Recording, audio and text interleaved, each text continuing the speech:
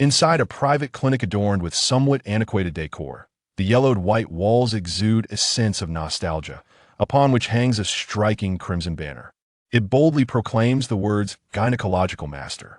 On the sole table in the clinic rests a steaming cup of coffee, as Zheng Yi sits gracefully on a stool, elegantly lifting the cup with his left hand to savor its warmth. As an artistic soul, Zheng once captivated the hearts of countless mature women within these very walls, treating their gynecological ailments, earning him the nickname Conqueror of Married Women among his peers. Not only was he skilled in his craft, but his handsome and charming appearance further enchanted those he encountered. However, despite being a doctor in a private clinic, Zheng had little practical surgical experience to speak of. Indeed, today marks the third day since his unexpected arrival in this world mere moments ago. He was burning the midnight oil at his office, only to find himself engulfed in darkness, awakening here the night before. To his astonishment, he beheld another individual who bore an uncanny resemblance to himself. Equally astonished, only to witness that man disintegrate into ashes and be absorbed by his own body. Subsequently, images flashed through his mind as if he were watching a film, revealing the entirety of that person's memories. This planet is known as Blue Star, reminiscent of his former world, likely a parallel universe of sorts.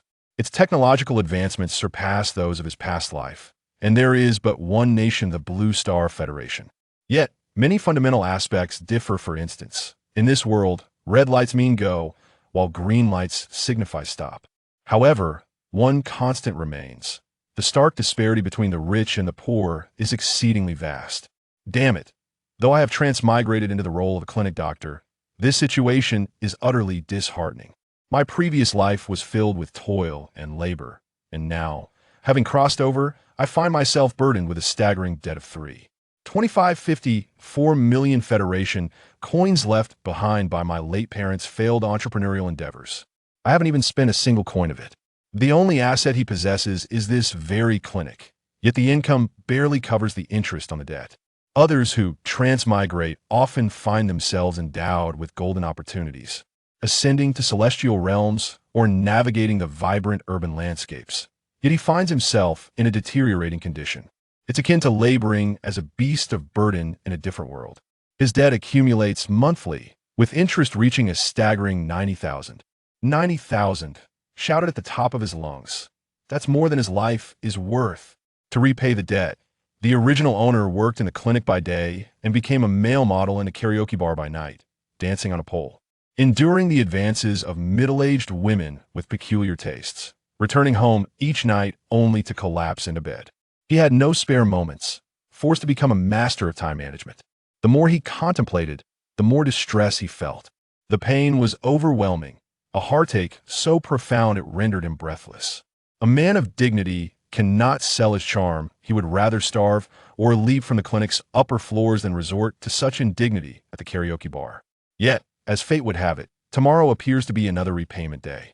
Perhaps if a wealthy woman were to be generous tonight.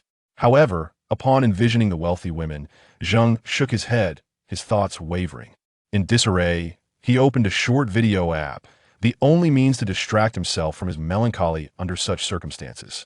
The first video that appeared was the daily news.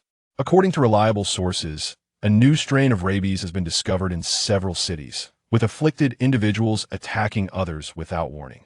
Photographic evidence suggests that the infected may undergo physical transformations.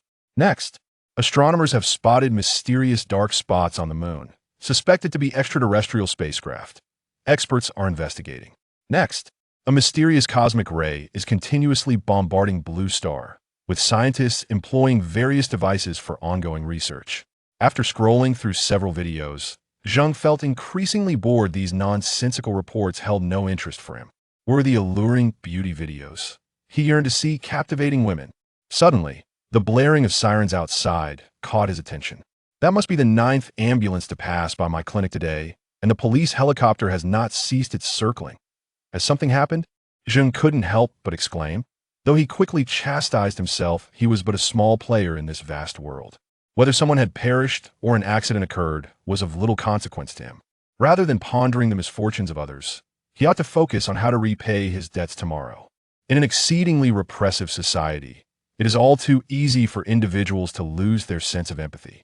As Zheng immersed himself in his quest for captivating videos, a mechanical chime announced, "Ding. A guest has arrived." The clinic's door swung open, revealing a stunning woman clad in a black veil, dressed in a form-fitting, fur-lined chi pao and black stockings, her wavy hair cascading down her shoulders. She appeared to be in her 30s, and her voluptuous figure drew Zheng's gaze immediately, momentarily distracting him from his phone. Upon entering, the woman gracefully took a seat on a nearby stool, her expression revealing discomfort as she pressed a hand to her abdomen. "Doctor, I feel so unwell, I feel so hot." Her sultry voice made Zheng's cheeks flush with embarrassment. He scrutinized her appearance before feigning calmness. "It may be a fever caused by inflammation. Let's take your temperature." However, just as he spoke, the woman's voice trembled with a hint of sorrow. "My husband, that wretched man, is keeping a mistress. I feel so miserable." Zheng's eyes widened in surprise, his curiosity piqued by the juicy tidbit. "He was always fond of gossip. Did I ask that so, madam? You truly have my sympathies. Let's measure your temperature first. Please allow me to insert this."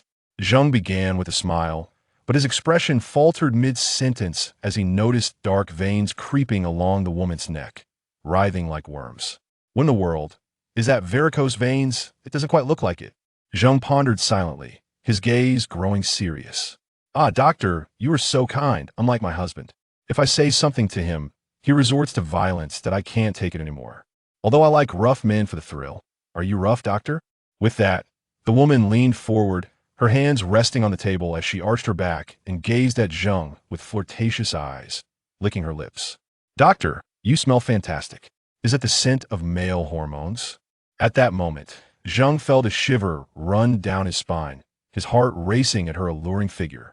Yet the thought of having to go to the karaoke bar later that night extinguished much of his desire. "Well, I suppose I'm all right. I've been a bit off recently. I usually am quite rough, but madam, what's with the dark veins on your neck?" Zheng sensed something was amiss, but the woman paid no heed to his concerns. Instead, she continued, "Men, how can I not satisfy? My husband is fooling around. I must do the same." "Doctor," as she spoke, she couldn't help but salivate, then suddenly leaped onto the table, lunging toward Zheng with fervor. The speed took Zheng by surprise, and he found himself toppled to the ground. The woman, fueled by desire, seized his shirt, intent on tearing it apart. Caught off guard, Zheng stammered, Hey, madam, please have some decorum. This is a service that comes at a cost." He had not anticipated the situation escalating in such a manner. If he were drained here, how could he possibly work later? Yet the woman seemed oblivious to his protests. It felt as if something was writhing beneath her skin, the dark veins on her neck spreading further. Her strength intensified, and in the blink of an eye, she tore his shirt apart with her bare hands. Stunned, Zheng thought, "Good heavens, this woman is insatiable. How could her husband not appreciate her?" He wondered if he could endure her advances. "Doctor, payment is not an issue. Let me see how rough you can be. But you smell so good. Just let me take a bite." In the next instant, chomp, the woman sunk her teeth into Zheng's shoulder with terrifying force, tearing through flesh and causing blood to flow freely. The metallic scent overwhelmed him. As the blood streamed from his wound, Zheng's pupils dilated in alarm. What the hell? Why is she biting like this? No, this isn't right.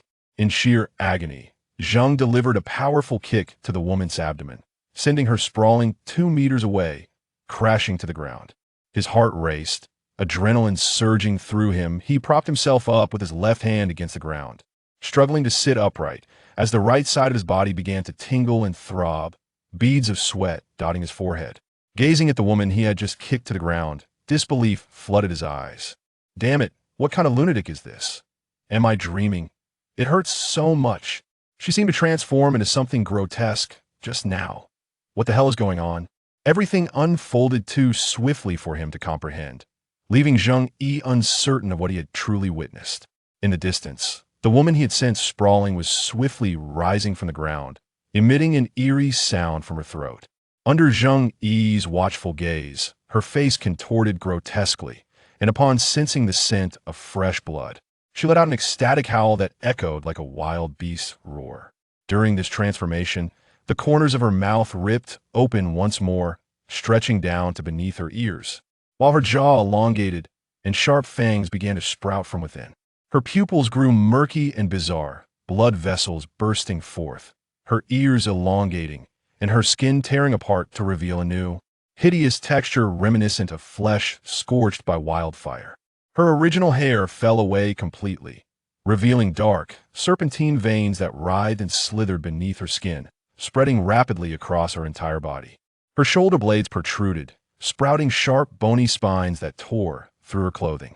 In an even more surreal turn, her height seemed to surge to an imposing 190 centimeters.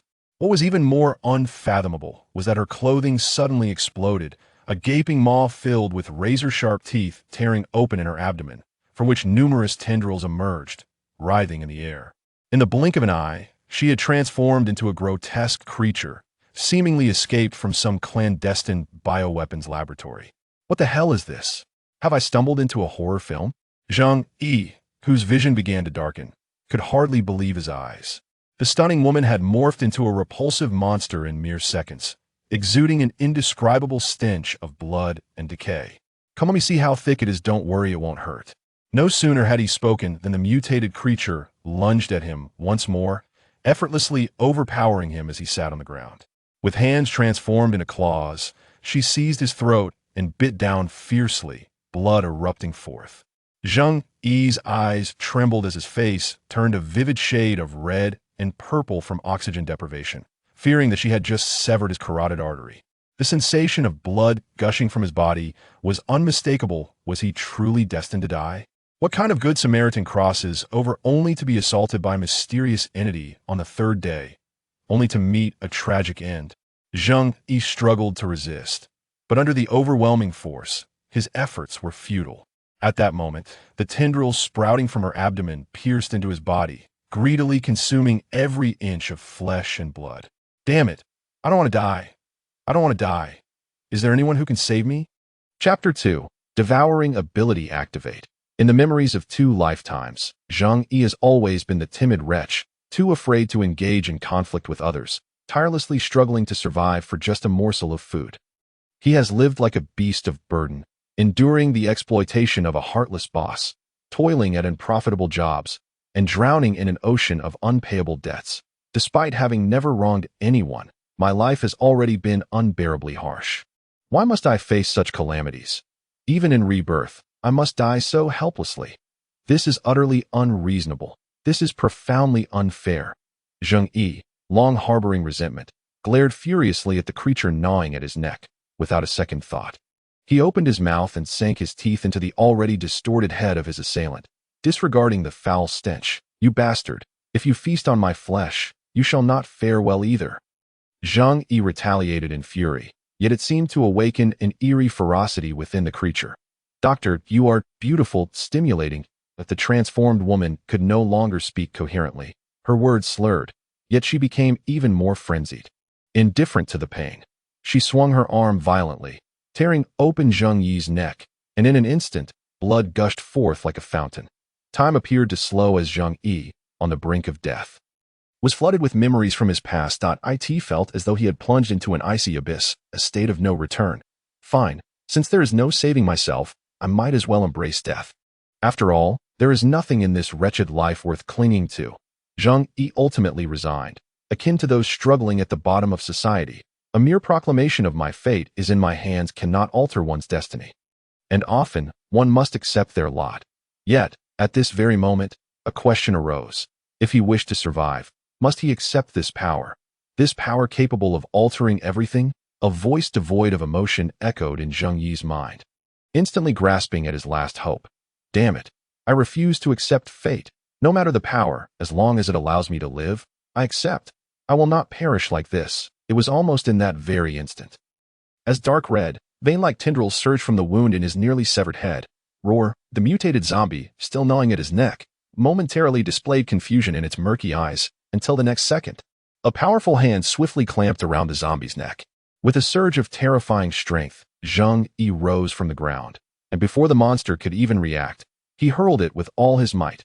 Thud, it crashed heavily against the yellowed wall, the immense impact causing it to cough up dark, foul blood, while the wall itself developed several cracks. However, This only incited the creature's ferocity. It continued to roar, attempting to attack once more. Yet, in the very next moment, a solid punch collided directly with its head. Accompanied by the sound of splintering bones, flesh bursting, and blood splattering everywhere. Returning to Zheng Yi, a multitude of dark red, blood-like substances swirled rapidly around him, eerily coursing over his body like a demonic entity from the depths of hell. His dark red eyes radiated an otherworldly glow within the dimly lit clinic. Die! Zheng Yi unleashed a relentless barrage of punches, each blow striking the mutated creature's chest, causing it to cave in. Skulls to shatter, and bone fragments mixed with blood to splatter. Do you think you can kill me? Zheng Yi roared, channeling the boundless rage born from the suffering and injustices of 2 lifetimes.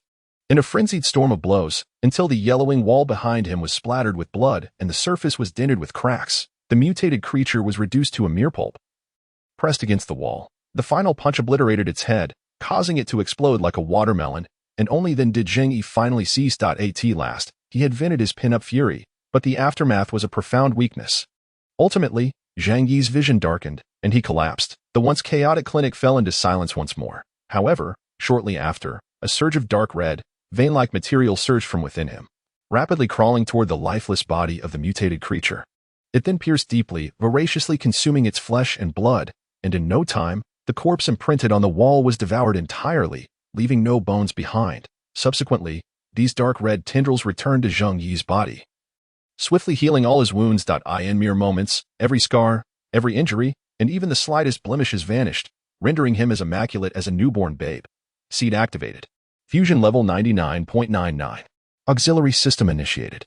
On this day, an unimaginable catastrophe befell Blue Star, as countless individuals experienced varying degrees of mutation, subjecting the entire population of the Blue Star Federation to this disaster. In just a few hours, the world underwent a seismic transformation.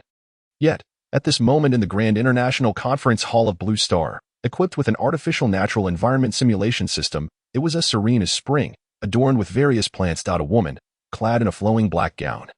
Her skin as pale as the Siberian wind, meticulously pruned the blood lily, a plant reminiscent of the ethereal flower of the other shore. Her beauty was striking, resembling a pure sprite from a television screen. Exuding an air of nobility, then, the conference room door swung open, revealing a towering figure clad in dark golden mechanical exoskeleton armor, standing 3 meters tall, akin to a hill. The heavy footsteps echoed across the alloy floor, the immense weight of the armor radiating unparalleled strength. Sir, all the compatible subjects have been arranged, and the experiment has commenced. The words of the armored giant caused the woman, who was tending to the blood lilies, to appear solemn, yet she nodded in response. Understood. Let them grow freely. The inferior specimens will be eliminated in a natural environment. No need for excessive concern. We only require those that can ultimately thrive. With billions of humans and countless other beings undergoing experimentation simultaneously, I believe we will obtain what we desire. The woman's voice was gentle, akin to a spring breeze caressing peach blossoms, yet her words reflected a chilling disregard for life. For the calamity resulting in the demise of countless beings was indeed a product of their own design. A chilling aura permeated the ground as Zheng Yi slowly rose, having dreamt while unconscious. He envisioned himself standing amidst a mountain of corpses and a sea of blood, the very planet he occupied devoid of life, transformed into a realm of death. In the cosmos loomed an unknown entity, preparing to launch an attack, an enormous shadow capable of devouring the starry sky itself, ready to engulf both him and the planet beneath him. And then, Zheng Yi awakened. As he stood up, Zheng Yi felt invigorated. A sensation he had never experienced in his life. It was as if adrenaline had surged to its zenith, rendering him electrified, his senses sharpened, allowing him to perceive the intricate details of his surroundings, revealing textures previously unnoticed. Soon, his gaze fell upon the cracked, dented walls of the clinic, and the remnants of splattered flesh. Upon witnessing this scene, Zheng Yi finally comprehended. It was not a dream. It was all painfully real. Oh my, a mutated zombie truly broke in and tried to undress me, leaving a big bruise on my neck. At this thought, Zheng Yi instinctively touched his neck, only to find no wounds whatsoever. Recalling the moment of his unconsciousness, he vaguely remembered a multitude of blood vessels seemingly crawling out from within him. So, did I absorb that creature? Did I heal my wounds? This ability, resembles the dark light. Having traversed here nearly becoming a duck, I have finally awakened my golden finger. Zheng Yi was elated, his emotions reaching a crescendo as he retrieved a lighter and a cigarette from his pocket, lighting one with excitement.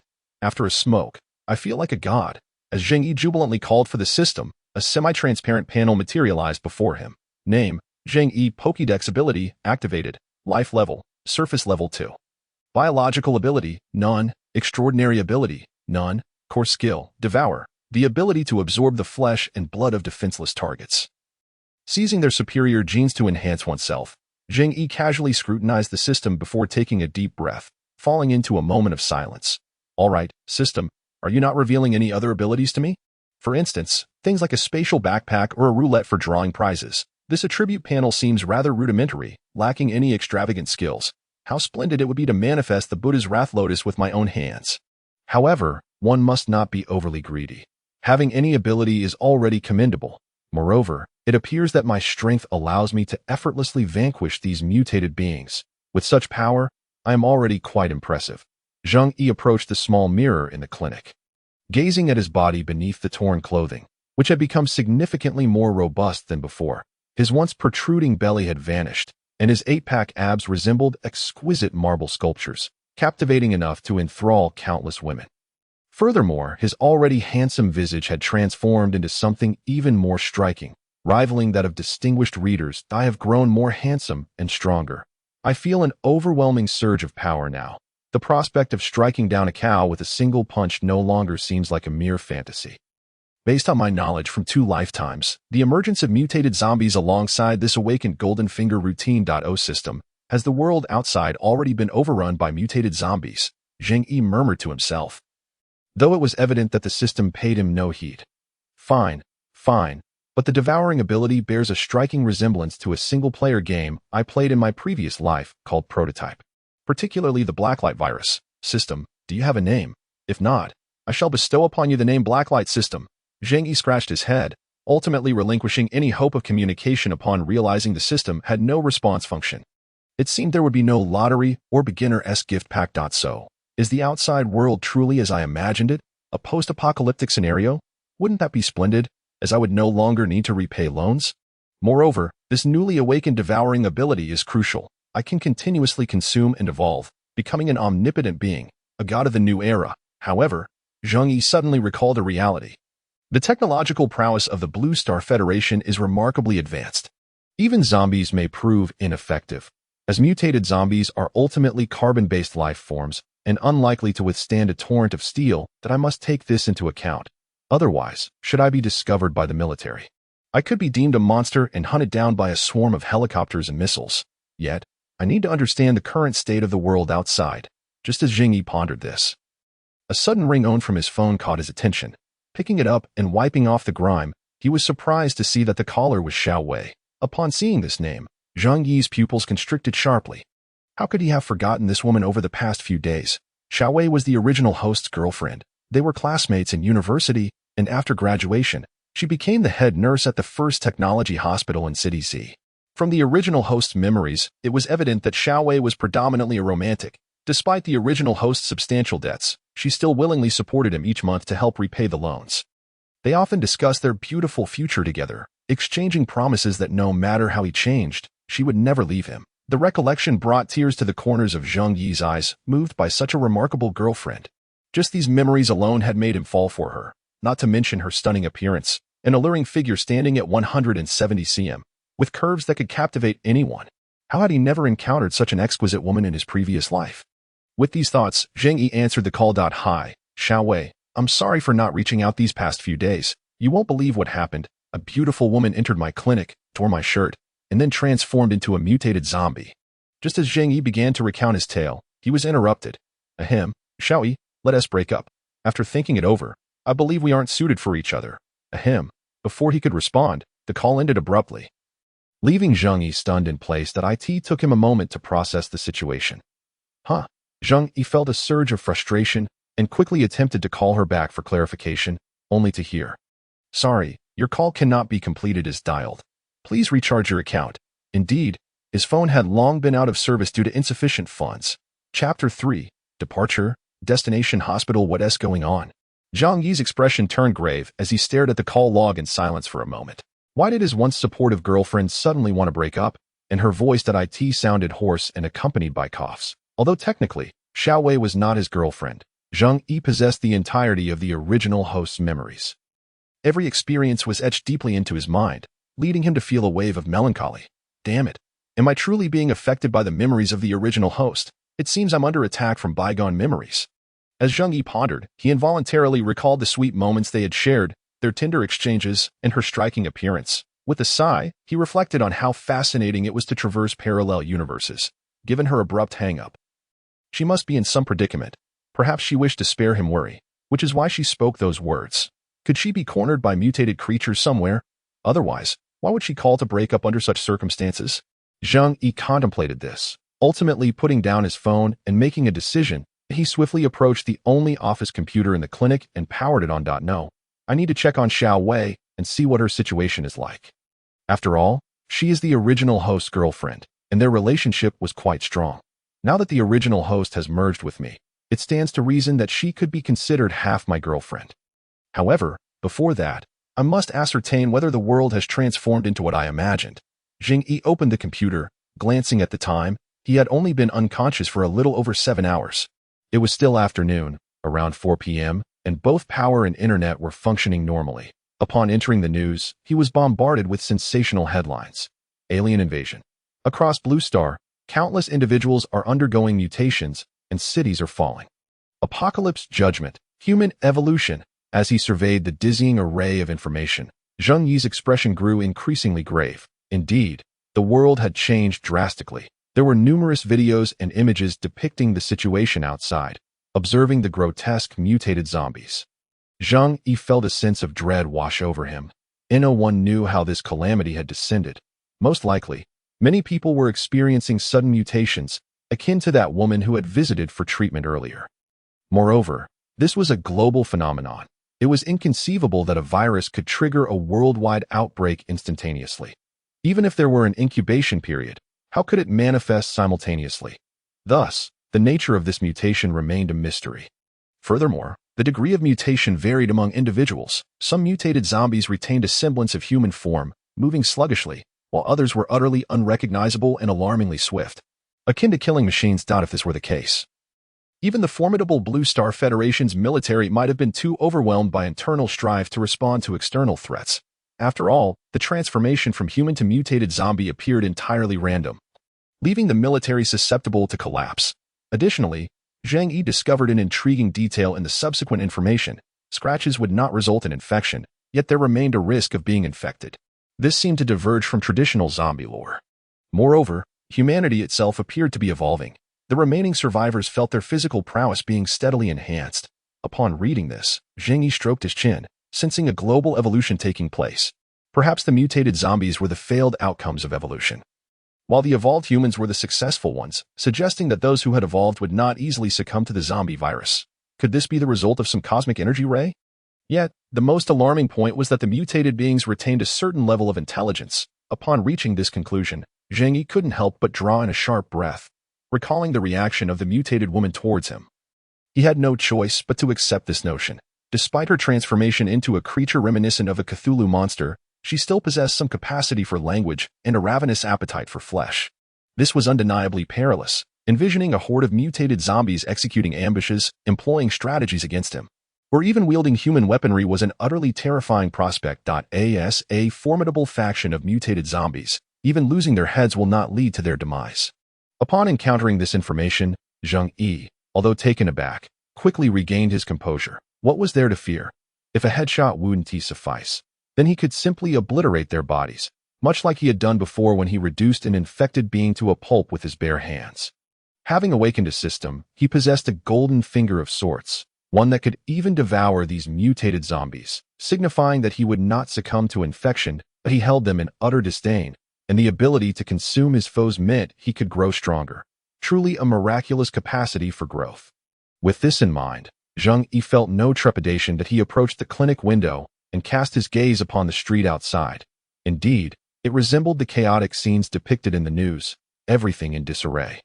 Yet surprisingly, there wasn't a horde of zombies roaming about. Instead, an eerie silence prevailed. Where had all the mutated zombies gone? After observing for a considerable time without sighting a single one, he returned to the clinic. First discarding his tattered, blood-stained white coat, he donned a sleek black hooded sweatshirt adorned with dark red dragon motifs, contemplating his next move. In truth, he understood that in this scenario, his former girlfriend was merely a burden, likely having already met a tragic fate. If she had indeed perished, then so be it. However, the memories lingering in his heart felt as light as a feather, perpetually tugging at his emotions. Thus, he resolved to adhere to his original plan and visit the hospital. Hoping to encounter her to fate aloud, he would finally put this last attachment to rest. If not, he would let go of the original owner's memories entirely. With his preparations complete, Zheng Yi swung open the clinic's heavy door, revealing the ravaged street before him. Chapter 4. The striking silhouette on the street, once a bustling city, it had now been reduced to mere ruins, presenting a scene of utter devastation. Buildings ablaze. Billowing black smoke, vehicles crashed into edifices, shattered structures, and debris littered the ground. Not far off lay a police helicopter, wrecked after an explosion, its remnants strewn about. The ground was scattered with numerous corpses and trails of blood that vanished into certain shops. Ah, what a vibrant urban landscape this had become. Zheng Yi sighed, noting that within just a few hours, the once thriving city had transformed into an apocalyptic wasteland, silent and desolate. One could not deny the astonishing destructive power of these mutated zombies. Observing the bodies and the nauseating stench, Zheng Yi felt little. As a medical student, he had long been accustomed to dissecting corpses, not to mention the harrowing encounter he'd experienced earlier that morning. None of this could faze him. Situated on the outskirts of the city, with a relatively sparse population, calling for a ride to the hospital was evidently impractical. Walking would likely take around 2 hours. Nevertheless, Zheng Yi's physical condition had notably improved, and he estimated he could reach his destination in less than an hour. Hold on, Xiao Wei, I'm on my way. Zheng Yi set forth, striding ahead.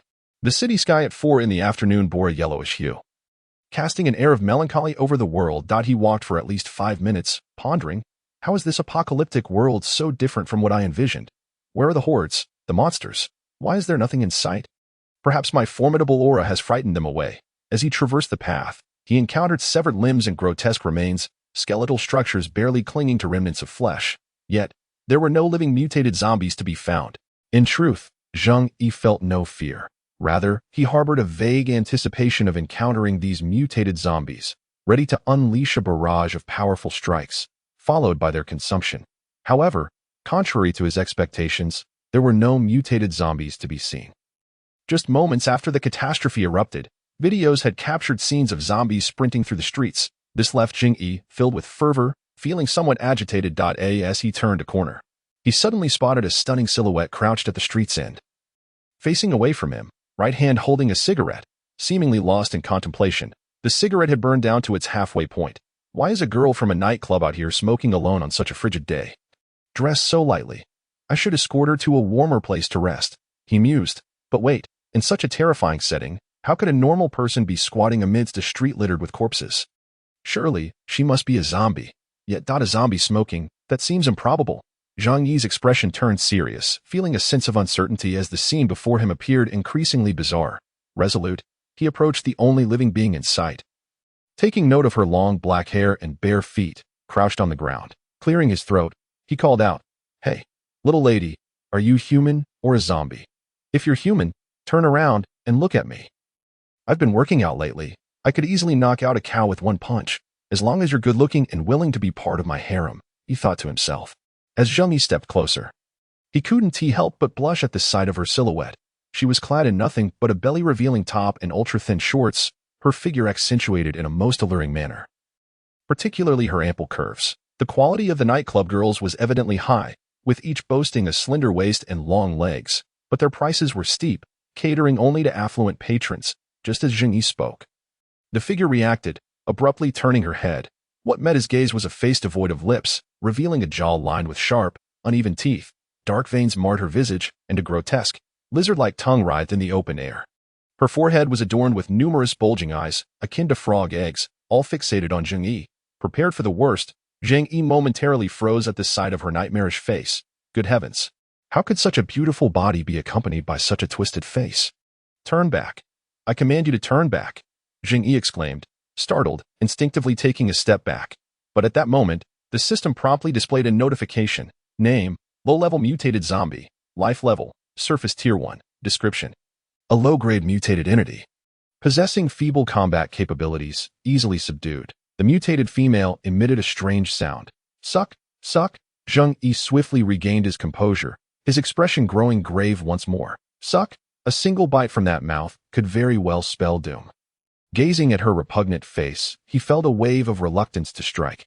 It felt akin to hitting a pile of excrement. Suddenly, the mutated female zombie let out a piercing scream, discarding her cigarette, and launched herself at Zheng Yi with reckless abandon, her gaping maw wide open, that grotesque tongue writhing in the air, seemingly seeking a kiss. Get away from me. Maintain a respectful distance. Zheng Yi could no longer contain himself. Delivering a decisive punch, a heavy, powerful blow that struck her forehead with unerring accuracy. Those eyeballs, sprouting from her forehead like lotus seeds, burst forth under the pressure, scattering in all directions. The repulsive sensation caused Zheng Yi to grimace, clenching his teeth as if he had struck a gelatinous mass. But it was just a single blow. With a resounding thud, the low-level female mutated zombie was sent flying several meters, landing in a heap before rolling over multiple times until she finally came to a stop. Her caved-in skull erupted, brains mingling with putrid blood gushing from her ears, nostrils, and eye sockets, while a few eyeballs flew out, their optic nerves still writhing. At that moment, Zheng Yi finally grasped the extent of his own strength. Chapter 5. Unlocking the claw form. One punch to obliterate a mutated zombie's head. Indeed, I am formidable. This golden finger of mine is extraordinary, though the resulting mess is rather nauseating. However, one simply grows accustomed to it. Zheng Yi reassured himself, yet to his astonishment, the female zombie managed to rise once more. Looking back at her head, now a hollow shell, revealing the damaged brain within, she still possessed an astonishing will to stand. The script seems erroneous. How can such a rudimentary zombie stand up again after having its head blown off? Wouldn't that make the formidable mutated zombie even more exaggerated? Upon witnessing this scene, Zheng Yi furrowed his brow, particularly when he observed that the zombie before him appeared to be mumbling indistinctly, then reached toward the pocket of his ultra-thin hot pants and produced a somewhat worn cigarette. Igniting it with a lighter, there she stood, cigarette perched between her twisted fingers, seemingly lost in thought, devoid of any intention to smoke, simply standing there in silence. At that moment, both parties were enveloped in an eerie stillness. Even with half a head missing, she remained unfazed by Zheng Yi's presence, resembling a statue as she fixated her remaining eye upon him, her professional, hollow smile rendered grotesque beneath her distorted visage. This peculiar display undoubtedly left Zheng Yi momentarily stunned. How could she still light a cigarette after losing half her head, and just stand there? Could it be? Zheng Yi pondered a possibility that perhaps these mutated zombies possessed a semblance of intelligence, capable of uttering simple words or even replicating behaviors from their former lives. This particular creature, once a nightclub hostess, would naturally smoke, and the word smoke had lingered on her lips. Might all of this be dictated by memories etched in her brain? Perhaps these meaningless actions were mere echoes of her past life, executed only in part, unable to complete the full act of smoking. As for her immobility upon seeing herself, could it be that with half her brain obliterated, she had not died but instead devolved into a state of profound cognitive impairment? Thus, could it be that the increasingly powerful mutated zombies were also more intelligent? Might they even possess wisdom comparable to or surpassing that of humans? Zheng Yi found himself intrigued by these mutated beings, especially since he was studying medicine and had delved into anatomy and genetics. If he could find a place to research these zombies, it would indeed be worthwhile. Was he headed to the hospital? Perhaps, Zheng Yi thought to himself as he gazed at the mutated female zombie standing motionless like a model, cigarette in hand. No longer hesitating, he mused. Poor girl, transformed into such an abominable form after death. Perhaps in life, her parents were gravely ill, struggling to send her brother to school, while her husband was a gambling addict. And she had to endure lecherous men. Truly pitiful. Look at you now, unable to even smoke properly. Rather than suffer so, let me grant you a final release. After all, the deceased should retain a semblance of their former selves. With these thoughts, Zheng Yi approached her quietly and then delivered a decisive blow, unhesitatingly striking the mutated female zombie's head, sending what remained of it flying, finally bringing her down to the ground with a resounding thud. After completing this action, Zheng Yi exhaled a deep breath, observing his arm smeared with various brain matter and blood, unable to suppress a smile. His psychological fortitude was indeed remarkable. He felt no physical discomfort at such a gruesome sight.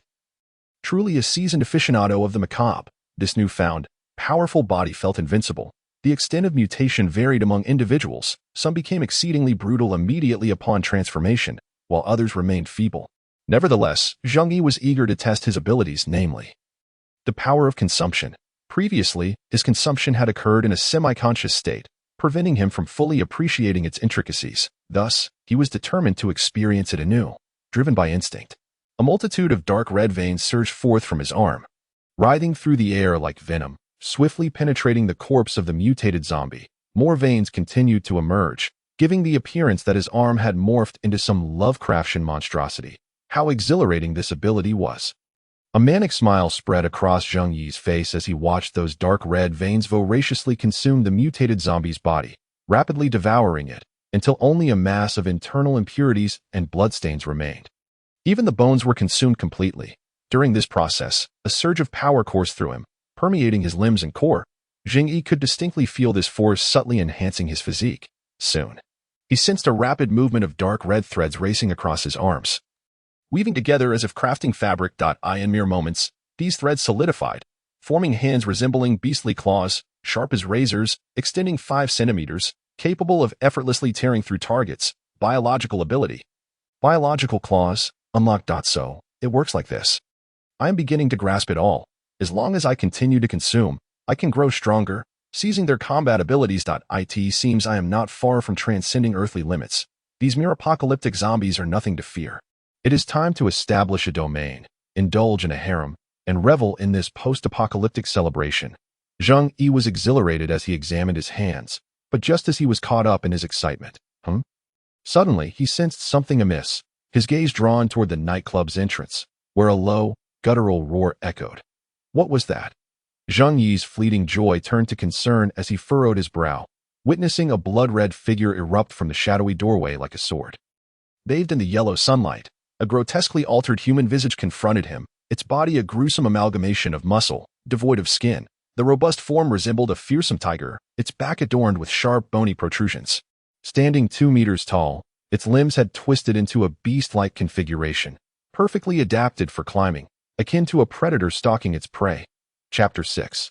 The sudden emergence of a second-tier zombie. However, what was even more terrifying was the ferocity of this creature.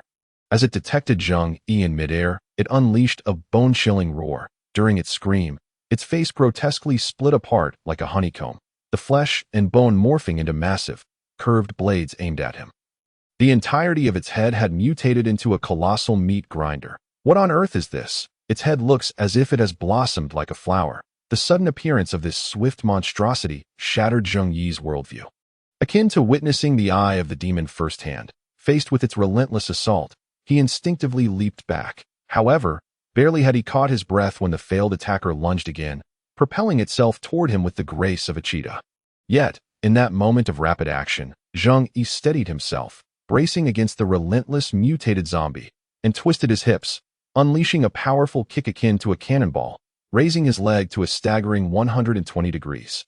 With all his strength, he struck, executing a perfect kick that made intimate contact with the zombie's neck. Pong! In an instant, the ferocious creature was sent hurtling away, as if struck by a car traveling at 120 kilometers per hour, rolling several meters before crashing to the ground. Zheng Yi was astonished by his own reflexes. Goodness, not only have I been enhanced, but my body can also execute these movements instinctively. How incredible is that? In both of Zheng Yi's lifetimes, he had never learned any combat techniques, yet if one were to inquire how he could perform such actions so naturally, it might be attributed to his extensive viewing of action films.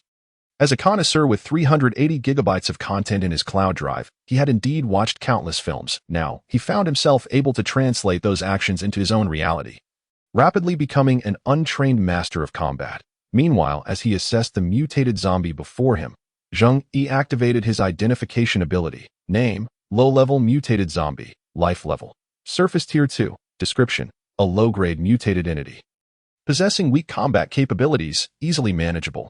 Both parties were classified as tier 2 on the surface, yet based on recent encounters, Zheng Yi surmised he was still superior. Moreover, as the creature continued to emit its guttural cries and began to rise from the ground, he noted that its severed neck could not support its grotesquely transformed head, which had become a gaping maw. It was no wonder that even without a head, it could still move. This creature had mutated to the extent that, even without its head, it was still active. How could he expect a headshot to eliminate it?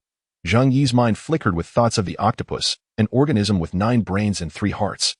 Although the octopus did not possess such exaggerated vitality as these mutated beings, there might be some similar aspects. For instance, this monstrous creature has undergone a complete transformation, rendering its original head devoid of any semblance of a brain. This suggests that perhaps within its corporeal form, a structure akin to a brain has evolved. In fact, the phenomenon of surviving a shot to the head likely stems from the existence of an alternative brain within its body. Roaring fiercely, the second-tier mutated zombie emits a violent cry, while Zheng Yi strides forward with determination. Seizing the opportunity, he declares, "Die," eager to consume this creature and witness any ensuing transformations. He contemplates whether its claws might grow larger. Lifting his clawed arm, Zheng Yi swiftly aims for the head that hangs limply beneath its body. As he grips a portion of it, he abruptly yanks, intending to hoist the entire body, only to find that a slight exertion results in a sickening pop. The head is wrenched off entirely. "Why is your head so fragile?"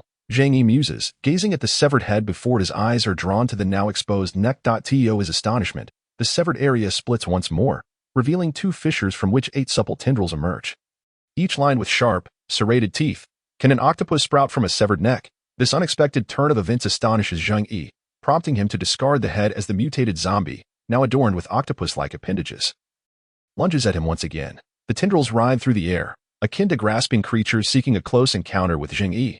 However, the mutated zombie grossly underestimates Zheng Yi's speed. His eyes keenly track its movements, akin to witnessing slow-motion footage. After deftly dodging the clawed strikes twice, Zheng Yi seizes the opportunity, plunging his clawed arm into the creature's chest, then exerts all his strength to lift the entire body. "Indeed, this move, let me smash it," Zheng Yi exclaims with exhilaration, feeling the adrenaline surge through him. With a resounding crash, the mutated zombie is hurled through the air like refuse, crashing into the ground.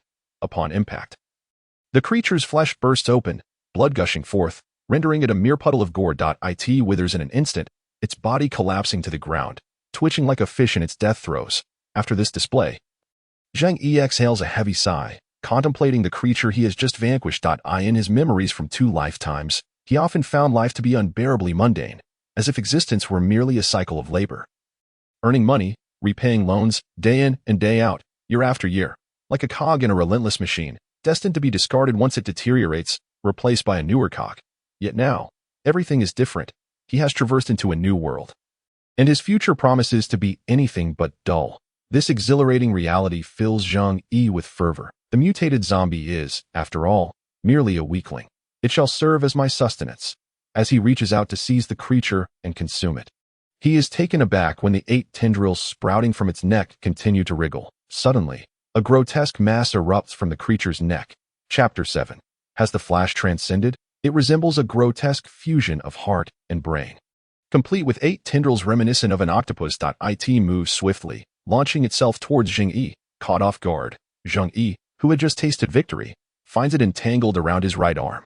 The tendrils coil around his forearm in an orderly fashion, their serrated spikes piercing his flesh and securing their grip. Within the mass, a tendril-like structure rapidly drills into Zheng Yi's skin, burrowing deep into his flesh. The entire event unfolds in a mere 0.2 seconds. "What just entered my body?" Zheng Yi exclaims, realizing his oversight. This mutated zombie possesses such resilience. It can still retaliate. The pain is immediate and intense. Zheng Yi feels the tendril tearing through his flesh, burrowing deeper into his forearm. This is the most effective means of infection employed by mutated zombies. Their scratches and bites cannot guarantee transmission of the virus, as those who have survived the initial infection develop resistances, often evolving in the process, with some even awakening latent abilities. However, this does not preclude them from being infected. The tendrils released by these mutated zombies serve as the most potent vectors of infection, rapidly dismantling the human immune system, assimilating individuals into their ranks in a matter of seconds to minutes. Zheng Yi resolutely swings the grotesque mass of flesh and tendrils towards the ground. Yet despite the violent impact, it refuses to relent. Only once the tendrils have fully penetrated his arm does it finally lose its vitality and slacken. "How dare you invade my body?" Zheng Yi exclaims, incredulous. Didn't the doctor say this could lead to cross-contamination? He had never anticipated such a tactic from this creature. Yet, in that moment of alarm, he suddenly senses a surge of dark red threads coursing through his body, racing towards the tendril within him, swiftly absorbing it. As the tendril attempts to escape, It is consumed entirely within a second, dispelling Zheng Yi's anxiety. Of course, I possess the ability to devour. What effect can mere parasitic tactics have on me? This is a banquet laid out before me. The doctor warned against entering others' bodies. Now you know the consequences. After a moment of panic, Zheng Yi smiles lightly and quickly approaches the second-tier mutated zombie. Employing his devouring ability once more, a multitude of dark red, vein-like substances rise in the air, which Zheng Yi rapidly consumes. The sensation of power flooding into his body is even more pronounced than before. Indeed, the more formidable the mutated zombie, the more palpable the surge of strength. The thrill of immunity to infection is truly exhilarating, almost prompting him to burst into song. After consuming the creature's flesh, Zheng Yi notices that the claws on his hands have grown, now extending to a length of 15 centimeters. With a mere thought, the claws can retract into dark red threads, swiftly returning to his arms. If only I could mimic my clothing as well, he muses, glancing at his blood-stained attire with a sigh. He wonders if he will awaken such an ability in the future, in the midst of such a gruesome battle. It is inevitable that his clothes become soiled. He can only gradually grow accustomed to it. Just as Zheng Yi finishes contemplating this, a cacophony of noise captures his attention from a distance. He turns to see a horde of howling zombies rushing from around a corner, each one a grotesque manifestation of mutation, yet all sharing a singular trait. They are ferociously bloodthirsty. They seem to be advancing with a purpose. A zombie tide? Where did they come from? So many zombies. Zheng Yi's brow furrows at the sight, sensing the dire implications. It's time to employ my ultimate strategy. He takes off running, putting distance between himself and the approaching horde. The best plan is to retreat. Just moments ago, the streets were eerily quiet. How did so many zombies suddenly appear? Drawn to me, it seems unlikely. Could these zombies congregate and roam the city at random? A bead of cold sweat trickles down Zheng Yi's forehead. Thankfully, his physical condition is quite good, enabling him to run swiftly. Otherwise, facing such a multitude of mutated zombies could spell his doom. Some of the mutated zombies have already taken notice of him, charging toward him at breakneck speed. Stealing a glance behind, Zheng Yi sees the horde quickly falling behind. I'm glad my skills are superior. I can outrun them, even if it's a zombie tide. They can't catch me. However, I must remain cautious. My current strength cannot contend with such a vast number of mutated zombies. As these thoughts race through his mind, Zheng Yi accelerates towards the hospital, only to suddenly sense something with his acute hearing. He glances towards the right crosswalk, where a crimson figure dashes towards him at an alarming speed. The robust body is clad in tattered leather, half of its brain exposed, with its internal structures seemingly writhing. A lightning bolt emblazoned on its chest. What on earth? Has the zombie flash crossed over as well? Upon witnessing this scene, Zheng Yi's eyes nearly popped out of their sockets. In pursuit was indeed a creature resembling a zombie flash, albeit with a relatively low degree of mutation. Strikingly, it bore horrific wounds on its shoulders, head, and thigh. Nevertheless, its speed remained astonishingly swift, seemingly on the verge of catching up to Zheng Yi. As it closed in, it leapt forward, lunging at Zheng Yi. Its jagged teeth bared menacingly. The foul stench was palpable even from several meters away, easily detected by Zheng. Chapter 8.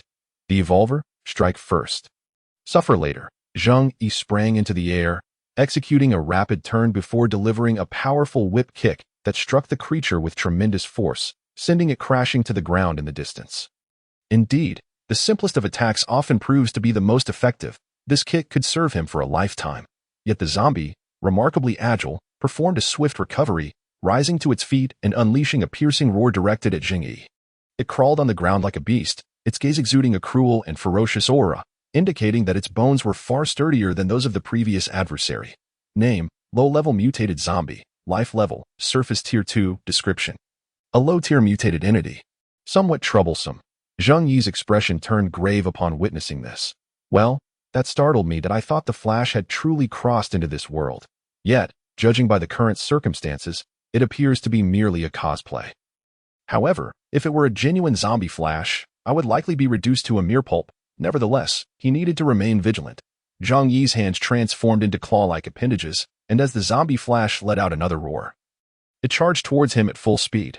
Given the muscular build of its legs, it might have been an athlete in its former life, curious about the combat prowess his claws would bestow upon him. Zheng Yi surged forward to meet the oncoming creature. In the next instant, splash! The sound of flesh being torn apart echoed as Zheng Yi's weaponized claws swiftly severed the zombie's head from its body. The claws, exuding a chilling aura, were as sharp as a scalpel. Zheng Yi himself was taken aback by the sheer strength of his abilities. Truly, it was like cutting through butter. The claws effortlessly shredded the zombie. Propelled by his explosive strength and speed, the headless zombie's body twitched briefly before collapsing to the ground. It seemed that despite its speed, it posed little threat. Its combat style remarkably simplistic, or perhaps its intellect was lacking. Truly a dimwit. Although fast, its straightforward attack patterns were easily predictable, and its vitality paled in comparison to the zombies Zheng Yi had previously encountered. Without hesitation, Zheng Yi absorbed the creature, feeling a surge of power fortify him once more, and continued onward towards the hospital. As dusk deepened, the first day of the disaster unfolded, presenting an arduous night for the majority of human survivors. Meanwhile, the streetlights flickered to life, the Blue Star Federation's electrical grid holding up well against the initial trials of the catastrophe. Ensuring visibility even in the dead of night, concealed in a shadowy alley, Zheng Yi observed the hospital ahead. Indeed, on the first day of the apocalypse, the usually bustling hospital had become a hotspot for chaos. A throng of mutated zombies congregated at the entrance, with an estimated count exceeding 100. They feasted on various corpses, including that of stray dogs, in a grotesque display that provoked a visceral discomfort. Their appetites were insatiable, and engaging in a direct confrontation with such a multitude of zombies would be unwise. He decided to find a wall at the back to slip inside. As Zheng Yi contemplated his next move, he sharply noticed footsteps approaching from behind. Turning around, he beheld a diminutive figure, a small zombie, likely 4 or 5 years old, slowly shuffling towards him, having emerged from another alley. Its face was grotesquely contorted, yet its body showed minimal mutation. It appeared quite frail, with one arm missing and a gaping wound in its abdomen, purple intestines trailing on the ground, sullied by dirt. This pitiful creature inched closer, its pace agonizingly slow. Whose child is this? How did it sneak up on me? Observing the zombie before him, Zheng Yi's right once again. The tide of corpses has arrived. It appears to be yet another batch. These zombies, do they incessantly hunt other humans throughout the city like an unrelenting wave? Or is there some other purpose? Roar. A zombie above suddenly leaps toward Zheng Yi, its eyes brimming with a ravenous hunger for flesh. It swiftly raises its arm, aiming at Zheng Yi, and as another bone spike is shot forth, Zheng Yi deftly sidesteps, narrowly evading the blow. He then bolts forward, using his clawed arm to pierce through the creature's body, then violently flinging it aside, where it crashes heavily into a pile of debris in the alley. The impact is severe, causing the zombie to collapse as if its body were shattered, and without a moment's hesitation, Zheng Yi rushes forth, decapitating it with ruthless efficiency. He then swiftly devours the severed head. Such feeble zombies, offering scant strength. How could such trivial mutations exist? Furthermore, Zheng Yi's gaze shifts back to the position from which the man had just fled. And indeed, the roars of the zombies are multiplying. The zombies at the hospital entrance seem to have been alerted by the commotion, prompting a portion to converge rapidly towards this location, for the sake of safety. Zheng Yi hesitates no longer and darts into another alley. Minutes later, a massive horde of mutated zombies gathers at the hospital entrance, their numbers likely reaching into the thousands. Some of the zombies that were previously picnicking at the hospital have joined their ranks, all seemingly moving with a purpose toward the city center. This scene is vividly observable from the rooftop of a low-rise building where Zheng Yi stands. Indeed, these mutated zombies exhibit mobility, while a small fraction remains stationary or hides in shadowy corners. The majority are restless and eager to advance. As for whether they are heading somewhere with intent or for another reason, it would be prudent to investigate their behavior, yet at this moment, Zheng Yi has other priorities. Zheng Yi's gaze is now fixed upon the hospital, and he leaps from the 3rd floor, landing gracefully on the ground. He then sprints across the street, leaping effortlessly over a 3-meter-high wall. Entering the hospital premises, his physique has truly become akin to that of a small superhero. Recalling that the original owner's girlfriend, Xiao Wei, is likely in the inpatient department and, as head nurse, is responsible for the 8th floor, Zheng Yi sets his sights on that destination. Moving swiftly into the inpatient area and proceeding forward, the lights within the hospital flicker erratically, as if the power system is malfunctioning. Blood handprints mar the surrounding walls, and illuminated by the sporadic light, long trails of blood and remnants of flesh are visible on the floor. Additionally, a plethora of A4 papers and medical supplies are strewn about chaotically, including a red high-heel shoe that appears to have been abandoned in haste. This entire scene evokes the sensation of stepping into a horror film. It is eerily quiet, a silence that feels unsettling. especially in a place that should be bustling with patients.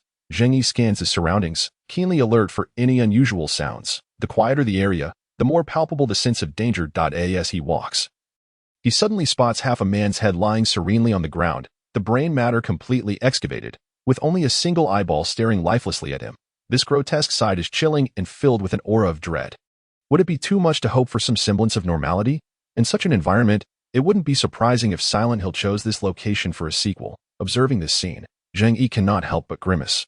Then proceeds toward the safety corridor on the first floor. However, halfway there, he is abruptly halted, his body frozen in disbelief at the sight before him. Good grief, this is far too macabre. Before him lies a mound of corpses, clad in hospital gowns, lab coats, and everyday attire, piled together to form a small mountain of flesh. At first glance, it seems there could be hundreds of bodies, most of which are mutilated and show signs of having been gnawed upon. Do zombies have a habit of hoarding food?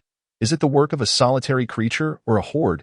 If it's just one, what level of zombie requires such a vast supply of sustenance?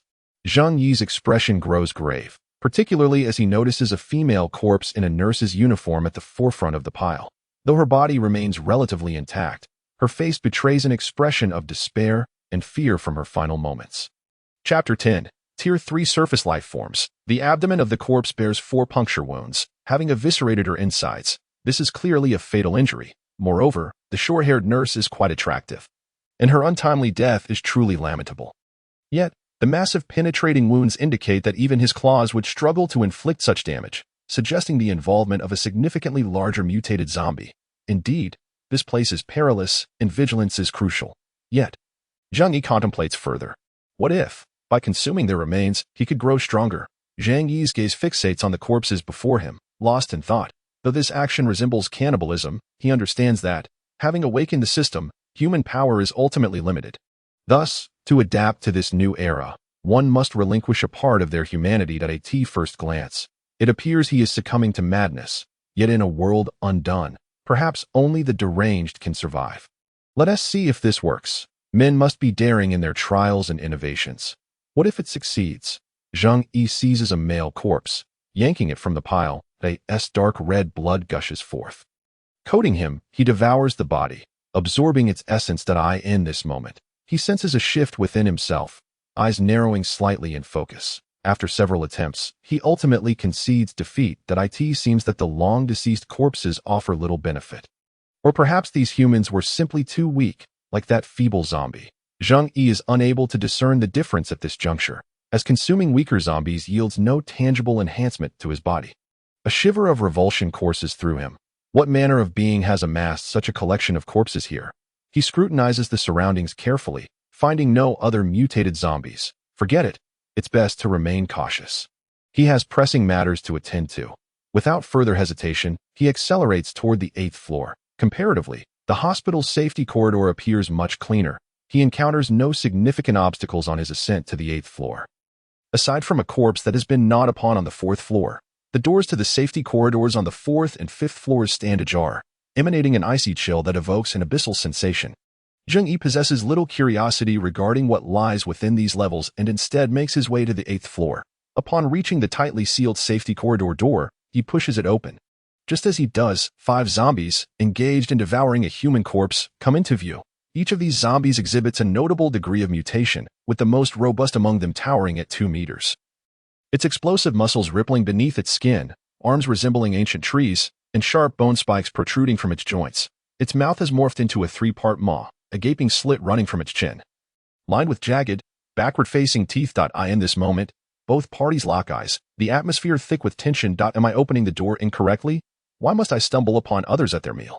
A mutated zombie with 6 eyes lets out an ear-piercing shriek directed at Zheng Yi, its voice garbled yet unmistakably conveying a hunger-driven growl. Meanwhile, the strongest mutant rises, still clutching the head of the devoured corpse, exuding a gluttonous glee. Takeout. It mutters incoherently.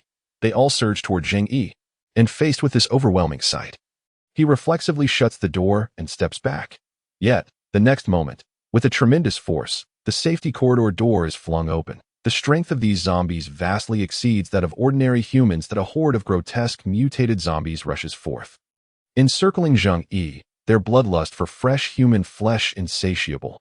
Damn it, can't they come at me one at a time?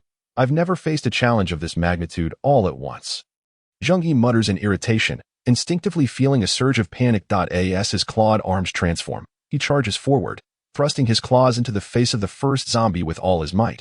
Then, with a fierce pull to the right, a gaping wound bursts forth from its ear, the creature's head reduced to a mangled mess by Zheng Yi's claws. The remaining mutated zombies continued their relentless pursuit, while Zheng Yi launched a fierce counterattack, swiftly severing the necks of the 3 mutated zombies and eliminating them all. However, when confronted with the final, towering mutated zombie, it let out a thunderous roar and charged at him with a powerful fist. Caught off guard, Zheng Yi hastily attempted to block the attack, only to discover the immense strength of his opponent. With a single blow, Zheng Yi was sent staggering back 2 meters, skidding across the tiled floor. This creature possessed strength at the level of a surface-level Tier 2 being, yet its power was astonishing. As Zheng Yi contemplated this, the mutated zombie, like a bolt of lightning, lunged at him again, its claws resembling those forged from solid cement, crashing down towards him. Fortunately, Zheng Yi, agile as ever, evaded the strike and seized the opportunity. In the dark corridor, a streak of light flashed. His sharp claws sliced through the zombie's neck, and in an instant, its head tumbled to the ground, while its body convulsed violently, grotesquely sprouting several tendrils from the severed neck, as if it were attempting to regenerate some peculiar organ, even in death. It exhibited such sinister traits. Zheng Yi was not about to allow this creature the chance to recover, and he swiftly charged forward, his claws piercing through its chest, ruthlessly dismantling the zombie's body. Only when it was thoroughly torn apart did he finally cease his onslaught. Despite comparable physical attributes, the creature's significantly inferior intelligence was a glaring weakness, and the 5 zombie corpses provided ample nourishment. How amusing it was to frighten oneself. In that initial moment, he had doubted his own capabilities, yet he had utterly dominated them. Zheng Yi smiled faintly, exhilarated by the ease with which he dispatched these foes. He then hastily devoured them, each one granting him a considerable boost in strength, and upon consuming the last mutated zombie, his biological level rose to surface level Tier 3. Chapter 11. The evolved individual of surface level Tier 3. Quietly, the system recognized Zheng Yi as having reached the standard of surface level Tier 3, which piqued his curiosity. Had he truly attained such a level so swiftly? It appeared that the system merely served as a reference panel, providing no substantial enhancement to his abilities. Zheng Yi mused silently, not overly concerned. However, compared to the time he spent unconscious in the clinic, he could distinctly sense a notable increase in his power. For instance, the strength he had just gained had created an undeniable gap compared to before he had consumed the 5 zombies. Now, he felt he could effortlessly lift and hurl a small car without any strain. This must be attributed to the enhancements acquired through consumption, and since awakening, he had possessed extraordinary physical prowess, which justified his classification as a surface-level Tier 2 being. Of course, even among those classified as Tier 2, there would be significant disparities, and the same would likely apply to the differences between Tier 3 and Tier 1. With these thoughts set aside, Zheng Yi entered the hospital ward. The establishment was vast, its architecture resembling a grid, and within, it was eerily silent. The surrounding area seemed devoid of mutated zombies, as the earlier commotion was considerable, compounded by the pungent scent of blood from the 5 zombies feasting nearby, which surely would have attracted any remaining undead.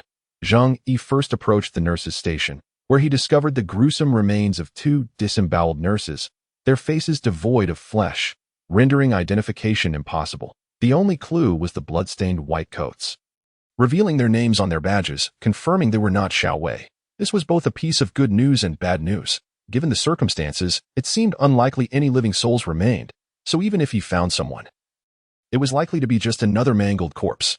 Yet, he could not abandon hope. He must find the living or the dead. Thus, he began his search. Unfortunately, he was surrounded by grotesquely disfigured bodies, a sight that induced considerable discomfort. Zheng Yi meticulously assessed each one. Minutes passed. Was there truly nothing alive out there with whom he could converse? Even a zombie would suffice. Zheng Yi entered the head nurse's office, where shattered glass doors and scattered debris painted a chaotic scene. After surveying the area, he finally noticed something, a desk that caught his attention. Approaching it, he spied a photograph resting atop, depicting himself and Xiao Wei during a visit to an amusement park 2 years prior. As he gazed at the image, a swirl of complex emotions washed over him. Although this was a parallel universe, the life he led in this world indeed contained moments that evoked envy. Undoubtedly, this desk belonged to Xiao Wei, yet there was no trace of her body here. save for a pool of blood on the desk, which appeared dark and seemed to have been expelled in a fit of coughing. Beyond that, there were no other signs, making it impossible to ascertain Xiao Wei's fate or whether she had been completely consumed. Just as Zheng Yi pondered this, a piercing scream echoed from the 8th floor. Sharpening his senses, he swiftly dashed towards the sound, feeling like a tiger in the jungle, each stride carrying him dozens of meters as he barreled through the corridor, crashing through wooden doors. Mere seconds later, he arrived at the door of a patient room, only to find the wooden door splintered by several zombies. 4 snarling zombies had breached the room, and the woman's screams within grew increasingly frantic. A human. If he could inquire with her, perhaps she would possess clues about this place. But first, she must not perish. At the very least, she needed to remain alive long enough to answer his questions. Just as Zheng Yi was about to rush in to see if he could save her, a resounding crash erupted. A zombie was violently hurled from the room as if it were refuse. Crashing heavily against the nearby wall, the tremendous force reducing its body to a puddle of mush. What on earth was happening? Zheng Yi was taken aback, but before he could process further, a series of loud crashes and the wails of zombies emanated from within. Realizing he needed to act quickly, Zheng Yi approached the room, and upon reaching the door, he witnessed the zombies that had rushed in now sprawled lifelessly on the ground. Although their mutations were minimal, their deaths were gruesome. Bones shattered and bodies severed. In the center of the chaos stood a tall woman clad in a tight leather outfit, her expression one of terror as she gazed at the slain zombies. Her arms splattered with blood. The most astonishing part was that she had just single-handedly dispatched all the mutated zombies. What had transpired? In his confusion, Zheng Yi activated his identification system to assess her. Name: Winya. Life level: surface level tier 3. Special ability: unknown. Description: a low-tier evolved being. A woman with surface-level Tier 3 strength, and she possesses a special ability. Zheng Yi's eyes widened in disbelief at this revelation. This woman, like the man he had previously encountered, was undoubtedly another evolved individual of the new era. However, setting aside her impressive life level and the enigmatic special ability, the fact that she had just flung a zombie and then exterminated the others indicated she was far from ordinary. There was something exceptional about her. It appeared that even among evolved beings, significant disparities existed. He needed to learn more. After all, he was still unfamiliar with many aspects of this new era. Zheng Yi mused silently, then turned to the still frightened woman, a smile breaking across his face. Hello. You were incredible. You took down all those zombies. This moment, Zheng Yi took a closer look at the woman's features. Her large, captivating eyes, shoulder-length hair, delicate cherry lips, high nose, and oval face. Her porcelain skin seemed flawless, and her figure was strikingly voluptuous, as if she were cradling 2 large watermelons. In any university, she would undoubtedly be the belle of the department. Who are you? What is happening here? Just as Zheng Yi began to inquire about the hospital's circumstances, Winya, her face still marred by fear, interrupted him with her questions. This left Zheng Yi momentarily speechless. Zheng Yi pondered for a moment before falling into silence. Chapter 12. Modifying the old A8 is still an A8. Minutes later. This is the apocalypse. When you stared incredulously at the information Zheng Yi displayed on his phone, she explained that she had come to the hospital for cosmetic surgery. Initially, she had been lying on the operating table, her last memory being a nurse administering anesthesia through a device, after which the nurse left, leaving her alone in the operating room. Gradually, she lost consciousness, only to awaken and find the surgery had not occurred, had it not been for the continuous infusion of anesthetics from the machine. Once the medication was entirely depleted, she might still be in a state of unconsciousness. After donning her clothes, she ventured outside, descending from the upper floors, only to find herself pursued by a horde of zombies. What followed was everything that Zheng Yi had witnessed. In contrast to the claim made by the woman that she had been unconscious for 8 hours due to the anesthetic, Zheng Yi couldn't help but acknowledge that this woman was indeed fortunate. Lying alone in an operating room for over 8 hours without being devoured by zombies or succumbing to an overdose of anesthetics was nothing short of miraculous. Perhaps it was due to the enhancement of her body in the wake of the apocalypse. Otherwise, a normal person would have long perished under such a prolonged anesthetic administration. It was evident that the world had come to an end, and those who remained had likely undergone some form of evolution. However, this evolution appeared to have its strengths and weaknesses. Surely, she must have noticed the changes in her physical prowess. Just moments ago, she had effortlessly sent that zombie flying with a single blow. Zheng Yi remarked, attempting to present himself as an evolved individual. Yet, Upon hearing this, Wenya merely hugged herself, a hint of apprehension in her demeanor that I just instinctively pushed, flailing my arms in the air without understanding what truly transpired. It was clear that Wenya did not comprehend her own strength, and Zheng Yi's eyes narrowed slightly at her lack of awareness regarding her newfound capabilities. It seemed unnecessary to inquire about Xiao Wei under such circumstances. But surely, a woman of such ferocity could be of assistance. Ahem, my name is Zheng Yi. May I ask what yours is? Zheng Yi intended to engage in some casual conversation to lighten the atmosphere. Although he already knew her name, he felt it prudent to ask. Otherwise, knowing her name without proper introduction could lead to unwarranted complications. Then my name is Wenya. Thank you. Hey. Wenya responded in a somewhat subdued tone. However, upon hearing her soft voice, Zheng Yi couldn't help but smile. Hee, little sister, these are trivial matters. How old are you? I am 26 this year, Wenya replied, but upon hearing this, she could not suppress a chuckle. Then you must call me sister, for I am 35. That the sudden revelation left Zheng Yi momentarily stunned, gazing incredulously at the woman before him, who bore little distinction from himself, yet claimed to be 35. 35, but you look as though you could easily pass for 25. Sister takes good care of herself. I was actually here for cosmetic surgery today.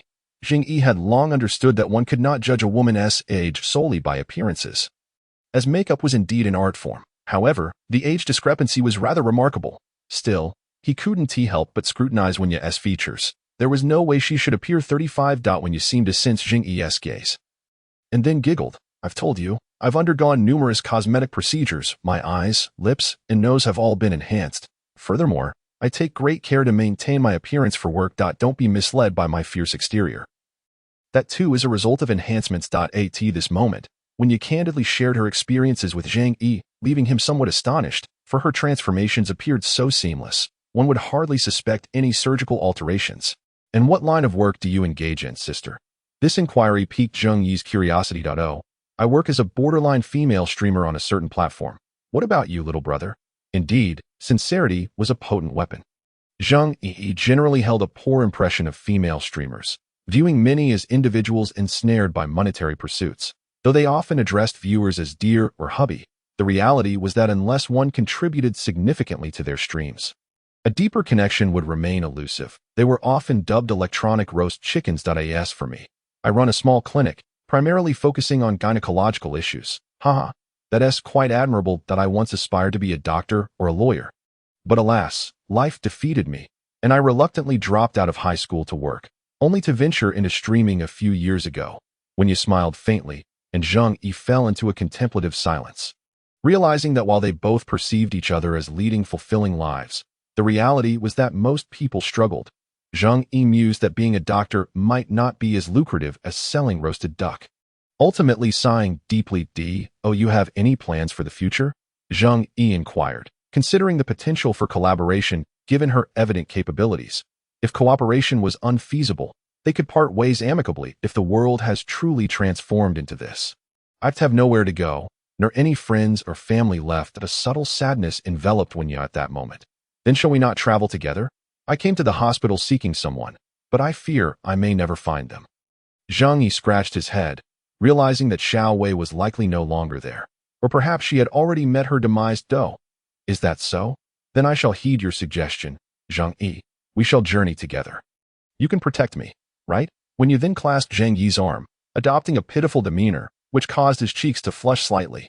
Unconsciously, she pressed her soft curves against his arm. Oh my, how can one withstand such flirtation? It feels no different from the real thing. Truly, the medical aesthetics of the Blue Star Federation are remarkable. Well, it doesn't matter. Even a modified A8 is still an A8. Zheng Yi, seasoned in the ways of the world, recognized this as a tactic, yet he felt unmoved. A true hunter often appeared as prey. However, as they exited the room, Zheng Yi's attention was suddenly drawn to an object, a surveillance camera in the corridor, still emitting a faint red glow. This camera is still operational, Zheng Yi remarked, and Wenya, noticing the scene, inquired curiously, what does Zheng Yi intend to do? I wish to check the monitoring room. Perhaps I can find out if the person I'm seeking is still alive. Zheng Yi was determined to make one last effort to locate Xiao Wei. He was steadfast in his dedication. Despite the chaos, he had no intention of contacting anyone outside his circle. The two said no more and proceeded cautiously towards the first floor of the hospital, where a security room housed the surveillance monitors. Zheng Yi was familiar with the layout, having been there before, but he had overlooked the cameras previously. Chapter 13. The assault in the monitoring room minutes later. The hospital's eerily silent corridor was indeed terrifying, especially as they retraced their steps and once again encountered the mound of corpses. Wenya, whose psychological fortitude was lacking, retreated to the side to vomit. However, after nearly a day without food, all she could manage was to dry heave, expelling only bitter bile. In contrast, Zheng Yi, despite also having gone without food for the same duration, felt no hunger pangs. The reason was simple. The act of devouring was inherently about seizing the cellular vitality and nutrients of other life forms to bolster oneself, thereby addressing the issue of sustenance. The path was shrouded in silence, devoid of any living zombies, as it seemed most had vacated after a brief replenishment of his stamina. Zheng Yi arrived at the location of the security room and promptly opened the door. Inside, a zombie clad in security attire was present, along with a mutilated corpse that had been devoured beyond recognition. With a terrifying roar, the security zombie lunged at Zheng Yi, but in the next instant, Zheng Yi unleashed a powerful kick, sending the creature flying against the wall, where it met its demise upon impact. It was a feeble zombie, showing little mutation. Clearly, consuming it would yield no benefit. Zheng Yi mused. "Oh, Zheng Yi, you're amazing." Wenya clapped her hands in admiration, and Zheng Yi responded with a modest smile. It's nothing, Sister Xiaoya. I handle these kinds of monsters with ease. Now, let us see. As Zheng Yi turned to inspect the surveillance equipment, he discovered the chaos on the desk. The computer devices were in disarray, and the LCD screens lay shattered on the floor, judging by the presence of the zombie and the missing lower half of the corpse. It was evident that a disturbance had occurred here. "What a predicament!" Zheng Yi exclaimed, observing the broken screens. Clearly, reviewing the surveillance footage was now impossible, rendering this visit futile. I didn't even notice the situation here until now. What should we do? When you looked around, equally bewildered. Truly, this is a series of unfortunate events. If that's the case, then there's little we can do. Zheng Yi sighed, realizing that without any clues, their search for survivors would be in vain. However, it was then that he noticed the ventilation duct above the security room was unbarred, and a pair of crimson vertical pupils were fixated on him and Wenya from the shadows. In the blink of an eye, a blood-red figure lunged forward, aiming straight for Wenya. In that fleeting moment, both Zheng Yi and Wenya instinctively turned to look, only to see a mutated zombie infant. Its skin adorned with fish-like scales, barreling towards Wenya. The infant zombie still bore its umbilical cord and had developed sharp claws and teeth, emitting a piercing shriek. Although they both perceived the threat simultaneously, Wenya instinctively shielded herself with her hands, even closing her eyes in fear. "Don't be afraid. I'm coming," Zheng Yi declared as he moved in front of Wenya, his gaze locking onto the incoming zombie infant. With a swift and powerful kick, he struck the creature's head, the immense force causing its frail neck to snap instantly. The head, no larger than a coconut, was sent flying, crashing against the wall and splattering blood and brain matter across the surface, leaving it lifeless. "Wow, Zheng Yi, you're incredible," Wenya exclaimed. Her fear dissipated as she applauded and approached him, lightly kissing him on the cheek. This gesture made Zheng Yi's heart race. Indeed, the mature woman knew how to stir a young man's emotions, and even an experienced warrior like him found it difficult to remain composed. "But, Sister Xiaoya, you noticed the threat at the same time I did, which suggests your abilities are quite commendable. There is no need to be so frightened of these creatures." Zheng Yi scratched his head, but Wenya's expression turned a bit forlorn as she glanced away. "What you say is true, Brother Zheng Yi. I'll be more careful next time. I promise to assist you." Her self-reproachful demeanor stirred a protective instinct within Zheng Yi, showcasing her skill in eliciting such feelings. It's really nothing. I am just speaking my mind." Zheng Yi chuckled, but at that moment, they both sensed an ominous presence looming nearby.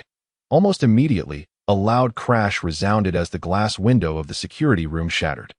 Chapter 14. The giant claw zombie and the two-headed zombie dog. A towering crimson figure surged into the room, a massive clawed arm reaching directly for Zheng Yi. The giant claws, measuring 30 centimeters in length, were accompanied by an arm as robust as that of a young woman. "Be careful," Wenya shouted urgently, while Zheng Yi gritted his teeth and swiftly retreated to avoid the attack. In that electric moment, he discerned the creature's life level. It was a third-tier humanoid zombie.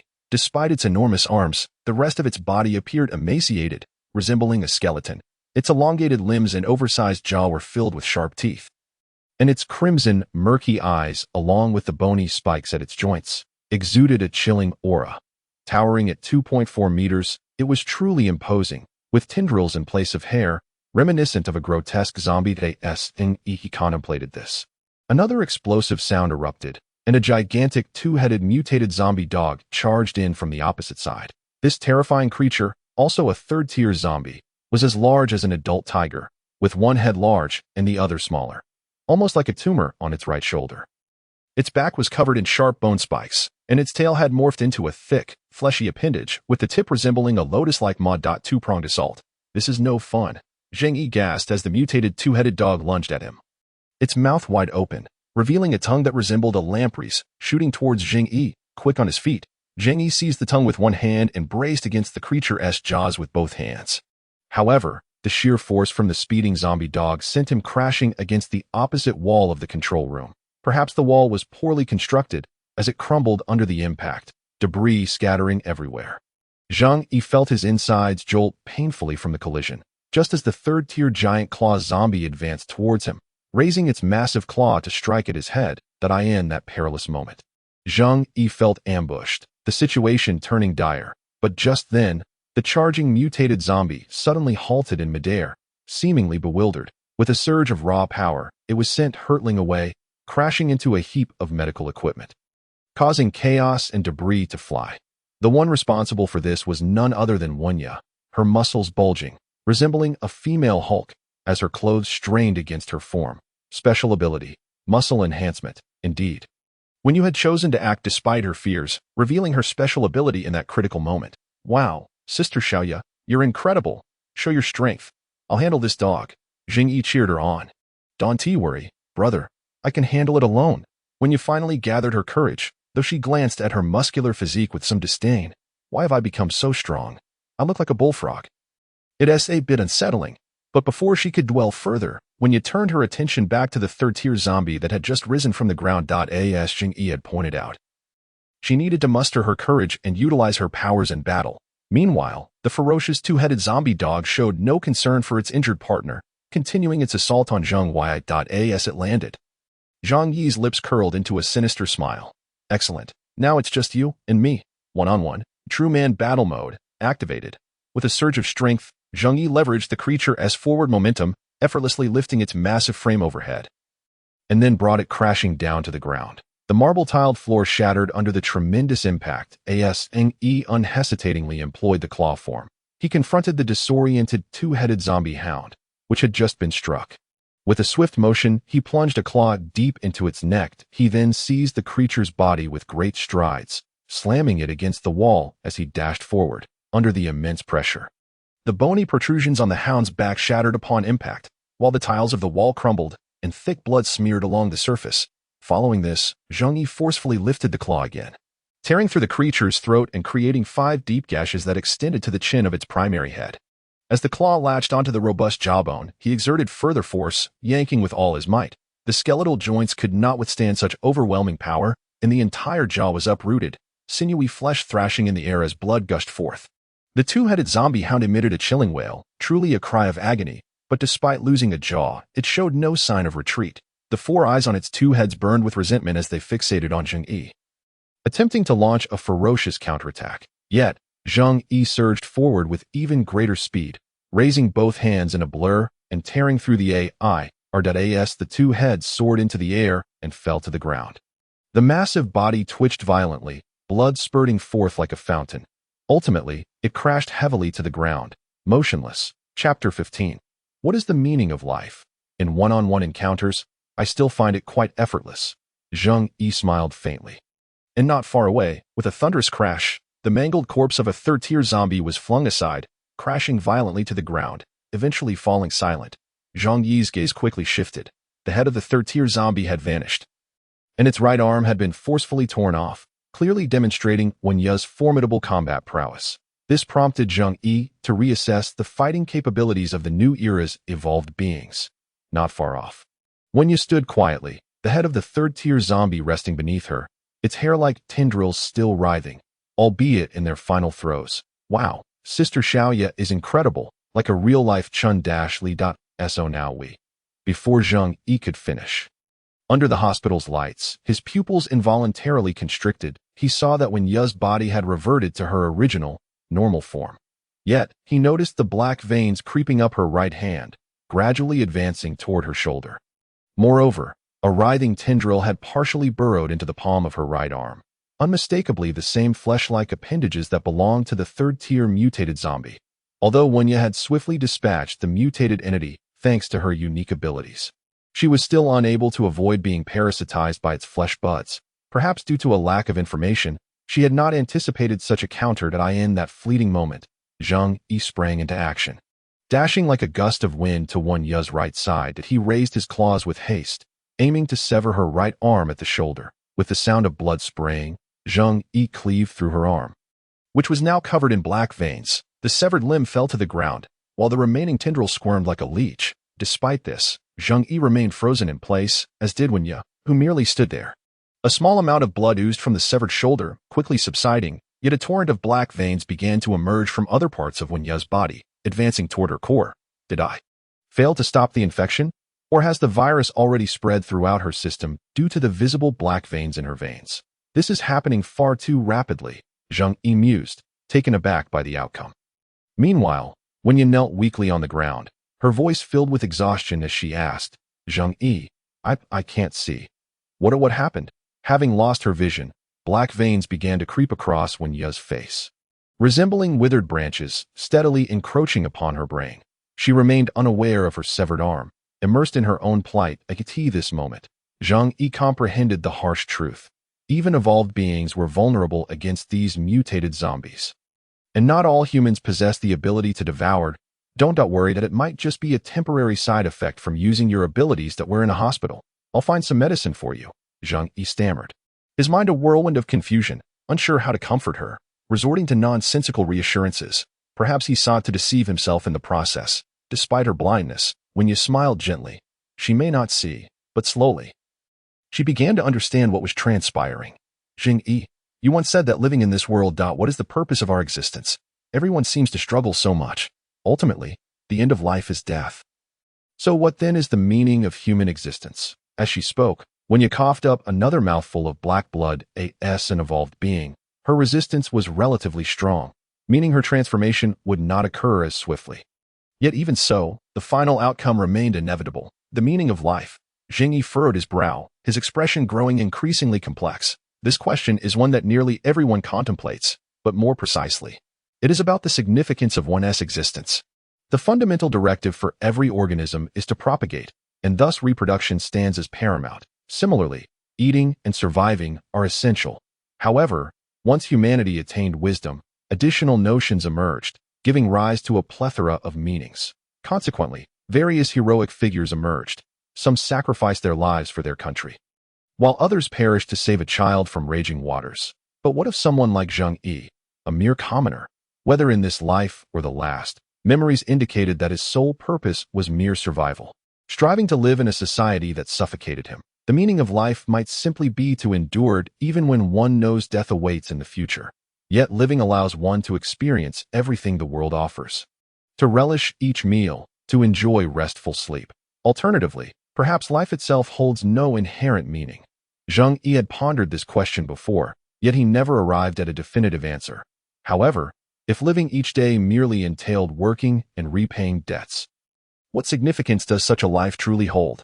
He quickly recalled fragments of his past, while Wenya too reflected upon her own life in a rapid succession of memories.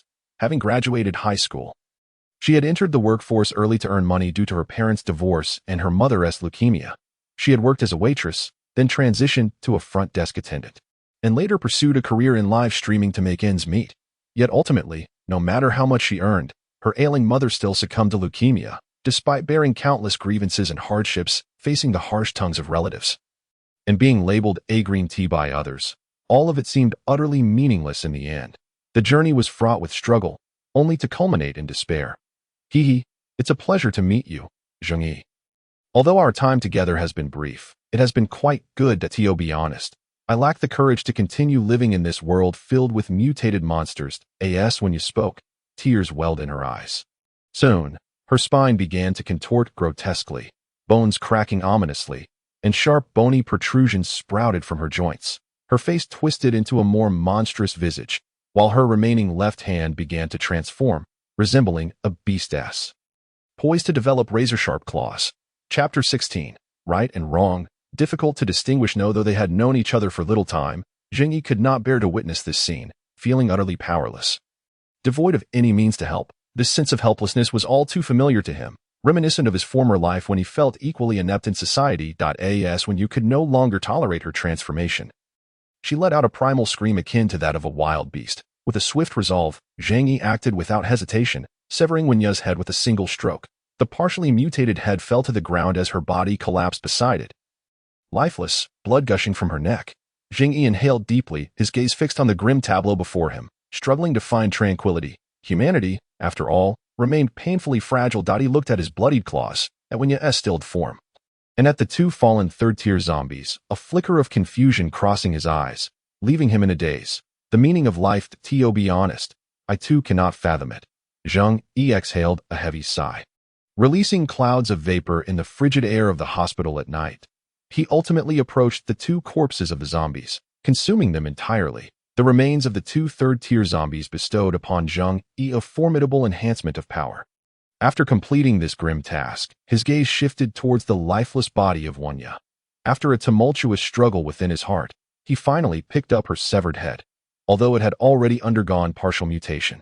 Rendering it grotesque, Zheng Yi felt no revulsion, only a profound sense of sorrow. The encounters and understandings between people inevitably cultivate emotions, which can manifest as hatred or disdain, but also as harmony and comfort.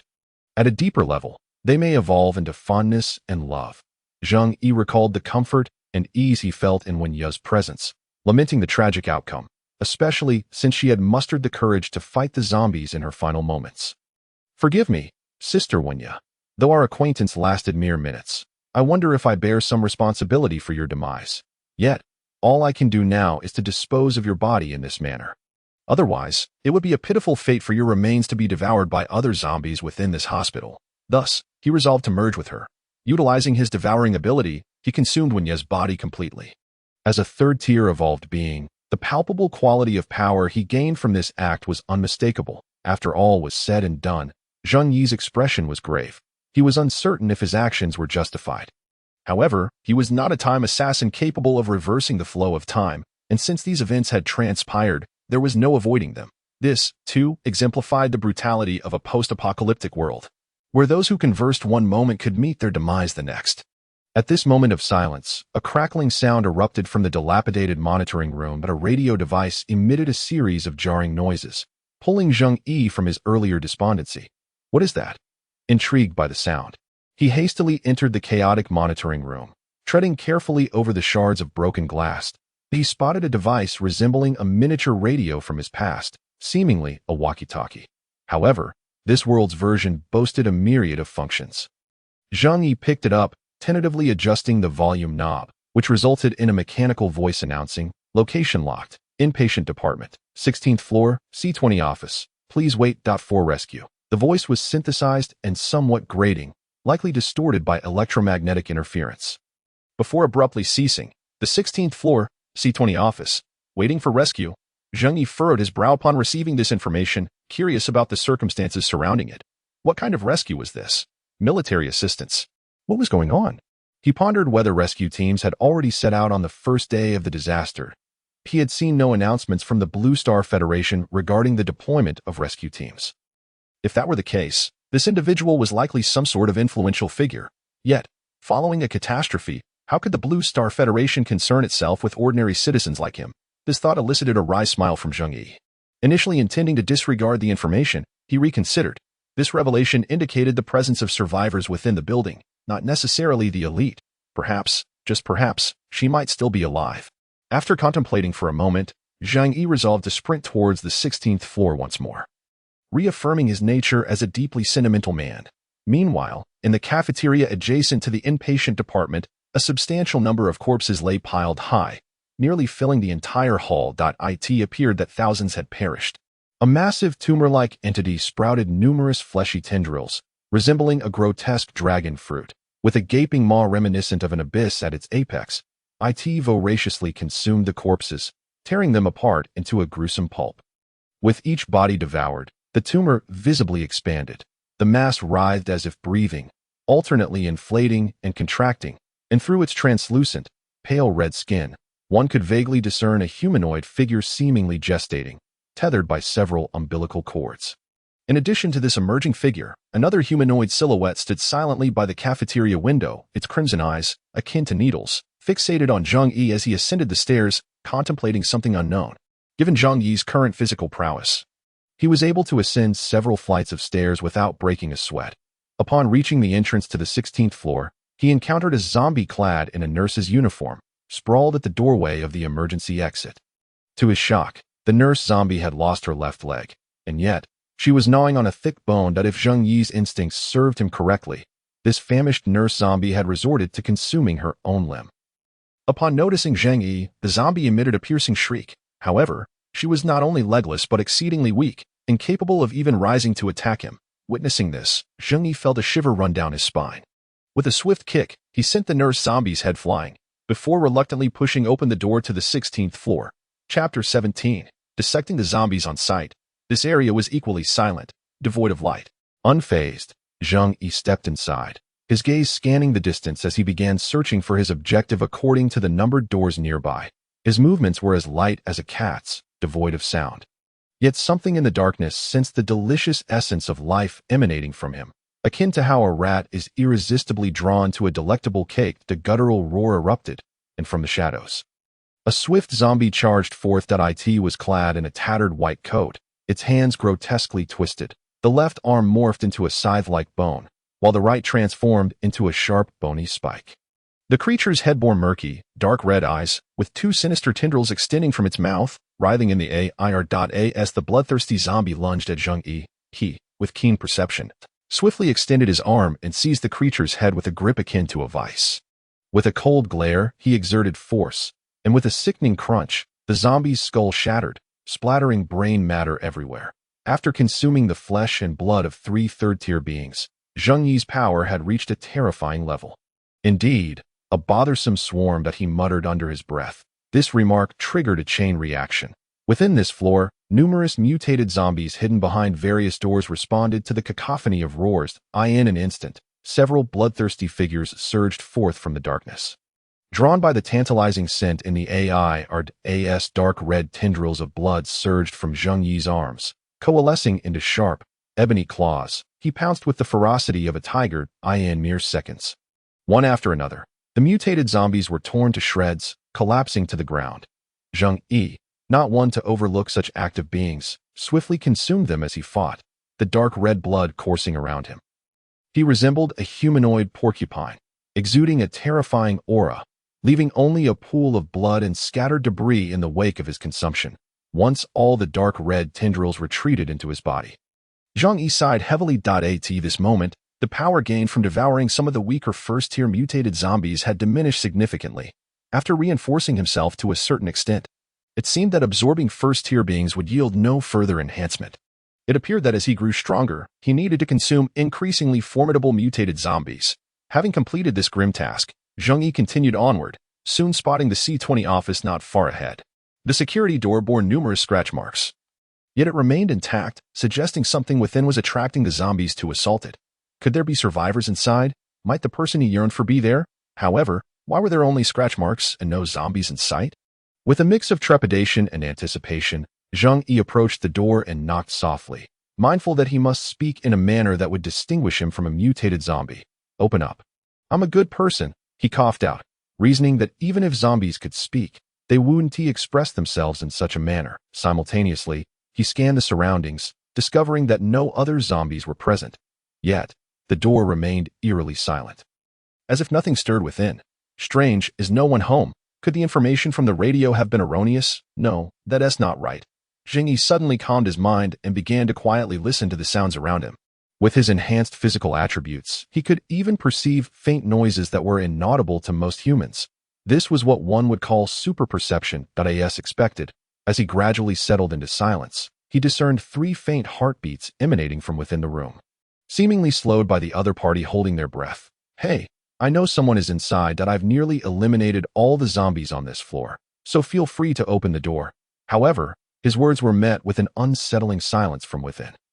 Fine, let us be more direct. Zheng Yi delivered a powerful kick to the sturdy door, which had withstood the force of multiple zombies, and it burst open in an instant, sending dust swirling into the air. He stepped confidently into the room. I ask, do you truly not understand human speech? Hence your silence. The room was illuminated, yet the curtains and the gaps of the door were obscured with damp cloths, rendering the light inside invisible. At that moment, Zheng Yi shifted his gaze slightly and was met with a shocking sight that a middle-aged man, appearing to be in his 60s, was clad in a surgical gown. Wearing a mask and a surgical cap. In his left hand, he wielded a scalpel, while his right grasped a steel saw. Beside him stood a gaunt young man in his 20s, assisting him. What was once an office had been transformed into an operating table. Upon which Zheng Yi, filled with curiosity, inquired, Chapter 19, A New Plan, Understanding the Military? Are you referring to Lin Xiaowei? The frail man, Bai Qi, appeared to recognize the name, prompting Zheng Yi to seize the opportunity and swiftly approach him. Yes, did you encounter her after the catastrophe? Zheng Yi asked, his excitement palpable. However, Bai Qi, startled by Zheng Yi's fervent demeanor, took a step back and ultimately collapsed to the ground. This unexpected display left Zheng Yi momentarily stunned. How could this man be so feeble? Cough, cough. I apologize. The frail man coughed violently, blood flecking the corners of his mouth. Witnessing this, Zheng Yi felt an unsettling inkling. Hey, could it be that this man has been infected? Zheng Yi's wariness began to rise. After all, mutations in humans leading to zombification could range from strong to weak, which was concerning. Yet, given this frail man's condition, he doubted he would pose much threat. No, that's not the case. I suffer from a disease that causes muscular weakness and atrophy, leading to other complications, but I am not infected, Bai Qi clarified. Zheng Yi, frowning, interjected, is it ALS? As a clinic operator, he was familiar with such conditions. And the man's frail appearance further confirmed his suspicion. Yes, that I do know Lin Xiaowei. We are colleagues and have worked together on several surgeries, but I'm afraid I have no idea where she is since the disaster struck. Zheng Yi fell silent upon hearing Bai Qi's explanation. His hopes had been low to begin with, so this outcome was unsurprising. Well, that's disappointing. Zheng Yi sighed. Meanwhile, Zhang Yaolin, who had been dissecting a zombie, approached. Young man, your evolution is quite impressive. The strength you just displayed was astonishing. I never imagined humanity could evolve to such an extent. Upon hearing this, Zheng Yi narrowed his eyes. He was not an evolved being but had attained his current state through consuming zombies. However, he knew better than to disclose such information. It's all right. Indeed, my strength has increased significantly, now measurable in tons, he replied. Zhang Yaolin became animated. This is truly a global evolution process. You see, we are all infected. But some have successfully transformed into beings like you and us. Our physical capabilities have greatly enhanced, akin to acquiring superpowers, while others have become bloodthirsty monsters, whether you call them mutants or zombies. It's all the same. However, mutation is not necessarily a failed evolution. From my research, it represents a different evolutionary path. As he spoke, Zhang Yaolin gestured toward the organs housed in glass containers, some zombie hearts having evolved structures reminiscent of a brain. Still alive at that moment, the vitality is astonishing. The virus begins at a cellular level, altering each host body. It mutates based on the unique genes of each organism and the genes it subsequently consumes, continuously devouring flesh to accelerate this process. They may even evolve towards a higher life form that surpasses humanity, undergoing a transformation akin to a caterpillar becoming a butterfly. If we can uncover these mysteries, perhaps humanity can evolve to unimaginable heights, akin to what people term divine beings. Zhang Yaolin's fervor grew as he spoke, oblivious to the perilous environment of the hospital. Yet, it must be acknowledged that some scholars indeed become consumed by their pursuit of knowledge. Are you suggesting that those evolved creatures, who indiscriminately devour humans, despite being able to articulate some words, are on a path to transcend humanity? Zheng Yi was not disbelieving, but found the notion remarkable. Having speculated similarly not long ago. Exactly, but it won't happen immediately, Zhang Yaolin replied, glancing at a glass container holding a polyp removed from a zombie. However, detached from its host, it had become exceedingly weak. Each of us possesses a certain level of resistance to the virus, likely due to our own evolution. The stronger individuals tend to exhibit greater resistance, while most infected creatures may rapidly lose their intelligence. Nonetheless, they retain some primal instincts, and certain mutants likely maintain a degree of awareness, enabling them to utter simple words and perform basic actions that I believe if they could evolve to the extent I propose. These mutated creatures might achieve an intelligence surpassing that of humans. Although we remain uncertain about the origins of this catastrophe, it could resemble the Cambrian explosion of life, a global era of evolution. Zheng Yi, listening to the expert's words, found them unsurprising as they aligned closely with his own thoughts. However, he suddenly became intrigued by the military-controlled refuge. The rationale was straightforward. Zheng Yi wished to ascertain the current military capabilities. After all, mutated zombies were merely individuals, and while a horde posed a threat, he could always escape if overwhelmed. Yet, in the face of true danger, he perceived the military as the most formidable threat. Especially considering the Blue Star Federation's possession of nuclear weapons, such destructive power could obliterate any carbon-based life form in an instant. He was uncertain if he could evolve to withstand a nuclear explosion. But he was certain he could not at present. Perhaps that I should seize the opportunity to comprehend the military strength. Didn't they just mention military assistance? If so, it might be worth my while to investigate. Zheng Yi contemplated quietly, ultimately resolving to act. Hey, if you can evacuate, could you take me along? You mentioned I am an evolved being, right? That should be of use to the military, correct? Chapter 20. Perfect evolution? Perfect beings. Zheng Yi inquired tentatively, prompting Zhang Ting to gradually lower her firearm.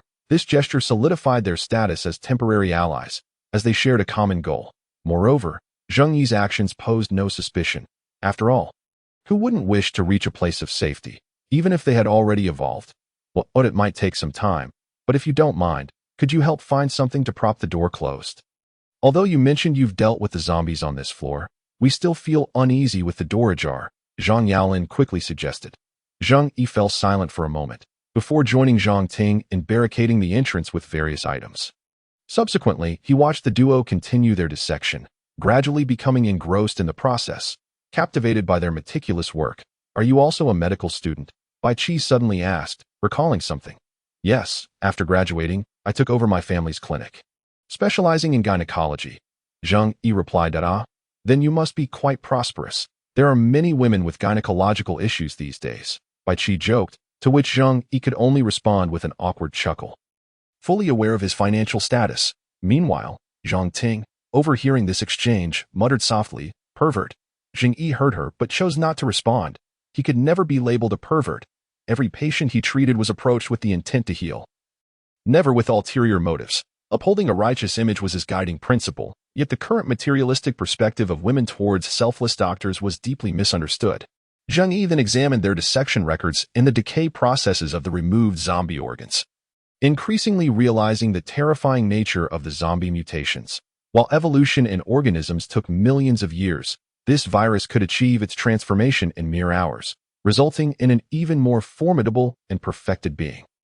However, such evolution demanded immense energy, sourced from flesh and blood. Thus, a mutated zombie seeking to reach an elevated life form must consume vast amounts of energy, explaining their insatiable hunger. Zheng Yi occasionally posed questions regarding their operations.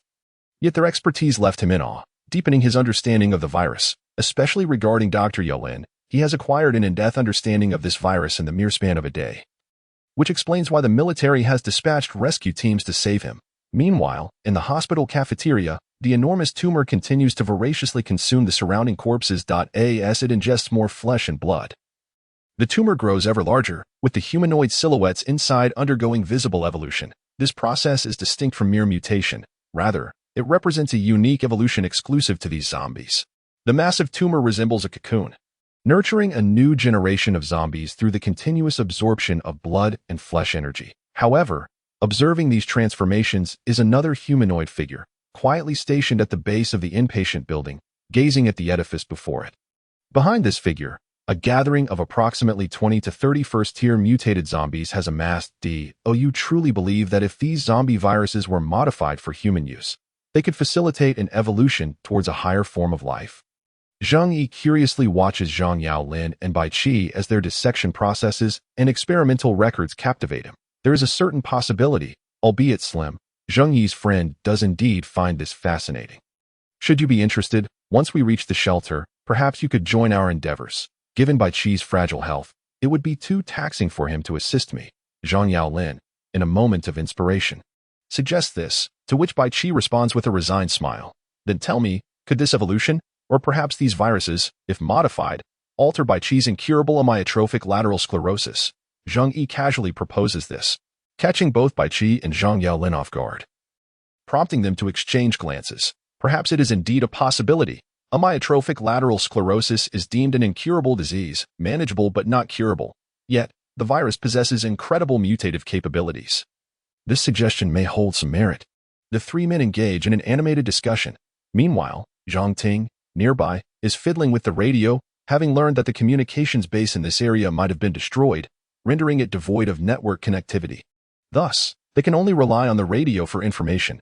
However, electromagnetic interference in the vicinity is strong, causing the signal to be intermittent. She and the military must rely on luck to communicate briefly by constantly changing channels. Just moments ago, she successfully re-established contact with the military. They have confirmed our location, and in approximately 10 minutes, the rescue team will arrive. Zhang Ting eagerly shares this good news with everyone, which naturally excites them, prompting a flurry of activity to gather all available data. After all, who wouldn't be pleased at the prospect of imminent safety? Yet, amidst this hustle, Zheng Yi's acute hearing detects footsteps outside. In such circumstances, those capable of running outdoors are certainly not human, especially considering the number of footsteps. Hey, young lady, do you hear any sounds? Zheng Yi inquires tentatively, curious to gauge the perception of the second-tier evolved being. Upon hearing this, Zhang Ting furrows her brow, silencing herself to listen intently to the surrounding noises. Suddenly, her expression changes, and she and Zheng Yi simultaneously glance toward the office door. Bang! A violent impact reverberates as a remarkably corpulent zombie crashes forcefully into the pile of debris blocking the entrance. The sheer weight and strength of the creature send the obstacles flying in an instant. Chapter 21. Mutated Zombie, by Feng Jiao. This grotesquely mutated, overweight zombie has legs resembling massive elephantine hooves, thick with fat and bone growth, while its face is so laden with flesh that it appears to be melting, resembling a gelatinous substance. The ghastly gash adorns its belly, resembling a mutated maw, with several writhing tendrils inside, following closely behind. Numerous other zombies, their faces contorted in rage, surge into the room. This scene momentarily stuns the two men behind Zhang Ting, while she, trained for such scenarios, swiftly draws her knife and raises her pistol. Damn it, what's happening? Why are so many mutants suddenly appearing? Zhang Ting ponders, initially poised to open fire in a desperate fight for survival, but in the next moment, bang! Zheng Yi brandishes a surgical hammer, dashing forward with incredible speed, delivering a bone-crushing blow. The heavy iron hammer slams into the zombie's cheek, caving in its skull, with brain matter and blood splattering like a celestial shower. This is the miraculous effect of immense strength. And facing the other nearby zombies, Zheng Yi swiftly dispatches them, employing powerful kicks and hammer strikes to effortlessly eliminate these minor threats. After accomplishing this, Zheng Yi's interest peaks as two more zombies charge toward him from a distance. He seizes the opportunity to address the astonished Zhang Ting, saying, "Hey, little sister, do take good care of your grandfather and this critically ill patient. Although I have no idea where these zombies have gathered from, I will handle them. Remember to barricade the door and wait for me to return before we retreat." With that, Zheng Yi leaps toward the approaching zombies, effortlessly decapitating both in a single encounter. Of course, his motive for this action is primarily self-serving. First, if Zheng Yi wishes to reach the shelter, these individuals are his key. Without them, his plan is destined to fail. Secondly, he cannot pass up the opportunity to acquire the blood bags presented to him. These are feeble, low-level zombies, yet Zheng Yi finds it intriguing that there should be no other zombies on this level. Even if there were, the noise from his earlier kick should have attracted them long ago. So why, until now, have so many zombies suddenly poured into this room? Is it a special ability among zombies, or have they caught the scent of humans? It is highly unlikely to be the latter. Leaving Zheng Yi curious about the cause of these events, that he finds himself in the midst of a new era, with much information about these zombies still unknown to him, presenting an excellent opportunity to learn. Moreover, based on his superhuman hearing, he detects several more zombies ascending from the lower floors. The situation grows increasingly intriguing. Could something be guiding them? After a period of deep contemplation, Zheng Yi can only arrive at this possibility. Yet, the more he thinks about it, the more excited he becomes, swiftly charging toward the area where the zombies are converging, transforming into his clawed form. After devouring a third-tier zombie, Zheng Yi's claws extend to a length of 30 centimeters. Resembling a collection of knives in his grasp, with a swift motion, he slashes through the bodies of the zombies, neatly cleaving them into several pieces, while torrents of dark red blood surge forth, swiftly engulfing the remains and granting him minimal power enhancement in a matter of moments. Zheng Yi finds an unending stream of zombies gathering on the stairwell below. He continues to slay and consume, leaving no zombie in his wake. It is as effortless as cutting through grass. With unstoppable momentum, he descends to the ground floor, having devoured at least 30 zombies along the way. However, as they are all first-tier zombies, the power gained from their consumption is minimal.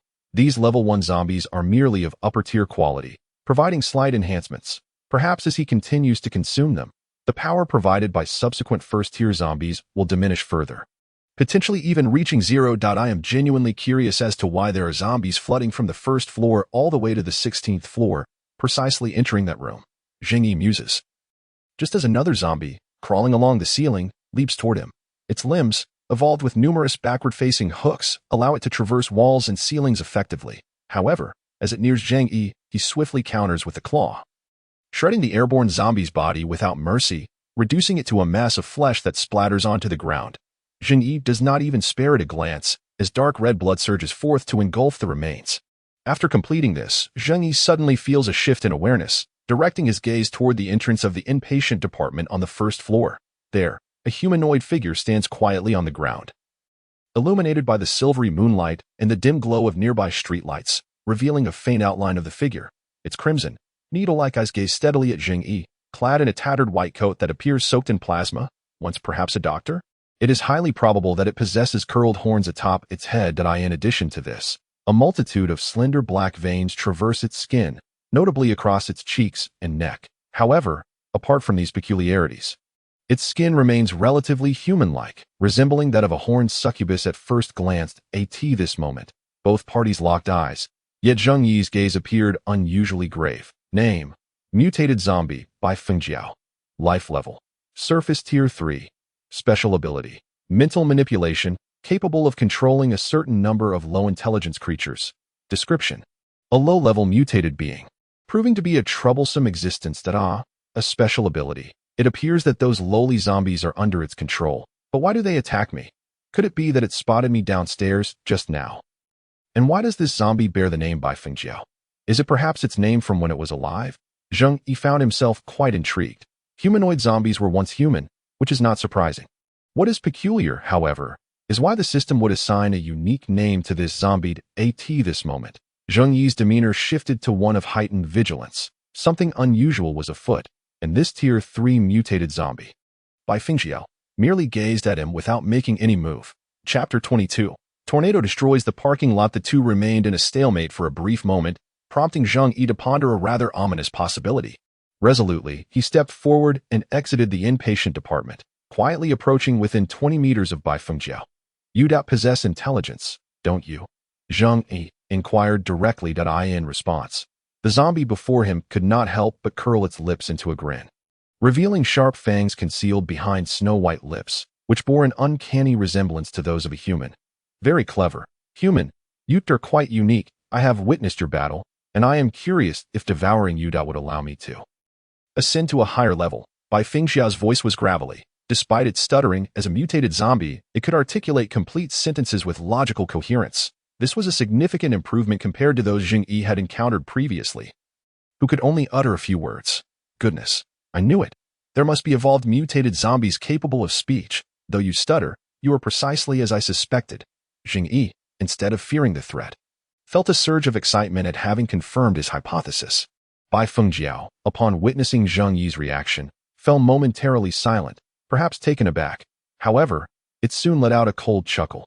Although I have not sensed your fear, it is rather strange. Before I acquire a new body, let us savor the taste of fresh flesh. A long, slender tongue flicked out from the mutated Bai Fengjiao's mouth, eagerly licking its lips. Hearing this, Zheng Yi's eyes sharpened, shedding any semblance of humor. Is that so? Many have desired to feast upon me, yet they all met their demise. Why don't you give it a try? No sooner had he spoken than Bai Fengjiao shattered the concrete beneath its feet, the explosive power of its clawed foot propelling it towards Zheng Yi like a gust of wind. Excellent. It is now the time for the hunt. Bai Fengjiao cackled eerily, raising its hand as sharp claws extended from its fingertips. Measuring approximately 3 centimeters in length, such diminutive claws, akin to a juvenile's, are as laughable as your attacks. Zheng Yi refused to indulge the creature, raising his formidable claws to strike back. Yet at that moment, a fleeting smirk of triumph flickered across Bai Fengjiao's lips. This nearly imperceptible expression did not escape Zheng Yi's notice, and in that instant, whoosh, the fabric of the mutated zombie's back tore apart, revealing a massive tentacle that shot forth, aiming to impale Zheng Yi with alarming speed. Zheng Yi, having anticipated the attack, swiftly executed a backflip to evade the strike, narrowly escaping the assault. Goodness, are you from Sakura country? You even have a hidden whip on your back, Zheng Yi quipped, though it was clear that Bai Fengjiao did not comprehend his words. Its visage contorted into a savage grimace, the black veins on its face thickening as its pupils constricted. Its blood coursed faster, and its movements became increasingly beast-like. Roar. Die. Bai Fengjiao lunged at Zheng Yi, the tentacle-like appendage on its back darting through the air with remarkable agility. After multiple evasions, Zheng Yi seized the tentacle with swift reflexes. Yet, the tentacle possessed formidable resilience, as Zheng Yi's claws failed to completely rend it apart. Nevertheless, it was unnecessary to do so. Before Bai Fengjiao could retract its appendage, Zheng Yi unleashed his strength, lifting the entire creature and hurling it towards the adjacent parking lot. Like a shot put, Bai Fengjiao collided with a car, rolling off and denting the roofs of several vehicles. However, such damage was inconsequential to the zombie. It quickly regained its footing, akin to a spider, deftly maneuvering its tentacle to pierce a nearby car and lifting it effortlessly before launching it at Zheng Yi. In response, Zheng Yi, who was in pursuit, kicked the incoming vehicle with precision, causing the car's undercarriage to crumple. The vehicle was sent flying, while Bai Fengjiao surged forward once more, rapidly controlling its tentacles to attack Zheng Yi. Despite Zheng Yi's fierce claw strike against the appendage, it only shredded a small portion of skin, compelling him to continue dodging. Wow, your whip is remarkably sturdy. I wonder what it tastes like, Zheng Yi remarked mockingly, executing a backflip to land safely on the ground. His gaze then settled on a nearby SUV. Weighing 2 tons, Zheng Yi merely glanced at it before piercing his claws into the vehicle's body and lifting it effortlessly with one hand. Having devoured numerous zombies, his strength had reached levels unattainable by any human. Behold my technique. Tornado destroys the parking lot. Without hesitation, he returned the favor, hurling the massive vehicle at Bai Fengjiao. The agile mutated zombie leaped high, utilizing its extraordinary jumping ability to evade the car's impact. Yet, in the blink of an eye, Zheng Yi, akin to a cannonball, concealed himself behind the trajectory of the thrown vehicle, deftly avoiding Bai Fengjiao's line of sight before charging directly at it, his sharp claws glinting ominously in the darkness.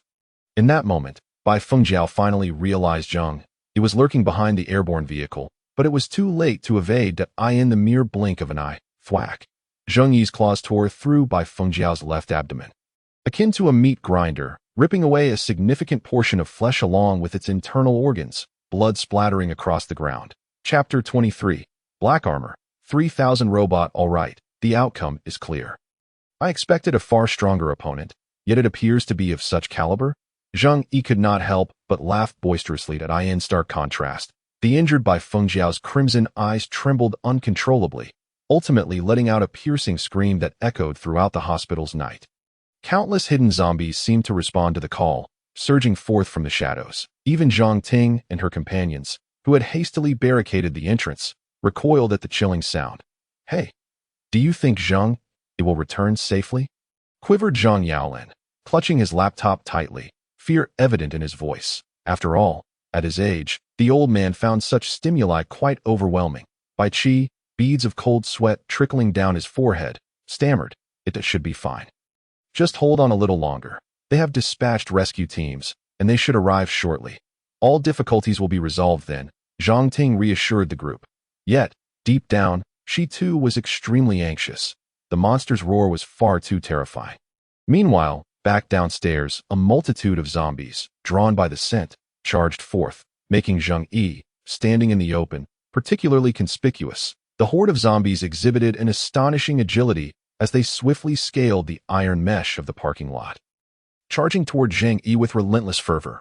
Zheng Yi, undeterred, welcomed the onslaught, dispatching each assailant with brutal efficiency, the gruesome spectacle leaving him drenched in the sanguine splatter of his foes, as if he had been submerged in a pool of blood. His appearance rendered all the more ghastly. However, amidst the carnage, he adeptly employed his devouring ability, rapidly cleansing most of the sanguinary stains from his form. Once he had eradicated all the encroaching undead, a heavy sigh escaped his lips as he tidied himself, though the remnants of his violent encounter stubbornly lingered on his attire. Yet, such trivialities paled in comparison to the pressing matter at hand, the cunning, high-intelligence mutant zombie that had made its escape. This creature's cries had drawn a multitude of zombies, and despite its grievous injuries, it fled with the speed of a hare. Zheng Yi was eager to see if it could indeed evade his grasp. With a swift motion, Zheng Yi tore through the barbed wire, bursting forth from the parking lot and pursuing the cafeteria located to the right of the hospital entrance. Bai Fengjiao, a mutant zombie endowed with intelligence, retained a wealth of knowledge about humanity within her mind, though her very essence had been irrevocably altered by the viral will. Put it simply, Bai Fengji was still the same individual she under the overwhelming explosive force of tremendous tonnage. The humanoid figure that had been ensnared within the flesh tumor was effortlessly extracted, the umbilical cords that had tethered it to the other being severed simultaneously, and a pale red liquid spilled across the ground as the crimson figure executed a flawless 720-degree flip in midair before landing gracefully on one knee. This figure, seemingly cloaked in scales, presented an exceptionally slender physique, apart from the skin exhibiting a faint rosy hue and the deep red scales adorning its body. It bore an uncanny resemblance to a human. Notably, the scales were not densely packed, with only a few adorning the cheeks and forehead. The creature, having consumed the flesh and blood of thousands to achieve its second evolution, opened its scarlet, needle-like eyes. It slowly rose, raising a hand to inspect its own form with palpable curiosity. Crafted with the precision of a master artisan, this body, though frail, radiated an undeniable strength, its curves reminiscent of a meticulously designed 3D model. Thick, cascading black hair, drenched in viscous liquid, began to fall away naturally, and after exhaling a cloud of murky breath that dissipated swiftly into the air, it spoke. "So, have you failed, Lady Bai Fengjiao?"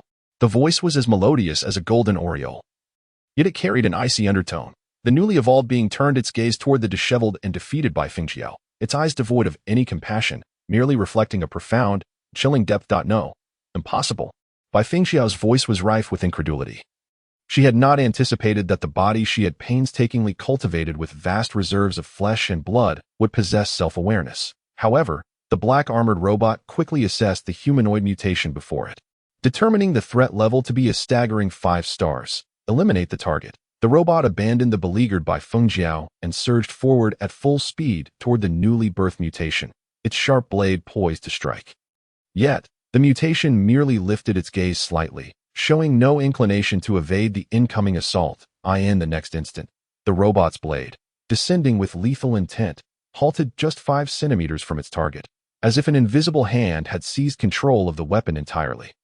Detecting a fluctuation in cosmic energy, the system identified the target as a mutant with psychic abilities, threat level rising. The black-armored robot swiftly analyzed the information at hand. In the following moment, propelled by an invisible force, it was flung away, crashing heavily into a distant brick wall, exiting the cafeteria with tremendous force. Throughout this encounter, the humanoid figure remained motionless, only advancing toward Bai Fengjiao step by step. Chapter 25. Has my girlfriend turned into a zombie? The power you bestowed upon me intrigues me. It has further enhanced my abilities. Is it not fascinating? As the crimson figure articulated these words, it utilized its psychic prowess to grip Bai Fengjiao's throat, lifting her effortlessly from the ground into the air.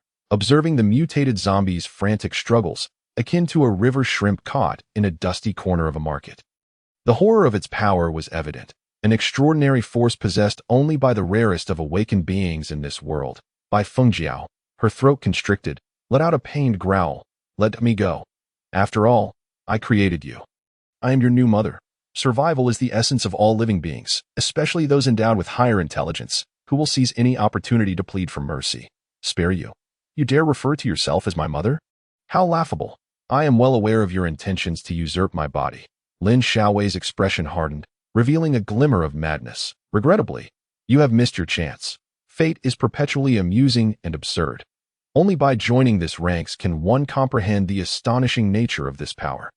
Truly transformative. In light of our past as colleagues, I shall be merciful. I will grant you the swiftest demise. With her words barely spoken, the crimson figure raised a hand, unleashing a spiked tendril from her palm that rapidly pierced by Fengjiao's skull, voraciously siphoning her flesh and blood. In that moment, Bai Fengjiao emitted a scream of disbelief and agony. As her body visibly shriveled into a desiccated state, the crimson figure flung her aside, sending her crashing against a distant wall. Her remains scattered across the ground.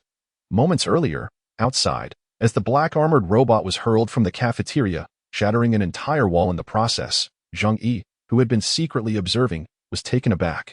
What in the world? How did that behemoth get thrown out?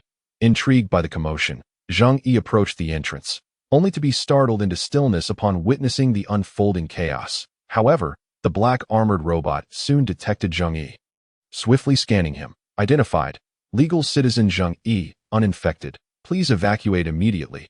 A 5-star mutant has been detected. The robot urged Zheng Yi to leave, but upon hearing this, he furrowed his brow at what's going on. A 5-star mutant?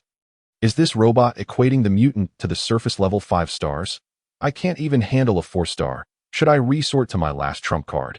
As these thoughts raced through his mind, Zheng Yi barely had time to ponder further. Inside the cafeteria, as the crimson figure emerged from the room, illuminated by the faint light in the distance, Zheng Yi beheld a presence radiating immense pressure. The figure appeared scarcely altered from a human form, save for the numerous diamond-shaped, deep red scales adorning its body. Its long black hair flowed elegantly in the air, and upon witnessing this being's visage, Zheng Yi nearly dropped his jaw in astonishment. It was an uncanny resemblance to Lin Xiaowei. Name, Mutation Lin Xiaowei. Life level, surface level 5 stars. Special ability, unknown. Description, a mid-tier mutated organism. Having become exceedingly formidable after its second metamorphosis, is that really Xiaowei? She has mutated? Zheng Yi had never anticipated encountering her under such circumstances, let alone discovering she had attained the terrifying power of surface level 5 stars. It was indeed true what they say. Some things elude you when you seek them, yet they surprise you when you least expect it. Rationally, upon recognizing her, the first thought that crossed Zheng Yi's mind was, damn it, I need to run. Mutated Xiaowei is likely as merciless as those mutated zombies, and with her 5-star strength, she could tear me apart in an instant. In that moment, instinctively, Zheng Yi took off at a brisk pace in the opposite direction. He harbored no illusions. Yet, this reaction did not go unnoticed by the mutated Lin Xiaowei, who, upon catching sight of his retreating figure, felt her needle-like pupils constrict. However, her attention was soon diverted by the commotion nearby. As the black-armored robot had risen again, brandishing its longsword, as its core energy surged to overload, the red glow enveloping its body intensified. Annihilate the infected. With a blinding flash of crimson light, the black-armored robot lunged at Lin Xiaowei, launching another ferocious assault. Yet, in the face of this onslaught, Lin Xiaowei did not even bother to employ her psychic abilities. Instead, she raised her hand, effortlessly catching the descending blade with her seemingly delicate arm. The colossal force surged toward her, shattering the ground beneath her feet, yet her form remained utterly unmoved. In the next moment, a hint of madness flickered across Lin Xiaowei's face. In the blink of an eye. Under the terrifying force of her projection, the heavy robot was sent crashing into a nearby building. The impact fractured the wall instantly, the robot's visor shattering under the strain. But before it could process what had occurred, Lin Xiaowei, covered in dark red scales, seized the robot by the neck, dragging its body at high speed and slamming it against the wall, leaving a trail of cracks in her wake. One could then witness her arm morphing grotesquely, reshaping into a massive claw. Chapter 26, reminiscing and parting as the sound of metal being severed resonated. The armored chest of the black-armored robot was rent asunder, sending a multitude of metallic fragments scattering in all directions. After a series of relentless strikes, within mere moments, a combat robot was utterly dismantled, reduced to a heap of scrap littering the ground. Once this was accomplished, Lin Xiaowei's chilling crimson gaze swiftly turned towards the distance, a distinct smile curling at the corners of her mouth as she surged forward at a speed unfathomable to the human eye. Meanwhile, on the urban streets afar, Zheng Yi had sprinted a staggering 3 kilometers, traversing various alleyways, drawing the attention of numerous zombies in pursuit. However, given Zheng Yi's superior velocity, these feeble undead were no match for him. Upon witnessing the transformed Lin Xiaowei, thoughts of seeking refuge or devouring corpses were cast aside. Zheng Yi had no desire to be torn apart and consumed by his mutated former girlfriend, a formidable entity boasting a rank 5 power level, significantly surpassing his own. Having run for what felt like an eternity, he pondered whether he had finally escaped. It was astonishing that on the very first day, a mutant had already achieved such a level of power, and to think it was his girlfriend. How was this even possible? Gasping for breath, Zheng Yi replayed the events in his mind, trying to piece together the chaos. Essentially, it involved a black-armored robot pursuing a mutated zombie named by Fingjiao, entering a hospital cafeteria, and moments later, the robot being ejected from the premises, followed by the emergence of his girlfriend. The entire sequence felt like a thrilling roller coaster ride. What had transpired within the cafeteria? How could a mutant attain such high life levels on the first day? Gradually, Zheng Yi's breathing steadied as he concealed himself in a narrow alley, leaning against a wall, contemplating all that had occurred. His brow furrowed in deep thought, considering his next course of action. Ideally, he would uncover the truth of what had transpired, but regrettably, he lacked the courage to return to the cafeteria and witness the aftermath. Though his curiosity was piqued, he was no fool and understood the adage that curiosity killed the cat. As for the 3 individuals in the hospital, whether they lived or died was of little concern to him. He simply did not have the time to dwell on their fates. Yet, upon reflection, a wave of sorrow washed over him. It was unexpected that their reunion would manifest in such a manner. His girlfriend had transformed into a mutant zombie even stronger than he was. Even in fiction, few authors could craft such a melodramatic plot. With a sigh of resignation, Zheng Yi extracted a cigarette from his pocket. Just as he was about to ignite it, suddenly, with a thunderous explosion, a figure descended from the heavens. Lin Xiaowei, landing with an almost superheroic grace, knelt upon the ground, her seemingly frail form creating a half-meter depression in the earth. It was only then that Zheng Yi turned in astonishment, his lighter flickering in the air as Lin Xiaowei, now devoid of clothing but adorned with crimson scales that had replaced her garments, regarded him with an eerie calm. Although she was naked, her biological armor provided commendable protection to her vulnerable areas. Why run so fast, Zheng Yi? I wouldn't harm you, Lin Xiaowei remarked coldly, causing Zheng Yi to break into a cold sweat. How had she caught up to him? Could her claim of not wanting to eat him be trusted? Should he seize the opportunity to attack? No, that would be folly. He was no match for her. In a fleeting second, a myriad of thoughts raced through Zheng Yi's mind, culminating in a nervous chuckle. Xiaowei, after you called, I was just worried and came to the hospital to find you. I searched around and was attacked by a zombie named by Fingjiao. Then, I saw a robot chasing her, and then I found you. As he spoke, his words became jumbled, and his demeanor shifted to one of gravity. Truth be told, he was prepared for a confrontation, believing it better to fight than to surrender. Zheng Yi was uncertain whether Lin Xiaowei had been entirely consumed by the virus's influence or if something else lingered within her. Regardless, the being before him, radiating an aura of coldness and bloodlust, was a far cry from the cheerful girl he once knew. You seem different now. Are you perhaps afraid of my current form? Lin Xiaowei observed calmly. Zheng Yi could only think, of course anyone would be frightened by her, not due to her appearance, but because of her terrifying rank 5 combat prowess and the uncertain nature of the viral influence she bore. Yet, out of respect, he forced a smile. No, not at all. Why would I be afraid of you? In truth, he hardly believed his own words, for it was her transformation that was most astonishing. Lin Xiaowei sighed deeply. I am glad you came to the hospital. To be honest, I shouldn't have met you in this state. Had it not been for that incident, my consciousness would have faded completely. But, as you see, in this new era, you remain human, while I have become something else entirely. Perhaps knowing this is sufficient. As she spoke, Lin Xiaowei gazed at her arm, remaining silent for several seconds, likely lost in her own memories.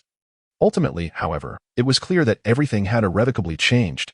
Zheng Yi, it's a pleasure to see you, but as I mentioned on the phone, we must part ways. I hope we never cross paths again. When Lin Xiaowei uttered these seemingly emotionless words, Zheng Yi stood frozen, his gaze drawn to the rapid growth of tendrils from her shoulder blades, which transformed into a pair of crimson wings before his very eyes. In the next instant, with a powerful leap and the flutter of her wings, she soared into the sky, vanishing from sight. Zheng Yi was left behind, deprived of the chance to utter a single word. Completely abandoned. As he watched her silhouette fade from view, he instinctively yearned to call out to her. But alas, he found himself rendered speechless. Perhaps, even if he had spoken, it would have changed nothing. Chapter 27. The next course of action with Lin Xiaowei having taken flight and departed. Zheng Yi remained alone in the alley, his heart a tumultuous mix of emotions. Although it was likely the echoes of past memories influencing him, there was an undeniable sense of regret. He pondered whether beings altered by the virus could retain their human consciousness entirely. Unaffected by the bloodlust that typically accompanied such transformations, what could be the reasoning behind this? Zheng Yi was no scientist and struggled to comprehend it. Yet, if a creature were to evolve continuously but fail to overcome its own nature, what significance would such evolution hold? After a moment, Zheng Yi returned to the hospital and stepped into the cafeteria. Upon witnessing the grotesque, withered mass of a tumor-like organism, his expression turned grave. Oh, this was what had nurtured Xiaowei. The revelation astonished him, igniting a desire to uncover how this entity came to be. However, he had yet to witness the tumor devouring corpses and rapidly growing, leaving him in the dark about its mysteries. He contemplated consuming a portion of this desiccated mass, but the stark reality was that it offered no sustenance. In essence, it provided no enhancement whatsoever to this point. He could only accept his misfortune. His first opportunity for gain had slipped away. Next, he followed the signs of battle towards the location of the dismantled black-armored robot. Upon seeing the once mighty machine now reduced to a pile of scrap, he shook his head in resignation. However, he did salvage a 1.6-meter-long alloy blade, weighing approximately 300 to 400 pounds, likely forged under high pressure. For Zheng Yi, this weapon felt exceptionally well-suited, even more so than his previous claws. After some contemplation, Zheng Yi resolved to adhere to his original plan. The mysteries surrounding mutated zombies warranted exploration, yet the military's strength and classified information equally beckoned his investigation.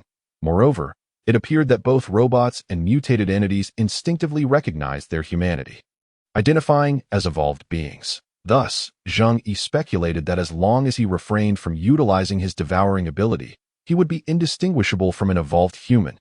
With this thought in mind, he made his way to the 16th floor of the inpatient department.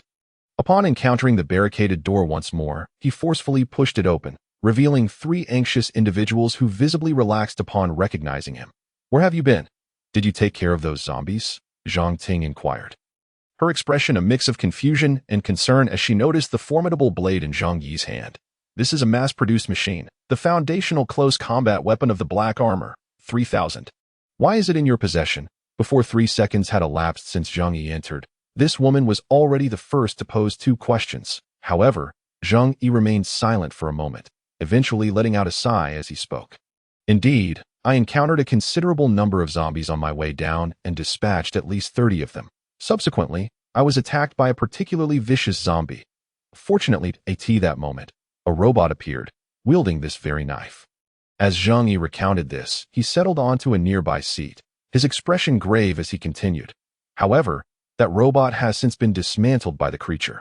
This is unfortunate news. The silver lining, however, is that I seized the robot's weapon and managed to eliminate that monster. Yet now, I find that the robot, which could have facilitated our escape, is utterly inoperable. So, what shall we do now?" Zheng Yi placed the battle blade aside, spreading his hands as he looked at Zhang Ting and the other 2 present, inquiring what their next steps should be. This prompted Zhang Yaolin to buckle at the knees, collapsing onto the ground. That would truly mean our end. The evolution rate of these monsters is alarmingly swift. It won't be long before they transform into exceptionally brutal killing machines. Each day we linger in such a place only accelerates their mutations, escalating the danger further. This thought. Zhang Yaolin's earlier hope of escape was completely extinguished. "Professor, please do not lose hope." Bai Qi, seeing the distress on Zhang Yaolin's face, attempted to offer some words of comfort, yet unexpectedly, he began to cough even more violently. The situation was dire. Zhang Ting's expression turned serious. She had fully come to believe Zheng Yi's words. After all, there was no reason for him to lie if he too wished to escape. In fact, she was already aware that the helicopter had been attacked by a horde of zombie birds and had crashed. But she had refrained from sharing this information with everyone, particularly since the Black Armor 3000 was rapidly approaching this location. As long as we could evacuate swiftly under its cover, there should be no problem. Yet now, the situation had turned out to be so grim. It appears that the threat posed by these mutated entities must indeed be taken seriously. How far is the shelter from here? Zheng Yi tentatively inquired, And upon hearing this, Zhang Ting gazed at him gravely. We are at the edge of the city. If we proceed straight, it is approximately 10 kilometers to the city limits. In truth, it is not far at all. With a drive of 50 kilometers, we could reach the town of Safe Haven, which has had an underground shelter established in the surrounding hills for many years. This is where the military is currently stationed. Let us not rush. I will attempt to contact the military district to see if they can dispatch another rescue team. With that, Zhang Ting began to fiddle with an electronic device resembling a radio. Zheng Yi furrowed his brow at this. That if, and I emphasize if, the military district lacks the manpower to send help, can we set out on our own? Zheng Yi cautiously suggested. Point 1. Cannot rely too heavily on others. Self-reliance is essential, a lesson Zheng Yi had learned from his previous life. This remark left Zhang Ting momentarily speechless. From the fragmented information relayed from the shelter, she had indeed deduced that the military's internal situation was far from optimistic. Perhaps it was just as Zheng Yi had said, the military might not have sufficient forces available to assist. I will inquire further. Zhang Ting momentarily lost her resolve. Hearing her words, Zheng Yi cast a glance at the office that had lost its door, then exhaled a deep breath. Chapter 28. Plans for tomorrow. However, before we address that issue, perhaps we should change our location. The world has undergone unimaginable disasters. None can predict when a mutated zombie might suddenly attack us. We must at least find a place with a door that can be secured. Zheng Yi reiterated his perspective, which Zhang Yaolin wholeheartedly agreed with, recognizing that mere piles of debris would hardly suffice to fend off a zombie incursion. Although relocating to a room with a door would likely not prevent powerful mutated zombies from entering, it could provide a semblance of safety and emotional reassurance. Moments later, in a lavish hospital room, Zhang Yaolin and Bai Qi reclined on a large bed. This room was designed for the wealthy and government officials, boasting extreme luxury, with multiple washrooms and hospital beds, along with a refrigerator, sofa, and large television. Zhang Ting rummaged through the refrigerator, producing some fresh fruits and vegetables to distribute among them, including Zheng Yi. Eyeing the fresh carrots and oranges, Zheng Yi felt no hesitation as he began to munch on them. Yet, his gaze drifted towards the window. Being on the 32nd floor, although not the top, it afforded a view of the distant cityscape. Some areas appeared to be experiencing power outages, while others still had electricity. And not far off, a raging inferno consumed an entire block. Zheng Yi was still pondering the matter of Lin Xiaowei, particularly her status as a surface-level 5th-tier organism, the massive tumor in the cafeteria, and her overwhelming aura. However, what troubled Zheng Yi more was the Black Armor robot's classification of Lin Xiaowei as a 5th-tier mutant. This bore no difference from the system's assessment.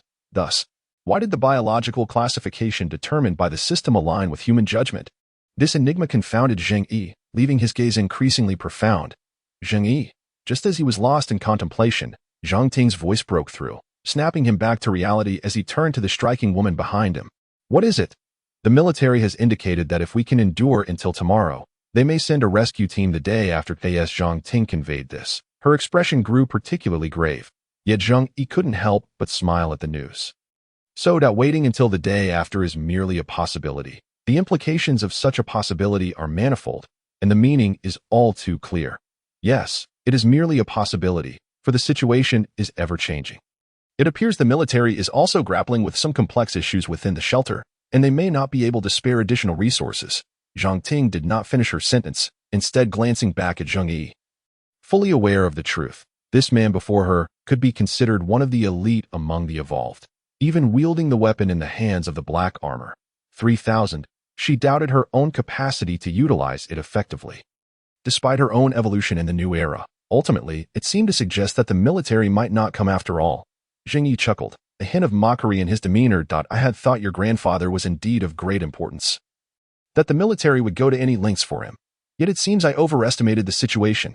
Zhang Yi's gaze shifted to Zhang Yaolin, who lay on the bed in the distance. This incited a flicker of anger in Zhang Ting. My grandfather is indeed a significant individual. He might be capable of developing a vaccine to end this catastrophe. The military has already dispatched one rescue team, and they will arrange for a second. It simply requires a bit of time.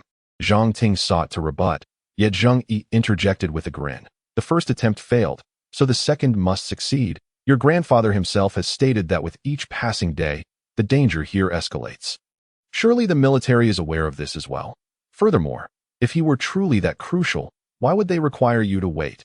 Thus, while your grandfather may hold some value to the military, it is merely marginal. not indispensable. Moreover, you must realize that by revealing this to me, you too harbor doubts in your heart. Zheng Yi's words were unflinchingly direct, eliciting a sharp glare from Zhang Ting, yet she found herself unable to refute him. For he spoke the truth. Very well, I prefer to speak candidly. After all this time, you have yet to chastise me, which likely indicates your tacit agreement with my earlier suggestion.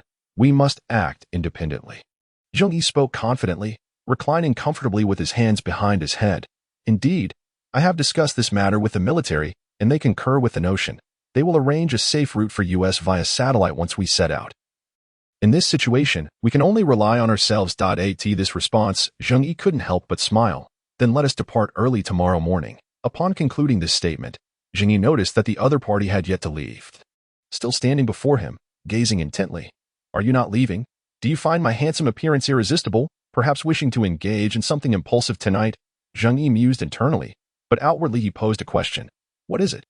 Is there something else? Upon hearing Zheng Yi's inquiry, Zhang Ting sighed, speaking in a tone meant solely for their ears. On our journey to evacuate, we are bound to encounter unforeseen threats. Mr. Zheng Yi, as a citizen of the Federation, I hope you will protect Professor Zhang Yaolin. His existence could ultimately influence humanity's survival in this disaster. At her words, Zheng Yi's eyes widened in surprise. To gain access to the shelter and uncover military information.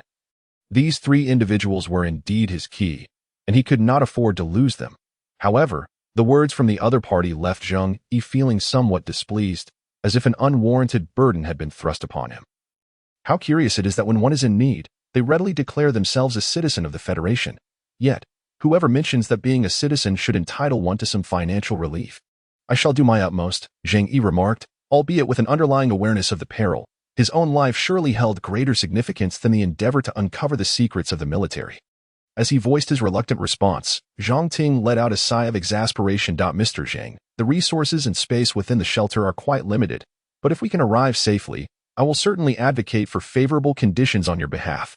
To be frank, Zheng Yi was rather intrigued by Zhang Yaolin, a scientist, and wondered about Zhang Ting's role within the military. However, based on his memories, it seemed female soldiers typically held higher ranks, often being the daughters of high-ranking officials. As I said, I will do my best. After Zheng Yi finished speaking, he fell silent and turned his gaze back to the window. Zhang Ting felt she had said enough and withdrew to her grandfather's side. Observing the frail old man trembling, this woman undeniably possessed a unique charisma, able to comfort those around her. Strong women indeed have a certain allure, Zheng Yi mused, a faint smile gracing his lips. Tonight marked the first day of the catastrophe. He wondered if he would be able to rest well. Chapter 29. Departure to the underground shelter the following day, as the first light of dawn painted the sky.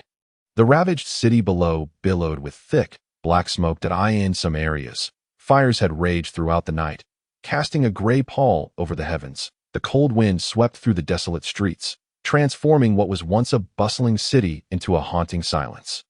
Above, grotesque, malformed birds soared in flocks, occasionally diving down to scavenge for food amidst the ruins. After a day had passed, the streets had grown eerily quiet. Zheng Yi had arrived early at the hospital's top floor. The 82nd level, where the howling wind chilled his face. Yet, his light brown eyes gazed into the distance, pondering a pressing question from the previous day. Where did the zombies predominantly congregate? It seemed the horde was purposefully gathering toward the city's center, which continued to belch forth thick clouds of smoke, likely from hundreds of burning sectors, producing ash and soot that nearly reached the heavens. Zheng Yi's expression turned grave. The mutation of Lin Xiaowei and the grotesque tumor underscored that the virus here was far from the simple notion of mindless zombies or a mere biohazard crisis.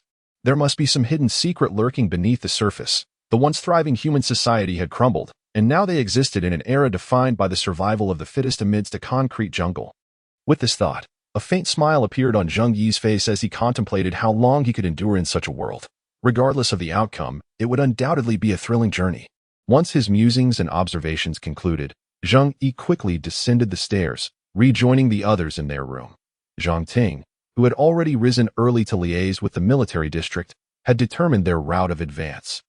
As the four of them convened, there was little conversation, and they swiftly began their descent to the basement parking lot of the hospital, where their mode of transport awaited. The route confirmed?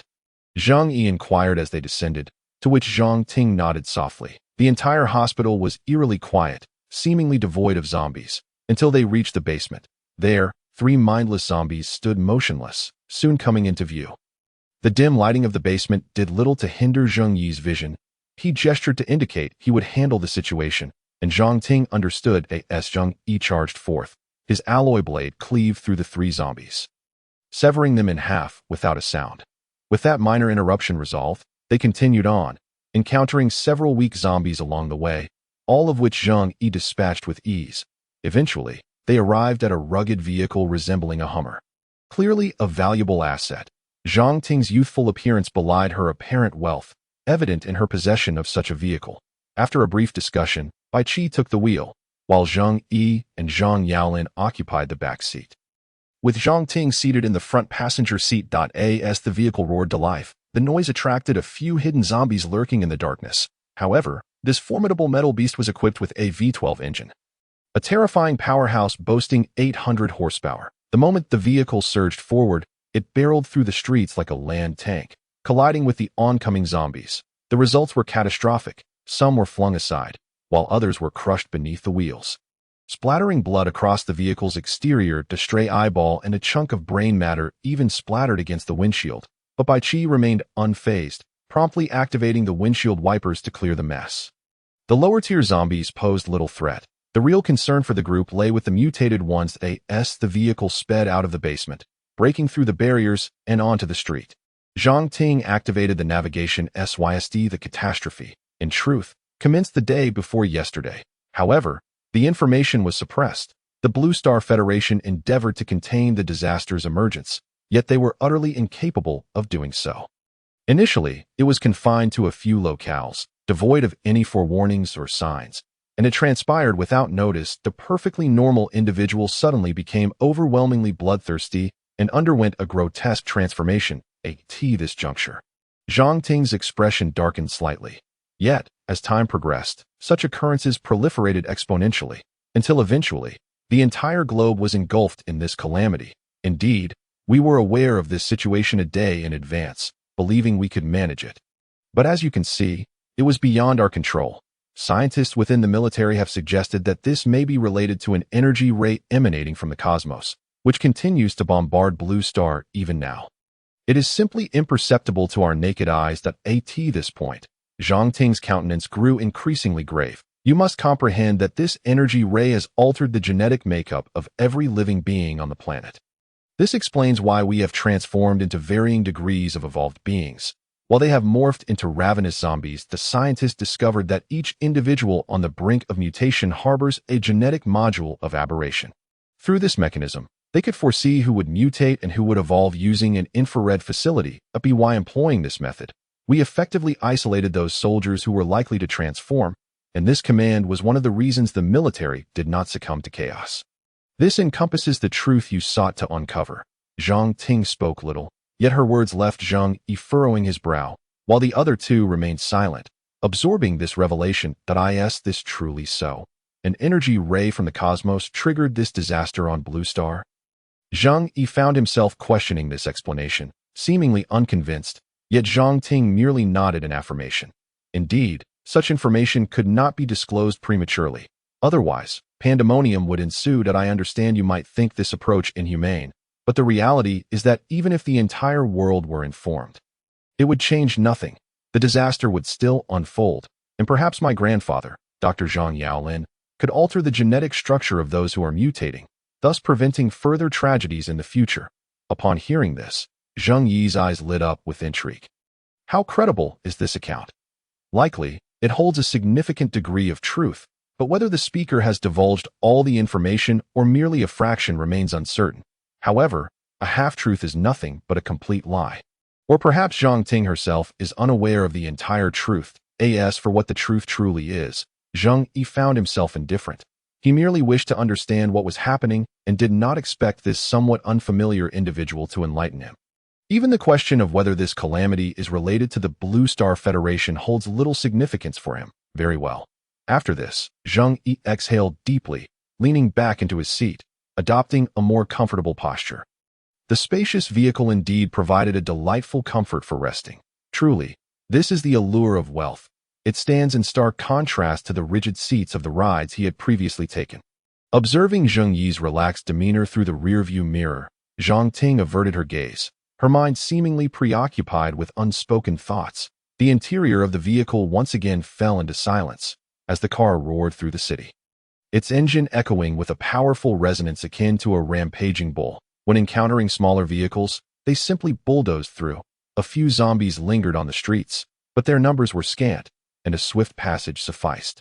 Throughout this ordeal, the windshield wipers never ceased their motion. Bai Qi remained focused on driving, uninterested in idle chatter. Despite being a doctor with a frail physique, he exhibited no signs of fear in the face of such chaos. However, as is often the case, circumstances rarely unfold smoothly as the vehicle advanced. Approximately 100 meters ahead, a horde of mutated zombies swarmed around the second floor of a KFC.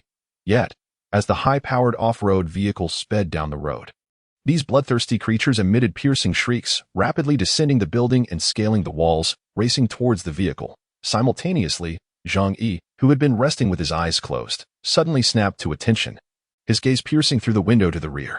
Not far behind, a pack of mutated zombie dogs demonstrated an uncanny ability to leap and climb walls, their forelegs having morphed into insect-like appendages adorned with sharp barbs, exhibiting numerous characteristics reminiscent of insects.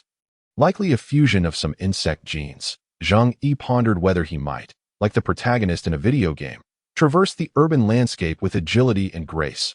Perhaps after devouring certain zombies, he might acquire similar abilities. As he contemplated this, the zombie dogs raced with astonishing speed, seemingly poised to catch up with their vehicle at any moment. Soon, Zhang Ting caught sight of the unfolding scene, her expression darkening. That Mr. Bai Qi. We have mutated entities in pursuit. Upon receiving the alert, Bai Qi glanced into the rearview mirror, witnessing a massive zombie dog, its size akin to that of a bear, sprinting with alarming speed as it neared the vehicle. It leaped into the air, appearing ready to scale the car. Yet, Bai Qi remained unfazed, calmly pressing the accelerator, the romantic growl of the fuel engine resonating as the vehicle surged forward, akin to a raging dinosaur. Propelling itself away from the pursuing creature, the off-road vehicle soared ahead, leaving the zombie dog to leap in vain. Chapter 31. The Unexpected Mutation. Apologies. There were too many vehicles on the road and numerous turns, so I could only manage 80 miles per hour just now, Bai Qi remarked nonchalantly, having just accelerated to 140 miles per hour. How could these lowly mutated zombies possibly keep pace with a vehicle moving at such speed? Perhaps I should drive a bit slower. My old heart can't handle such excitement. Zhang Yaolin, feeling the force of acceleration, nearly succumbed to nausea. At his age, he could hardly endure such thrilling experiences. My apologies, Professor Zhang. I'll slow down, and we shall soon be out of the city. The upcoming roads will be much easier to navigate. The route out of the city lay just ahead. In truth, for everyone, once they exited the urban environment, the sparsely populated national highway would offer a far more manageable journey. Hearing this, the other two breathed a sigh of relief, but Zheng Yi suddenly furrowed his brow. His gaze shifting to the right side of the vehicle, the swift figure burst forth from a nearby shop, charging directly at the vehicle. Zheng Yi's pupils constricted sharply. Then, with a violent crash, the 3-ton vehicle was violently hurled into the air, spinning uncontrollably on the ground before ultimately rolling onto its side. Fortunately, the vehicle's robust construction held firm. After multiple rolls, it remained intact, and the A-pillars had not fractured. Yet, the 3 occupants were left disoriented and bewildered, struggling to comprehend the situation which just happened. The physically strongest among them, Zhang Ting, struggled to raise her body, delivering a powerful kick that shattered the passenger side window, clambering out while gasping for breath. Blood streamed from her forehead, dampening half of her hair. Emerging from the wreckage, she was still trying to grasp the unfolding chaos, a consequence of neglecting to fasten her seatbelt. Fortunately, the quality of the glass had spared her from being ejected. Just as she began to process the situation, a surge of danger washed over her. Looking up, she saw several tendrils lashing towards her, ensnaring her right arm. Before she could fully comprehend the gravity of her predicament, the sharp tips of the tendrils had already pierced her skin in an instant. A searing pain engulfed her, and she let out a heart-wrenching scream. Turning her gaze to the right, there stood a towering figure. Approximately 2.3 meters tall, robust, and formidable, akin to an iron tower. Observing her from a distance, its left arm was a massive muscular appendage, reminiscent of a beast, while its head resembled a colossal T-shape. Topped with two crimson eyes, devoid of a nose or ears, only a gaping maw that resembled a meat grinder. Dark, matted hair sprouted from its neck, resembling a lion's mane, while its right arm had transformed into a mass of intertwining tendrils. Akin to the roots of a banyan tree, these tendrils were currently embedded in Zhang Ting's arm, burrowing deeper into her body, and she could feel the agonizing sensation of the creature attempting to parasitize her. "No, please, no." Zhang Ting cried out in desperation, fully aware of the implications of this sensation. After all, she had spent the entire afternoon with Zhang Yaolin, acquiring a wealth of information about these mutated zombies. However, the creature tightened its grip, lifting her effortlessly into the air, as it prepared to continue its parasitic invasion. Suddenly, a dark shadow lunged forward, and Zheng Yi, wielding a metallic blade, raised his weapon without the slightest hesitation. Executing a swift and decisive strike, the target of this lethal blow was none other than Zhang Ting's right arm. The smooth incision brutally tore apart her shoulder, and the arm that had been pierced by the creature's tentacle was mercilessly severed.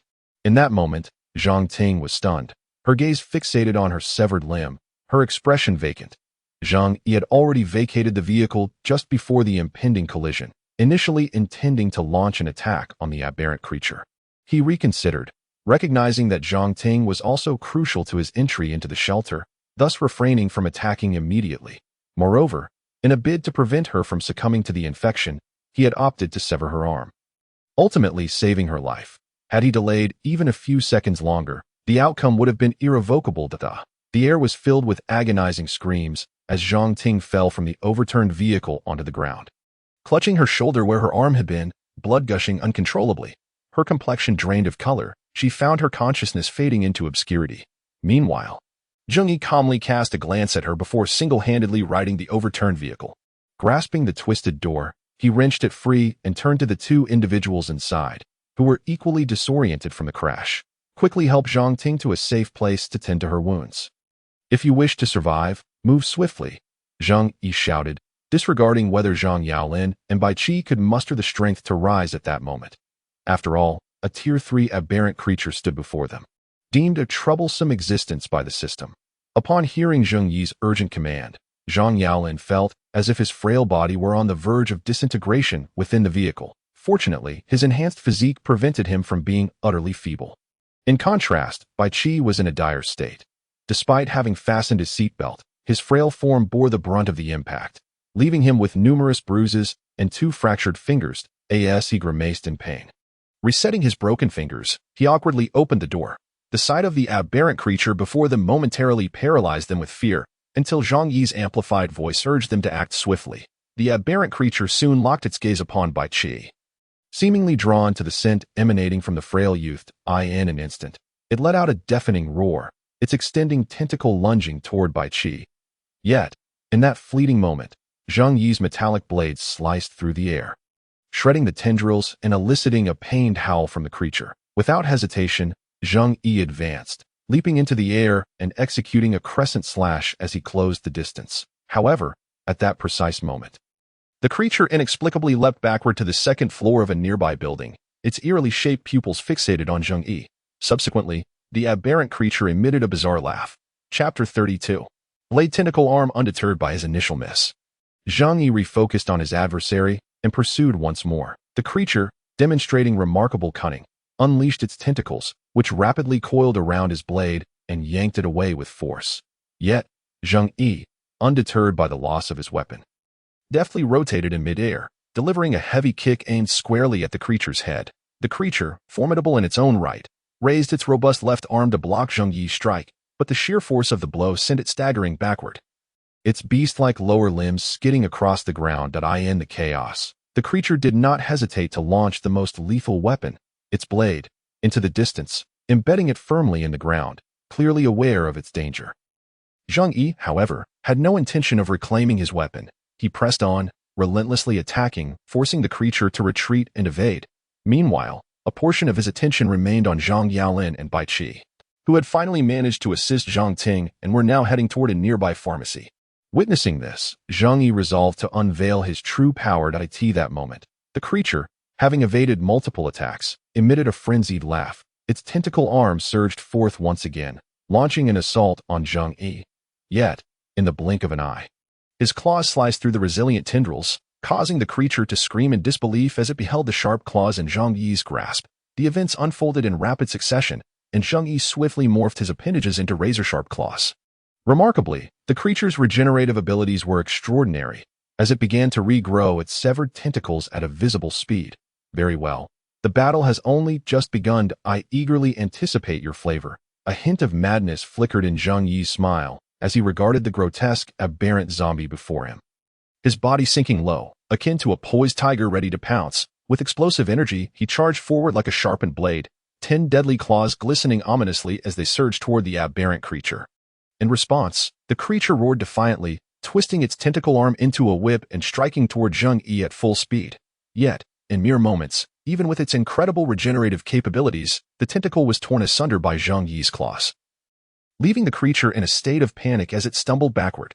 Zheng Yi, in a wild frenzy, closed the distance, his expression a blend of manic delight and primal hunger. With a swift thrust, his claws pierced through the creature's body, exiting from its back, and he hefted it aloft before hurling it with tremendous force. The creature crashed through a glass wall, rolling helplessly into a shop, where it let out a heart-wrenching scream. Although its tentacle arms regenerated at an astonishing rate, Zheng Yi wasted no time. He advanced with relentless fury, ready to strike again. The creature attempted to resist, but as it raised its arm, Zheng Yi's claws descended in a massive X-shaped slash, tearing open a gaping wound in its chest. The gruesome injury was so severe that even the rigid bones within were shattered, and thick intestines spilled forth, creating a grotesque scene. With remarkable speed, Zheng Yi unleashed a frenzied thrust into the creature's chin, piercing through its grotesque head, and, with a powerful tug, he tore its visage apart. The blood-soaked battle plunged Zheng Yi into a state of absolute frenzy, igniting a thrill within him akin to awakening a beast that had long lain dormant. This madness, this savagery, was far more exhilarating than anything he had experienced in his previous life. All right, it's time to accelerate the conclusion of this encounter. Faced with the dismembered creature, Zheng Yi severed its neck with his claws, then plunged his hand into the gaping wound in its chest. With a fierce twist, he shattered its heart. Observing the creature's resistance dwindling to nearly zero, Zheng Yi unhesitatingly activated his devouring ability. Dark crimson tendrils surged from his chest, enveloping the creature's body. Despite its lingering strength to resist, which ultimately proved futile, the nutrients provided by this aberrant zombie were plentiful, and as Zheng Yi shifted his gaze to his left arm, dark red tendrils began to reshape it into an arm resembling a multitude of resilient, coiled tendrils, adorned with sharp barbs that appeared to integrate the creature's tentacle abilities with those of other zombies Zheng Yi had devoured. Blade tentacle form. Unlocked. Upon acquiring the blade tentacle form, Zheng Yi experimentally swung his arm, the agile tendrils striking a nearby wall with tremendous force, causing the entire structure to crumble under the impact. The destructive power was astonishing. Such tendrils could easily reduce a Tier 1 zombie to mere pulp, providing an excellent medium-range attack method. Zheng Yi swiftly reverted his arms back to their normal human form, though the repeated transformations had rendered his sleeves tattered and his body soiled with various viscous liquids. While his devouring ability could cleanse most of the grime, it could not remove the stains embedded in his clothing. At a glance, he resembled a beggar, yet Zheng Yi remained unconcerned.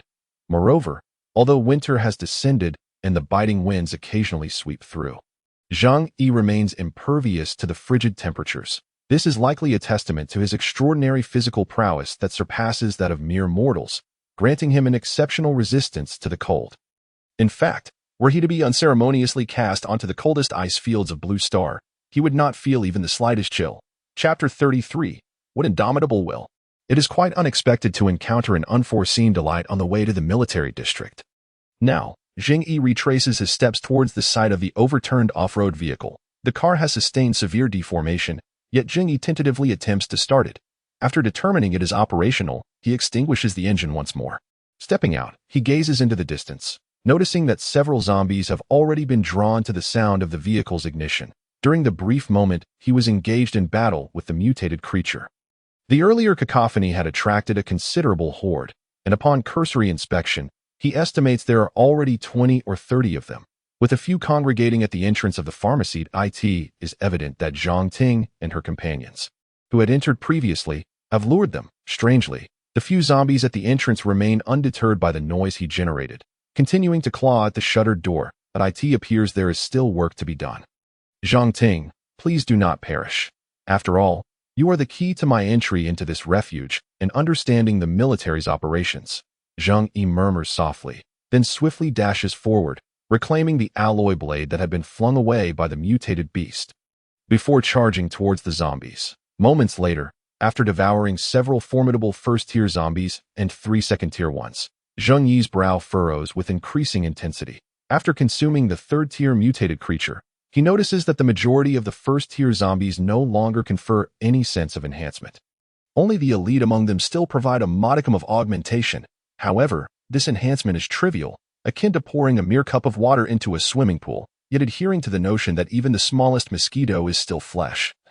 Zheng Yi consumes every zombie that offers any enhancement. Having completed this task, he surveys his surroundings to confirm the absence of other zombies before turning his attention back to the pharmacy, particularly the locked rolling shutter door. Without hesitation, Zheng Yi strikes twice, cleaving a cross-shaped opening, then pushes the metal aside and enters the pharmacy. Not far within, he hears the faint sound of rustling, and upon noticing the blood pooling on the floor, he strides forward. It does not take long before he arrives at the innermost part of the pharmacy. The lights are on, and Zhang Ting is aiming a gun at Zheng Yi, who has just appeared around the corner. Only upon recognizing him does she lower her weapon weakly, as if deflating like a punctured balloon. Zhang Yaolin and Bai Qi have already cleaned her severed arm wound with medical solutions and wrapped her entire body as though she were a Zhongzi. Incredibly, Zhang Ting, who had nearly succumbed moments ago, manages to remain conscious, even lifting her weapon post-dressing. This is undoubtedly due to the successful hemostasis, the administration of medication by the 2 doctors, her inherently strong will forged through training, and, most importantly, her identity as an evolved individual. While the vitality of a second-tier enhancer does not rival that of a second-tier zombie, it far exceeds that of ordinary animals. The 2 men, initially holding their breath, finally exhale when they see Zheng Yi alive. It is truly a relief to see you are still among the living. Of course, there is no need for excessive gratitude for my assistance. Zheng Yi, supporting his blade with one hand, leans against the wall and smiles. However, Zhang Ting's expression is grave as she glances at her missing right arm, falling into a contemplative silence. Finally, she utters, "Thank you." Her voice weak, she understands all too well how rapidly this parasitic infection can spread. Had Zheng Yi delayed even a moment longer, her fate might have been sealed. Upon hearing her gratitude, Zheng Yi smiles faintly, acknowledging that at least this individual possesses a conscience and intellect, unlike the imbeciles in novels who would bemoan the loss of a limb despite being saved. What about the infected outside and that tentacled creature? Bai Qi inquires, still concerned. He glances at Zheng Yi's tattered clothing, noting the absence of any visible wounds, and cannot help but wonder just how formidable Zheng Yi truly is, given that he bears no injuries whatsoever. Oh, that tentacled creature fled after I severed its vile appendage. I did not pursue it, and as for the zombies drawn in by the commotion afterward, I dispatched them all, Zheng Yi replies nonchalantly, his smile eliciting a gulp from the others. All of them, in such a short span of time? How incredibly fierce you must be. You are not perhaps the Hulk, are you? Zhang Yaolin exclaims, swallowing hard and speaking with a hint of fervor.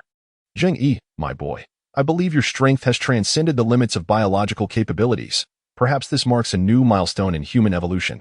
Zheng Yi chuckles at the old professor's enthusiasm. By the way, can we still move? I just tested the vehicle outside, and it appears functional. Currently, there should be no zombies in the vicinity, but if we delay, we cannot predict what may gather. Zheng Yi is indeed pressed for time. Yet Bai Qi furrows his brow. No, we have only just managed to stitch her blood vessels. If we jostle on the road now, they might reopen. We must rest for a while to allow her wounds to scab over. Observing Zhang Ting's bandaged arm resembling a large white bun, Zheng Yi raises an eyebrow. However, Zhang Ting firmly asserts, no, there is no time to waste. Every second spent here increases our danger. Furthermore, this is merely a temporary dressing. The civilian coagulants in the pharmacy are subpar. Though my enhanced constitution has allowed me to endure 3 times the dosage, I still feel it insufficient. I require a skilled military medic to properly treat my injuries. Therefore, we must set off at once.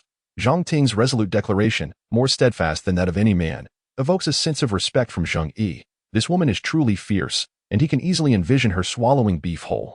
Ting, you cannot force this. What if your wound reopens? Zhang Yelin protests, unable to bear seeing his granddaughter in such a state, yet she remains unwavering. Grandfather, my mind is made up. We must leave immediately. At this. Zhang Ting rises unassisted, her determination striking Zheng Yi as he gasps in awe. What remarkable fortitude! If it were he who had lost an arm. Zheng Yi ponders for a moment. Surely it would regenerate, allowing him to continue thriving and singing. However, to be honest, Zheng Yi has yet to fully comprehend the extent of his own vitality. This is largely due to the fact that, aside from encountering his ex-girlfriend, who was a fifth-tier life form, he has not yet faced an adversary capable of pushing him to his limits. Nevertheless, judging by his rapid regeneration of neck wounds, it stands to reason that his healing abilities are extraordinarily remarkable. Were he still within a human body, Zheng Yi muses, losing an arm would likely render him bedridden with pain. Chapter 34. A sanctuary beneath the valley? Impressive. Then let us be off. With no further words. A man's expression of admiration is laden with unspoken respect. Zhang Ting, hearing this, can only muster a weary smile as she drags herself forward. Bai Qi and Zhang Yelin hasten to support her, while Zheng Yi, seemingly unbothered, strides into the street, where he spots several zombies in the distance. However, they appear sluggish, and he finds no motivation to engage them. The four quickly board the vehicle, and as Bai Qi starts the engine and drives forward, he maintains a slow pace until Zhang Ting urges him to accelerate. Only then does he press the gas pedal, sending the vehicle racing ahead. In that moment, an eerie silence envelopes the car. Zhang Ting leans against her seat, having learned her lesson this time, and secures her seatbelt. The other two men, too preoccupied to attend to their own wounds, sit in disarray, the cold wind rushing through the shattered windows into the cabin. Zheng Yi sits on the side devoid of a door, calmly relishing the howling wind. Before long, they exit the city and make their way onto an elevated bridge. The winter sun offers little warmth, and the sky appears cold and desolate. As he gazes into the distance, Zheng Yi observes the low houses and the swiftly retreating trees, prompting a wave of nostalgia. It seems ages since his former self had last left the city, often consumed in the pursuit of wealth. Little did he expect to depart today, until his gaze shifts skyward, where he spots a mass of dark clouds. His expression grows grave, for those are no mere clouds. As his pupils narrow and focus, Zheng Yi clearly discerns the densely packed flocks of mutated zombie birds soaring toward the food-rich city from several kilometers away. Do zombies consume other zombies? Zheng Yi contemplates, concluding that they likely do, as even the most mindless of them, when ravenous, would not hesitate to devour their own flesh. However, this only serves to weaken him further. The food chain has been irrevocably altered, and Zheng Yi finds himself pondering the nature of the future. Perhaps these creatures will evolve into even more bizarre forms. With his hands clasped behind his head, he leans back comfortably, contemplating that amidst the mutations of the infected, the future may unfold in fascinating ways. Alternatively, it is also conceivable that humanity's resistance could lead to the complete eradication of the undead. Yet, the ultimate conclusion of this tale remains shrouded in uncertainty. In the afternoon, the dilapidated off-road vehicle, half in ruins, continues to speed along the highway. Originally a 60-kilometer stretch, under the guidance of the military, it has extended by an additional 30 kilometers. Ultimately, it finds itself deep within a secluded ravine. Devoid of even a single zombie, the landscape stark and barren, with scant vegetation. As the vehicle progresses, Zheng Yi catches sight of a formidable wall, approximately 3 meters high, constructed of concrete. The wall is adorned with sharp barbed wire, and the buildings behind it are modest, standing only 1 or 2 stories tall, resembling a factory at first glance, were it not for the armed soldiers stationed in the watchtowers on either side. Zheng Yi might have questioned whether he had ventured to the wrong location. The establishment of a refuge in such an isolated ravine is indeed unexpected. Who would construct a sanctuary in such a remote area? The nearest town is several kilometers away, and it is unlikely that many would venture here. However, upon witnessing this scene, Bai Qi cannot suppress his joy, and Zhang Yalin's delight is equally evident. We've arrived. We've finally made it, he exclaims with exuberance. After hours of braving the biting wind, the group has at last reached their destination. Meanwhile, Zhang Ting, pale and drenched in cold sweat, has succumbed to unconsciousness, her condition exacerbated by the chilling gusts. This sight sends Zhang Yaolin into a panic, prompting him to shout urgently as the military sentinels finally swing open the heavy gates. Several fully armed soldiers emerge, Zheng Yi observes their complete attire. Every inch of their skin concealed, and he feels a disquieting impression that they are more inclined to suspect infection than to offer salvation. Perhaps the soldiers of the Blue Star Federation differ significantly from those he knew in his previous life. I am Zhang Yaolin, and this injured individual is Zhang Ting, a captain in need of immediate medical attention. Upon hearing Zhang Yaolin's frantic call, the soldiers hasten towards them. After assessing Zhang Ting's pallid visage, they swiftly activate their communication devices to contact headquarters. Identity confirmed. Captain Zhang Ting. Understood. Medical personnel are being dispatched. Within half a minute, a military vehicle emerges swiftly, and several soldiers leap from it, promptly placing Zhang Ting on a stretcher and whisking her away. Zheng Yi stands in shock, astounded that this girl, seemingly in her early 20s and perhaps even younger than himself, holds the rank of captain. Once Zhang Ting has been taken away, the armed soldiers refocus their attention on the group. Are you Zhang Yaolin? Is this Zhang Yuan sure? And who is this? The soldier's gaze shifts to Bai Qi, clearly unfamiliar with him. This is my assistant. I require his assistance for the upcoming series of experiments. Zhang Yaolin responds directly. The soldiers exchange glances before turning their attention to Zheng Yi and him. The demeanor of these Federation soldiers strikes Zheng Yi as somewhat peculiar, yet lacking previous exposure to their kind. He remains silent. He awaits Zhang Yaolin's response. He is also my assistant. May we enter? It is rather cold outside.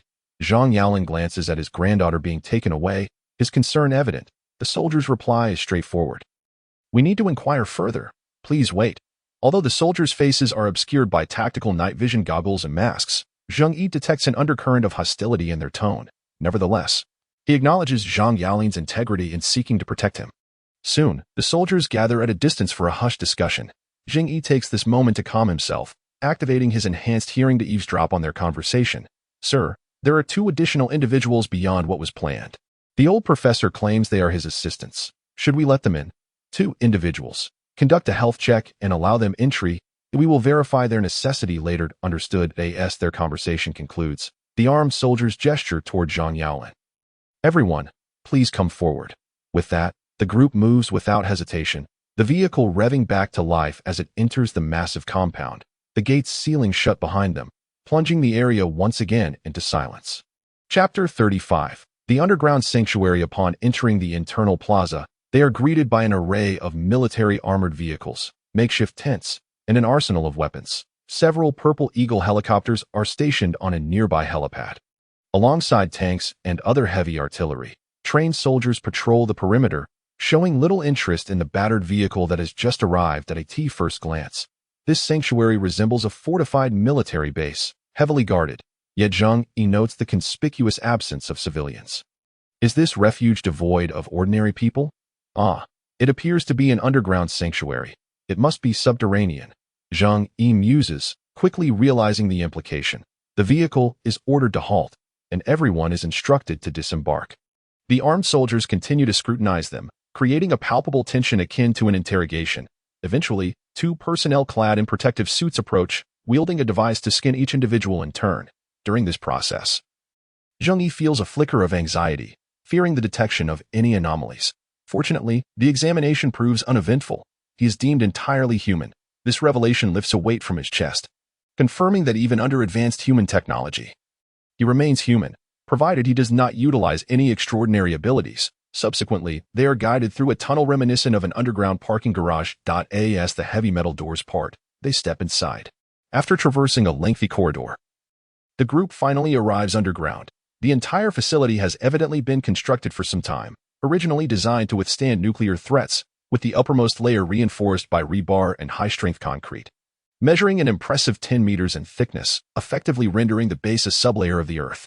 The sanctuary consists of 3 levels, covering approximately 800 acres, categorizing it as a large refuge. Zheng Yi and the others are escorted to the first level, which comprises their operational area, including dormitories, warehouses, and small factories. The second level appears to house temporary military command and vital research labs, accessible only to those with the appropriate clearance. For the third level, Zheng Yi remains in the dark, as the staff member informing him seems equally uninformed about its purpose. Zheng Yi and Bai Qi are assigned to a compact room. Though small, it is well equipped and accommodates to the facility boasts a sufficient water supply system, even allowing for individual showers. thanks to a natural reservoir located on the hillside. Coupled with a filtration system ensuring ample water resources, this unexpected comfort surprises Zheng Yi, albeit he wonders if any zombies might be soaking in the reservoir. However, given the enhanced physical capabilities of the populace, it seems unlikely that one would be affected by the parasitic flesh of the mutated undead, provided they avoid direct contact, while only able to fill a single bucket of hot water. It suffices for a refreshing wash. In summary, the conditions here surpass his previous expectations dramatically, according to the apocalyptic novels he had read in his past life. Temporary military organized sanctuaries were typically characterized by ordinary civilians struggling for sustenance, forced to endure the elements. Moreover, this refuge offers a new set of black uniforms, while the old garments were stripped away and incinerated. After freshening up, Zheng Yi appears revitalized, showcasing his inherent charm. Zhang Yaolin is promptly escorted to the second level, while Zheng Yi, in the first level, quietly makes his way to the main hall, where he encounters a few others clad in the same black attire, though their numbers are few, engaging his social skills. He strikes up conversations, seeking information before returning to the assigned double room, where he finds himself deep in thought. Though not explicitly stated, it becomes apparent that those like him, non-soldiers, are predominantly industrial specialists or military relatives. In essence, there exists no common populace. Thus, to speak strictly, the true purpose of this shelter for refuge is self-evident. Nevertheless, the specially arranged rooms are indeed quite commendable. After a moment's contemplation, Zheng Yi offered a faint smile, recognizing that if these accommodations were intended for refugees, it would be inconceivable to allocate such splendid quarters to them. Likely, they are designated for the settlement of technical personnel and key figures capable of contributing to post-disaster reconstruction. The notion of privilege in such matters is of little consequence, for it bears no relevance to his own circumstances. However, Zheng Yi has gained a rough understanding of the military's current capabilities. Their supply of firearms is ample. Even in the face of a horde of tens of thousands of the undead, Zheng Yi feels assured that this shelter could withstand the onslaught with ease. Moreover, with the gate sealed above, this concrete fortress could resist even a nuclear strike, rendering it impervious to the intrusion of zombies. Yet, he noticed the absence of the robots he had anticipated, particularly after his encounter with the formidable Black Armor 3000 in the hospital yesterday, which had left a lasting impression on him. Perhaps such machines, even if mass-produced, would not be prevalent in abundance, leading to the continued reliance on human soldiers for combat. After this brief contemplation, Zheng Yi reclined upon the bunk beds, closing his eyes in quiet repose. According to Zhang Ting's account, the Blue Star Federation had received information about the impending disaster a day in advance but chose not to disseminate this information. While such an action may lack humanity, it is understandable. Releasing such news without any preventive measures would serve only to incite chaos without offering any tangible benefit. However, Zheng Yi recalls her mentioning that this military unit had been ordered to activate the shelter. Yet he wonders if matters are truly as simple as they appear. As he pondered, Bai Qi was seized by a fit of severe coughing. Zheng Yi cast a fleeting glance at him, observing the trembling hand that retrieved a bottle of medication, and watched as he swallowed 2 pills in silence. With the entrance of the medication into his system, Bai Qi's condition seemed to improve somewhat. What do you think are the odds of creating a drug utilizing the virus that could facilitate human evolution and applying it to yourself? Zheng Yi inquired suddenly, aware that Bai Qi was a student of Zhang Yaolin and afflicted with a terminal illness. Although he had become an evolved being of the new era, his enhancements were rather feeble, compounded by the effects of his original ailment, rendering him even weaker than an ordinary individual. I do not know. It is currently only a matter of discussion, and it may very well be impossible, yet I am willing to try, Bai Qi replied with a smile, perhaps shaped by the despair he had endured, always appearing rather optimistic. Hearing this, Zheng Yi fell into silence, eventually breaking it with a sudden query, how much time do you have left, in the best-case scenario, that is? Zheng Yi could discern Bai Qi's deteriorating health. As a physician, he possessed a degree of understanding, prompting his inquiry. Perhaps 3 months more.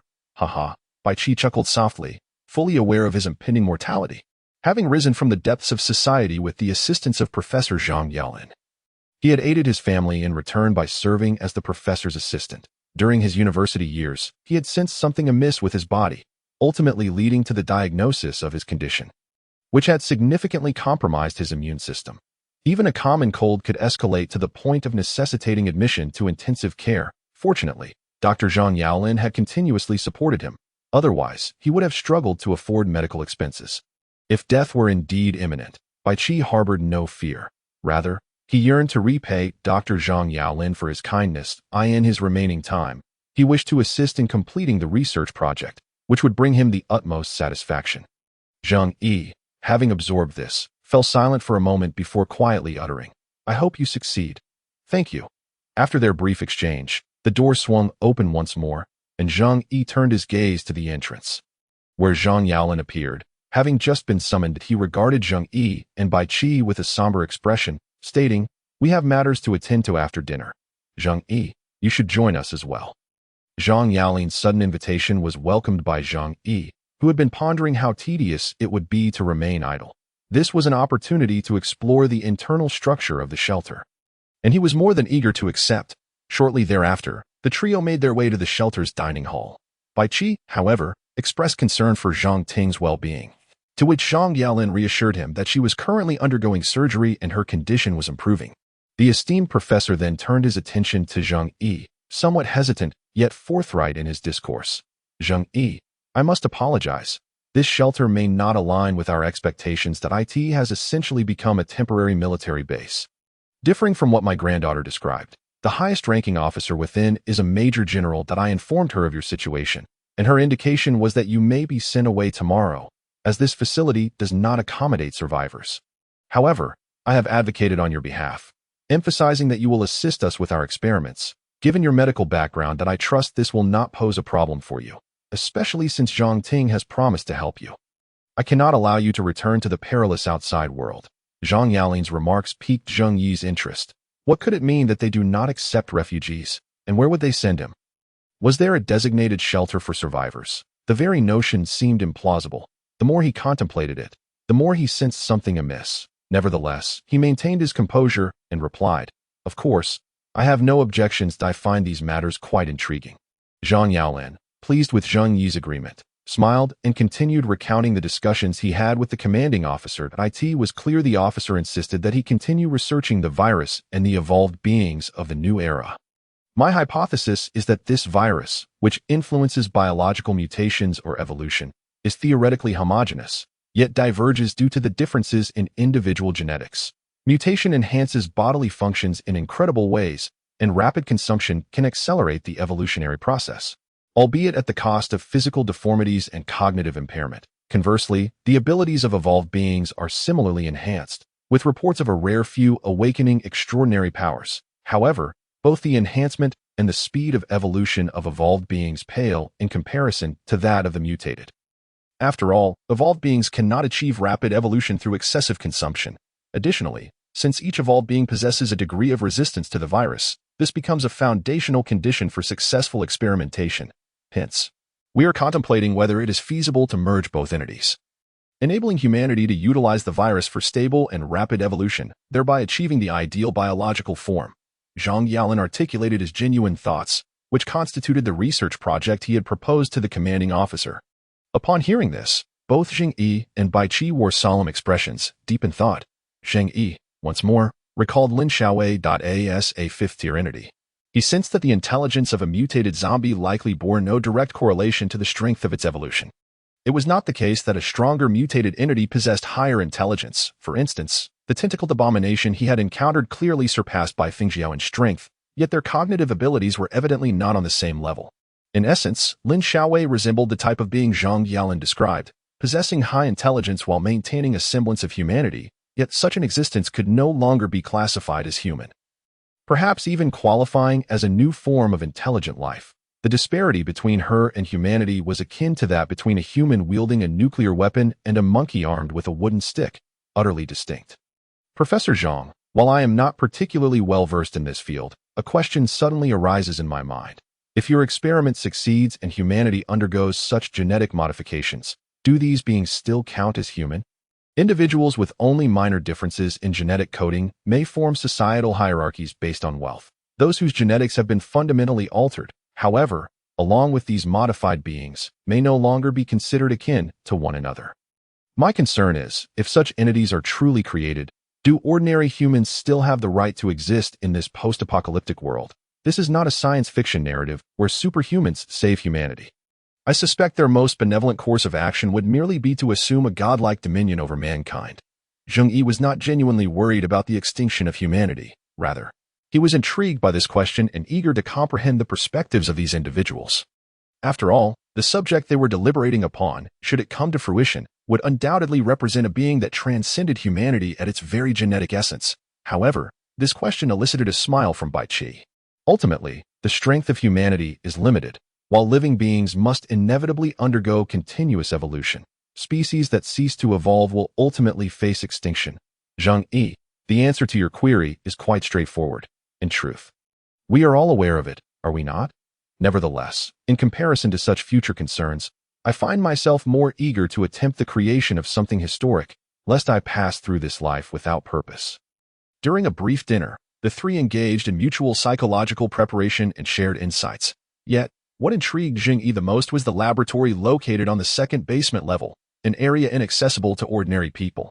After tonight, he would be able to infiltrate it and gather intel. 3 days swiftly passed. The external temperature grew increasingly frigid, and the once bustling world became eerily desolate in a matter of days, with the city devolving into a paradise for mutated zombies. However, within the fortified sanctuary, everything remained tranquil as spring, safeguarded by overwhelming military might, with no zombies able to approach the refuge. Strangely, in the previously desolate surroundings of the sanctuary, numerous mutated zombies had appeared over the past 2 days. Fortunately, the military swiftly identified and eliminated these threats. Meanwhile, Zheng Yi had been working in the underground second basement for 3 days. In this area, many places were off-limits, and they primarily occupied a laboratory, continuously dissecting zombies and conducting various studies.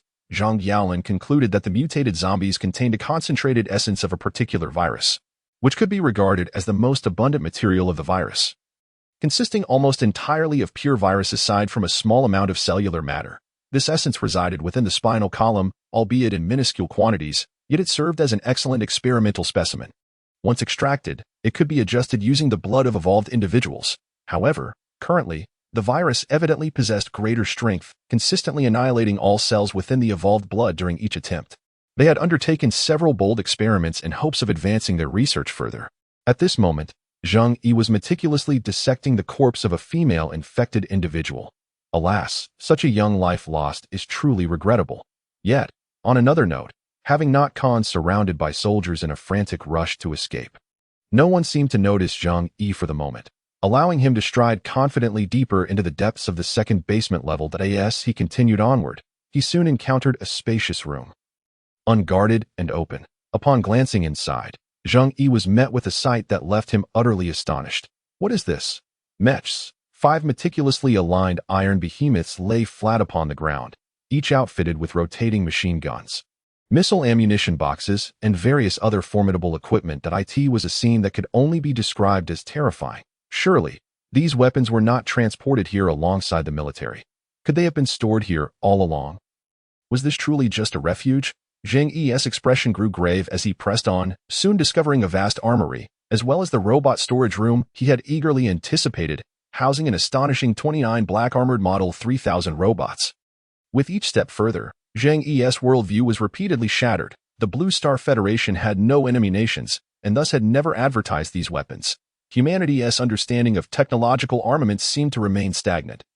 Frozen in time for decades, Zheng Yi felt as though he had traversed into a sci-fi realm, even spotting weaponry akin to laser cannons in some of the armories, along with an array of drones and robotic dogs. As he advanced, he eventually stumbled upon a service elevator, but the electronic door was firmly locked, requiring a card to access the third basement level. Zheng Yi touched the metallic door, realizing that it could likely be sliced open with claws. But such an action would undoubtedly invite more trouble. That he certainly did not believe his abilities would allow him to navigate freely within this underground base brimming with mechs, robots, and armed soldiers. At that moment, however, he sensed something amiss and turned to look behind him. That a tall woman clad in a military coat approached him, her silver short hair framing a finely chiseled face with an oval visage. Striding towards him in high-heeled combat boots, her eyes held a sharpness that resembled that of a predatory beast, her skin a deep tan, exuding an air of coldness. Who are you? Why are you here? Are you not aware that this place is a forbidden zone for someone of your status? The woman immediately interrogated Zheng Yi, who had not anticipated encountering anyone so soon after his arrival. I was looking for a restroom and accidentally wandered in here. I'm an assistant to Dr. Zheng Yi. Apologies for the intrusion, Zheng Yi replied, scratching his head in a feeble attempt to feign ignorance. Hoping to escape the situation, just moments ago, he had also scanned the woman's basic information. Name, Lang Rushuang. Life level, surface tier 2, description, fragile evolved human. True to her name. Lang Rushuang was as cold as frost, yet she belonged to the surface tier 2 category of life. Zheng Yi had spent 3 days here and had scarcely seen any soldiers of that caliber. Most were still at the surface tier 1 level. Lang Rushuang fixed her unwavering gaze on Zheng Yi, who felt increasingly awkward as he scratched his head, wondering if this formidable woman had taken a liking to his good looks. Judging by her attire, she was likely a high-ranking official, and the card displayed on her chest might grant him access to the underground 3rd level if all else failed. Perhaps he could resort to alluring her charm and swindle that card from her. Chapter 39. Valkyrie's 3rd basement. With that thought in mind, Zheng Yi cleared his throat strategically and prepared to speak again, only for Lang Rushuang to smile coolly and say, "Do you know, there is a scent permeating the air." A scent? Zheng Yi pondered, taking a moment to discern the various odors wafting through the air. The woman's floral fragrance, the scent of perspiration, tobacco, and burnt metal. With his superhuman sense of smell, Zheng Yi's perception was significantly sharper than that of a grizzly bear. He could detect these scents, but what did this woman mean? "What scent are you referring to?" He responded with a bemused smile, yet Lang Rushuang swiftly drew a large-caliber handgun from her waist and aimed it at him. The weapon resembling a desert eagle, Zheng Yi was momentarily taken aback, instinctively raising his hands. His mind raced, questioning whether this woman intended to intimidate him. How should he respond? Lang Rushuang, however, within that military contingent. A small squad received urgent orders from their superiors to return to the underground base, equipped with heavy weaponry, intending to pursue Zheng Yi in the sub-level 3. Of course, this pursuit was far from straightforward. At this moment, a Black Armor 3000 robot, which had been stored in the warehouse, was activated, emitting a dazzling red light that flickered rapidly. In the next instant, the robot swiftly advanced towards the area where Zheng Yi was headed. Meanwhile, thousands of kilometers away, in another colossal underground base, a hatch door displayed an information alert indicating a 100 status. With a resounding crack, the metallic door opened, revealing Lang Rushuang's tall and bare figure, which was exposed to the air. She nonchalantly stepped out of the sleep chamber and casually grabbed a velvet robe from a nearby cabinet, draping it over herself before comfortably seating herself on a leather sofa. Chapter 40. Is this a biochemical laboratory? After the memory data synchronization was completed, Lang Rushuang had fully grasped the situation within the Valkyrie underground base. However, she was taken aback that the clone had been so brutally dispatched. The final moments of Zheng Yi's hands transforming into claws were vividly etched in her mind. She then swiftly approached a global headquarters communication room, announcing, "An incursion of mutated beings has been detected within the Valkyrie underground base. Please dispatch at least 3 members of the Special Abilities Unit from the nearest military base to the area immediately to neutralize the source of infection and ensure that the experimental subject codenamed Xiang remains contained." End of report. After delivering her message, Lang Rushuang relaxed against her seat, recalling the events that unfolded at the moment the man was executed. How intriguing. It seemed this was not merely a case of infection. A sinister smile crept across her lips as her curiosity about that individual grew. Zheng Yi successfully reached the underground 3rd level, immediately discovering an intricate network of passageways. He systematically disabled the surveillance cameras installed along the corridors.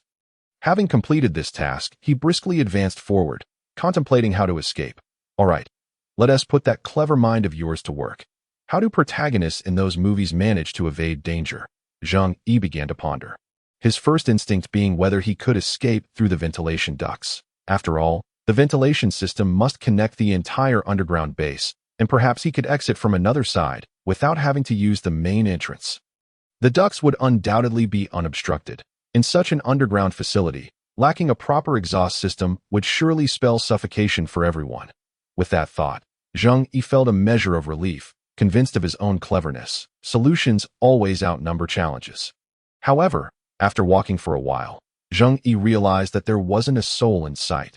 The absence of personnel or soldiers was replaced by an eerie silence. In no wonder the individual who initially warned them against wandering seemed uncertain about what lay on sublevel 3.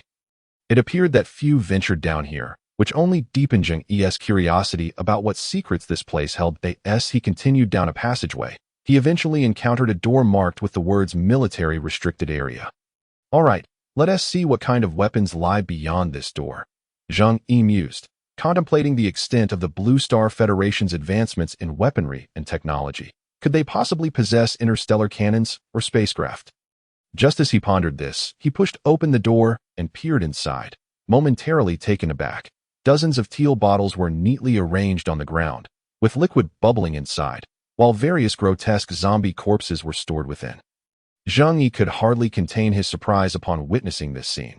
He had never anticipated that the third level of this refuge, a place even most soldiers were unaware of, would house such a multitude of specially preserved zombie remains.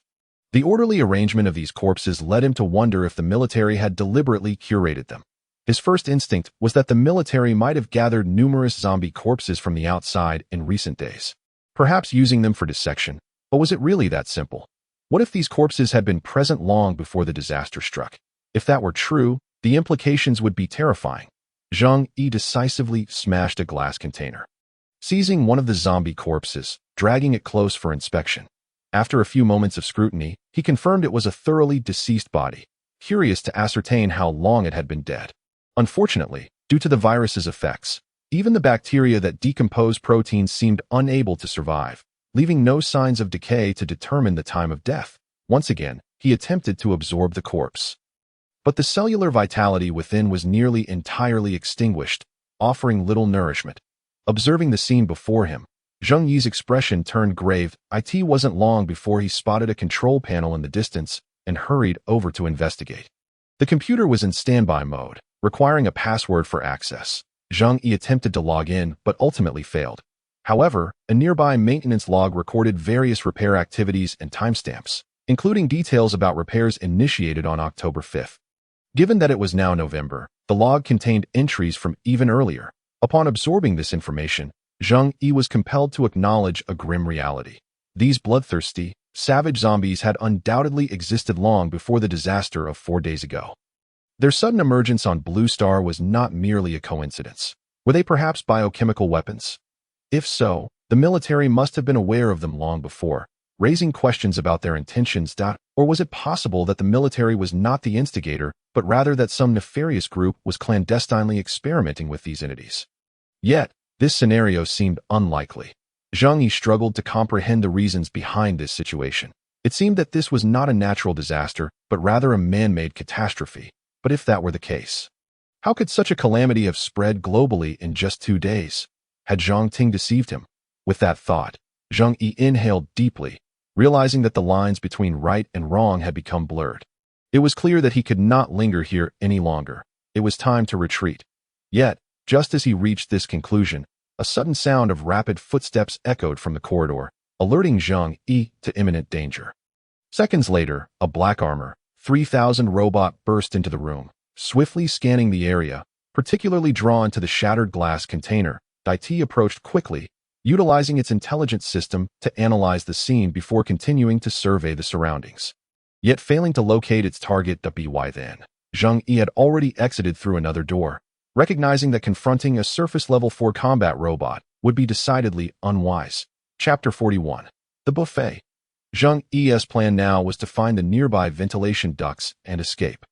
However, just after leaving the room and navigating through the intricate passageways for a short while, he was suddenly drawn to a faint, repugnant odor.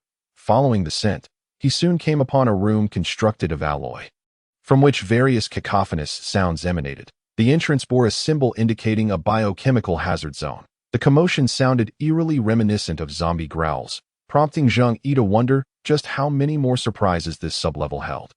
He mused that the alloy door before him was clearly not something he could breach with sheer force. Fortunately, he possessed the access card from the woman named Lung Rushuang. Killing her had indeed proven fortuitous, granting him the freedom to come and go at will. After swiping the access card, the door swung open. Upon entering, he was immediately hit by an overwhelming stench. reminiscent of rotting corpses mixed with months of sewage fermentation. Zheng Yi fought to suppress his gag reflex as he surveyed the surroundings, only to be stunned once more. The room was a chaotic mess, dimly lit, with remnants of consumed corpses scattered across the floor and congealed bloodstains everywhere. To his astonishment, several mutated zombies were chained within this room, restrained by thick iron chains that a cursory glance revealed 10 surface-level 2 zombies and 3 surface-level 3 zombies, with a surface-level 4 zombie at the forefront of the room.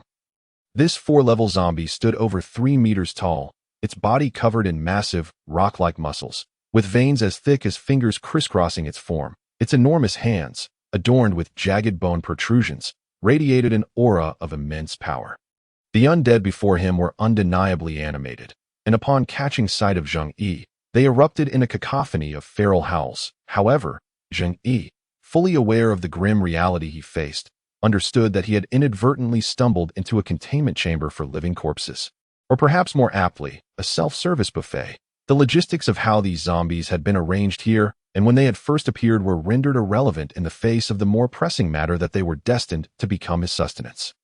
As the heavy metallic door behind him thundered shut once again, Zheng Yi swiftly dismantled the door's control panel with a single clawed swipe, effectively sealing himself within this chamber alongside the horde of zombies.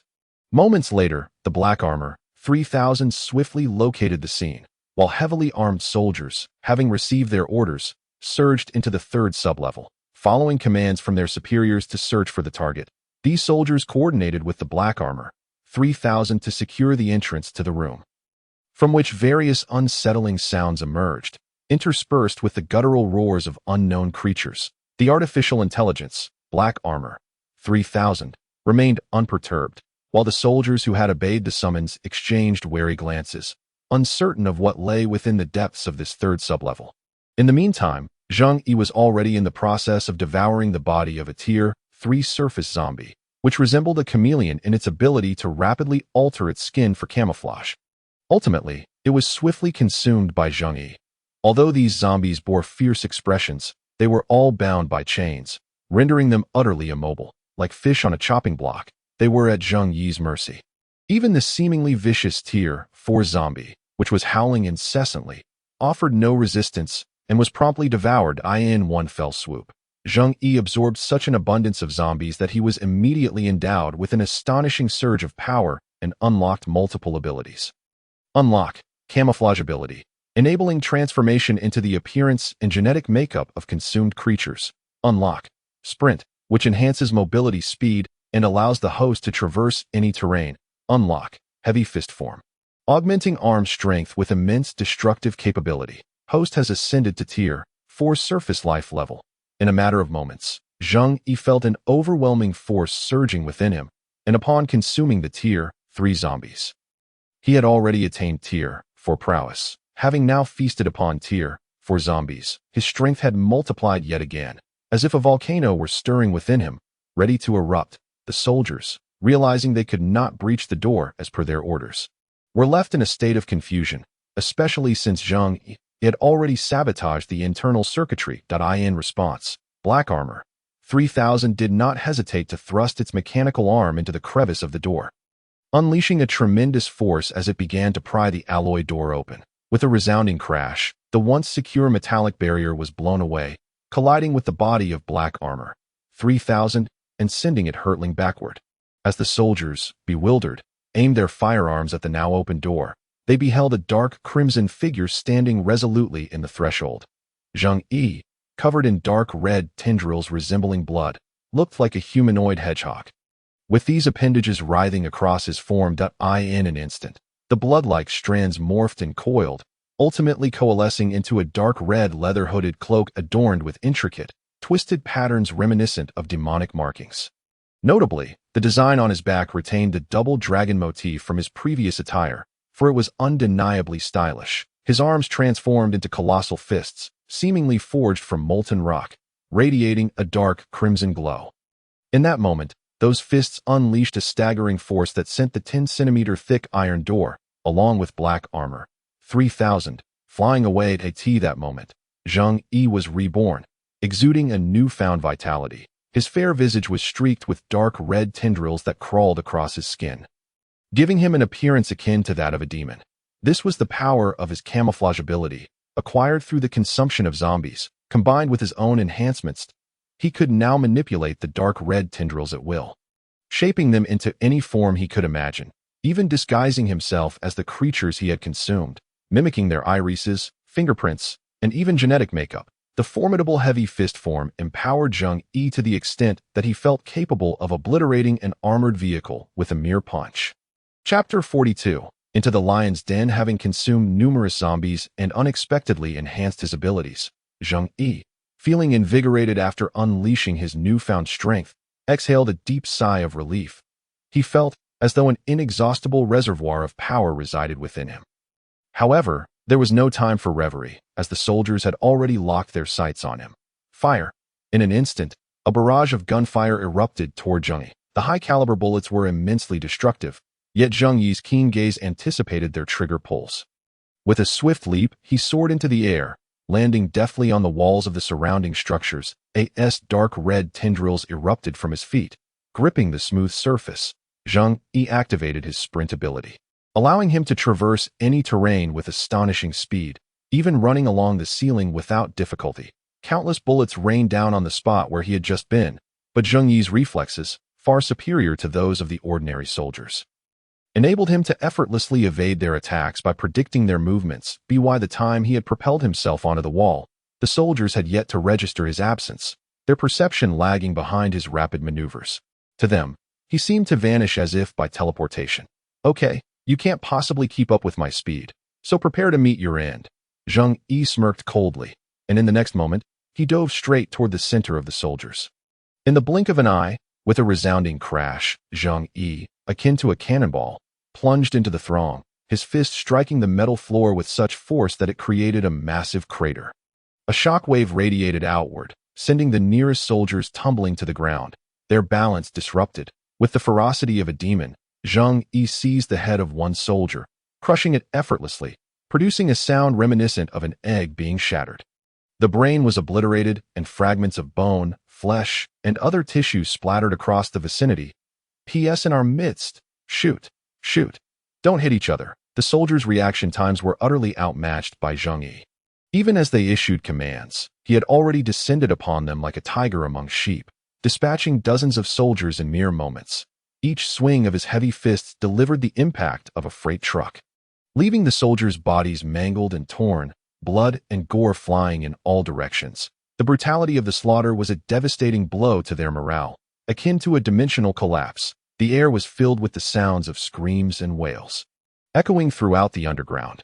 The scene was one of unilateral carnage. Meanwhile, the previously thrown black armor, 3000, swiftly regained its composure, its mechanical eye rapidly scanning the area for Zheng Yi. Upon witnessing the massacre of its fellow soldiers, it immediately activated combat mode, emanating a crimson glow as it drew its alloy blade and charged forward. As Zheng Yi continued to eliminate the remaining soldiers, he noticed the approaching black armor, 3000, and, without hesitation, seized one of the still-firing soldiers, hurling him at the robot with tremendous speed. Black armor, 3000, sensed the impending threat but remained unfazed, effortlessly sidestepping the projectile. The soldier collided with the wall, his body flattening against it like a puddle of mud, and the robot pressed on, brandishing its blade toward Zheng Yi.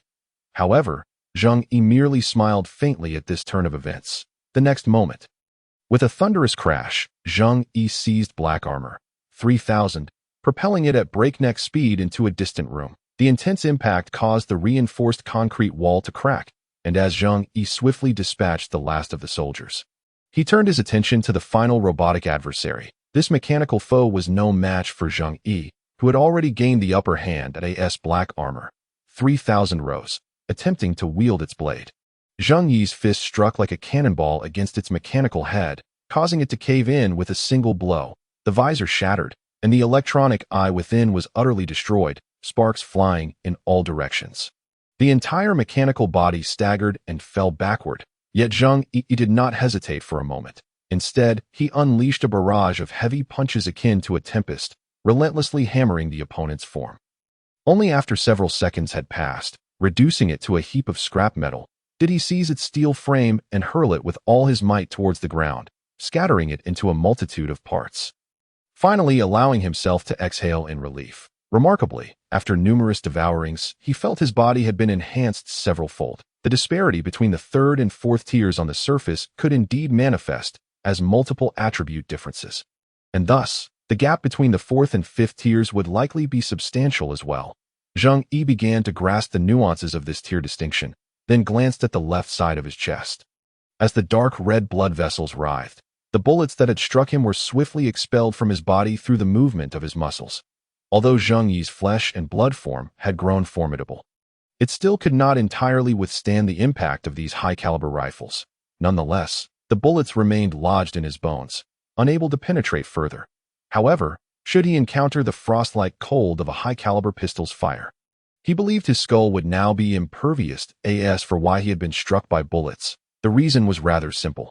After all, so many were firing at him, and no matter how swift he was, he could not outrun the speed of the bullets. The indiscriminate gunfire from these assailants inevitably resulted in friendly fire. Having accomplished all this, Zheng Yi found himself in no hurry to vacate the underground third level. Rather, he was intrigued to discover if anything else worthy of devouring remained. Perhaps there were more of those third and fourth tier zombies that had recently been imprisoned. With this thought in mind, Zheng Yi resolved to search without hesitation, for one cannot catch a tiger cub without entering the tiger's den.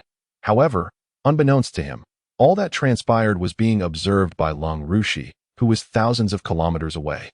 As the supreme authority of this Valkyrie underground base, she found Zheng Yi's existence profoundly intriguing. Thus, without a moment's hesitation, she activated the 28 black armor, 3,000 units stored in the warehouse, intending to deploy them all in pursuit of Zheng Yi. Chapter 43. An existence of extreme danger. Zheng Yi had fully ascertained that this so-called refuge was undeniably a biochemical laboratory. The global virus outbreak had long since been in existence. He had completely lost faith in Zhang Ting's assertions. Whether she had deceived him or was herself oblivious to the truth remained uncertain, yet it was of little consequence. After all, Zheng Yi had never fully trusted her.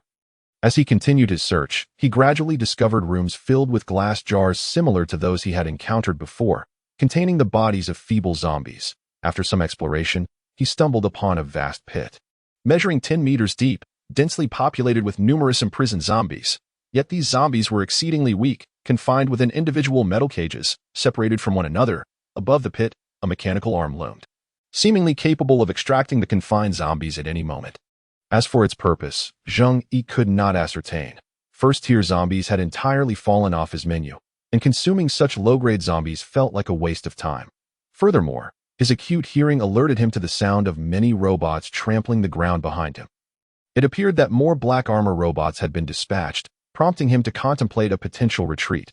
Just then, a feeble, aged voice echoed through the underground laboratory. "Hello there, young brother. Care to come over for a chat?" Suddenly, Zheng Yi heard this frail voice emanating from the depths of the biochemical lab. Was there someone here? His superhuman hearing registered the voice, instilling a sense of curiosity within him as he hurried toward its source. After advancing 200 or 300 meters, Zheng Yi found himself confronted by a shocking scene. A vast, arched space lay before him, its walls lined with cages, each containing densely packed zombies. These zombies, having gone long without sustenance, had become exceedingly weak. With Zheng Yi's arrival, the first zombie let out a roar, triggering a chain reaction that drove the others into a frenzy, desperately reaching their emaciated arms through the bars, yearning to feast upon him. Yet, their frail bodies could not even approach him by the slightest margin. However, what truly astonished him was the figure suspended in the center of this space, bound by thick chains. The chains pierced through multiple joints of this humanoid form, rendering it powerless, and stretched its body taut in midair, resembling a human crucifix. Long, withered white hair cascaded down to its waist, while its skin was riddled with wrinkles. The underlying musculature seemingly devoid of vitality, the bones protruding grotesquely. Perhaps due to prolonged starvation, it appeared almost like a desiccated corpse, with a peculiar metallic spike piercing its chest. At that moment, Zheng Yi was struck by a profound astonishment. He could sense the faint beating of this being's heart. This bound figure was alive. Name, mutated evolutionary entity Su, life level, surface tier 5, significantly weakened due to a frail state. Special abilities, unknown. Description: a formidable existence. Should it regain its peak strength, it would pose an extreme threat. What is going on? Could it be that this world still harbors zombies, and in a mutated evolutionary state at that? I have truly never encountered anything like this. Even in such a weakened state, it possesses Tier 5 strength. Should it fully recover, how powerful would it be? Zheng Yi stood at a distance, his expression grave, contemplating whether devouring this entity would yield a substantial enhancement. Just then, the raspy voice echoed once more. Hey, young brother, how about we strike a deal? Zheng Yi's countenance darkened upon realizing that the voice enticing him was indeed that of Su. To deal? With you? You were shackled here, akin to fish on a chopping block.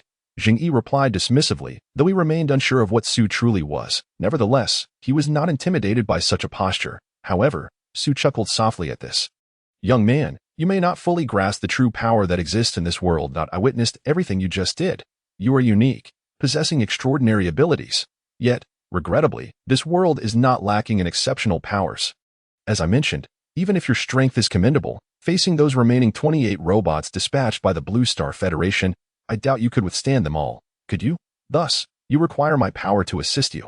Moreover, your intrusion here will inevitably attract even more formidable entities. With your current strength, facing them would be tantamount to certain death. So, if you wish to avoid a fate similar to mine, being imprisoned in this dark abyss and subjected to continuous dismemberment, you will need my help.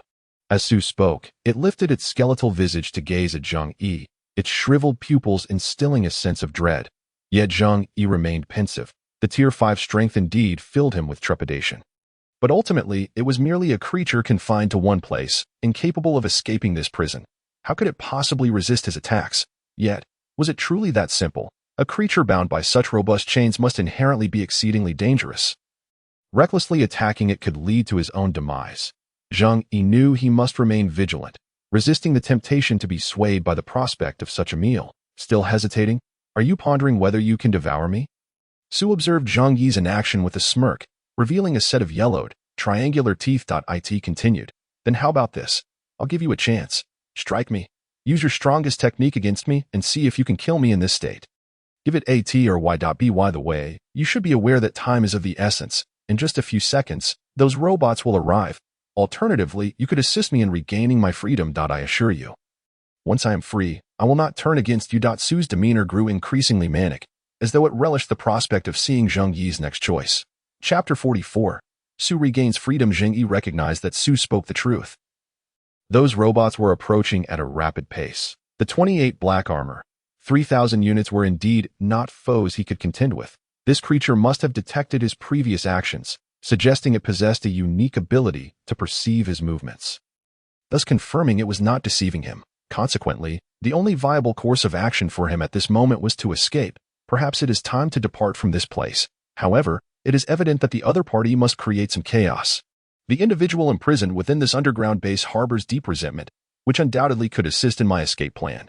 Yet, to engage directly with someone possessing extraordinary abilities, that undoubtedly entails unknown dangers. As for their claim of not acting against me? What a jest. Zheng Yi would not naively believe such words. Observing that Zheng Yi had yet to take action, the being known as she couldn't help but emit a pale laugh, urging, hurry up. There is no time to waste. At that moment, as the swift black-armored mechanical legion arrived at the rear passage, Zheng Yi merely cast a glance at them, noting they were no more than 100 meters away. In an instant, Zheng Yi sprang into action. Indeed, it was time for him to leave. His mission to uncover military secrets had reached its conclusion, setting aside the fact that he could not possibly contend with the 28 robots. There was also the consideration that, as she had mentioned, even more formidable entities were on their way, raising the danger level exponentially. Thus, regardless of the circumstances, Zheng Yi had to choose to flee. As he had stated, those robots were pursuing him. If he did not shake them off, resolving the situation would not be so simple. By comparison, creating a greater distraction would facilitate his escape. After a moment of contemplation, Zheng Yi resolved upon his next course of action. Well then, thank you, my good brother, for aiding my escape. Upon hearing this, she expressed a moment of confusion, exclaiming in surprise that it seemed he was intrigued by Zheng Yi's forthcoming actions. With that, Zheng Yi leaped onto the taut iron rope, sprinting swiftly along its length, raising his powerful arm. With a resounding crash, he struck the weak point where the chain met the concrete. The impact was tremendous. One of the chains binding Xi's arm was loosened by the force, allowing it to fall away. The heavy alloy chain plummeted from the sky, crashing onto the ground. Having completed this, Zheng Yi showed no hesitation as he dashed toward another exit of the room. At that moment, as she felt the chain that had been restraining his right arm drop to the ground, he finally regained the ability to move his arm. He remained silent for a moment but soon broke into a cold smile. What a clever little rascal. Zheng Yi had chosen to release him, thereby affording himself sufficient time to escape. The question of when the zombie virus had first emerged was now abundantly clear. The Blue Star Federation harbored unspeakable secrets. Moreover, the consequences of unleashing this creature were of no concern to him. All that mattered was buying himself time to flee, prioritizing his own interests above all else. In truth, Xi's newfound freedom would indeed incite a wave of bloodshed across Blue Star in the future. With a sinister smile, Xi raised his newly liberated right arm, grasping the chain that bound his left arm. With a powerful tug, the area where the chain connected to the concrete shattered under the strain. Given just a modicum of his internal power, even this battered and desiccated form could unleash incredible strength. Without a moment's hesitation, Xi extracted the special metallic spike that had pierced his chest. This extraterrestrial iron nail had the effect of suppressing extraordinary powers, discarding it carelessly on the ground. He felt his internal strength begin to restore itself, igniting a flicker of excitement within him. Next, he seized the chain that confined his shoulder blade, tearing it apart with brute force, pulling it from his body point one by one. Chains were ripped asunder, each snap echoing like a chain reaction. The melodious sound heralded Xi, this extraordinarily dangerous being, returning to the world. Has it been 10 years? No, it must be 15, perhaps even 20. Beneath this lightless prison, I have lost all sense of time. But you shall ultimately be destroyed by the very weapons you have forged. I eagerly await that moment. All who have betrayed me shall pay the price. With an eerie smile, Xi leaped back to the ground, his battered form standing resolutely, pale hair cascading toward the earth, his eyes radiating an otherworldly glow. In the following moment, as the black-armored 3,000 mechanical legion surged into the room, the surrounding imprisoned zombies emitted piercing roars, echoing like war drums. Clever little one. I shall spare your life this time. Let me first attend to the matters at hand, she murmured, as the black-armored robots detected him and, without hesitation, charged forward, brandishing their alloy blades. The one-sided slaughter was poised to unfold. Simultaneously, a massive horde of zombies surged toward the army. A multitude of mutated human zombies fused with avian genes, some even sprouting wings or resembling half-beasts. Certain wild boars had mutated to launch bone spikes from a distance. Many zombies had become akin to Cthulhu-like monsters, with gun barrels glowing red as countless bullets fired in a chaotic storm. The human metal defenses momentarily preventing these aberrant creatures from advancing easily. However, this reprieve was only temporary. What in the world? How can there be so many? A commander queried in bewilderment, for the scale of this zombie horde had reached over 400,000. Yet, no one could answer his question. Above, a swarm of zombie birds darkened the sky, with perhaps 10,000 birds congregating in the mountains and forests. Chapter 45. Chaos within the base. These grotesque zombie birds had evolved to possess numerous semi-transparent tendrils resembling those of a hydra, capable of dropping from the sky onto the army below. These tendrils were incredibly agile, seeking out hosts for parasitism. Many soldiers were infected, their bodies visibly mutating at a shocking pace, while others quickly dispatched their infected comrades. Some zombies with exceptionally high defenses traversed the hail of bullets with alarming speed. Even in death, the zombies surged forward in droves. When agile, high-defense zombies breached the barrage and confronted the soldiers, they unleashed a massacre. Just then, an anti-gravity transport craft burst through the swarm of zombie birds, creating a massive opening in their ranks as it descended onto the base's landing pad. The impact startled the upper flock, sending them into disarray. The craft's hatch opened, and 3 figures emerged, 2 men and 1 woman. The leader, appearing to be in his 40s or 50s, possessed a robust physique reminiscent of an iron tower. His white hair cropped short. Following him was a woman clad in fitted leather, her cascading burgundy hair flowing down her waist, her full figure accentuated by her striking black lips and eyes. The final figure appeared to be a man in his 20s, exuding youthful vigor and enthusiasm. Who would have expected the scale of the zombie horde to be so vast? Their spread has been alarmingly rapid. And it has barely been a few days, the white-haired man remarked. For since the outbreak of the catastrophe, they had remained sheltered in a secure underground base, learning about the outside world solely through electronic devices. The official narrative provided by the Blue Star Federation's High Command claimed that cosmic rays had caused mutations. However, The truth they uncovered was that a terrorist organization had stolen a supervirus that the Blue Star Federation had been researching for decades.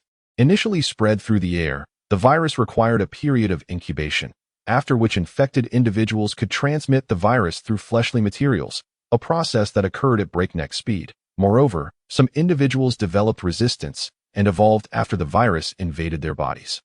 The elite could even gain extraordinary powers and extend their lifespans. They themselves were the products of early viral modifications to their bodies, given the scandals surrounding the research of biological viruses. The truth could never be revealed to the public, hence the fabricated narrative. The leader among them was Xiao Xian, a member of the Blue Star Federation's third phase special forces, classified as the Federation's top secret. At 83 years of age, he appeared youthful due to the slower aging process of extraordinary beings compared to ordinary humans. As he spoke, he pulled out a hand-rolled cigar and lit it. Behind him stood Qing Feng, a 56-year-old member of the 4th Phase Special Forces, and Yang Wei, a member of the 5th Phase Special Forces, appearing to be in his 20s. Uncle Xiao, regarding the task you mentioned. We are about to confront a formidable adversary, truth or fiction. At this moment, Yang Wei gazed at his senior, Xiao Xian, with great excitement, his eyes brimming with a yearning for achievement. After all, as newcomers, they understood that elevating their status required them to make significant contributions. Indeed, the intelligence just received indicated that it had broken free from control. Their original plan was to locate an infected individual at an incursion base, but now the focus must shift to the most critical target. If I am not mistaken, this horde of corpses should be the result of his manipulation through infrasound from within. However, Yang Wei, as a newcomer who has never participated in actual combat, you must exercise utmost caution. That being is terrifying, and its existence is classified as a T0 level file by the Federation. Xiao Xian, being a seasoned warrior, could not help but furrow his brow, seemingly recalling some memories of the past. Yet his gaze soon regained its resoluteness. Ha ha ha. What is there to fear? Watch closely, Uncle Xiao Xian. My title of Sun God is not bestowed lightly, and my abilities can effectively counter these monsters at this moment. Yang Wei was brimming with confidence, though his bravado left Xiao Xian momentarily silent. Youth often brims with impetuosity, yet he too had once been similarly reckless. Young man, you ought to heed Uncle Xiao Xian's advice. This target is not like those supernatural cases. By the way, Uncle Yang Wei, is this target even killable? Qing Feng inquired frostily, and upon hearing this question, Xiao Xian's expression tightened, before he nodded slightly. If it cannot be contained, then it must be eliminated. As the three exchanged brief words, a figure resembling a commander hurried towards them from a distance. Hello, are you the psychics sent by the Federation? How do you plan to respond to this horde of corpses? The first line of defense has already been breached by the monsters. The commander's face was etched with terror, overwhelmed by the sheer number of zombies. Frankly speaking, he did not fully comprehend the nature of these psychics. After all, their existence was a closely guarded secret of the Federation, and he had merely heard whispers of it without any clear understanding. Could it be that these psychics were akin to the superheroes depicted in films? Indeed, we are the psychics dispatched by the Federation. However, the matter of the horde is for you to handle. We have other missions to attend to, so best of luck to you. Remember, you are the true heroes. Xiao Xian had no time to entertain the soldiers' pleas, offering a mere perfunctory response before swiftly making his way towards the entrance of the underground base, leaving the commander looking utterly bewildered. To these evolved beings, the humans appeared akin to a tribe of unrefined monkeys. Conversing with such individuals was, in truth, a waste of time.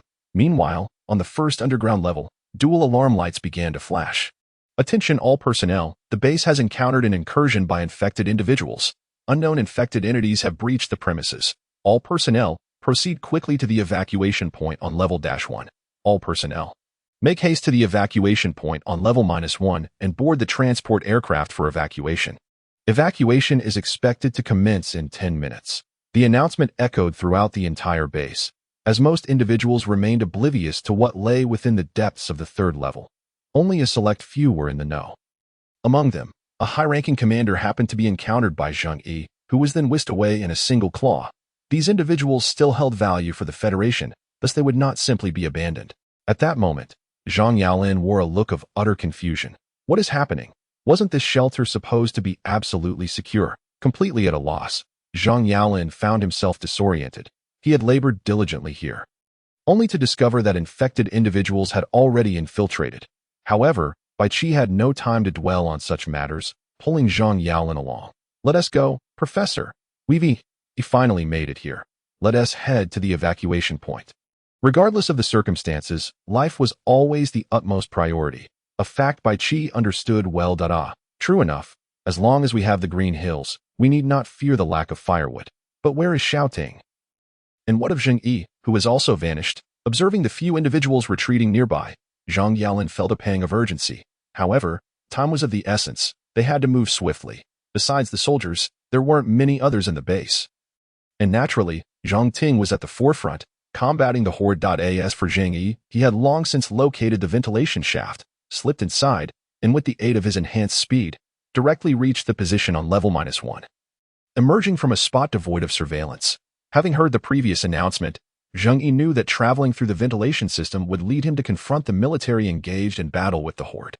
Thus, his decision was to disguise himself as an ordinary person and await an opportunity to escape. After all, the most crucial thing was to leave this place, simultaneously, within the Valhalla underground base on level -3. The area that had originally housed the being known as Kuei was now littered with the dismantled remains of black-armored robots. After completing this task, Kuei did not remain idle. He released all 500 zombies within this area during that brief span. Facing these dim-witted creatures, he showed no hesitation in slaughtering them all. The thick, viscous blood of the zombies flowed continuously, pooling in the lowest part of the room, forming a small black blood pool.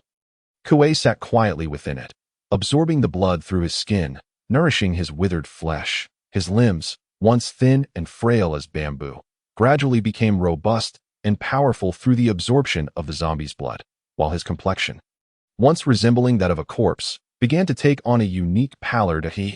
So soon. At that moment, while Kuei reveled in the sustenance of zombie blood, three figures calmly entered the scene at the forefront. Xiaoxian surveyed the dismantled black-armored robots in the mountain of corpses with an unperturbed demeanor. Only upon seeing Kuei seated in the blood pool did he display a hint of emotion. It has been quite some time. Kuei, lying in a pool of corpse fluid is rather unbecoming, don't you think? Xiaoxian's pupils shifted to a golden hue, and the aura surrounding him surged rapidly. In that instant, he locked eyes with Kuei, whose scarlet slit pupils mirrored his intensity. It's you, Xiaoxian. You seem to have aged quite a bit. I almost didn't recognize you. How many years has it been? Upon encountering a familiar face, Kuei inquired with a hint of curiosity, his tone calm and devoid of any emotion. He paid no heed to the two individuals behind him. In stark contrast, Qing Feng and Yang Wei exhibited entirely different states. Qing Feng wore a grave expression, as if bracing for a formidable enemy, while Yang Wei appeared eager, filled with excitement for the impending battle. As the conversation unfolded, Kuei rose from his spot, having absorbed a portion of the blood. His physique now appeared exceptionally robust, standing at an impressive height of 2 meters. His previously disheveled white hair had become smooth and orderly. He positioned himself before Xiaoxian, and the atmosphere grew palpably tense. Let me think. It must have been 35 years, right? The duration of your stay here, as Xiaoxian spoke. Kuei fell into a moment of contemplation, before breaking into an enigmatic smile. That's so? 35 years. Indeed. Your arrival is quite touching. So now, who will be the first to meet their demise? With Kuei's confident declaration, Yang Wei interjected, Uncle Xiaoxian, why waste words with this monster, if our mission is to capture or kill him? Let us proceed directly. Yang Wei stepped forward, his face alight with eagerness for the battle that lay ahead. As crimson flames ignited around him, incinerating his garments, his fighting spirit soared to its peak. In the next moment, the fiery energy coalesced into a blade of flame in Yang Wei's hand, aimed directly at Kuei's head. However, this action momentarily caught Xiaoxian off guard. Yang Wei, be cautious. He is not to be underestimated. Just as the words left his lips, Kuei flashed a peculiar smile. Although his strength had not fully returned, he felt that his current power was more than sufficient. With unwavering confidence, Yang Wei raised the flame blade, striking towards Kui. In an instant. Puffed. The events transpired in a mere 0.01 seconds. As the flame blade descended, Kuei's body moved with the swiftness of lightning, evading the searing attack. In turn, he unleashed a massive claw-like arm, formed by a multitude of dark particles, evolved through the mutation and distortion of flesh and bone, which slashed across Yang Wei's neck. The skin, still enveloped in flames, was torn away in one fell swoop, leaving even Xiaoxian in a state of shock. He had not anticipated that Kuei, who was supposed to be severely weakened according to the intelligence, could possess such speed, nor that his ability, dark reionization, would remain entirely unrestrained. No. Xiao Xian roared in fury as golden energy surged around him, swiftly harnessing his psychic ability, Golden Battle Qi. The magnificent golden energy dragon materialized behind him, surging forth with unparalleled speed towards the formidable foe. Zhu. Meanwhile, Qing Feng had already sensed the imminent danger posed by Zhu and, without hesitation, summoned a torrent of purple lightning energy enveloping her. In the blink of an eye, both combatants unleashed their attacks simultaneously. Hurtling towards Zhu, this terrifying entity, imprisoned for 35 years, seized Yang Wei's headless corpse and retreated with explosive force, as the rapid demise of this extraordinary individual caused the flames surrounding him to dissipate. In the next moment, the golden dragon, forged from Xiao Xian's fighting spirit, twisted and rolled through the air in pursuit of Zhu, wreaking havoc upon its surroundings as it passed. The terrifying power of lightning transformed into razor-sharp blades, relentlessly striking towards Zhu, yet the latter's speed was astonishing, allowing both sides' assaults to miss their mark. Chapter 47. The terrifying power of Zhu. While evading the attacks, Zhu's mouth expanded dramatically, resembling that of a constrictor, before sinking its teeth into Yang Wei's neck, greedily draining the blood of this evolutionary being. In but a second, Yang Wei's once robust form was drained to the point of resembling an ancient mummy. With a dismissive flick of his hand, Zhu discarded the ravaged corpse as if it were mere refuse. Licking the blood from the corner of his mouth, he regarded the two figures before him, one crackling with lightning energy and the other cloaked in fighting spirit, and a sinister smile curled upon his lips. Signaling the onset of his true power, dark heavy particles swirled around him, and his right arm morphed grotesquely into a sharp double-edged bone knife, coupled with menacing claws that enhanced his eerie presence. As the dark heavy particles coalesced into a formidable energy armor, Zhu exuded an overwhelming aura reminiscent of a dark deity. The blood of these evolutionary beings was indeed a potent source of sustenance. Yet, it seemed the Federation had grown lax, allowing such varied entities to infiltrate the ranks of the extraordinary forces. Why not submit to me and become the next immortal existence? Zhu's slightly deranged gaze scrutinized the cautious duo. Xiao Xian, equally daunted, understood he could not falter. He must vanquish Zhu before the latter fully regained his peak power. Qing Feng, do not hesitate. Unleash your strongest attack and eliminate him, Xiao Xian bellowed, his fighting spirit surging as golden energy scales manifested around him. And spectral dragon claws appeared upon his arms. He lunged at Zhu with renewed fervor, while Qing Feng mirrored his resolve, unleashing a torrent of lightning that shot forth like a storm of feathers. In the Valkyrie underground base, the personnel hastily boarded the designated transport aircraft. The vessel roared to life, its exit resembling a missile silo, and swiftly ascended into the sky. At that moment, the onlookers beheld the battlefield below, where soldiers valiantly battled against the relentless tide of the undead, deploying every technological weapon at their disposal, even utilizing massive mechs. Yet, the mutated zombies surged forth like a tsunami, overwhelming the soldiers in a fierce and indecisive struggle. Above, a flock of zombie birds circled, occasionally diving towards the military. This throng of undead avians was drawn to the transport aircraft, frantically pecking at its metallic surface. However, as the aircraft accelerated, the horde could no longer keep pace and eventually veered off, heading towards another underground base. Meanwhile, Zheng Yi stood calmly on the first floor of the Valkyrie base, ultimately deciding against boarding the aircraft as the hatch on the lower level opened and began to close. He slipped away like a shadow, taking advantage of the distraction to hastily exit this so-called sanctuary. Yet, Zheng Yi did not stray far. Instead, he disguised himself as a zombie, although lingering here posed some danger. His curiosity regarding the ongoing battle between humans and zombies compelled him to remain. The ground was littered with countless zombie corpses, including several formidable mutated ones, their massive forms reminiscent of houses. It seemed that in just 3 days, the mutation rate of the undead had accelerated significantly. Would there be an opportunity to scavenge? Zheng Yi, disguised as a zombie, perched quietly atop a gnarled, dead tree on a distant hillside. Resting his chin upon one hand as he observed the battlefield with an innocent gaze, the zombie he had assumed was rather amusing. A relatively ordinary mutated creature, its lips absent, revealing sharp teeth. With dry, hardened skin and hair resembling weeds, its limbs were impressively muscular, and the face bore no signs of decay, clad in tattered black robes, which could be considered quite striking among the undead. His disguise ability allowed him to take on the form of a consumed creature or to piece together a new appearance based on various beings he had devoured, proving to be exceedingly useful. However, fearing for his life, Zheng Yi maintained a safe distance of 2 kilometers while eagerly anticipating the unfolding events. Suddenly, sensing a change, Zheng Yi's gaze shifted towards the previously tranquil base. A loud bang resonated as the heavy hatch, weighing over 100 tons, was violently propelled into the air, soaring 100 meters before crashing down with a thunderous impact. The ground trembled beneath Zheng Yi's feet, eliciting a surprised exclamation. What in the world is happening? Rising from his perch, he squinted into the distance, and as his pupils dilated, the scene before him sharpened into focus.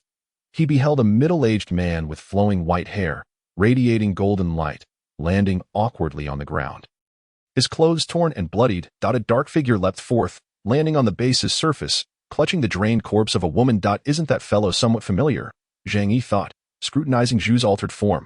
His long hair flowed gracefully, a stark contrast to the formidable muscles sculpted like marble. The dark, heavy particles danced around him, forming a protective armor when necessary. Zhu now exhibited astonishing combat prowess.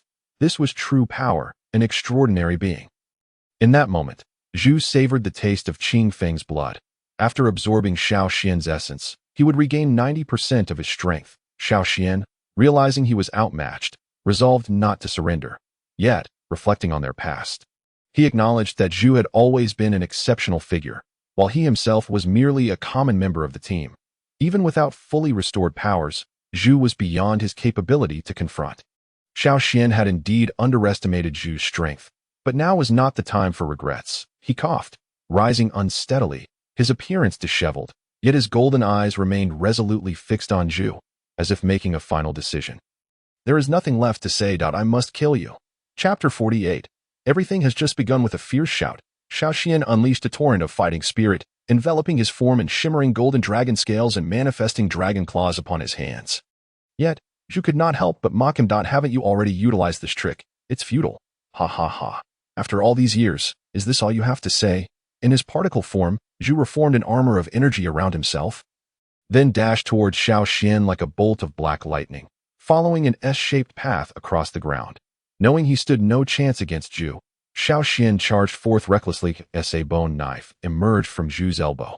It pierced through Xiao Xian's chest, shattering his protective energy form, while Zhu maniacally transformed his other arm into a deadly weapon. Transforming into a gaping maw reminiscent of a 7-gilled lamprey, it sought to engulf its prey whole through the contraction of its diffusive muscles.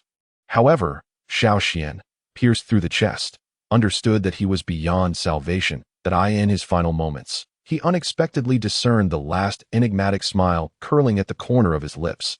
This gesture could not escape the keen gaze of the creature, which sensed a flicker of impending danger. In the next instant, boom! A magnificent mushroom cloud surged skyward as Xiao Xian activated the miniature nuclear reaction within him, instantly transforming into a colossal mushroom cloud that engulfed the entirety of the base. The terrifying shockwave radiated outward, obliterating everything in its path. Even the soldiers who remained at a distance were momentarily stunned by the spectacle. Yet, a greater tide of zombies continued to surge forth. Even the heavily armored mechs could not withstand the onslaught as dozens of zombies leapt onto their mechanical bodies, frantically dismantling their joints. Moreover, the explosion's shockwave disrupted the formation of the military soldiers. Ultimately, the soldiers resolved to retreat, with the remaining armed helicopters and tanks scattering in all directions. The horde of zombies pressed on, devouring every living being in their wake. After the explosion subsided, on a scorched patch of earth not far from the base, the creature, bereft of an arm and covered in burns, quietly knelt on the ground. Observing his disheveled appearance, he could not help but smile. After all, he had not anticipated that someone would implant such a device within him. Had it not been for the protection of his heavy particle armor, he might have sustained far greater injuries. He mused over the brainwashing efforts that led these individuals to implant nuclear bombs within themselves. A decision that left him quite astonished. Despite his disheveled state, he emitted an eerie chuckle, before lifting his head and speaking nonchalantly. Since I am already here, there is no need for concealment. Come forth. No sooner had he spoken than the ground trembled beneath him, and with a violent eruption, a massive, mutated centipede-like creature emerged from the earth. This aberration, stretching over 50 meters in length, was adorned with sharp, thorny exoskeletons and bore a grotesque, half-human, half-insect visage. Additionally, a colossal, half-human, half-bird figure flickered into view like a shooting star, standing 4 meters tall, with enormous crimson wings that exuded a sinister aura. Among them was Lin Xiaowei, whom Zheng Yi had encountered not long ago. Such high-ranking mutants were numerous, all encircling the creature, and the atmosphere grew palpably intriguing. How interesting. It seems we need not rescue you, as you have emerged on your own. One of the 6-armed, cockroach-like mutants observed with keen interest. The other mutants remained silent, having responded to the creature's subsonic summons, gathering the horde with the intent of extraction. Yet, now, it was evident that their mission was accomplished. And as they regarded the injured creature, various thoughts flickered in their minds. Perhaps they were assessing this peculiar kin while simultaneously wary of their own kind. Well, it's all right. The original plan continues. We shall forge a new empire together. But before that, my friend, do control your drool. It's about to drip onto the ground. The creature turned, its malevolent gaze fixing on the 6-armed cockroach mutant, issuing a warning. Ha! What nonsense about an empire. Your sin is far too delightful. And in your current state, what right do you have to command me? Allow me to savor your heart. With that, the cockroach mutant lunged at the creature, 6 arms raised to deliver a fatal blow. Yet, in the next heartbeat, squelch, the creature's lost arm regenerated at an astonishing speed, transforming into a gaping abyss similar to that of a 7-guild lamprey. In an instant, the cockroach mutant's upper body was consumed whole, without a moment's hesitation, as the creature chewed on its rival's corpse, the hardened exoskeleton crumbling like brittle bone. In that fleeting moment, several mutants were taken aback. Displaying a hint of hostility, however, none moved to attack. Instead, they simply observed the unfolding scene. With the infusion of fresh flesh, the creature's vitality surged, and as its wounds healed sufficiently, it rose once more to declare, I believe no one harbors further intentions against me now. That if there are no objections, we shall commence our plans. In that moment, no mutant dared to oppose him. Meanwhile, in the distance, Zheng Yi had already chosen to make his escape. Indeed, he had not erred. He had certainly not mistaken the gathering of formidable mutants ahead.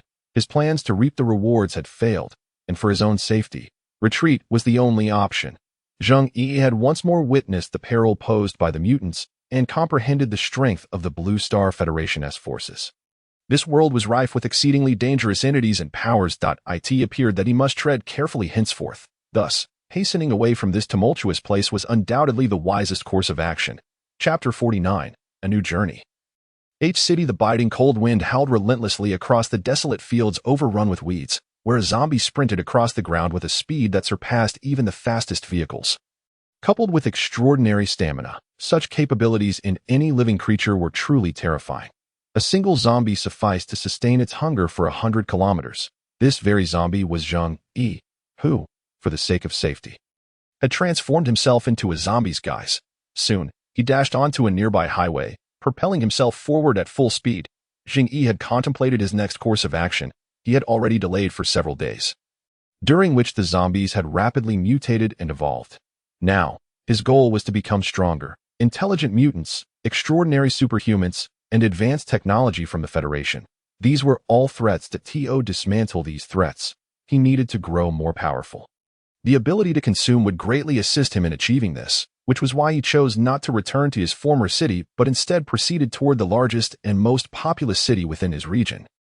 City, with its skyscrapers stretching endlessly in a labyrinthine arrangement, was a highly developed metropolis. Surrounded by pristine forests and tourist attractions, it boasted a plethora of wildlife, not to mention a great river and an outlet to the sea. It was an area blessed with natural advantages, resulting in rapid economic growth that attracted countless workers, leading to an astonishing population that swelled to over 100 million, ranking third among cities in the Blue Star Federation. However, in the wake of the viral infection and spread, City had long since descended into a city of mutated zombies. Yet now, this city would become Zheng Yi's hunting ground. In the streets, second and third-tier zombies roamed freely, while animals from the surrounding forests invaded the city. Under the virus's influence, these creatures' genes rapidly fused, giving rise to extremely brutal mutated zombies. These ferocious mutants hunted their kind for the sake of evolution, accelerating their own transformation. Moreover, these zombies would congregate, amassing within the city. Zheng Yi activated his sprinting mode, darting swiftly across the rooftops, traversing the urban landscape. Upon reaching the edge of a building, he leaped with all his strength, gracefully carving a parabolic arc through the air before landing on another structure. If the distance between buildings proved too great, his highly elastic blade-like arms would aid him, allowing him to swing through the air like Spider-Man. The exhilarating sensation of navigating the city with such freedom was indeed uplifting. However, Zheng Yi soon attracted the attention of a towering third-tier zombie, reminiscent of a hulking green giant. Upon noticing Zheng Yi, it furiously lifted a vehicle and hurled it in his direction. Fortunately, Zheng Yi quickly evaded the attack by leaping from the building. The third-tier zombie, filled with hostility, glared at him, flanked by several first-tier zombies that trailed behind like loyal subordinates. Observing the scene from above, Zheng Yi swiftly descended, transforming his hands into heavy fists, closing in on the furious third-tier zombie, which, like a raging titan, pounded its chest with its claws before charging at him. As the two parties exchanged glances, a swift punch was thrown, and in an instant, the entire head of the third-tier zombie exploded, sending countless fragments of shattered skull and blood plasma splattering in all directions. With just a single strike, this zombie was utterly dispatched, and without a moment's hesitation, Zheng Yi plunged his powerful arm deep into the creature's neck, allowing a torrent of dark red blood to surge forth, rapidly penetrating the foe's body. Before the zombie had fully succumbed to death, Zheng Yi consumed and absorbed it. Upon completing this act, he sensed a slight enhancement of his power. Meanwhile, the first-tier zombies, witnessing the demise of their leader, scattered in fear, unwilling to confront Zheng Yi. Despite his success, Zheng Yi felt a weight of concern. Could it be that these zombies, much like animals, congregated and revered the strong? He surmised this to be the case and speculated that the third-tier zombie had perceived this area as its territory, viewing Zheng Yi's intrusion as a provocation. Moreover, since he had disguised himself as a second-tier zombie, it likely underestimated him. After this brief interlude, Zheng Yi pressed onward, racing deeper into the heart of the city. Moments later, he arrived at what could be deemed the city center, standing tall before a 56-story building, gazing at the throngs of zombies before him. This was the Times Square of H City, the most bustling area within the central district, surrounded by skyscrapers towering over 100 meters. However, the number of zombies here was staggering, likely reaching into the tens of thousands. What astounded Zheng Yi most was the sight of a massive, tumor-like growth, resembling a hillside, approximately 10 meters high, affixed to the central structure of the square. It was evident that this growth was identical to the one he had encountered in the hospital, albeit far larger. The top of this grotesque mass was adorned with over 30 tendrils, intermittently consuming the surrounding zombies, which moved like puppets, devouring them incessantly. At the base of the tumor, a long flesh-like tube expelled digested refuse, which had accumulated into a small mound. This entity exhibited formidable digestive capabilities, capable of completely dissolving bones. Zheng Yi understood that within this tumor lay the gestation of an exceedingly terrifying mutant. At that moment, upon using his identification skills, he discerned that the danger level of this colossal growth had reached a 5th tier, an entity that he currently could not hope to contend with. Clearly, he had underestimated the evolution speed of these aberrant creatures. Chapter 50. Hotel cleanup. The lower-tier zombies seemed to have been drawn here by some peculiar allure, yet it appeared that only the weaker ones were susceptible to such attraction. Among the horde, second-tier zombies were virtually non-existent, let alone third-tier ones. Thus, it was likely that the weaker and less intelligent zombies were more prone to being lured to their doom by this tumor. Moreover, it was not just at the heart of Times Square that such a gigantic growth resided. Numerous buildings in the vicinity hosted their own immense tumors, even larger than the one Zheng Yi had previously encountered in the hospital. These grotesque formations extended numerous tendrils, rapidly spreading across the surrounding walls, nurturing even more formidable beings. The system had affectionately dubbed these entities virus progenitors, though they were all 4th tier. This presented an intriguing conundrum.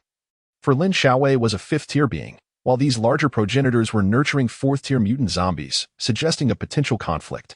Upon reflection, the explanation was rather simple. Lin Xiaowei possessed extraordinary powers, and her life level was certainly not solely a matter of strength and speed, but also encompassed her unique abilities. Although Zheng Yi had yet to master such powers, witnessing the terrifying might of those extraordinary beings had granted him some insight. Perhaps when Lin Xiaowei was still an evolved human, she, like Wenya, had already attained the 3rd tier, which allowed her to reach the 5th tier merely by consuming the flesh and blood of several thousand corpses. The zombie virus was not merely destructive. Its existence represented a unique evolutionary force. The weak could not withstand such transformative power, resulting in their failure and relegation to mere remnants. only to serve as nourishment for the truly exceptional. Just as some first-tier zombies would mutate after feeding, while others would not, it was analogous to the concept of innate talent among zombies. Zheng Yi stood atop his perch, observing the scene before him. Yet, he dared not engage so close to the fifth-tier progenitor. Should that being emerge from its cocoon, ending his life would be as effortless as crushing an insect. It seemed that the zombie hordes he had previously encountered had likely been guided to coalesce, becoming sustenance for these virus progenitors. After contemplating the reasons behind the zombies' gathering, Zheng Yi turned and sprinted away from the city center, the most perilous area. He continued westward, encountering a few third-tier and second-tier zombies along the way, dispatching them with ease and consuming their remains. At this juncture, Zheng Yi's power had reached the fourth tier, yet the strength gained from devouring these lower-tier zombies had dwindled significantly. If his assumptions were correct, he would need to seek out fourth-tier zombies to achieve meaningful power enhancement. As dusk descended, the chilling night wind grew more biting. Zheng Yi had spent the day familiarizing himself with the urban landscape, gathering vital information, especially regarding the other progenitors within the city. Understanding the weaker progenitors would facilitate the formulation of his subsequent hunting strategy. Once these preparations were completed, Zheng Yi made his way to the seaside of the city, a locale that could be considered half a tourist district and sufficiently distanced from the location of the fifth-tier progenitor. He needed to remain vigilant while maintaining his zombie guise. Although zombies occasionally hunted one another, they did not indiscriminately attack upon sight, or else hordes would not exist. This strategy would also effectively prevent numerous zombies from detecting his presence and overwhelming him.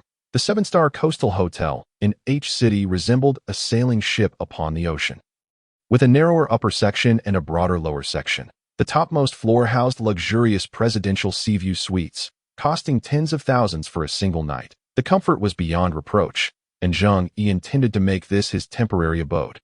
Having resolved to hunt the fifth-tier progenitor at the center of Times Square, a suitable living environment was essential. After all, he was not a monster. He could not simply sleep suspended in a cave or lie in a sewer.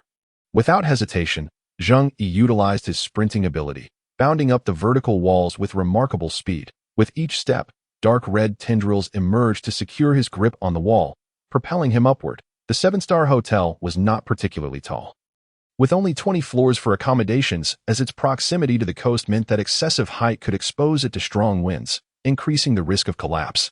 Zheng Yi swiftly reached the rooftop, breaking through a window to enter a spacious room devoid of any zombies. The bed was impeccably arranged, and nearby stood a large refrigerator and kitchen. Upon inspection, the refrigerator contained fresh fruits and vegetables, and even meat in the freezer, all prepared by the hotel prior to the blackout. Though power had been lost, the refrigerator was equipped with a battery backup, capable of maintaining power for 3 to 4 days, and its insulation ensured longevity even without electricity. Zheng Yi felt a sense of relief. It seemed he could enjoy a decent meal tonight, especially after the unappetizing fare served in the underground base. However, he had no time to indulge just yet. The room was secure, but he needed to check the surroundings, so he left the suite to inspect the area around the top floor, facing the locked suite doors. Zheng Yi delivered a powerful kick, sending one door flying open, and meticulously surveyed the vicinity. There were only 6 suites on this floor, 5 of which were empty. Upon entering the last suite, Zheng Yi encountered a first-tier zombie dressed in a suit, its corpulent form and protruding belly making for a grotesque sight. The creature wore a gold necklace. Its mouth stretched grotesquely to the roots of its ears, and its enormous abdomen had torn through its clothing, revealing the black veins crawling across its swollen belly. That a small fissure has already formed on its abdomen, from which teeth appear to be growing. However, it may not have fully evolved into a mouth due to insufficient nourishment from blood and flesh. It continues to emit a series of growls towards the zombie form of Zheng Yi, yet its body involuntarily begins to retreat. Strictly speaking, it seems to be afraid of Zheng Yi, considering that the zombie he has disguised himself as is of the second tier, significantly stronger than an ordinary first-tier zombie. Nearby, on the bed, lies a heap of cleanly devoured bones. Judging by the remnants of black silk and a bikini, it is highly probable that the victim was a woman. Perhaps a boss had brought his mistress here for a getaway, only to end up devouring her entirely. Chapter 51. Zombie Passion, Love Even in Death. Without a moment's hesitation, Zheng Yi swiftly executed a hand strike, severing the head of the defenseless zombie. Facing the still mobile, bloated body, He delivered a powerful punch that penetrated its form, engulfed by a surge of dark red blood, consuming it, gaining a minuscule enhancement. Barely perceptible, he soon departed from the premises that a cursory search revealed that the top floor had been thoroughly inspected. However, the lack of zombies here is likely due to the fact that this is the highest level, and the presidential suite is seldom occupied. The environment downstairs, however, would undoubtedly differ as the sun rapidly dipped below the horizon. The world began to darken. The absence of human emissions of carbon dioxide and various industrial pollutants over the past few days has rendered the night sky exceptionally bright. Under the glow of the moon, the outlines of the nocturnal world became discernible. Zheng Yi's pupils had long since developed extraordinary night vision, allowing him to see clearly as long as there was some semblance of light. He resolved to cleanse the hotel of zombies before resting for the night, aiming to create a relatively safe haven for survival. Although zombies below the fourth tier posed little threat to him, he could not discount the possibility of more formidable adversaries lurking within the building. A prudent hunter must ensure their dwelling is free of danger. This is common sense. Without further delay, Zheng Yi descended to the 21st floor, which also contained VIP accommodations. After forcefully bursting open each door in succession, he began to eliminate the zombies within. Those confined behind the doors were primarily tourists who had mutated into zombies, and being trapped in their rooms, they were generally malnourished. Even if they had consumed one or two individuals, they would not have evolved significantly. Zheng Yi showed no hesitation in sending them to their demise. Time flew by, and as he approached the 7th floor, it was nearly midnight. His enhanced physique, coupled with the consumption of a multitude of zombies, seemed to endow him with boundless energy. If he were to express fatigue, it would only be a slight mental exhaustion. Moreover, the number of zombies discovered increased as he descended. Throughout this process, Zheng Yi devoured around 100 zombies, yet their feeble strength yielded energy that scarcely compared to that of a powerful third-tier zombie. Nevertheless, he did not pause, maintaining his zombie guise while his arms transformed into formidable, menacing claws. After clearing the 7th floor, Zheng Yi swiftly arrived at the 6th floor. His claws tore through the due name. Variant. Life level. Surface level 4. Special ability. Unknown. Introduction. A terrifying existence. Perhaps due to the intrusion of Zheng Yi, the blissful moment of the two corpses was disturbed. In the blink of an eye, the robust third-level zombie's body rapidly withered, reduced to a desiccated corpse. At that moment, the female zombie extracted her own mouth, retracting her thick, fleshy tongue back inside. Following this, she turned her gaze upon Zheng Yi, revealing an exceedingly peculiar smile, while her previously swollen abdomen swiftly caved in. The blood she had just consumed surged throughout her body, causing the dark veins on her pale skin to thicken and her breath to strengthen slightly once more. Goodness, my suspicions were correct, but I never anticipated that this zombie, resembling a hotel escort, would drain the blood of that third-level mutated zombie completely dry. Truly, lust is a deadly blade. Third-level zombie. To die beneath the peony is to remain unyielding in spirit at this moment. Zheng Yi regarded the 4th-level mutant before him with a grave expression. However, the creature had yet to launch an attack, for Zheng Yi remained in his disguised form. From any perspective, he appeared to be merely an exceedingly ordinary zombie. Yet, he was curious as to why this mutant displayed no visible signs of mutation while possessing a life level of surface 4. Just as this thought crossed his mind, he suddenly recalled a noteworthy point. This female zombie possessed an unknown special ability. At this realization, Zheng Yi's expression tightened, as if he had stumbled upon an important insight. Roar. Kneel. The intelligence of the female mutant appeared rather limited. Her words were somewhat garbled, despite her surface level 4 status. Her intellect seemed comparable to that of the tentacled zombie he had previously encountered. Listening to her hoarse, guttural roar, accompanied by the eerie smile spreading across her cracked mouth, Zheng Yi narrowed his eyes slightly. Thus, could it be possible that this female zombie, much like the former one, was an evolved being possessing special abilities, yet had succumbed to infection? Therefore, she belonged to a category of second evolution devoid of a viral parent strain, evolving into a zombie with heightened intelligence. Upon accurately guessing this outcome, he observed the female zombie before him, whose blood continued to flow from the gaps between her teeth, seemingly anticipating Zheng Yi's submission beneath her. Under such a sinister gaze, Zheng Yi's claws suddenly shot upward, and with the swiftness of lightning, His sharp talons tore toward her head, in accordance with the universal law of the Black Forest. The first to strike holds the advantage. He held no interest in the game among zombies where the powerful subjugate the weak. His simple goal was to annihilate these mutated zombies and absorb their essence to strengthen himself. That was the purpose of his arrival in H-City. In the pitch-black environment, his claws resembled 5 streaks of crimson light in the dark, and as they came within a centimeter of the mutant's head, her crimson eyes shifted slightly, in the next instant. Crack! With a surge of ferocity and agility, the mutant's arm grasped Zheng Yi's claw, and under the immense force, Zheng Yi's assault could advance no further. This left Zheng Yi momentarily stunned, and in the next second, with a sudden throw, the female mutant hurled him toward the ground-to-ceiling window with tremendous force. In the instant of impact, the tempered glass shattered into countless fragments, scattering in all directions as Zheng Yi was flung out the window, plummeting nearly 20 meters straight toward the ground. Fortunately, Zheng Yi's physical prowess was exceptional. He quickly stabilized himself in midair, spinning like a diver, ultimately landing in a superhero-like fashion, crashing down upon the ground with enough force to create numerous fissures. At that moment, Zheng Yi's brow furrowed tightly. It seemed he had underestimated his opponent, but in the next moment, a dark red shadow swept across the sky, and the mutant dove down, her seemingly frail body crashing to the ground like a cannonball. Shattering the earth beneath her, she lifted her head, her eerie visage fixated on Zheng Yi, unleashing a series of unsettling cackles. Zheng Yi promptly rose to his feet, preparing for battle. Indeed, this adversary proved to be quite formidable. In the next second, roar, the mutant bellowed, charging towards Zheng Yi without hesitation.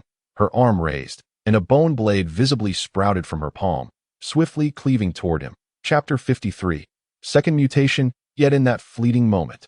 Clang, Zheng Yi's claws collided with her fierce assault, producing a sound akin to metal clashing. The mutant smirked coldly. With her other arm, another sharp bone blade rapidly emerged, akin to a dual-wielding swordsman, spinning and launching a flurry of attacks toward Zheng Yi.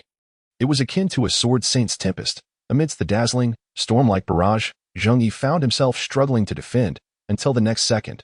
Thud! A bone blade tore through Zheng Yi's shoulder, inflicting a deep wound.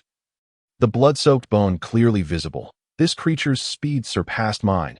It was truly unbelievable.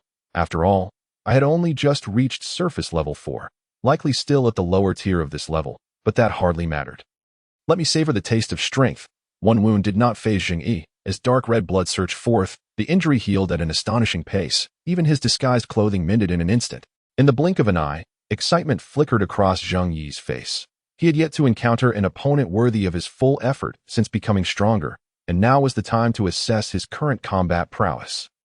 Roar! The mutant continued her relentless assault, resembling a demon from the depths of hell. Yet in the next moment, Zheng Yi's left arm became enveloped in a torrent of dark red blood. At that moment, the mutant seemed to sense something amiss. However, in a swift counter, Zheng Yi thrust his arm toward the mutant, akin to a whip striking, causing the blade-like appendage to exceed the speed of sound. Producing a sonic boom in the air, the razor-sharp tendrils struck the mutant's body with explosive force, shredding her already tattered clothing. Now, apart from her black stockings, she was completely unclothed, leaving nothing obscured, and Zheng Yi's formidable claws viciously tore through the opponent's cranial region, shredding the flesh from its face in an instant, rendering it unrecognizable, with one eye obliterated in a split second. Naturally, Zheng Yi did not relent during the opponent's transformation. Instead, he unleashed his attacks with utmost vigor. However, what was equally astonishing was the creature's remarkable bone density and extraordinary muscular resilience, as his claws failed to effectively shred its bones at the first instance. Damn, this transformation complicates matters. Zheng Yi furrowed his brows, a grave expression finally surfacing on his face. Yet the very next moment, roar, the second-stage mutated creature let out a ferocious roar, swinging its massive fist at full speed toward Zheng Yi, like a hammer descending without reservation. In that fleeting moment, Zheng Yi deftly sidestepped to evade the blow. Then came the earth-shattering boom. The ground beneath was cratered by the impact, causing tremors to ripple through the land. The increase in power was terrifying. But speed had diminished. Zheng Yi astutely recognized this fact. With every gain comes a loss. The rapidly expanding muscles inevitably resulted in a larger physique, leading to a reduction in speed. Yet even so, the mutated creature swiftly turned its head toward Zheng Yi, an abundance of flesh blood surging from its wounds, rapidly mending the damage inflicted by Zheng Yi's earlier claw strike, although its speed had decreased. It was not significantly hindered. With another roar, it swung its heavy fist again, charging toward Zheng Yi. Zheng Yi evaded swiftly, but the creature's assault was relentless, pursuing him with remarkable speed. After several evasive maneuvers, Zheng Yi retaliated quickly, his claws raking across the creature's body. However, the damage was disappointing. The resilience of its flesh was overwhelming. While his claws could inflict harm, they could not sever its limbs, which meant it could gradually mend its injuries, rendering such attacks inefficient. Moreover, taking the initiative exposed his vulnerabilities to the adversary. Chapter 54. The Clash of Strength. The mutated creature roared in fury once more, launching a rapid assault with its fists. Zheng Yi had no time to evade again, and could only brace himself, crossing his arms in front of him to absorb the impact.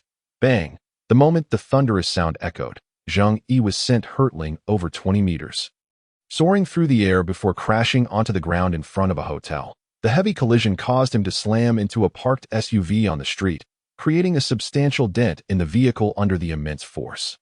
Yet before he could catch his breath, the mutated creature charged at him again, leaping as if a meteor was descending from the heavens, its arms crashing down onto the spot where Zheng Yi had just been. In an instant, the SUV was obliterated, its parts scattering in all directions, rendering it a wreck. Zheng Yi quickly retreated down the street, using his tendril-like arms to dash forward and seize a nearby car, then violently flinging it toward the creature. However, the frenzied, mutated beast effortlessly swatted the car away with a single hand, the impact causing the vehicle to crumple into a U-shape. This ferocious creature, unhesitatingly, continued its aggressive advance toward Zheng Yi, each step causing the ground to tremble, its weight akin to that of a titan, undeniably imposing pressure upon Zheng Yi. As the system had indicated, it was a terrifying presence. Thus, it was time for a contest of strength. Zheng Yi understood that utilizing his blades and tendrils would not suffice to vanquish this beast. Without hesitation, he transformed into his most destructive form, the heavy fist mode. His claws and tendrils morphed into numerous dark red appendages, forming a formidable fist brimming with sharp spikes. The moment this powerful arm appeared, the mutated creature was upon Zheng Yi, raising its bulky fist high to strike at his forehead. Yet Zheng Yi, too, did not hesitate, launching a full-powered heavy punch in response. Their arms collided. A resounding thud echoed through the air. The ground beneath them fractured and crumbled, fissures radiating outward, reaching a diameter of 20 meters. Both parties felt excruciating pain in their arms, yet neither retreated in that moment. Flesh buds writhed upon the mutated creature's face, and a twisted eye regenerated. Upon observing its form, it resembled a creature escaped from a biochemical laboratory. Its once graceful physique now grotesquely altered. The fourth-stage mutated entity did not hesitate to twist its body, swinging its fist toward Zheng Yi with furious speed. At that moment, Zheng Yi's gaze fixated on every movement of the creature, executing acrobatic evasions to dodge its onslaught.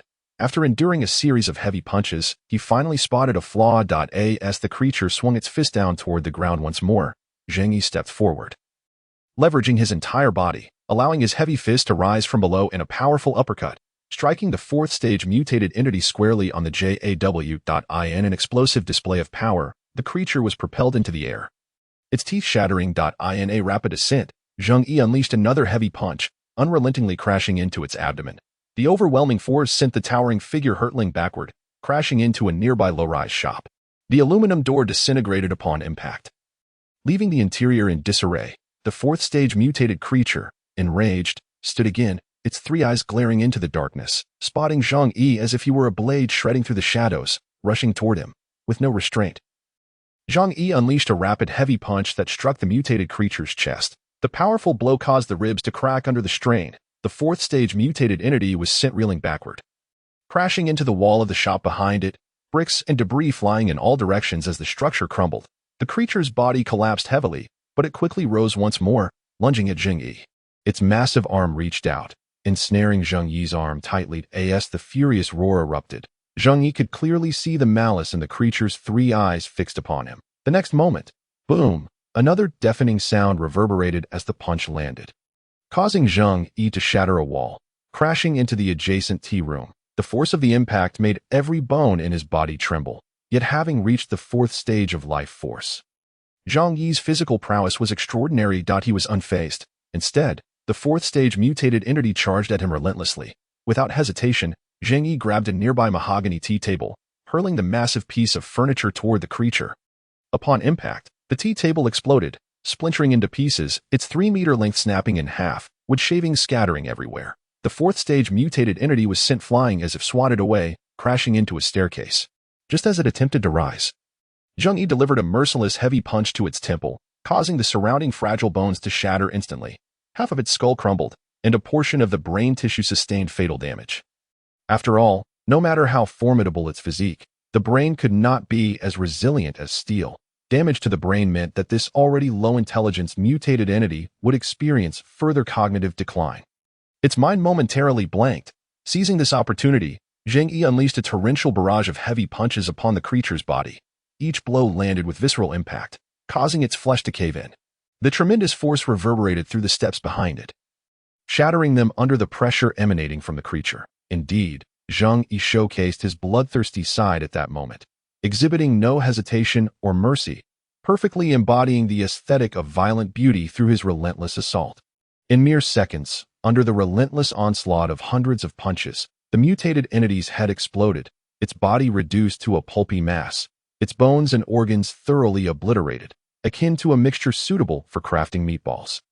Chapter 55. Clearing the hotel. Completing the task in such a state, even its regenerative abilities proved futile. The remnants of its spinal nerves were still controlling the twitching of its muscles, causing spasms. But it was undeniably dead.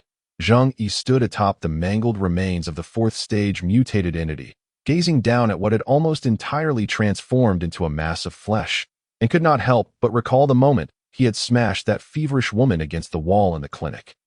A scene that had become indelibly etched in his memory. History indeed echoed in striking similarity, and among zombies, the extent of their mutations was truly astonishing. Some resembled the typical mindless undead from horror tales, while others exhibited such exaggerated transformations to eye in those fleeting moments of combat. Zheng Yi had begun to reawaken to the terrifying power that lay within him. The abilities bestowed upon him by this system were indeed formidable. The recent bloodshed had ignited a fervor within him, leaving him yearning for more. However, upon reflection, he realized that this seemingly brutal abomination was hardly a challenge for him. It had succumbed to him in just a few moves. Yet, as he pondered this, an unsettling thought crossed his mind. Who, in their right mind, would relish such life and death struggles? Perhaps he had already lost his sanity. After all, in a world ravaged by catastrophe, those with a touch of madness seemed better equipped to survive. With a heavy sigh, Zheng Yi summoned his devouring ability, swiftly absorbing the remnants of his opponent's body. This time, he consumed a fourth-tier zombie, and he could acutely sense a significant surge in his strength. The enhancement was palpable as dark red blood vessels surged around him, only to retract rapidly back into the guise of his simulated attire, vanishing completely. At a glance, Zheng Yi reverted to the appearance of a dashing second-tier zombie. And following the culmination of this fierce battle, he hastened back towards the hotel. This time, Zheng Yi opted to start his search from the ground floor, resolved to act swiftly and return for much-needed rest. Along the way, he indeed encountered several lower-tier zombies, and the scene within the hotel lobby was utterly the catastrophe transpired merely a few days ago. In truth, although the zombies mutate at an astonishing rate, fourth-tier zombies remain a rare phenomenon. Nonetheless, despite their scarcity, it does not imply they are unattainable, especially considering that this city boasts the third-largest population in the world. Furthermore, through the accumulation of experiences from the previous day, Zheng Yi has discerned where to seek these creatures. It is quite straightforward. Zheng Yi sprinted directly to the top of a multi-story building, where an advertisement board loomed, beneath the fierce gusts of frigid wind. His murky dark red pupils fixated calmly on a small park in the distance. There, a mountain of corpses lay heaped upon one another. However, upon a colossal banyan tree, a viral progenitor clung, extending countless fleshly tendrils, employing the tree trunk as a framework and continuously growing and developing. Below, approximately 100 zombies stood motionless, as if in a stupor, awaiting the tendrils of the viral progenitor to consume them. In fact, Zheng Yi harbored a certain curiosity regarding these viral progenitors, for when he first encountered Lin Xiaowei, if his conjecture was accurate, she had undergone her metamorphosis and achieved secondary evolution in roughly an hour. Zheng Yi speculated that perhaps the black armored robot had damaged that viral progenitor, thus precipitating her premature emergence. Nonetheless, it must be said that Lin Xiaowei's rate of secondary evolutionary mutation was indeed remarkably swift. However, Zheng Yi remained oblivious to what consequences might arise from prematurely destroying this colossal embryo. Thus, he pondered whether the beings that emerged from within had completed their secondary evolution or not. As Zheng Yi contemplated this, dark red blood threads rapidly wound around his arm, swiftly morphing and hardening.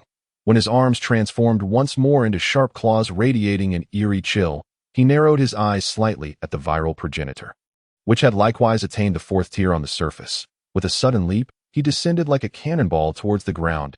He then charged forward in great strides towards the park, his target being the viral progenitor clinging to the banyan tree.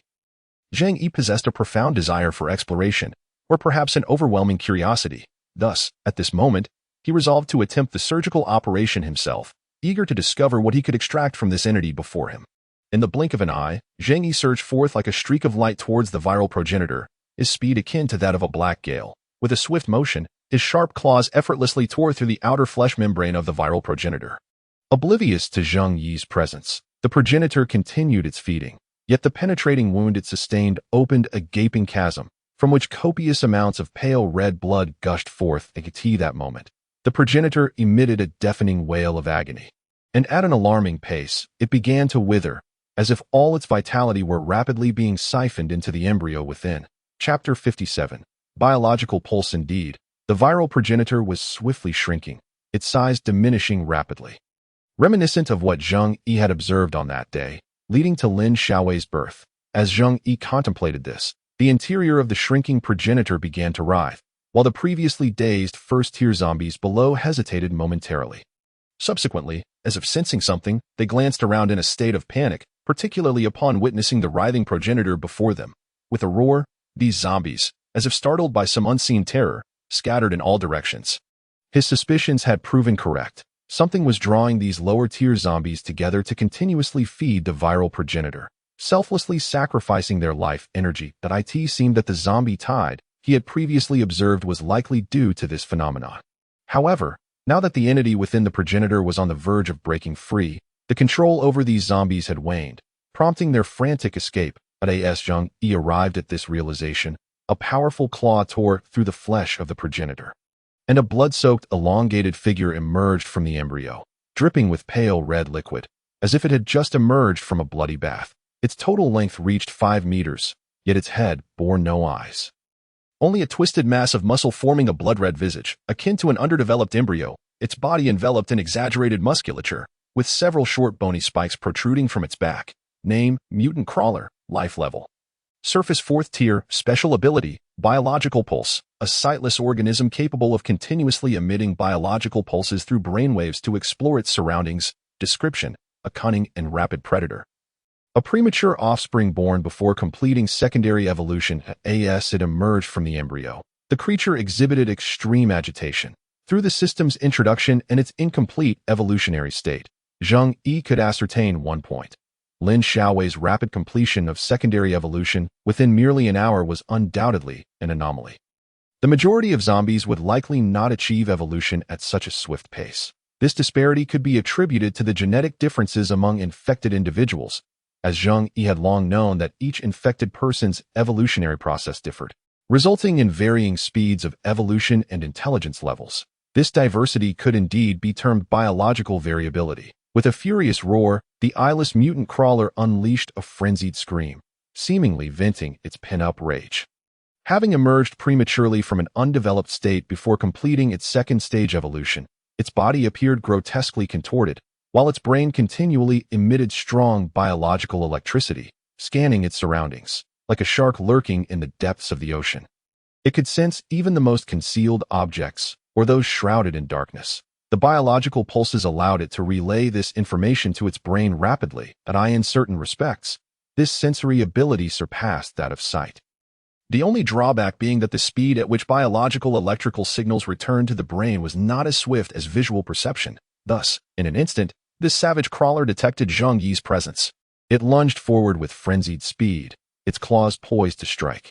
Yet, Zheng Yi merely smiled faintly, effortlessly sidestepping the rapid assault of its claws. In the next moment, dark red blood threads surged forth from his hands, Coalescing into a formidable fist, preferencing the visceral sensation of striking, Zheng Yi, akin to a skilled boxer, stepped forward and unleashed a powerful blow. The tremendous force of his punch impacted the crawler's face, easily shattering its resilient skull, sending fragments scattering like tofu. The terrifying might of dozens of tons obliterated the crawler's head, causing brain matter to splatter across the ground, mingling with shattered bone and flesh, creating a grotesque tableau of crimson. The crawler's head was reduced to a mere half, leaving only its jaw and a portion of its crumbled cranial structure attached to its neck. Yet, this ferocious beast did not succumb immediately. Its throat emitted frantic, high-pitched sounds, and its clawed arms seemed intent on continuing their assault. However, Zheng Yi would not grant it such an opportunity. With another swift, decisive punch, he again struck true. The over 5-meter-long mutant crawler's chest caved in, collapsing into a gaping pit, before it was sent hurtling backward. During this process, its blood gushed uncontrollably from its exposed trachea, ultimately landing in a disheveled heap upon a patch of grass, its insides nearly obliterated by the second blow. Its body twitched incessantly, yet it lacked the strength to resist. It was likely the remnants of its dying nerves still tugging at its muscles. As Zheng Yi approached, he seized the creature's body with one hand, and dark red blood threads surged forth, rapidly penetrating its form to consume and absorb its flesh and blood. Zheng Yi felt a surge of power augmenting within him. Though both were fourth-tier entities, there existed a discernible difference in their abilities. After devouring this creature, the system's voice resonated once more. Biological ability. Biological pulse has been unlocked. This newly acquired ability could significantly enhance his perception. Zheng Yi was intrigued and decided to experiment. With just a thought, he could release an invisible wave of energy from within himself, spreading outward. Particularly when his eyes were closed, this sensation became even more pronounced. The biological pulse rapidly transmitted every detail within a radius of several dozen meters into Zheng Yi's mind, forming a pattern composed of countless gray and white lines. Your abilities are indeed impressive. By merely extending your perception, you can effortlessly explore the terrain, even venturing into unseen areas in an instant. However, absorbing such a vast amount of information at once can be quite mentally taxing. Yet, as I continue to consume, my brain's processing capacity is steadily enhancing, allowing me to expand the range of this biological pulse exploration in the future. Chapter 58. The giant zombie dog. Zheng Yi pondered silently. Having completed his consumption, he did not linger, but continued to sprint towards the distance in search of his next prey. Having savored the delights of the fourth-tier zombies, Zheng Yi persisted in racing between the buildings. Seeking out another target. It was not always necessary to locate the mother plant to find suitable prey. Some zombies could reach the fourth tier through their own mutations and relentless feeding. After several minutes of racing atop the buildings, Zheng Yi traversed numerous blocks and soon spotted a pack of zombie dogs in the nearby streets. They were most likely a group of strays from the city. 30 to 40 first-tier zombie dogs at the tail end of the pack. Each was robust in stature, akin to newborn calves, standing about 1 meter tall and measuring 2 meters in length, not accounting for the length of their tails. Although they were merely first-tier mutated zombies, they were likely among the elite of their kind, having potentially evolved to the second tier after a period of mutation and development. Leading this pack of zombie dogs were 3 third-tier specimens, each as large as a yak, their bodies rippling with explosive muscle, sporting elongated fangs and spiny protrusions that resembled fin-like structures growing from their backs, vanishing only at the tail. Their original skin had completely shed, leaving dark red bulging muscles exposed to the air, a sight that emanated their ferocity and malevolence. Most terrifying was the leader of this troop, a fearsome fourth-tier zombie dog, towering at 2.8 meters and stretching over 6 meters in length. Its ancient beast-like form shared similarities with the other zombie dogs. Its original skin had long since disappeared, revealing hardened red muscle. Sharp, orderly bone spines sprouted from its spine and joints. Its limbs had grown enormous, with claws exceeding 30 centimeters in length. Moreover, its head had undergone a drastic transformation, featuring 6 mismatched scarlet, murky eyes on its forehead, radiating a chilling aura. Its jaw split open, morphing into a 3-part maw filled with hooked teeth and numerous writhing tendrils. Zheng Yi could distinctly sense the danger emanating from this fourth-tier zombie dog, far surpassing that of the crawler he had encountered earlier. He mused whether zombies might position themselves according to memories from their former lives, just as mutated flocks of zombie birds congregate, or zombie humans act in unison. Could the same be true for zombie dogs? It seemed they enjoyed the company of their former kin, and if he were to hunt this fourth-tier zombie dog, he would likely have to contend with its subordinates. He pondered whether the tactic of overwhelming numbers would affect his hunt. Yet, the answer was evident, even faced with a horde of zombies. As long as they were not fourth-tier mutated specimens, he felt confident in his ability to dispatch them, regardless of their numbers. His consumption ability would enable him to swiftly regain his strength, rendering any strategy composed of weaker beings incapable of posing a threat. With sufficient flesh to replenish his stamina, he could be considered virtually limitless. As these thoughts crossed his mind, a manic expression crossed Zheng Yi's face. With his arms morphing into claw-like appendages once more, he locked onto the zombie dog horde from his elevated vantage point, particularly targeting the leading fourth-tier zombie dog. Following the cosmic law of the Black Forest, strike first. Without hesitation, he launched himself from the rooftop, sprinting down the wall at a diagonal angle. The pack of zombie dogs was merely ambling about, and the fourth-tier leader had only recently feasted. However, in the next moment, it seemed to sense something. Its ears perked up, and it abruptly turned to look behind it. Zheng Yi, in full flight, raised his claws without hesitation, tearing into the creature. The advantage of striking first is the potential for unexpected injury. As his claws snagged the split jaw of the zombie dog, he yanked with force, accompanied by a spray of black blood. Numerous tendons and veins were laid bare in the air, and half of its jaw was violently wrenched away. With a roar of fury, the fourth-tier zombie dog, now missing half its jaw, unleashed an enraged howl. Its wrathful expression was palpable, and the surrounding subordinate zombie dogs were still oblivious to the chaos. Merely witnessing their leader's furious outburst, in an instant, they panicked, darting about in confusion, while some weaker first-tier zombie dogs were so frightened that they collapsed to the ground, clearly terrified of their suddenly unstable leader. Seizing the opportunity, Zheng Yi swiftly consumed the severed jaw, and against the bulk of this massive zombie, they lacked the agility of humanoid mutated forms. It is not always the case that larger mutations equate to greater strength. Upon landing, Zheng Yi did not pause, and once more lunged at its sturdy hind leg, his claw-like appendage slicing through the thigh as if it were mere ham, had it not been for the excessive density of the leg bone. This strike would have cleaved it in two. Only then did the fourth-tier zombie dog, enraged, twist its body and snap its colossal maw towards Zheng Yi, though it had lost half its jaw. The speed of this creature remained formidable, accurately targeting Zheng Yi as it lunged. Zheng Yi did not evade. Instead, he raised his clawed arms, one claw bracing against the sharp teeth of the lower jaw, the other against the upper jaw. Yet, witnessing this diminutive adversary's impressive strength, the fourth-tier zombie dog decisively lifted its head, hoisting Zheng Yi's entire body aloft before violently tossing him downward. With a resounding crash, Zheng Yi found himself slammed into the ground. The fourth-tier zombie dog emitted a heart-wrenching howl, raising its heavy, bony claws to strike at Zheng Yi. Chapter 59. The selfish, low-intelligence beast's boom. The concrete floor could not withstand the tremendous impact of this colossal beast. Fissures radiating outwards from the point of contact, yet Zheng Yi had already propelled himself upwards, leaping onto a nearby structure to evade the force of the blow, utilizing the walls of the building for a second boost. He swiftly returned to assault the creature, his speed so remarkable that he left a dark, fleeting shadow in midair. His claws pierced through the chest of the zombie dog, sending flesh and blood flying in all directions.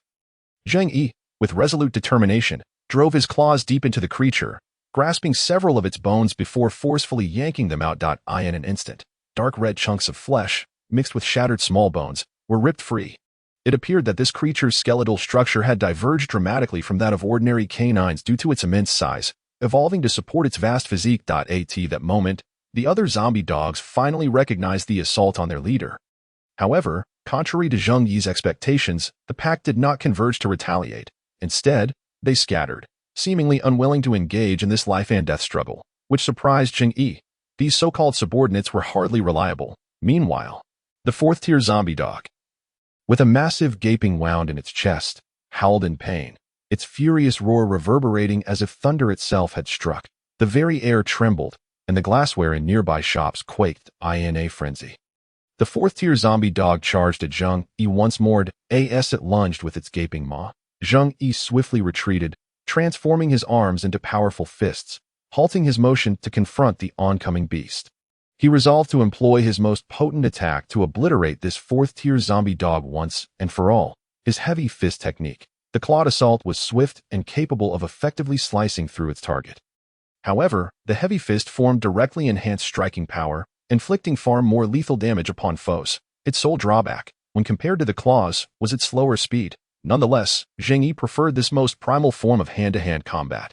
In the blink of an eye, the fourth-tier zombie hound had already arrived before him, and at that very moment, Zheng Yi, who had been standing still, sprang into action. He unleashed a powerful cannon-like punch. A torrent of terrifying tonnage crashing down upon the hound's skull, delivering a devastating blow with the force of dozens of tons. The sound of the skull shattering, flesh tearing, and blood spraying was unmistakable. The entire head caved in an instant, the strike so powerful that it snapped the vertebrae within. A mournful howl erupted as the fourth-tier zombie hound's head collided heavily with the ground, collapsing as if it were a lifeless dog. Yet, without hesitation, Zheng Yi understood that this single blow would not suffice to take its life. He leapt once more to the heights of a nearby building. Sprinting atop it, with his center of gravity oriented downward, he locked onto the dazed form of the fourth-tier hound below. His legs erupted with power. Zheng Yi dove from the rooftop like a bullet. The finishing move had arrived. This technique was akin to a fist descending from the heavens. He lifted his heavy fist like a hammer and brought it crashing down upon the hound's chest.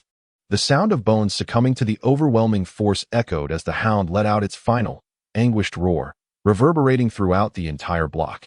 Yet Zheng Yi did not cease.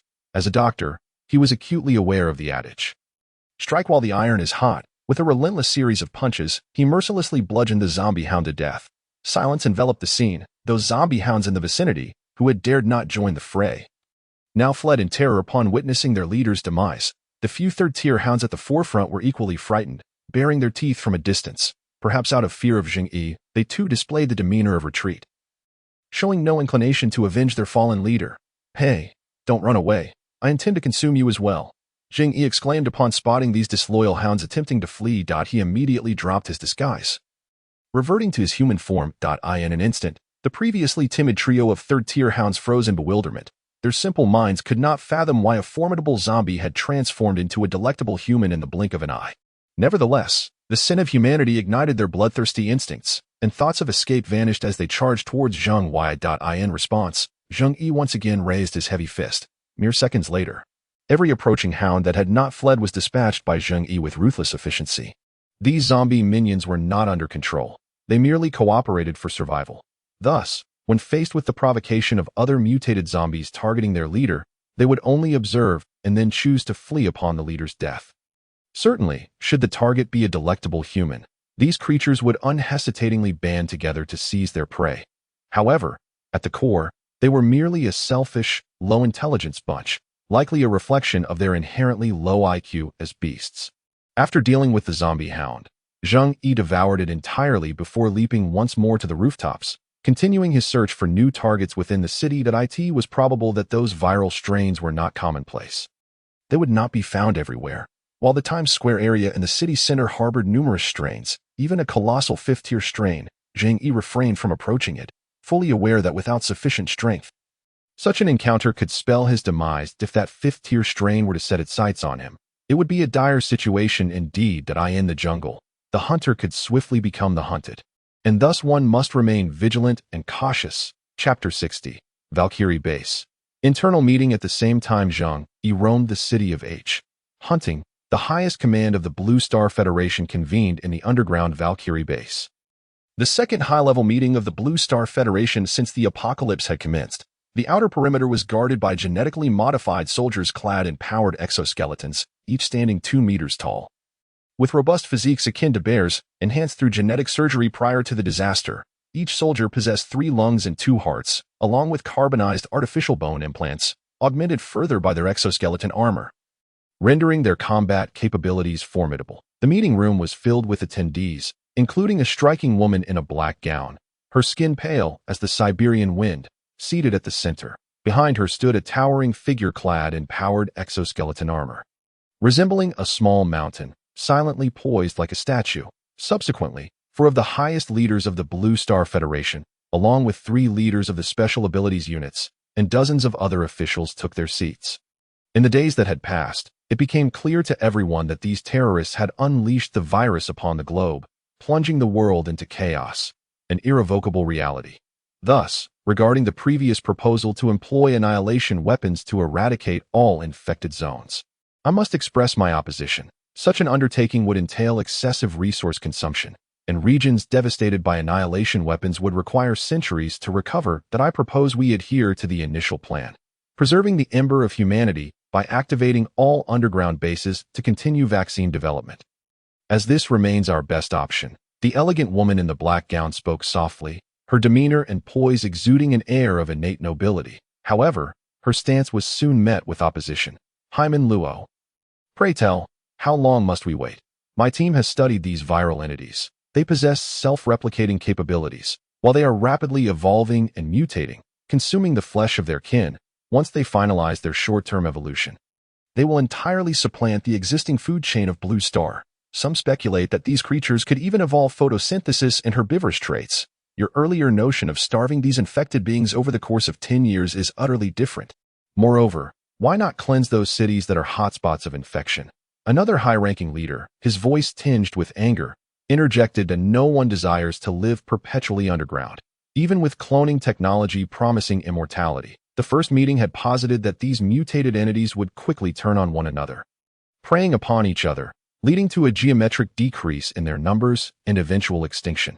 However, subsequent research by the Federation scientists revealed a vastly different reality. While the evolution of the virus indeed necessitated substantial flesh consumption, in the absence of sustenance, the zombies would halt their evolution, simultaneously reducing energy expenditure. It was entirely possible they might adapt alternative survival methods. Moreover, as of now, the development of vaccines remained uncertain. This sentiment cast a pall of silence over the assembly.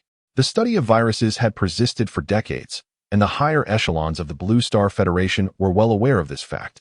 Nevertheless, the primary objective of researching these viruses had been to achieve evolution and longevity, as well as the development of special abilities. While the points raised by Leader Li were valid, I concur with Leader Hei's proposal. The use of annihilation weapons to devastate the planet's surface is untenable. Patiently awaiting and gradually researching the vaccine represents the optimal path forward.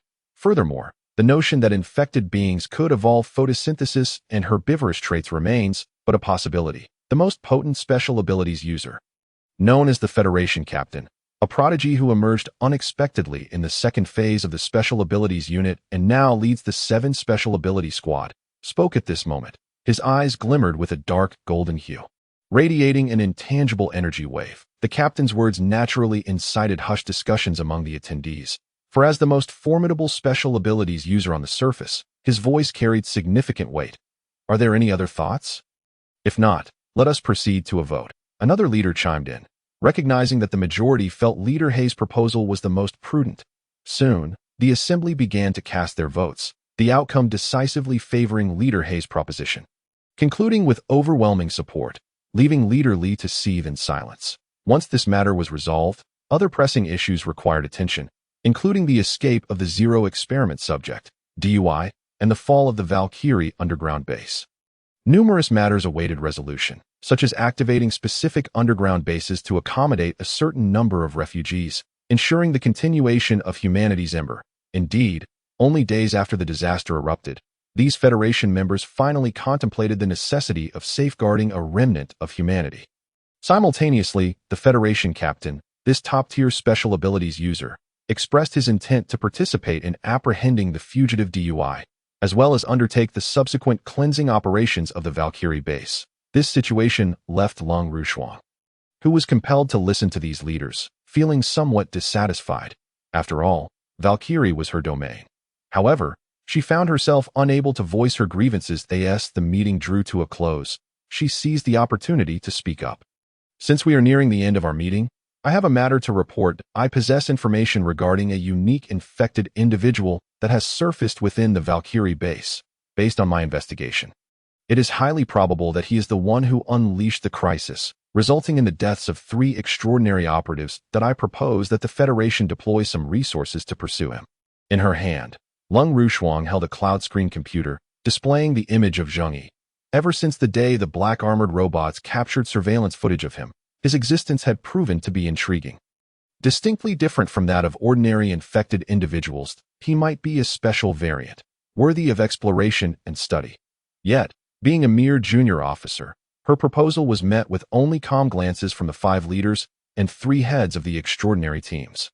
General Rushuang, should you be so keen on this so-called infected entity, You may organize a team yourself. I shall grant you command of a special operations squad. By the way, since the Valkyrie base is within your jurisdiction, it would be prudent to first assist the captain in reclaiming it. Black Manro's response left Lung Rushuang momentarily stunned, after which she fell silent. Though she felt a tinge of disregard, she had indeed set her sights on the peculiar being known as Zheng Yi, and the words from above could be interpreted as tacit approval of her intentions. Chapter 61.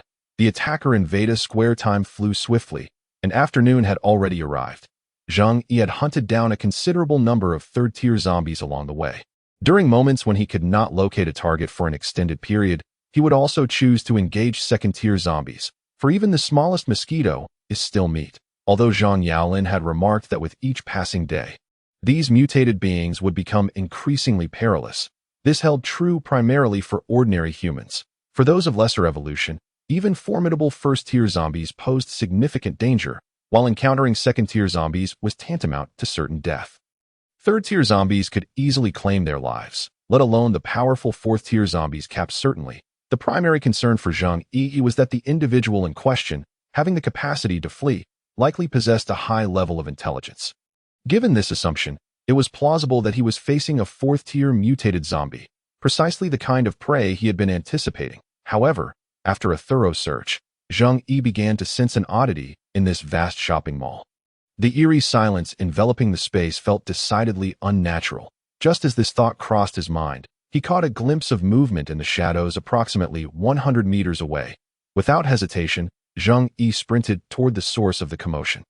On the second floor of the mall, there was an expansive platform strewn with deflated balloons and scattered streamers, remnants of what might have been a celebration at the onset of the catastrophe.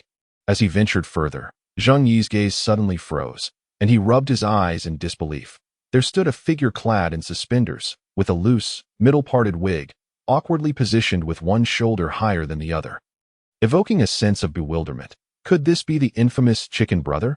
Zheng Yi felt a wave of confusion wash over him as memories of a long-deceased internet meme surged forth in an instant.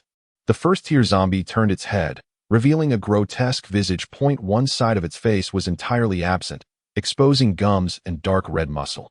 Upon spotting Zheng Yi, it began to advance toward him step by step. Nearby, several other figures were similarly drawn to his presence, closing in on him. These zombies were clad in bizarre costumes, with a gathering of about a dozen resembling cosplayers, suggesting that this place had once been quite lively. As the Chicken Brother zombie charged at him, Zheng Yi's expression morphed into one of impatience. Without a second thought, he swatted it aside with a single, forceful blow, sending it crashing against the wall. "Blood splattering everywhere. Don't obstruct my view," he exclaimed, for he wished to admire the two scantily clad, spring-themed cosplayers at the forefront. Among the approaching zombies, two particularly piqued Zheng Yi's interest, perhaps in their attempt to faithfully embody their characters. Their attire was already minimal, and the mutations had further ravaged their clothing. This resulted in some rather inappropriate imagery. Based on Zheng Yi's seasoned observations, he deduced that they were cosplaying as Shiranui, Mai, and the Fox Spirit. After all, he had seen 3D representations of these characters before. Even without their costumes, he could recognize them. The cosplayer portraying Shiranui Mai was particularly notable, her figure rivaling that of the Golden Arches. Yet, as the grotesque zombies continued to roar and charge at him, the initial excitement quickly waned, overshadowed by the sheer horror of their disfigured faces. The fleeting moments of joy had come to an end, and Zheng Yi swiftly dispatched the seemingly feeble first-tier zombies before him.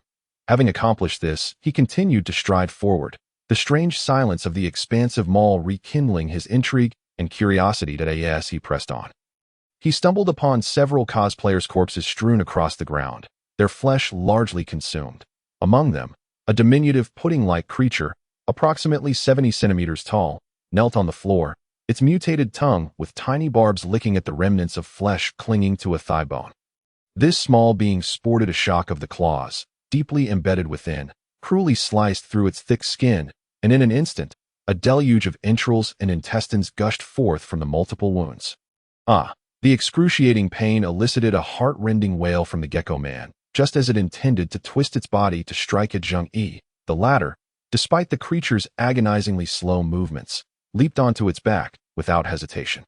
Employing a heavy fist technique, Zheng Yi delivered a decisive blow to the creature's spine. The force of the impact caused the gecko man to scream once more as its massive torso was shattered at the waist. Blood and flesh erupting violently. The disparity in power between the fourth-tier creature and Zheng Yi was staggering. Yet, this led Zheng Yi to ponder briefly that it was peculiar. The shattered mother plant had been undeniably immense. So why was this gecko man so feeble? Despite its larger size, its speed and defensive capabilities were woefully inadequate. As Zheng Yi landed that punch, a hint of confusion lingered in his mind. However, upon witnessing the gecko man's pitiful state, he swiftly dismissed his thoughts, realizing it was far more prudent to eliminate this foe expeditiously. With that resolve, he strode forward, preparing to reap the final fruits of victory. Meanwhile, sensing the impending danger, the gecko man turned its head, only to behold Zheng Yi hurtling toward it, his heavy fist poised to obliterate its head in a single strike. Ah, no. Brother, save me. In a moment of desperation, the gecko man cried out. Hearing this, Zheng Yi's eyes widened involuntarily. In the next instant, his biological pulsability radiated outward, keenly detecting another presence stealthily approaching him. Without a moment's hesitation, Zheng Yi abandoned his offensive momentum, pivoting sharply to deliver a powerful punch. However, amid the darkness, a humanoid figure lunged at him, executing a fierce flying kick. In a flash, the two collided. Pong! With a thunderous crash, Zheng Yi's body was sent hurtling over 10 meters due to the overwhelming force unleashed by his opponent. Crashing heavily against the glass door of a nearby shop, the door shattered in an instant. He rebounded violently off the wall inside the store, creating a massive dent. Zheng Yi, acutely aware of the sound of glass shards clattering against the floor, glanced gravely at the gecko man sprawled on the ground like a lifeless dog, its intestines still spilling forth. There, a towering figure stood, approximately 2.3 meters tall, exuding an oppressive aura that was almost suffocating. Chapter 64. The Locust King. Its streamlined body was adorned with a yellow-green biological exoskeleton, particularly its robust thighs, which resembled those of a bodybuilder, radiating a sense of strength. Its head, reminiscent of a masked rider, sported two antennae that stood tall, along with two compound eyes akin to those of a locust, fixated on Zheng Yi. In that fleeting moment, it had already torn the human corpse of the gecko man from its own body. Gripping it effortlessly in one hand, blood gushed from the mangled lower half of the gecko man, the scene appearing exceptionally brutal. Name: Evolved Mutant, Locust King.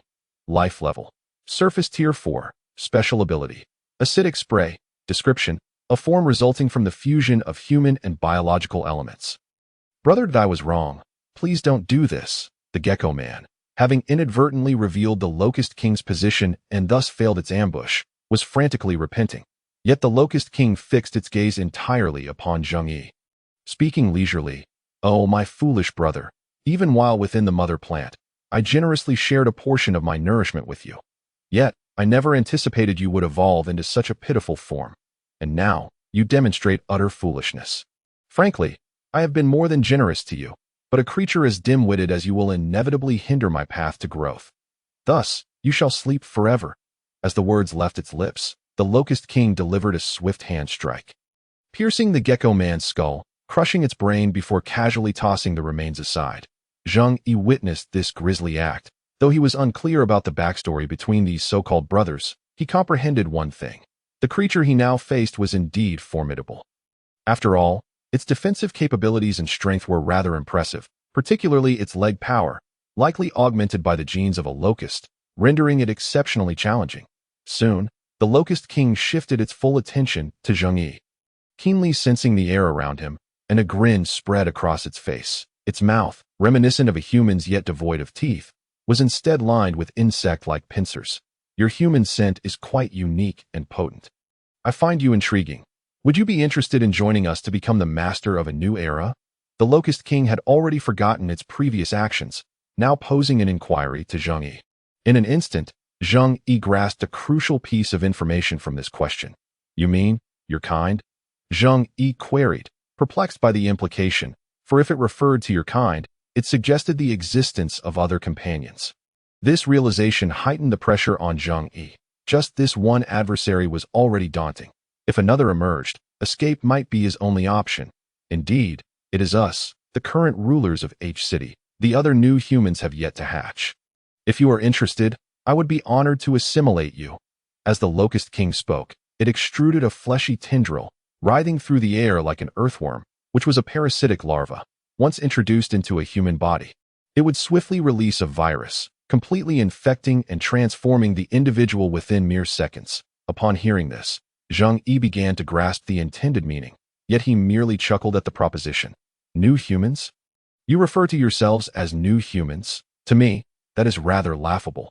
Zheng Yi smiled faintly, but the Locust King immediately sensed the underlying mockery. It seems you are not interested. Very well, I shall not force you. Let us be direct then.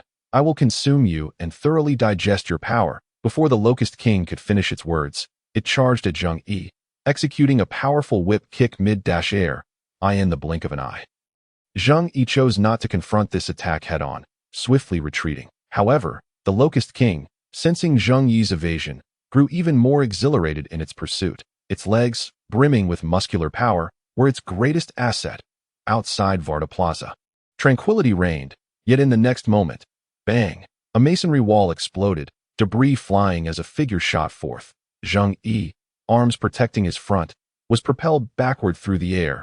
This creature moved with astonishing speed, akin to a predatory insect. Its intelligence was remarkable. He could even discern martial arts techniques in its movements. Unlike the mindless clawing of zombies, having failed to evade completely, Zheng Yi was sent crashing out of the mall by the force of the kick. Such a highly intelligent foe proved even more troublesome. This is getting complicated. Moreover, its compound eyes granted it an exceptional ability to perceive motion, akin to viewing in slow motion, adding to its menace. Zheng Yi muttered under his breath, quickly stabilizing himself mid-air before landing heavily, shattering the pavement beneath him. The Locust King followed suit, launching itself downward with tremendous force aimed directly at Zheng Yi.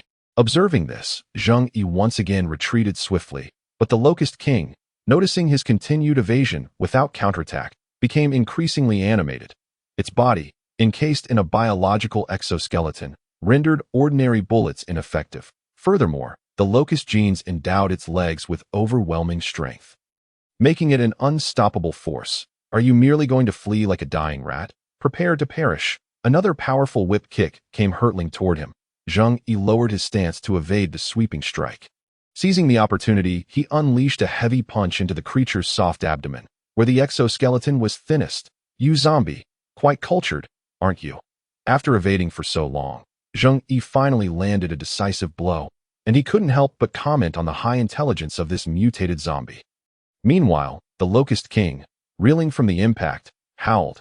As greenish blood sprayed forth, the cracks in its abdominal armor widened, and it was sent crashing into a nearby store, demolishing everything in its path, despite its exoskeleton providing substantial defense. The Locust King had not fully evolved due to sharing nutrients with its inept brother. Consequently, it lacked the wings typical of locusts, and indeed, its abdomen remained a vulnerable spot. Chapter 65. The Locust King, Part 2. Roar.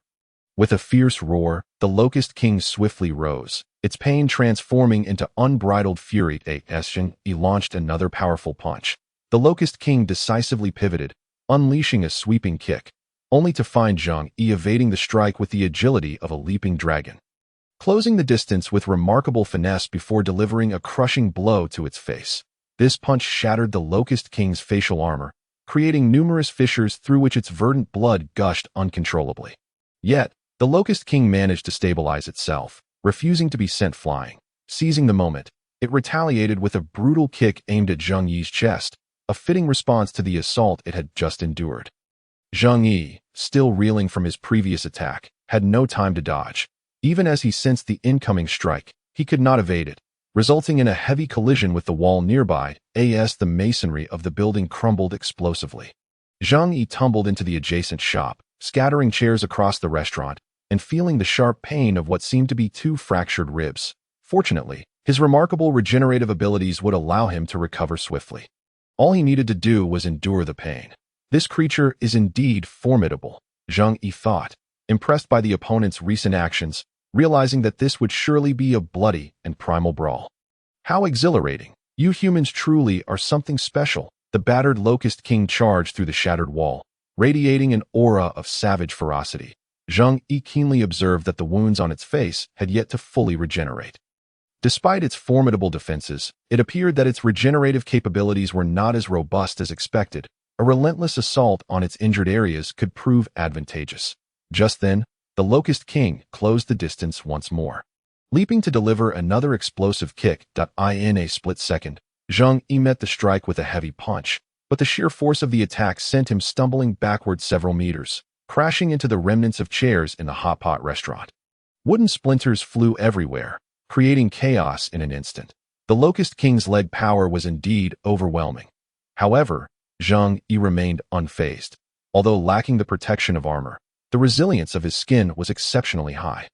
Impervious to ordinary blades, let alone these makeshift weapons. As he regained his footing, Zheng Yi noticed the relentless approach of the Locust King, which seemed intent on denying him any respite. Performing a swift maneuver, he sprang to his feet, shaking off the debris. He charged towards his adversary. The Locust King, witnessing Zheng Yi's advance, became even more frenzied, leaping to deliver another flying kick. While it possessed some techniques, its repertoire largely consisted of a few basic flying kicks. And Zheng Yi had already devised a strategy to counter them, but he deftly sidestepped, narrowly avoiding the kick, while rapidly closing in on the Locust King. With a decisive and audacious embrace, he locked onto its waist. The Locust King was taken aback, but before it could react, Zheng Yi slammed its body against a distant wall. The impact caused the wall to shatter under their combined force, sending them crashing into the neighboring eatery, where an array of fast food establishments suffered collateral damage. The Locust King absorbed the blow, sustaining minimal harm due to its robust armor, which rendered the construction materials weak as foam. However, realizing it was trapped and unable to retaliate effectively, it resorted to raising its arm to deliver an elbow strike. Yet, Zheng Yi was ready. As they broke through the second wall, amidst a shower of debris, he stomped forcefully on the ground, unleashing a surge of core energy that lifted the Locust King off the ground, executing a powerful throw that sent it crashing down. The tremendous kinetic energy resulted in the Locust King's neck colliding with the tiled floor, shattering the ground beneath them. Dazed momentarily, the Locust King found itself with a few new cracks in its biological armor. But as its senses returned, it attempted to rise, only to be met with a devastating downward punch that struck its already battered face, further fracturing its features like a parched field. Seizing the opportunity, Zheng Yi unleashed a relentless barrage upon the creature's wounds. As the saying goes, inflict tenfold the pain upon the enemy, then you suffer yourself. With each strike, Zheng Yi delivered a rapid sequence of 8 punches within a mere tenth of a second, each connecting with a splatter of verdant blood. Yet, despite the brutality of the assault, the Locust King remained steadfast, its dual-layered skeletal protection making it challenging to shatter its skull. In fact, during the previous onslaught, Zheng Yi had managed to crush one of its compound eyes, causing a deluge of green fluid to erupt. The scene was grotesquely violent. Once the Locust King regained its composure, driven by excruciating pain, it roared and attempted to seize Zheng Yi's neck with one hand. Zheng Yi, anticipating this maneuver, caught its arm effortlessly. In terms of sheer strength, he completely overpowered the creature. With remarkable speed, he swung the Locust King around like a flail, creating a whirlwind of destruction as tables and debris shattered upon impact. When he reached the apex of his rotation, he released his grip. The Locust King crashed violently into a distant wall, obliterating it before colliding forcefully with a second load-bearing wall. Although the wall was sturdy, it too bore the scars of their clash, spiderwebs of cracks spreading across its surface as the entire building trembled. Bloodied and with one shattered compound eye weeping crimson, the Locust King regained its footing and narrowly evaded Zheng Yi's next strike. With a piercing screech, it unleashed a spinning kick aimed directly at Zheng Yi. Its leg elongated like a whip, and while Zheng Yi attempted to retreat, the Locust King's speed was formidable. It soared through the air, launching a relentless series of attacks that escalated in velocity. Until, bang, Zheng Yi found himself unable to completely defend against the onslaught. The impact to his midsection sent him hurtling backward, tumbling through the air before crashing into a solid wall. In that split second, he distinctly felt at least 5 of his ribs fracture, with 2 puncturing his lung. The blow was devastating. Yet, despite the agony, he brushed aside the pain, ready to re-engage, even disregarding the blood trickling from his mouth. The fractured ribs were already beginning to mend, returning to their rightful places. Such trivial injuries. What were they in the grand scheme of things? Zheng Yi lifted his gaze, spotting the Locust King preparing for another colossal kick. He swiftly dodged again, yet the strike mercilessly slammed into the load-bearing wall, causing further fissures to spread. The building, already compromised by their fierce battle, began to show signs of collapse, ignoring the crumbling surroundings. The two continued their fierce exchange, each trading blows and evading strikes. As they crashed through another wall, a nearby second-tier mutated zombie was startled into a terrified scream by the chaos in the ensuing moment. When Zheng Yi seized the Locust King's leg and hurled it away, the force of the collision shattered the zombie's body into pieces, as if it had collided with a gelatinous creature. Neither combatant paid any heed to the unfortunate zombie, consumed instead by their relentless struggle. However, as more cracks spread across the building's walls, the looming threat of collapse grew imminent. Suddenly, with a resounding crash, the lower wall gave way, triggering a chain reaction that sent the entire 8-story structure crumbling down. Zheng Yi, having just struck the Locust King with another powerful blow, sensed the impending disaster. Without a moment's hesitation, he bolted backward. Although the collapse was rapid, Zheng Yi's speed proved even greater. With merely 2 swift leaps, the Locust King escaped the collapsing vicinity of the building. However, as it painfully rose from the ground, it caught sight of the imminent downfall of the structure and hastily sought to flee. Yet, in the blink of an eye, the entire edifice succumbed to gravity, heavy stones crashing down like a deluge. And the Locust King was engulfed by countless shards of debris. In an instant, dust billowed skyward, reaching dozens of meters high, casting a gray pall over the heavens. The earth trembled, reminiscent of a minor earthquake. Surrounding zombies emitted piercing shrieks, seemingly intrigued by the commotion, yet too timid to approach. They could sense the powerful presence of their kind. The Locust King. Once the building collapsed, tranquility returned swiftly. However, amidst the ruins, a sizable wall was carelessly pushed aside, and the Locust King emerged in disarray, a steel rod piercing its abdomen, having penetrated through the cracks earlier inflicted by Zheng Yi in its current state. It was a picture of utter disarray. Grasping the rod embedded within, it decisively yanked it free.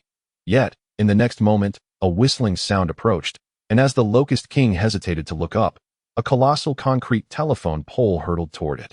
Upon impact, the pole, thick as a human body and weighing several tons, shattered explosively. The Locust King was once again sent flying, crashing heavily to the ground before ricocheting upwards, tumbling along the surface, smashing into streetlights and trash bins, reducing them to splinters and fragments. Ultimately, it collided with a small car, flipping it over before it lay sprawled on the ground. Blood flowed incessantly. The Locust King exhibited its distressing state as it struggled to rise, only for Zheng Yi's heavy fist to descend from above, striking the already shattered skull. This blow rendered both its exoskeleton and internal bones incapable of withstanding the force, obliterating half of its brain. Even after reducing it to such a pitiful state, Zheng Yi did not relent, fully aware of the tenacity of these mutated beings. Thus, he seized its neck, hoisting the Locust King's body, and with a swift thrust of his hand, pierced its feeble abdominal armor, delving into its form, navigating through its intestines until he grasped its robust vertebrae. With a sudden, fierce tug, he extracted a segment of its spine, along with a plethora of intestines and organs in that instant. The severed vertebrae still bore numerous blood vessels and nerves, yet as Zheng Yi continued to exert force, they too succumbed and tore apart. The Locust King let out a mournful wail of agony, while Zheng Yi remained unflinching, his gaze icy, not a single blink betraying his resolve as he executed this gruesome act. He was increasingly acclimated to such bloodthirsty slaughter. I underestimated you, the Locust King rasped in its dying moments, its shattered head still capable of speech, a testament to its formidable vitality. Strangely, it exhibited little fear, which was astonishing. But you will not be my match. From the moment you laid hands on me, they were already aware of your presence. You will die. Faced with these words, Zheng Yi felt a flicker of curiosity regarding their meaning. However, reflecting on the Locust King's audacious demeanor in the face of death, he deemed further inquiry futile and instead asked, "So, is this your final testament?" Chapter 67. Armored Form. At this juncture, Zheng Yi raised his powerful fist, intent on shattering the creature's skull. The so-called formidable presence did not instill fear in him. He was capable of rapid growth, merely requiring continual consumption to eventually ascend to the apex of the food chain. Furthermore, his ability to disguise himself provided ample protection, and the system could anticipate the strength of his adversaries. These were his trump cards for survival. Just then, the Locust King grinned, opening its mouth as a mass of fleshy tendrils armed with serrated blades erupted towards Zheng Yi, opting to make a desperate gambit to parasitize him. However, such an act was too easily detectable. Zheng Yi did not hesitate. He unleashed a punch that obliterated the fleshy mass mid-air, and the force continued unabated, crashing down upon its already fragmented head. Once more, the head succumbed to the overwhelming power.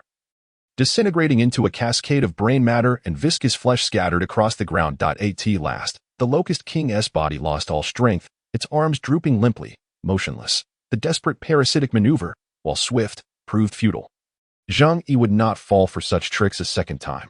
Although, strictly speaking, such tactics bore no real consequence. Being caught for even an instant would simply be more visually appealing than a direct explosion.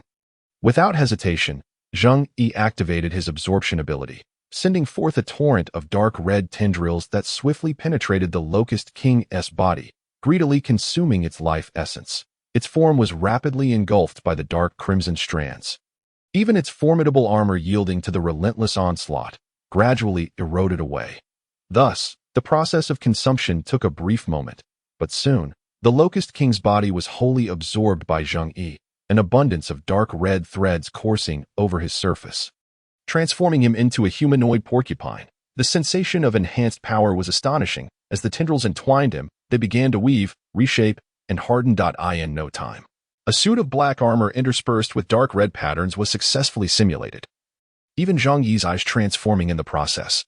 Armored form, unlocked. Compound eyes, unlocked. The streamlined armor gleamed under the dim afternoon sunlight, exuding a unique beauty. Bone spurs adorned the joints and back, reminiscent of ice shards cascading from a frozen waterfall, glimmering with a chilling radiance. The ocular region featured a V-shaped visor design, effectively shielding his eyes, while his vision was augmented to resemble that of compound eyes, allowing him to perceive the world in slow motion. The formidable armor boasted absolute defensive capabilities, albeit at the cost of some agility. After all, one must trade off to gain. The armor clung closely to his body, delineating every contour of his muscles, akin to an artist meticulously sculpting a masterpiece from a solid block of marble. Especially when paired with his other lethal abilities, his combat prowess became unfathomable. I am more handsome and stronger. Zheng Yi could not help but marvel at his newly acquired balance of offense and defense. As the armor transformed back into a multitude of dark red strands and re-entered his body.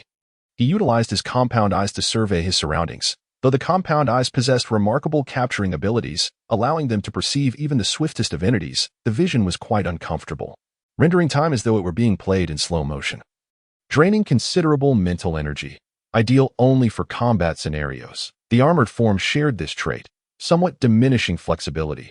Otherwise, he would have relished keeping those abilities active. However, that was evidently impractical as his eyes reverted to their original light brown hue.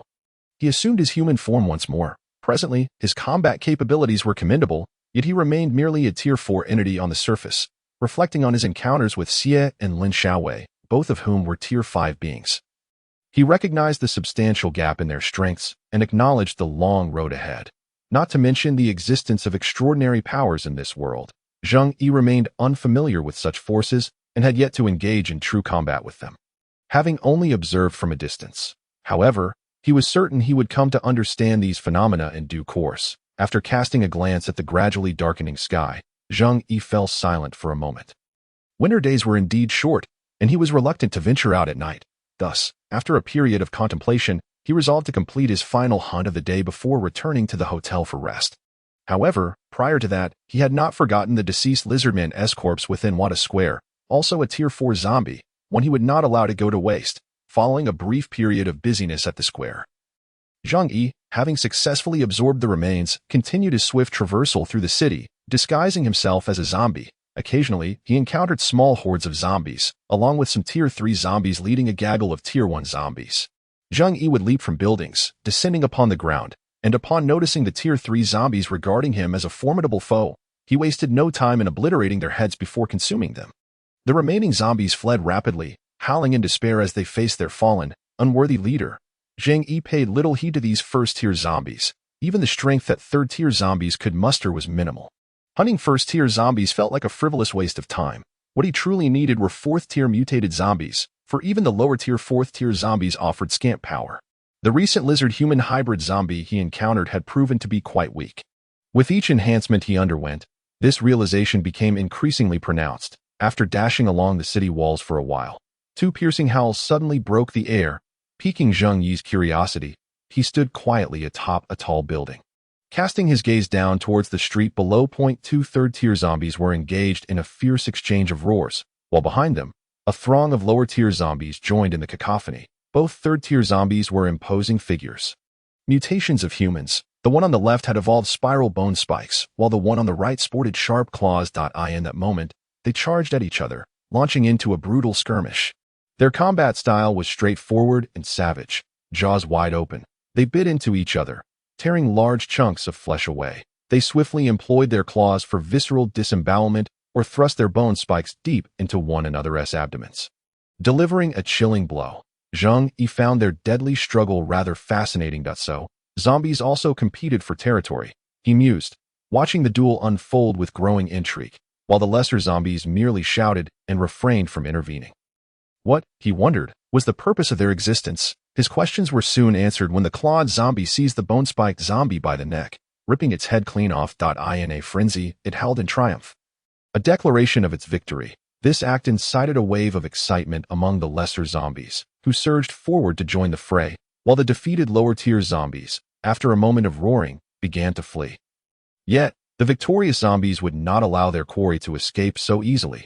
Several lunged at the fleeing ones, pouncing and delivering fatal blows to their vulnerabilities. Zheng Yi was taken aback by this display. It was reminiscent of ancient warfare, where defeated generals would retreat, only to be pursued and slaughtered by their victorious counterparts. As he observed this scene, he contemplated deeply until a first-tier zombie began gnawing at the corpse of another zombie.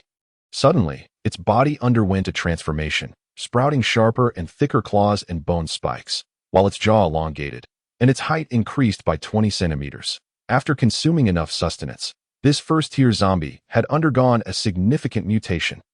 With its newfound strength, it stood at an imposing 2 meters, appearing more ferocious and bloodthirsty. Its life level now elevated to second tier. However, at that very moment, the third-tier zombie charged forward, roaring in challenge. The freshly evolved second-tier zombie, upon witnessing this, emitted a shrill cry but chose not to engage. Instead, it fled in a panic. Only when it had exited the street did the third-tier zombie cease its pursuit, returning to its territory to continue its feast. Zheng Yi observed all of this with keen interest. Indeed, he was intrigued by the behavioral patterns of these mutated zombies. It appeared that third-tier zombies dominated first-tier zombies, who, in turn, submitted to their might. Yet this hierarchy was precarious. Much like birds in a forest, they would scatter at the first sign of danger, while third-tier zombies ruled over their lesser kin, should one of them evolve into a second tier. The third tier might perceive it as a threat, leading to its expulsion or demise. After some contemplation, Zheng Yi couldn't help but smile. These zombies shared many traits with humanity. No wonder it was said that these mutated beings retained some semblance of human consciousness. Once he had savored this theatrical spectacle, Zheng Yi manifested clawed arms and leaped from his vantage point, hurtling toward the horde of zombies below, since he had not found other hunting targets. It was time to conclude his endeavors. As night fell, H City was enveloped in darkness. At this moment, in the city square, several mother plants had begun to rupture, and a significant number of zombies still congregated there. Though their numbers had drastically dwindled to around 2,000 to 3,000, the fifth-tier mother plant had grown substantially, its internal gestation process appearing sluggish. Yet it was evidently a formidable presence. Beneath this giant fifth-tier mother plant lay an underground mall. Cloaked in darkness, yet faint bioluminescence flickered within. Several mutated insects, resembling gigantic flying spiders, clung to the walls, providing illumination. Numerous figures had gathered here, varied in form. The mutated zombies remained silent, while at the center, a grotesque, corpulent zombie, resembling a bloated maggot, writhed slowly. This monstrous creature bore a circular maw akin to a meat grinder and a large eye that emitted an eerie red glow, its back laden with numerous zombie heads that could still open and close their mouths, creating a bizarre spectacle. Then, it spoke. "Comrades, the Locust King is dead." Its raspy voice stirred a commotion among the other mutated zombies. Could it be from our kind in other regions? Soon, another grotesque zombie with 4 fused heads inquired. Resembling a twisted deity, its tall, thin body reminiscent of bones, with long arms, one wielding a bone knife and the other a massive claw. It may be so, or it may not, and no need to rush. I will uncover who killed him. As for the threat from our brethren in other cities, there is no need for concern. We must unite. Lord Jiuyo will soon complete his 3rd metamorphosis, and then he shall lead us down a new path of evolution. The corpulent creature proclaimed, and the other zombies exchanged glances. Within the zombie ranks, there existed a genetic instinct, albeit one fraught with conflict. They sought to form groups, much like wolf packs, be it 3rd-tier zombies rallying 1st-tier zombies as subordinates, or the myriad mutated zombies congregating under the 5th-tier mother plant. This was evident. Yet, they were also prone to turn on one another, a trait inherited from their biological essence. This instinct, driven by desire, led to scenes of one group of zombies clashing with another. They needed to consume each other to evolve, and out of fear of isolation, they would band together. After all, both humans and zombies sought to survive in this apocalypse. And the food chain of Blue Star would soon be reordered, with each of them vying for a place within it. As the cold wind howled through the city. Today marked Zheng Yi's 2nd day in H City. His day of hunting had yielded bountiful rewards. Though he had yet to achieve 5th-tier strength on the surface, he had certainly grown stronger since the morning. Zheng Yi could discern the vast disparity between the strongest and weakest 4th-tier beings. Yet, it would not be long before, at this pace of evolution, he was capable of hunting all mother plants, including the formidable 5th-tier one in the city square, seated quietly on the rooftop edge of his hotel. Legs dangling freely, he enjoyed the roasted beef he had prepared earlier, accompanied by vegetables from the fridge and spicy seasonings. An indulgent feast. The refreshing lemon soda beside him was the perfect complement. The stars above gleamed brighter by the day, and the soft, cool light of the moon rendered the night almost indistinguishable from day. Not far away, a residential area had inexplicably caught fire, flames roaring. And in the darkness, Zheng Yi could see several zombies ablaze, running wildly through the streets. That he suspected that the fire was likely man-made, though he had no interest in uncovering the details of its origin. Moreover, the blaze would pose no threat to the surrounding areas, as that neighborhood was quite distant from others. After consuming another piece of beef, Zheng Yi drained his soda in one go, then returned his gaze to the sky. Lost in thought for several minutes. Damn, why do I suddenly feel a bit bored? Zheng Yi squinted slightly. In this apocalyptic era, it is undoubtedly destined to be regarded as a new epoch by future generations. It must be said that nights spent alone without a mobile phone or internet connection are particularly filled with an overwhelming sense of emptiness and desolation. What thoughts might an ordinary human entertain at such a moment? Zheng Yi pondered for a moment.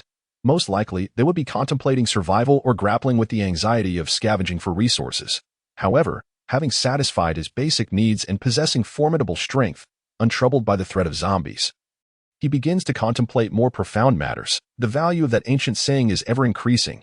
Basic needs precede desires. In his past life, Zheng Yi had read numerous novels, where protagonists often emerged as lone wolves in the apocalypse, seemingly devoid of any need for social interaction, slaying their way from South Heaven Gate to North Heaven Gate without so much as a glance at women. Yet, returning to reality, can humans, as social creatures, truly achieve such isolation? Humans are not machines. They are endowed with emotions, and it is precisely these emotions that foster the diversity of humanity. Otherwise, what distinction would exist between humans and mere predatory insects? To be frank, Zheng Yi readily accepted that his body had transcended humanity, transforming into a unique existence that belongs neither to humans nor to zombies.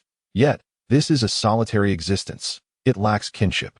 Nevertheless, he has not lost the essence of his humanity. He remains Zheng Yi, merely endowed with extraordinary power, allowing him to perceive certain truths more clearly. Thus, when one gazes upon the stars, it is all too easy to let one's thoughts wander. He cannot help but reminisce about Wenya, recalling her final poignant question, what is the meaning of life? Even at this moment, Zheng Yi still lacks a definitive answer, feeling a tinge of sadness at the memory of that woman. This question is profoundly intricate, and its answers vary throughout the different stages of one's life. Nevertheless, in the pursuit of meaning, the foremost imperative is to survive. Only by continuing to live can infinite possibilities unfold. He must ascend to the pinnacle of the food chain in this brutal apocalypse. With this thought, Zheng Yi inhaled deeply, exhaling a cloud of white vapor. Thus, the night of melancholy must come to an end. He cannot afford to dwell in such emotions for long. Perhaps he must gradually acclimate to this flavor of solitude, but for now, it is best to rest early. For tomorrow, he must slay zombies. A brand new day dawned, with the winter sun hanging high in the sky. Yet, the city was swept by biting winds, devoid of warmth. Even puddles were frozen over by the early morning chill. The weather grew colder by the day, posing a dire calamity for those struggling to survive in the apocalypse. As future existence would become increasingly arduous, Zheng Yi set off early, avoiding the city center and progressing northeast. After a morning of hunting, he had significantly strengthened himself, though it was regrettable that while third-tier zombies were plentiful, fourth-tier specimens remained scarce. The speed of the mutated ones was too slow for him, and he had no desire to risk hunting those mother strains in the city center. Thus, he could only continue to seek out prey. Time flew by, and Zheng Yi stood atop a high building as the biting winds whipped around him. His hooded cloak, a product of his camouflage ability, fluttered in the gusts. He brushed his forehead, observing the throngs of mindless zombies below, moving through the city like cockroaches. Today, Zheng Yi chose not to disguise himself as a zombie. After all, being elevated, the lower-tier zombies posed no threat to him. Sometimes, this strategy could also attract the attention of third-tier and fourth-tier zombies, facilitating his hunt. Acting as bait could be quite effective at times. Just as Zheng Yi finished surveying the street below and determined that there were not many valuable zombies around, intending to depart for another location, an unexpected turn of events occurred from a nearby office building. For robust second-tier zombies burst forth. These second-tier zombies bore a resemblance to crawlers, though not nearly as massive. Their bodies were covered in exposed, crimson muscles, their limbs transformed into claw-like appendages, and their heads retained human features, albeit with murky eyes filled with primal madness. Upon their emergence, they immediately lunged at the first-tier zombies scattered along the roadside, sinking their teeth into the necks of these zombies and dragging them into the office building. This scene was clearly visible to Zheng Yi, who observed from the adjacent structure. Was this a case of zombies preying upon one another? Such collective hunting was somewhat rare. Zheng Yi calmly watched the spectacle unfold, finding nothing particularly unusual. However, shortly thereafter, the same four zombies charged out of the building once more, hunting down the surrounding first-tier zombies before swiftly retreating back inside. This caused the scattered first-tier zombies to scatter in terror. Seeing this unfold again piqued Zheng Yi's interest. Chapter 70. Strange occurrences signal the presence of monsters. Were they hoarding food? This situation had persisted for quite some time, explaining the scarcity of zombies in the vicinity. Zheng Yi contemplated. After all, it was improbable they could have consumed everything in such a short span of time. Previously, at the hospital, he had witnessed two third-tier zombies hoarding a substantial amount of zombie corpses as sustenance. Could it be that a mother strain was about to gestate here? After much deliberation, Zheng Yi activated his camouflage ability once more, transforming into a zombie before leaping from the 100-meter-high building. Like a bullet, he plummeted towards the ground, accelerating as he descended at around 50 meters. His arms morphed into claw-like appendages, grasping the side of the building's walled as his sharp claws embedded into the structure. Debris erupted, and his descent slowed rapidly.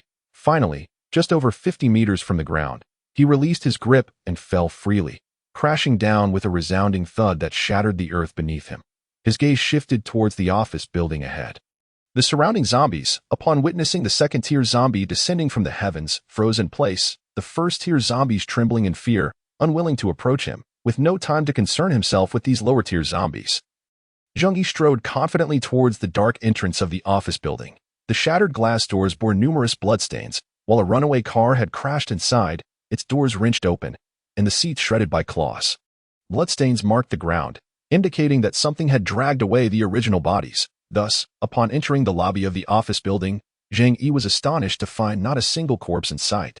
At that moment, Zheng Yi's gaze shifted towards a nearby emergency exit, and the next instant, roar! The four second-tier zombies charged down from above, racing towards him with unhesitating ferocity, launching a bloodthirsty assault. Something felt amiss with these zombies. Zheng Yi sensed a tinge of curiosity as the first second-tier zombie lunged at him. He merely glanced sideways and executed a swift, precise kick. The heavy impact caused the zombie's skull to explode instantaneously, its chest caving in from Zheng Yi's strike, sending its body crashing against the wall, reduced to a pulpy mass. Yet, despite this, the remaining three second-tier zombies displayed no fear, charging at him once more. Intriguing, There was not a hint of terror in their demeanor. As curiosity swelled within him, Zheng Yi decided to charge forward, pinning another second-tier zombie's head with one hand. Zheng Yi gazed into the ominous safety passage, reeking of a pungent stench, and without a moment's hesitation, stepped inside. After all, unusual occurrences often herald something sinister. His curiosity piqued. He noticed distinct traces of blood plasma on the ground, revealing the path taken by a group of second-tier zombies carrying a corpse. Without a second thought, Zheng Yi hastened his ascent to the upper floors. The dark, bloody drag marks continued into the corridor of the 6th floor, where he entered a level pervaded by the foul odor of decay. Remarkably, he encountered no zombies or even a single corpse along his way. Yet, upon reaching the 6th floor and emerging from the safety passage, he soon spotted a grotesque zombie, its body bloated as if it had languished in a cesspool for weeks. Standing in the corridor, its face was a mass of flabby flesh, the skin stretched taut over its corpulent form, resembling a Michelin tire. As Zheng Yi locked eyes with the creature, he recognized it as merely a first-tier zombie. And given its repugnant appearance, he had no desire to engage, preferring instead to continue his search for the stash of corpses. After all, he was maintaining his disguise, resembling a zombie himself. However, in the next instant, the grotesque zombie lunged at Zheng Yi, letting out a ferocious roar and opening its mouth wide. Its jaw hung slack, nearly touching its chest, and soon an abundance of fleshy tendrils erupted from its maw. Twisting like however, on that fateful day above the Valkyrie base, the sight of a colossal mutated centipede indeed left a trace of astonishment upon me, although one could surmise that such a gargantuan entity was likely hatched from the maternal stock. It remained evident that most insects would not undergo such rapid mutation. These exceedingly rare aberrant creatures could be aptly described as the rarest of the rare among powerful mutants. Upon my arrival here, I could distinctly hear peculiar writhing sounds, and without hesitation, I pursued the source of the bloodstains. Upon entering what was originally a grand hall within the company, my gaze was drawn forward, and I was met with a rather shocking spectacle. The floor lay in disarray, littered with shattered chairs and various debris, exuding a sense of chaos. At the far end of the room, a grotesquely twisted mass of flesh lay sprawled upon the ground, occupying nearly half of the room. The base of this fleshy orb resembled plant roots, sprouting a multitude of blood-soaked tendrils that crawled across the floor, merging with the surrounding structures. Atop this immense mass, a bloom akin to a giant carnivorous flower unfurled, its petals bristling with sharp fangs, while within its gaping maw, numerous fleshly tendrils writhed incessantly. At first glance, I might have instinctively thought this entity was a maternal stock, perhaps merely an oddity among its kind. However, it soon became clear that this was not the case, for I could distinctly see a human-sized zombie head embedded within the corpulent body, its diminutive size contrasting starkly with the monstrous mass, resembling a bald head sprouting a grotesque tumor. Moreover, I could observe slender arms dangling towards the ground on either side of the creature. It was evident that behind it lay two elongated legs, suggesting this abomination was a mutated form of a human zombie. Before it, a veritable mountain of corpses lay piled high, numbering perhaps in the hundreds, while behind it, a vast quantity of digested waste emitted a foul stench, accumulating into a mound. Even now, it continued to consume the remains of the zombies. This creature was not a maternal stock but a human zombie that had undergone mutation, though it appeared immobilized and bore a massive mouth upon its back, cohabiting with its own excrement. Most notably, it possessed certain abilities akin to those of a maternal stock. With a roar, this zombie bellowed at me, its tendrils persistently devouring the surrounding corpses, and that diminutive head appeared remarkably ferocious. Name: aberrant entity, flesh tumor flower, life level, surface level 4, special ability, mental control, capable of commanding lower-tier zombies through its formidable mental prowess. Description: a grotesque state resulting from the mutation of a human zombie, serving as a maternal figure capable of commanding low-intelligence life forms, with the potential to evolve into a force that can control legions. However, due to its inherent weakness and lack of self-preservation ability, it seeks a symbiotic relationship. Glimpsing the system's compendium, I gleaned a clearer understanding of this entity, resembling a gigantic soup dumpling, despite its classification as a surface level 4 life form. Its combat prowess appeared exceedingly feeble when compared to my own peak surface level 4 abilities.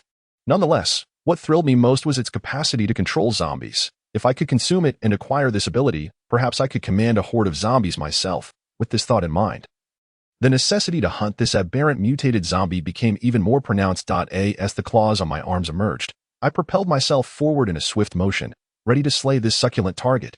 It seemed prudent to explore the interior of these buildings rather than merely roaming the streets. There might be unexpected hunting delights. Yet, just as I was about to act, a figure suddenly surged forth from the excrement behind the flesh tumor flower. In that instant, my gaze sharpened, and the next moment, a massive silhouette loomed before me, with the first thing I discerned in the darkness being a colossal bone blade curving like a crescent moon. Cleaving towards me. In that fleeting moment, my pupils constricted as if I had witnessed a manifestation of fear itself. Upon impact, a tremendous force erupted, and I was sent hurtling backward, colliding with the sturdy wall of the company building. The impact shattered the wall into fragments that I was expelled from the structure, plummeting from a height of several meters towards the ground. Yet, I quickly stabilized my descent, landing heavily, but regaining my footing. Pain coursed through my clawed arms. Though I had managed to deflect the bone blade's attack with my sharp claws, the residual force had still sent me flying. Were I to have absorbed that blow with my flesh, I might have been severed in two. With a heavy heart, I raised my gaze to the breach in the wall I had just created, where a towering figure stood silently. Chapter 73. Aberrant Entity. Terror. This imposing figure emanated an overwhelming aura of oppression, its skin a shade of ashen black. Its jaw was grotesquely split into 4 parts, reminiscent of an insect's pincers. Lined with sharp fangs, 0.6 crimson eyes glared with a savage ferocity, while a sound akin to 10 years of phlegm stuck in its throat emitted a series of ghastly clucks. Its body radiated strength, particularly its robust chest, which appeared to be embedded with 5 twisted zombie heads. As if they had been ground together, these embedded heads were alive, their mouths twitching and producing eerie sounds. In addition, its mutated right arm was the most striking feature, sprouting several elongated bones from the wrist, culminating in a 2-meter-long double-edged bone blade that glimmered ominously in the sunlight. Its left arm resembled a massive paw akin to that of an oversized grizzly bear, with sharp bone spines protruding from its spine, and a thick tail resembling a steel whip lashed about in the AIR.AT. This moment, we locked eyes, my expression solemn and devoid of hesitation. Dark red veins surged from my body, rapidly coiling around and enveloping me, forming a formidable armored shape, and my arms transformed into heavy fists without a moment's delay. This was the first time I had encountered a 4th-tier mutated zombie with such a potent presence. Thus I opted for my most powerful combat form. Name: Aberrant Entity. Terror: Life Level. Surface Level 4. Description: a mutated zombie in a grotesque state, existing in a symbiotic relationship with the flesh tumor flower, constantly siphoning nutrients from it for aberrant evolution. This creature seeks a symbiotic relationship with the symbiont of that entity, having never undergone a second evolution from a maternal stock, yet achieving such a degree of aberrant evolution through this means. It was indeed terrifying, yet also invigorating for me. What I sought was precisely a formidable quarry to facilitate my rapid growth. In the next moment, terror leaped into the air, its massive weight shattering the ground upon landing, sending dust soaring into the air. I narrowed my eyes, comprehending that this battle had officially commenced. With a bizarre howl, amidst the swirling dust, the aberrant entity terror surged forth like a shadow of darkness. Leaping several meters into the air, its bone blade raised high above its head, crashing down towards my location with the speed of a thunderous crescent strike. Given the ferocity of this cleaving attack, I dared not meet it head-on. Swiftly leaping to the right, the domineering terror landed with a leap, its immense weight and momentum obliterating the ground beneath it, quickly turning its gaze towards me.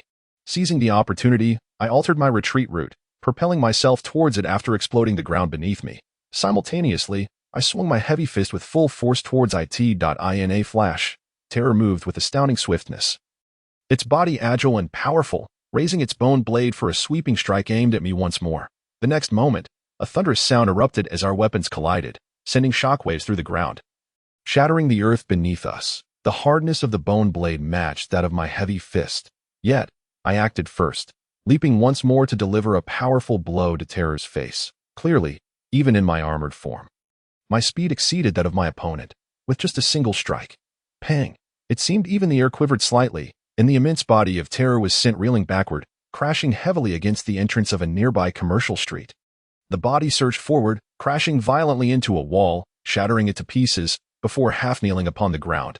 Although the head endured a powerful blow, the high-density skeletal structure merely allowed for flesh to rupture under the impact.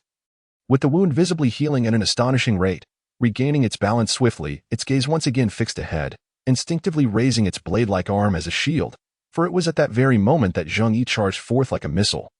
Propelling himself from a distance with a straightforward yet formidable punch, the blow landed squarely upon the opponent's bone blade, creating a resounding impact. The force, equivalent to dozens of tons, propelled the monstrous figure through 3 walls, piercing through the low structure, bursting out the other side amidst a flurry of debris. The air thickened with the dust of shattered concrete. The creature continued to recoil, hastily embedding its bone blade into the ground in an attempt to slow its backward momentum through friction. Yet in the next instant, Zheng Yi, like a flash of light, surged forth once more, delivering another of his unadorned yet powerful punches directly to its chest. As a zombie head embedded within his torso exploded. The other 4 zombie heads emitted eerie wails of distress, the creature clearly perceptive of the chaos around it, yet still unable to control its body as it was sent flying over 30 meters. Crashing into a water truck to finally come to a halt. The immense force caused the fully loaded truck to topple over, its water tank bursting forth in a spectacular cascade. All of this transpired in the span of but a second. Fury enveloped the creature. Having sustained repeated injuries, its 6 eyes turned an even deeper crimson, threatening to bleed. As Zheng Yi charged toward it once more, intent on delivering another blow, he sent the remnants of the water truck flying with a single punch. However, the grotesque body of the creature leaped onto the surrounding walls, executing a second leap with its massive bone blade aimed at Zheng Yi. Though these actions unfolded rapidly, with Zheng Yi's multifaceted vision activated, everything seemed to slow down, allowing for frame-by-frame analysis. Consequently, Zheng Yi adeptly evaded the downward strike and, flowing seamlessly, delivered another heavy punch to its chin, the jawbone, now resembling the pincers of an insect, shattered instantly, blood gushing forth as its body tumbled chaotically down the street, colliding with several cars that were sent flying. The steel frames of these 1 to 2-ton vehicles crumpled under the onslaught.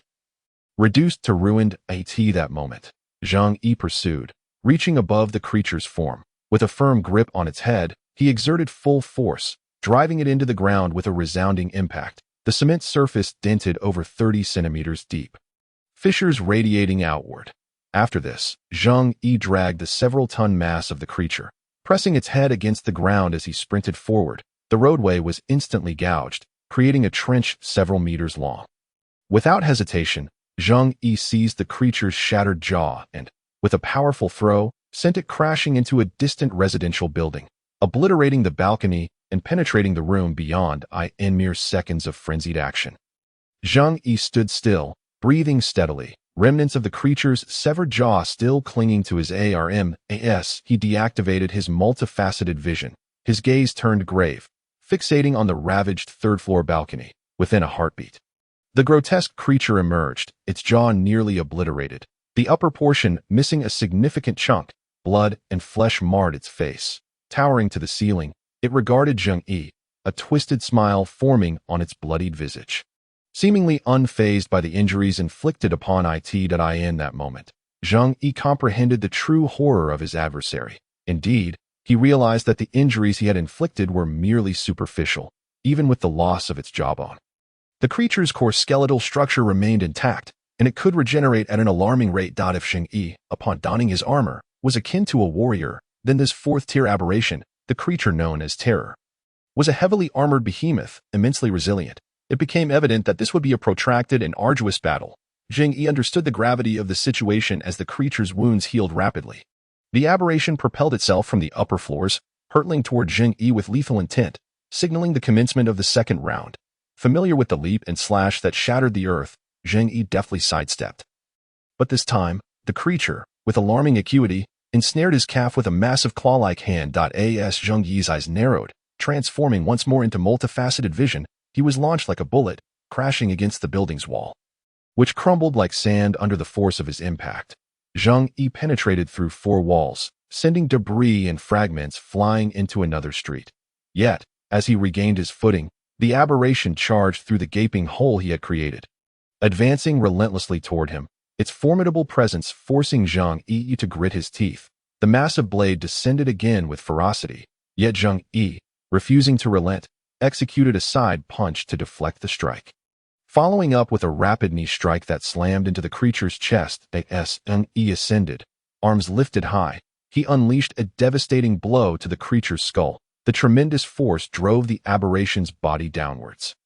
With its cranial skin bursting to reveal fissures in the skull beneath. As the creature's face met the ground, Zheng Yi swiftly stepped forward, grasping its thick tail with both hands. Merging his strength, he lifted the creature entirely before slamming it down with all his might. The ground shattered, and the aberration's body, along with a multitude of debris, plummeted into the city's sewer system. Seizing the opportunity, Zheng Yi raised his heavy fist, preparing to strike from above. However, as the aberration steadied itself, it roared, raising its blade once again, charging at Zheng Yi with unrelenting speed. With his multifaceted vision, Zheng Yi perceived the attack in slow motion, allowing him to evade the blade strike. Yet before he could retaliate, the creature's massive claw swiped, sending him crashing into the sewer's concrete wall, creating a deep crater. In the electrifying moment that followed, the razor-sharp bone blade pierced through Zheng Yi's right chest, emerging from his shoulder. Breath became a struggle as dark crimson veins erupted around his eyes. As he beheld the grotesque aberration preparing to strike at his face, Zheng Yi's eyes glowed with a dark red light. With a thunderous impact, Zheng Yi unleashed a powerful punch, sending the aberration's body hurtling backward, sliding through the filthy, chaotic sewer for over 20 meters. In the next heartbeat, its blade-like appendages shot forth, wrapping around the joints of the aberration's bone blade, its most vulnerable point. With a sudden, forceful tug, the appendages operated like a meat grinder, tearing flesh and bone apart. Blood spraying in all directions. In agony, the creature howled, attempting to pull Zheng Yi closer. Yet as the appendages retracted, Zheng Yi transformed his arm into a heavy fist once more, charging at the creature. Despite the gaping wound in his chest, dark crimson blood surged forth, but began to heal at an astonishing rate. Zheng Yi recognized his extraordinary vitality, so potent that no injury deemed lethal to a human could claim his life. In the heat of battle, having sustained few injuries, he often overlooked his remarkable regenerative abilities. Now, however, Zheng Yi had devised a new strategy. The creature's formidable combat prowess and immense durability could not be altered. But if he could remove the fangs of the serpent, the level of threat it posed would diminish drastically. In simple terms, no matter how resilient a tank may be, once it loses its means of attack, it becomes utterly harmless. Hence, Zheng Yi shifted his focus to the creature's vulnerable connections between its bone blades and arms. One should have long ago set their sights upon this endeavor. Chapter 75. Severed Limbs and the Blade Form. As Zheng Yi approached the terrifying foe, he raised his fist once more, and the adversary likewise lifted its formidable bone blade, charging at Zheng Yi within the confines of the narrow city sewer, where a brutal clash ensued. The carnage was nothing short of gruesome, as both sides recklessly exchanged injuries in a relentless struggle. When one party was sent flying, the other wasted no time in pursuing, continuing their frenzied fight to the death. Moments later, in a street where dozens of zombies formed a dense cluster, they wandered aimlessly. Yet soon, one of the zombies seemed to sense something, its gaze drawn to the ground not far away. Then, all the zombies appeared to notice the strange disturbance, culminating in the emergence of their leader, a third-tier zombie, grotesquely mutated. Its body had become grotesquely swollen, its right leg fused with a robust tail. Relying entirely on this tail and a slender left leg for support, the right arm had grown immensely large, forming a monstrous hand, while several eyes sprouted densely from its shoulder. In stark contrast, the left arm appeared withered and frail, akin to a mummified corpse. Its elongated neck supported a gaping maw, devoid of any other facial features, eyes, ears, or nose. The head, exuding an aura of repulsiveness, was adorned with tufts of hair reminiscent of withered grass. It seemed to exist solely for the purpose of feeding this abominable creature reigning over the street. However, in the next instant, boom, the ground erupted as a figure was propelled from the earth, soaring through the air and colliding with the third-tier zombie before it. This figure was none other than Zheng Yi, who bore a significant wound across his chest, nearly cleaving his body in two, a result of the bone blade slash. The armor had been penetrated, and his ribs lay shattered within. Fortunately, the protective capabilities of the armor had considerably mitigated the force of the attack. Otherwise, that strike might have split Zheng Yi asunder. With a thud, Zheng Yi crashed into the body of the third-tier zombie, the immense impact causing its form to cave in like clay, bones and flesh bursting apart. The events unfolded with such swiftness that the third-tier zombie scarcely comprehended what had transpired. Yet Zheng Yi recognized he had collided with a soft, fleshy target. Oh, what a fortuitous encounter! Without hesitation, Zheng Yi unleashed his devouring ability, dark crimson tendrils surging forth, piercing into the ill-fated third-tier zombie, following the momentum of the impact. Zheng Yi continued his assault, dragging the body of the third-tier zombie along before smashing through several first-tier zombies behind it. Finally coming to a halt, the once dense congregation of zombies on the street had been violently parted, creating a path drenched in blood. Meanwhile, Zheng Yi, half kneeling at the center of the zombie horde, was enveloped by the swirling dark red tendrils. His damaged armor rapidly restoring itself, and fractured bones regenerating. The regenerative energy expended during the battle was swiftly replenished. However, upon witnessing this scene, the remaining first-tier zombies trembled in fear and instinctively fled. Zheng Yi paid little mind to these lesser foes, instead directing his gaze toward the deep pit in the distance. Then, with a roar, the battered and disheveled terror leaped forth, having gained no advantage in its deadly struggle with Zheng Yi in the sewer. Zheng Yi's powerful fists had caved in its chest, and the several zombie heads atop it had long since burst. Its body was riddled with grotesque injuries. Yet, showing no hesitation, it seized a massive boulder from the ground and hurled it at Zheng Yi with the force of a projectile. In response, Zheng Yi unleashed a punch, shattering the boulder. Yet, alongside the boulder came the terror's sharp blade. Bang! A tremendous noise erupted as fist met blade once more. Zheng Yi targeted the weak connection of the blade. Striking with force, this vulnerable joint, having already endured multiple assaults, succumbed to Zheng Yi's powerful blow, causing the terror to half kneel, its blade arm pressing downward, accompanied by the sound of cracking bone. Seizing this opportunity, Zheng Yi delivered another decisive blow to its head, splattering its recently mended facial flesh. He then locked onto the already fissured joint, delivering a devastating strike. Crack! The terror's blade arm shattered at the joint. Bone fragments scattering like shrapnel, and dark, viscous blood spattered across the ground. The terror let out a guttural roar, instinctively swiping at Zheng Yi's face. Zheng Yi, having just launched an attack, was unable to evade this strike.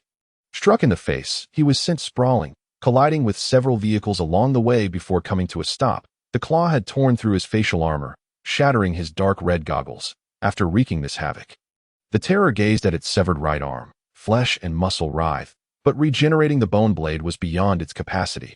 However, it could reattach the severed blade if it were nearby. Yet the bone blade Zheng Yi had struck down was no longer within reach.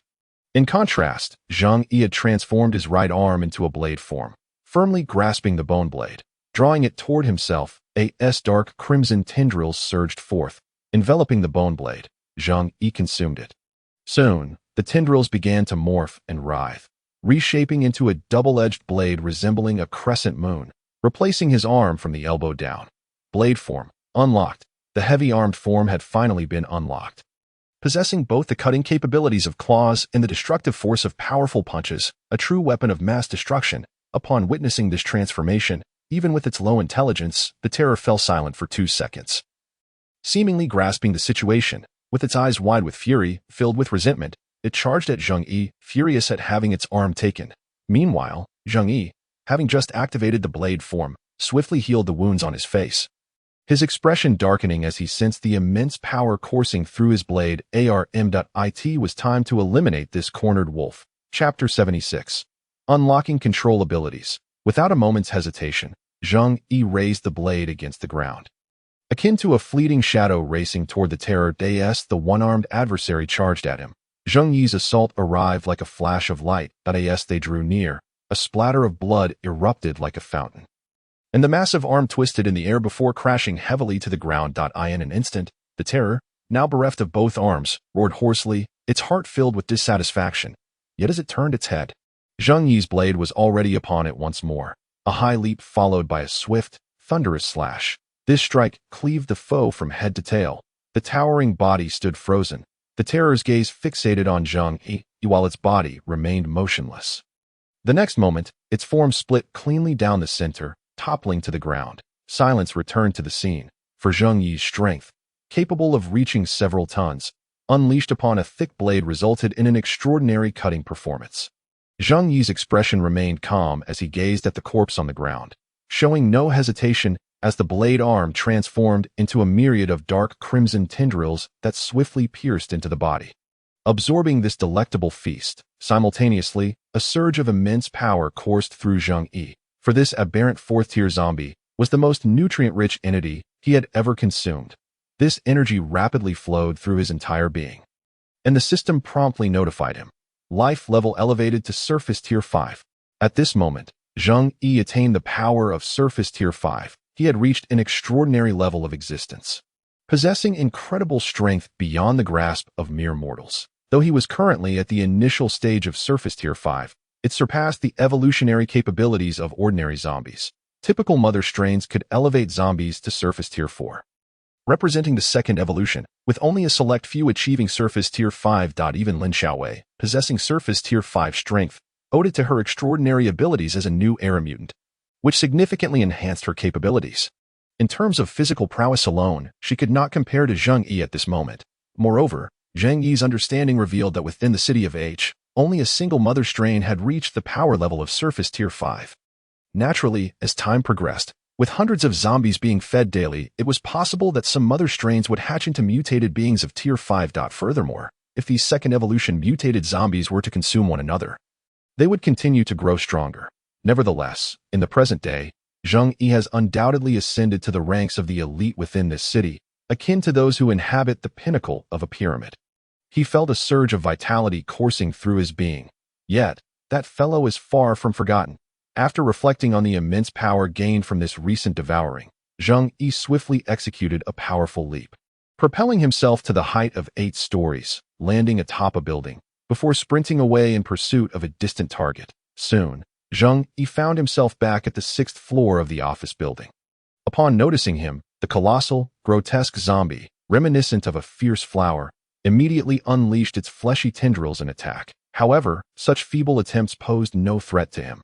Without hesitation, Zheng Yi activated his clawed form, shredding the tendrils to pieces, and then charged forward at full speed, colliding with the massive body of the aberrant zombie as if he were a bullet piercing through a watermelon. In an instant, a torrent of blood erupted, and the distorted zombie emitted a deafening wail, yet it could not withstand Zheng Yi's rapid consumption.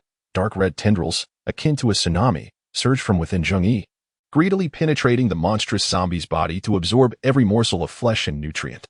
The tendrils quickly condensed, obscuring half the room, before converging and rushing back into Zheng Yi's form. Despite the formidable size of this fourth-tier zombie, the power it offered was disappointingly inadequate. Ultimately, this fourth-tier zombie was simply too weak. Thus, it is not always the case that larger zombies are stronger. Sometimes, as in Zheng Yi's case, it is the concentrated essence that truly matters. With the dark red tendrils fully reabsorbed, a new ability was unlocked. Control ability, unlocked. This power allows him to forge a mental link with living beings using his formidable psychic force, particularly excelling in controlling defenseless or low-intelligence organisms. Conversely, if the target resists vigorously or possesses high intelligence, the control becomes significantly weaker. In this moment, Zheng Yi had acquired this ability, which implied that he could potentially create his own legion of zombies. However, after glancing at the system's prompt, he understood that this control over humans might not be particularly strong, given the stated weakness against high-intelligence targets. Yet, it was not entirely out of reach that he decided to experiment with this newfound power to gauge its effectiveness. With this thought in mind, Zheng Yi exited his armored form. Disguising himself once again as a zombie, he burst out of the office building and swiftly navigated the streets, beginning his search for a fortunate candidate. Zheng Yi moved like a black sword, weaving through the towering edifices. Soon, he spotted a second-tier zombie feasting on the remains of a first-tier zombie on the ground not far away. Upon identifying this relatively unmutated yet robust zombie, Zheng Yi dove down, crashing onto the ground with tremendous force. The resulting commotion attracted the attention of all nearby zombies, including the second-tier one, which swiftly turned to face Zheng Yi. However, in that very moment, Zheng Yi had already reached it, seizing its arm, and, before the zombie could react, grasped its throat with a single hand. He then leapt into the air, swiftly ascending to the rooftop of a high-rise. The zombie, ensnared by Zheng Yi's grip, was filled with terror, especially upon sensing the oppressive aura emanating from this fellow of its kind, prompting frantic struggles. Yet, despite its desperate clawing, it could not inflict any harm upon Zheng Yi. Soon, Zheng Yi brought it to the rooftop, lifting it aloft in the air, After exhaling a breath of exasperation, Zheng Yi's expression turned serious as he focused on the second-tier zombie. Controllability. Activate. Chapter 77. Experimenting with controllability. An intangible psychic force erupted from Zheng Yi's mind, swiftly penetrating the second-tier zombie's brain. The zombie sensed the invasive intent attempting to seize its consciousness and began to struggle even more fiercely. Zheng Yi furrowed his brow. The zombie's relentless thrashing made it increasingly difficult for him to maintain control. Behave yourself. Zheng Yi pressed it down against the ground, firmly gripping its neck. The more it struggled, the greater his grip became, until the next moment. Pop! In a moment of overexertion, Zheng Yi inadvertently crushed the zombie's neck, blood and flesh spraying everywhere, leaving him momentarily stunned. He hadn't anticipated that he would exert too much force and ruin it. However, it must be said that these second-tier zombies were exceedingly fragile compared to his current capabilities. Without delay, Zheng Yi dove from the heights, seeking another second-tier zombie, bringing it to the rooftop once more. This time, he applied the same tactic, but with greater caution, restraining the zombie's arms with one hand while pressing it to the ground to avoid killing it. He executed the entire process with utmost care. Even as the second-tier zombie struggled vigorously, however, Zheng Yi no longer felt urgency. He gradually realized that the process of controlling life was not as effortless as he had imagined. Even controlling a zombie with merely instinctual awareness demanded a significant expenditure of psychic energy and a struggle against its feeble will. If he were to attempt to control a human, he dared not contemplate the challenges that would arise. Yet, after a full half-minute of effort, the second-tier zombie, nearly contorted in its struggle, finally succumbed. It gradually calmed and ceased its movements, allowing Zheng Yi's consciousness to infiltrate its mind, enabling him to observe the surroundings through its eyes. At this juncture, Zheng Yi released his grip, finding the experience rather intriguing. It seemed he had gained an additional fragment of information within his mind. Indeed, it appeared that for each zombie he controlled, an accompanying storage space in his brain was required. Therefore, this control was likely not limitless. It must be correlated with his psychic strength, which, in turn, was proportional to his overall power. Alright, now let's see how effective this is. Zheng Yi gazed at the zombie before him and initiated control using his psychic force. Advance, he commanded mentally, and the second-tier zombie immediately sprang into action. Obediently following his directive, Zheng Yi continued to issue commands for movements forward, backward, sideways, jumping, crouching, crawling, and the like, and the zombie executed every instruction with remarkable speed. In fact, for amusement, Zheng Yi even instructed it to perform a handstand, which it managed to accomplish. However, the sight of the zombie standing there, executing these movements with a vacant expression, was undeniably comical. Excellent. Now, let's begin a plank. With a mere thought, the zombie complied, demonstrating a remarkably perfect plank position. Now, let's increase the difficulty. While holding the plank, sing "You Are So Beautiful." As Zheng Yi issued this command, the second-tier zombie paused, its expression one of confusion, yet it maintained the plank position, staring at Zheng Yi with its murky, dark red eyes. Clearly, this instruction was beyond its capabilities. Thus, the controlled creature could only perform actions within its limited scope of ability. For example, singing was an impossible task for a second-tier zombie that could only grunt and lacked any vocabulary. Nevertheless, the testing was far from over. In the next moment, Zheng Yi released his disguise, revealing his human form, eager to observe the ensuing events. Throughout his transformation back to his original appearance, the second-tier zombie remained motionless, showing no signs of aggression.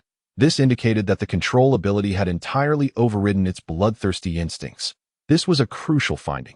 The previous tests had been remarkably successful, and it was now time to explore even more intriguing possibilities. Attack me, Zheng Yi commanded, and the previously docile zombie hesitated for a moment before. Without a hint of reluctance, it raised its clawed arm and lunged at Zheng Yi. As the claws approached within 10 centimeters of Zheng Yi's face, he shouted, "Stop!" The command was immediately obeyed, halting the zombie in its tracks, which then slowly retreated, standing vacantly before Zheng Yi. Excellent. Truly remarkable.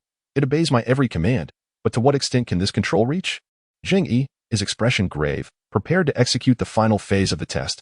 Commit suicide, he ordered, wishing to ascertain whether this completely controlled zombie would forsake everything, even its life, to follow his command. Upon receiving Zheng Yi's directive, the second-tier zombie unhesitatingly lifted its hand, positioning its sharp claws towards its own mouth. After a moment of silence, even if one could truly exert control, it seemed rather futile at present, at least in terms of one's own combat capabilities. Controlling even 100 second-tier zombies would be of little use, not to mention the considerable drain on one's mental energy. In reality, 100 second-tier zombies would likely falter against a single formidable fourth-tier zombie.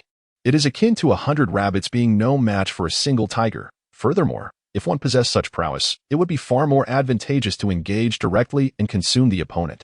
Even if one could command a fourth-tier zombie to fight, why not simply devour it to enhance one's own strength? Nevertheless, this skill undoubtedly holds other merits, much like the ability to disguise oneself, which may not provide much aid in direct confrontations, yet proves invaluable in assassination and infiltration scenarios. Additionally, the capacity to observe through the eyes of those being controlled is indeed quite useful.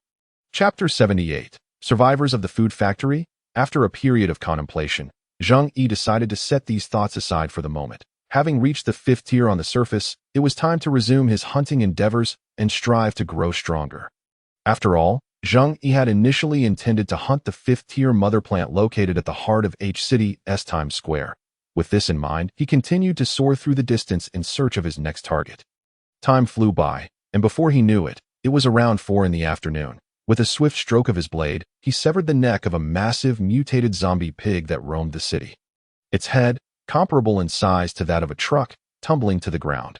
Facing such a creature, Zheng Yi showed no hesitation in consuming its for how a zombie pig came to be in the city. It could be that a pig transport vehicle happened to be passing through, or perhaps it had strayed from a nearby nature reserve. The specifics mattered little to Zheng Yi. Over a period of time, he had once again hunted 4 fourth-tier zombies. Their strength proved insufficient. Although they were large in stature, their power was roughly comparable to the lizard men he had previously vanquished. Consequently, the strength gained was minimal, with only the pig providing a bit more, yet it could not withstand a single strike from him. Unbeknownst to him, Zheng Yi found himself standing in the street, glancing around, only to realize he had progressed deeper into H City. Gradually approaching the industrial district, the population in this area was already sparse, and it was close to the edge of H City. After surveying the surroundings, Zheng Yi leaped upwards towards a building. Deciding to depart from this place, the day was growing late, and it was time for him to return along the same path. Today, Zheng Yi intended to visit the supermarket to see if he could procure some preferred ingredients. Especially during the frigid winter months, the vegetables in supermarkets would not spoil as swiftly, making them suitable for hot pot. After all, even in the apocalypse, life should be savored. What is the point of living otherwise? However, he planned to take a different route back, hoping to encounter more fourth-tier zombies or perhaps even a mother plant along the way. With this thought, Zheng Yi dashed away at an astonishing speed. Covering 100 meters in mere seconds, resembling a black meteor streaking through the city, as he continued to sprint between the buildings, Zheng Yi suddenly sensed something amiss. He crouched atop a tall structure, directing his gaze towards a nearby food processing factory's warehouse door. What is that? Zheng Yi's eyes narrowed slightly in curiosity as he noticed 2 figures atop the warehouse. Survivors. His interest piqued. He leaped onto the rooftop and steadied himself. Peering into the distance, approximately a kilometer away, Zheng Yi's vision sharpened, revealing 2 individuals armed with guns. Indeed, these 2 figures atop the building were wielding firearms, and not mere handguns, but weapons akin to assault rifles. Drawing from his memories of this life, he recognized these firearms as police-issued, resembling the M4A1 from his past life. It was likely acquired from a police station, after all, in the Blue Star Federation. The stark wealth disparity had led to a high crime rate, and there were always individuals capable of crafting firearms as long as they had access to machinery. Thus, it was no surprise that the federal police possessed such weaponry. Could these survivors be federal police officers? Zheng Yi pondered for a moment, reflecting on the days he had spent in this apocalyptic world. He had encountered survivors only twice. The first had perished within moments, while the second, Zhang Ting and her companions, would have met the same fate had it not been for his assistance. The virus was indeed terrifying, making survival exceedingly difficult for ordinary individuals, perhaps in the sparsely populated rural areas. The survival rate of humanity would be higher, but in cities, such individuals were undeniably rare. Zheng Yi considered how ordinary people navigated life in this new world. He had only read about it in novels, and witnessing it firsthand sparked his curiosity. Given his inquisitive nature, he decided to invest a few minutes to observe the situation of these survivors before returning to his hotel. Zheng Yi swiftly moved towards the factory, utilizing his camouflage ability to blend into the surroundings, transforming his skin to match the color of the wall, akin to a chameleon. Within moments, he reached the factory. Circling the building, he scrutinized the environment until he spotted something intriguing through a fourth-floor window. Inside, a woman clad in tattered clothing was bound to a chair, her body marred with bite marks, bruises, and various injuries. Her disheveled hair obscured her face, and she appeared to be unconscious, with a beer bottle resting beside her. What was happening? Zheng Yi had intended to observe how survivors managed in the apocalypse, yet he stumbled upon this shocking scene, leaving him utterly bewildered. Why was this woman tied up and injured? As he witnessed this, Zheng Yi's mind raced with thoughts, prompting him to shift locations and continue his observation of the factory. After inspecting a few rooms, he discovered an even more harrowing sight. Men and women hung lifelessly in midair, suspended by wires, their bare bodies adorned with wounds of all kinds, burns, cuts, and stab wounds. Blood dripped from their injuries, pooling beneath them on the floor. Some had already succumbed, transformed into cold corpses, while others exhibited involuntary spasms, reminiscent of shrimp gasping for oxygen. Adjacent to the room where so many had perished, sounds of activity echoed. Yet the wall obscured any view of the events transpiring within. Employing his biological pulse ability, Zheng Yi released pulses into the room, gradually revealing the hidden environment to his eyes to eye in the adjacent space.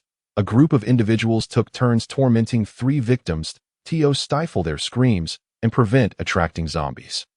Their mouths were gagged with socks. Meanwhile, several severely injured individuals lay on the ground, helplessly witnessing the horrors unfolding before them. But at this point, Zheng Yi's expression grew increasingly grave. He had pieced together the grim reality. A heinous act was underway within. It was astonishing that he merely sought to glimpse the lives of survivors in this new era, only to be confronted with such a revolting spectacle. Indeed, the words of that gentleman rang true. In the apocalypse, the most perilous threats were often not the zombies, but humanity itself. Having grasped the gravity of the situation, Zheng Yi contemplated the atrocities occurring within the factory, his demeanor darkening as a murderous intent flickered in his eyes. Meanwhile, atop the factory, a young man rubbed his hands together against the cold, taking a sip from a cup of instant noodles while occasionally scanning the surroundings, wary of a potential zombie ambush. They had been fortunate, as the population in this area was already scarce, and the zombies had been drawn away, allowing them to remain secure for an extended period. Stop complaining. This is all thanks to Brother Biao's arrangements. We can head downstairs soon, chided another man, older and more seasoned.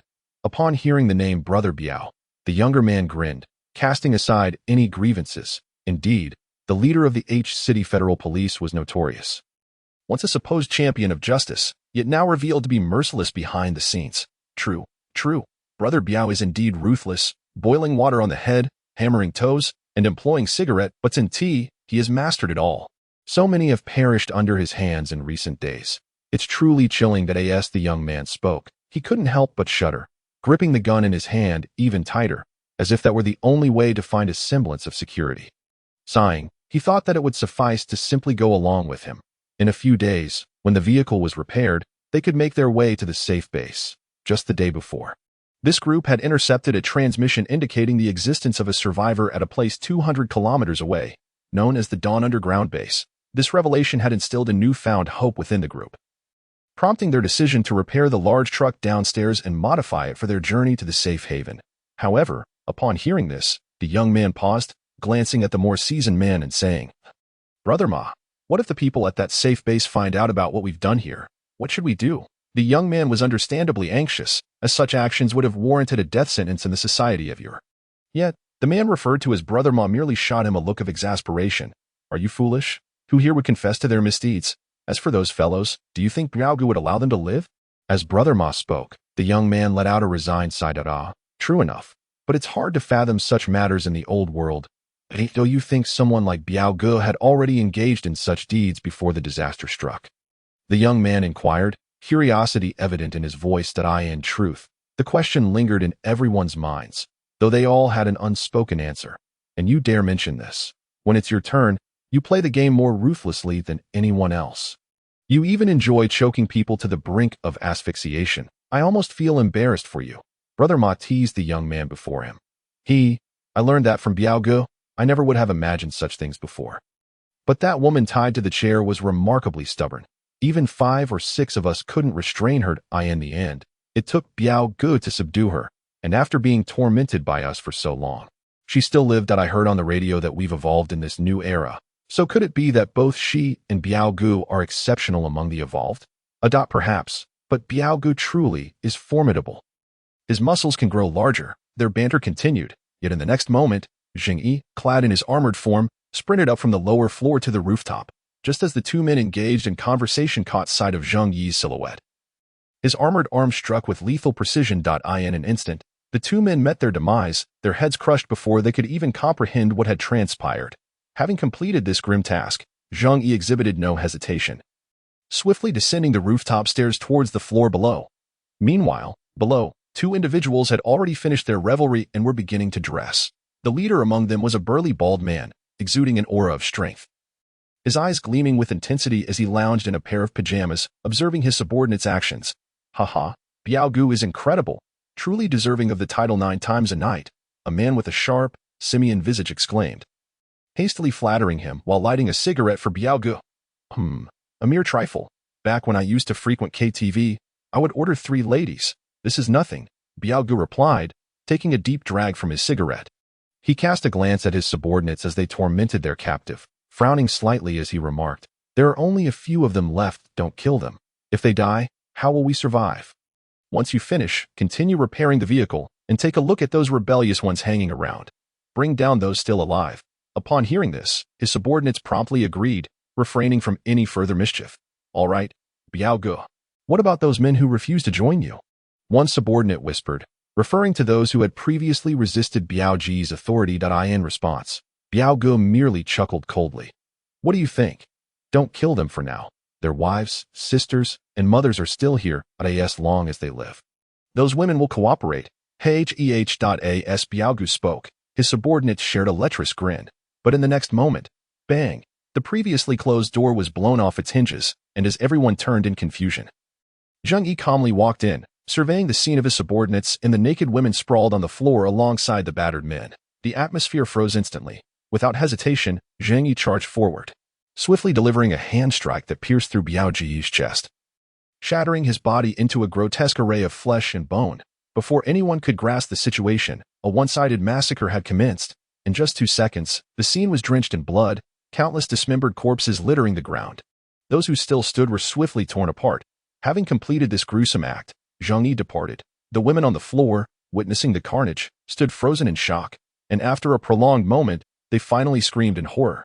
The bloodshed had transformed the room into a nightmarish tableau, viscera strewn about, some organs even adhering to the walls. Blood pooled across the floor, spreading rapidly. Everything unfolded so swiftly that the survivors barely comprehended the chaos. Their weapons untouched as they fell one by one. Zheng Yi then returned to the upper floor, leaping away into the distance. Despite his calm demeanor, his mind churned with thoughts. Why had he slaughtered these people? Was it to rescue those who were suffering? Certainly not. He understood that survivors were dying every moment in this world. He was no superhero, nor did he possess the luxury of saving others.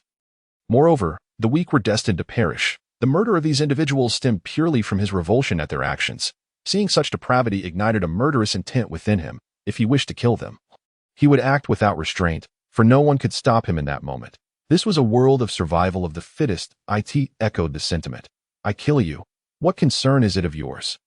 This group had been subjugated and tortured, their plight a consequence of their own weakness. Whether they lived or died at the hands of the undead mattered not to Zheng Yi. He simply sought to act upon his desires, eradicating those who disgusted him. It was as simple as that.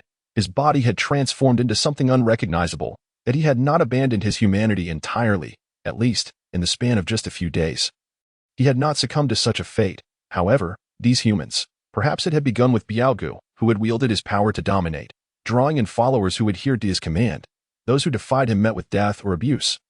And gradually, those who joined Biao Gu embraced such barbarity, revealing the darkness within their hearts. The survival of the fittest is a universal principle. In the era of peace on Blue Star, power and wealth determined the strong from the weak.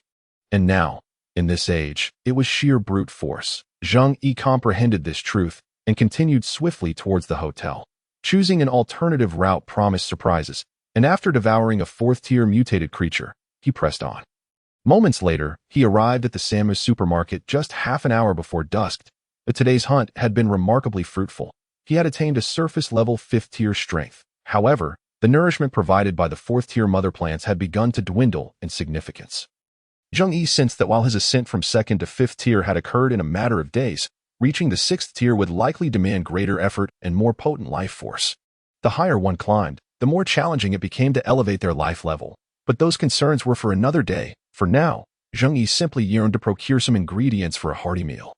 The supermarket was dimly lit, yet Zheng Yi leisurely pushed a shopping cart at the entrance. Making his way inside, he first entered the furniture section, selecting a large lamp and some batteries, as the light from candles was insufficient. Unable to find gas for the hot pot in the hotel, he decided to stock up here. His selections were modest, intending to gather supplies for just 2 or 3 days, once he had hunted the surrounding mother plants in H City. He would shift his focus to the clusters at Times Square. 2 or 3 days would suffice, perhaps even less. Zheng Yi, unaccustomed to washing cookware, continued deeper into the establishment after acquiring a new set of pots. After traversing the aisles for quite some time, he finally encountered a first-tier zombie, which stood vacantly in place. The creature appeared emaciated and feeble, yet it was clad in the uniform of a supermarket employee. Staring blankly at a row of canned beef jerky, only upon Zheng Yi's arrival did the zombie shift its gaze towards him. However, Zheng Yi, too, was in a zombified state, and their brief exchange of glances yielded no further interaction. He harbored no particular thoughts about the first-tier zombie. After their silent exchange, the zombie turned back, resuming its vacant fixation on the beef jerky. Was it possible that this creature had once been a glutton in life? Retaining a fragment of its former self, now fixated on meat? It was indeed a curious sight. Zheng Yi mused to himself before continuing onward. Gradually, the number of zombies within the supermarket increased, with a rough count revealing a dozen or more. Most remaining stationary. Some first-tier zombies, upon noticing Zheng Yi, fled in fear, while others, seemingly dazed, stood still, curious about this fellow kindred spirit pushing a shopping cart. Zheng Yi paid them no mind, engrossed in selecting hot pot ingredients. Before long, he arrived at the produce section, where the cooler temperatures had preserved the vegetables in decent condition. In stark contrast, the meat section was a scene of utter devastation. The scent of raw meat had drawn the zombies to feast, leaving that area in ruin, which naturally held no allure for Zheng Yi. Thus, he leisurely began to peruse the vegetables. Was that a zombie pushing a cart as well? A kindred spirit? Zheng Yi suddenly noticed a zombie not far away, dressed in clean clothes and also advancing with a shopping cart. He cast a glance at her. But in that moment, the zombie, who had been pushing the cart, turned to look at Zheng Yi. Their eyes met, her crimson, needle-like pupils locking onto his murky, dark red ones. For a brief instant, both were taken aback. Chapter 81. Hot pot with the beautiful zombie. The scene was indeed amusing. 2 zombies pushing shopping carts. Momentarily frozen in place, Zheng Yi was astonished, for the zombie before him was remarkably striking. Her long, ebony hair cascaded down, devoid of the disheveled appearance typical of zombies. Her skin, pale yet smooth, bore faint lavender veins on her cheeks. Apart from that, this zombie bore almost no resemblance to the undead. Most notably, her beauty was exceptional, her figure rivaling that of international supermodels. She appeared to be merely 18 or 19 years old, akin to a college student, likely the belle of her department. Goodness, this zombie was stunning. Wait, was she really placing cabbage into her shopping cart? Zheng Yi was momentarily stunned, even using his identification device to check her basic information, which only deepened his astonishment. Name, mutant Xiaoyur, life level, surface tier 3, description, a zombie mutated from a human. This zombie certainly possesses something special. Could she be akin to Lin Xiaowei? Furthermore, her attire was so pristine. Had she changed clothes post-mortem? Zheng Yi stared at Xiaoyur, momentarily lost in thought. Meanwhile, Xiaoyur, who had just picked up a large cabbage, furrowed her brow upon noticing Zheng Yi's gaze upon her. Appearing somewhat bewildered, she could ascertain that the aura emanating from him was akin to that of her fellow undead. Yet why was this fellow kindred spirit also here shopping? The atmosphere grew increasingly delicate. Zheng Yi's curiosity regarding this beautiful mutant named Xiaoyur intensified. Excuse me, can you understand what I'm saying? Zheng Yi initiated, and Xiaoyur was momentarily taken aback, evidently surprised that he could communicate with her. However, Upon reflection, it was not entirely unexpected, as it was quite normal for powerful high-tier mutants to possess the ability to speak. Moreover, Zheng Yi's behavior certainly did not resemble that of an ordinary zombie. Yet, the zombie aura he exuded seemed to lack the intensity she had anticipated. Nonetheless, exceptions existed. Even weaker zombies could possess a minuscule chance of high intelligence. Xiao Yue thought it reasonable, as Zheng Yi masqueraded as a second-tier zombie. Until he revealed his combat prowess, his aura would merely reflect that level. After a moment of contemplation and hesitation, Xiao Yue chose to respond. Yes, I can understand that, so what is it you wish to do with me? A sense of wariness surged within Xiao Yue. After her encounters with other zombies in recent days, she had come to understand that most of them were of low intelligence, merely mindlessly consuming flesh. Even those possessing higher intelligence, like herself, were often brutal and bloodthirsty, preying upon their own kind. Living in a city rife with such cannibalism, Xiao Yue had to disguise herself, blending in among the first and second-tier zombies to avoid being hunted by stronger kin. As for her reason for shopping here, it was quite simple. As a mutant with minimal transformation, she had retained her humanity, thus found the thought of bloody, savage consumption utterly unacceptable. Therefore, she opted for the food once consumed by humans. In fact, mutated zombies could derive energy from consuming vegetables. However, therein lay the issue. These plants provided insufficient energy, far from the level necessary for evolutionary mutation. Moreover, exceedingly powerful beings required vast amounts of energy to satisfy their needs, which instinctively drove zombies to seek fresh blood and flesh. Just like Zheng Yi, if he did not devour zombies and continued to consume human food, he would ultimately struggle to regain sufficient strength. I mean, no offense. I noticed you seemed to be selecting food. So is that why you were choosing these items? Zheng Yi inquired curiously, intrigued by the notion of a zombie selecting vegetables. A truly novel concept that compelled him to learn more about her situation. Xiao Yue cast a glance at the cabbage in her hand, then silently regarded Zheng Yi. And what do you intend to do with those vegetables? Gather some vegetables for hot pot. Care to join? Hot pot? That could work. Initially strangers, both cautious of one another, unexpectedly reached a kind of consensus in an exceedingly contrasting manner. With surprising ease, Zheng Yi, on a whim, extended the invitation, and Xiao Yue felt an inexplicable warmth upon hearing his words, choosing to accept, undoubtedly influenced by her own foodie nature. Ultimately, they recognized in each other a seemingly chat-worthy companion, but as for any sense of threat? Coincidentally, both believed they could overpower the other, allowing them to lower their guard. After all, in this apocalyptic world, they were both solitary wanderers, each feeling a twinge of melancholy at the absence of someone to converse with. As dusk approached, Zheng Yi installed batteries into the lamp he had brought to the supermarket, illuminating the entire room. The hot pot was bubbling, with Xiao Yue seated nearby, patiently awaiting the meal. She blinked, her long eyelashes fluttering, seemingly imbued with a certain spirit. Up until this point, they had exchanged very few words. However, as the cabbage boiled and Zheng Yi's hidden meat rolls cooked, they both instinctively began to eat. This hot pot was bountiful, suitable for 5 robust men to indulge until full. Zheng Yi had retrieved all the stock from the refrigerator, having realized that the ice within had begun to melt, necessitating consumption lest it spoil. As the aromatic food entered their mouths, Xiao Yue finally spoke again. Delicious. Although I had hot pot just a few days ago, it feels like an eternity has passed. At that moment, she reflected on how not long ago, she had been enjoying a lavish hot pot meal with her college classmates, never anticipating that circumstances would devolve to this. Zheng Yi chuckled at her words, though he maintained his guise as a zombie, rendering his smile rather grotesque. Truth be told, it had been ages since he had shared a hot pot meal with anyone, likely back in university with his roommates. Since then, he had not dined with another soul. Contemplating this, he found it rather remarkable that he was now sharing a hot pot with a zombie woman. Such an event would surely be considered explosive in any apocalyptic narrative. Chapter 82. My name is Xiao Yue, by the way. My name is Xiao Yue. What is yours? Xiao Yue finally remembered to inquire about Zheng Yi's name midway through their meal. Zheng Yi. He replied honestly, naturally divulging his true name. So, Miss Xiao Yue, you have retained your humanity entirely. Is that why you chose to eat these? Observing Xiao Yue devouring her food rapidly, Zheng Yi tentatively asked. Upon hearing this, Xiao Yue paused, glancing at her arm. Her slightly pale fingers bore nails that shimmered with a polished, jet-black sheen. Indeed, although I have transformed into this state, I remain unscathed by the will of the virus. While those voices seem to incessantly guide me towards certain actions, I have thus far adhered to my own choices. As Xiaoyu spoke, her brow furrowed. The virus had irrevocably altered her genes. Akin to how a spider innately knows its web, an instinct etched into its very DNA. Presently, Xiaoyu is resisting her instincts, choosing to act according to her own volition, which is, in truth, an exceedingly arduous endeavor.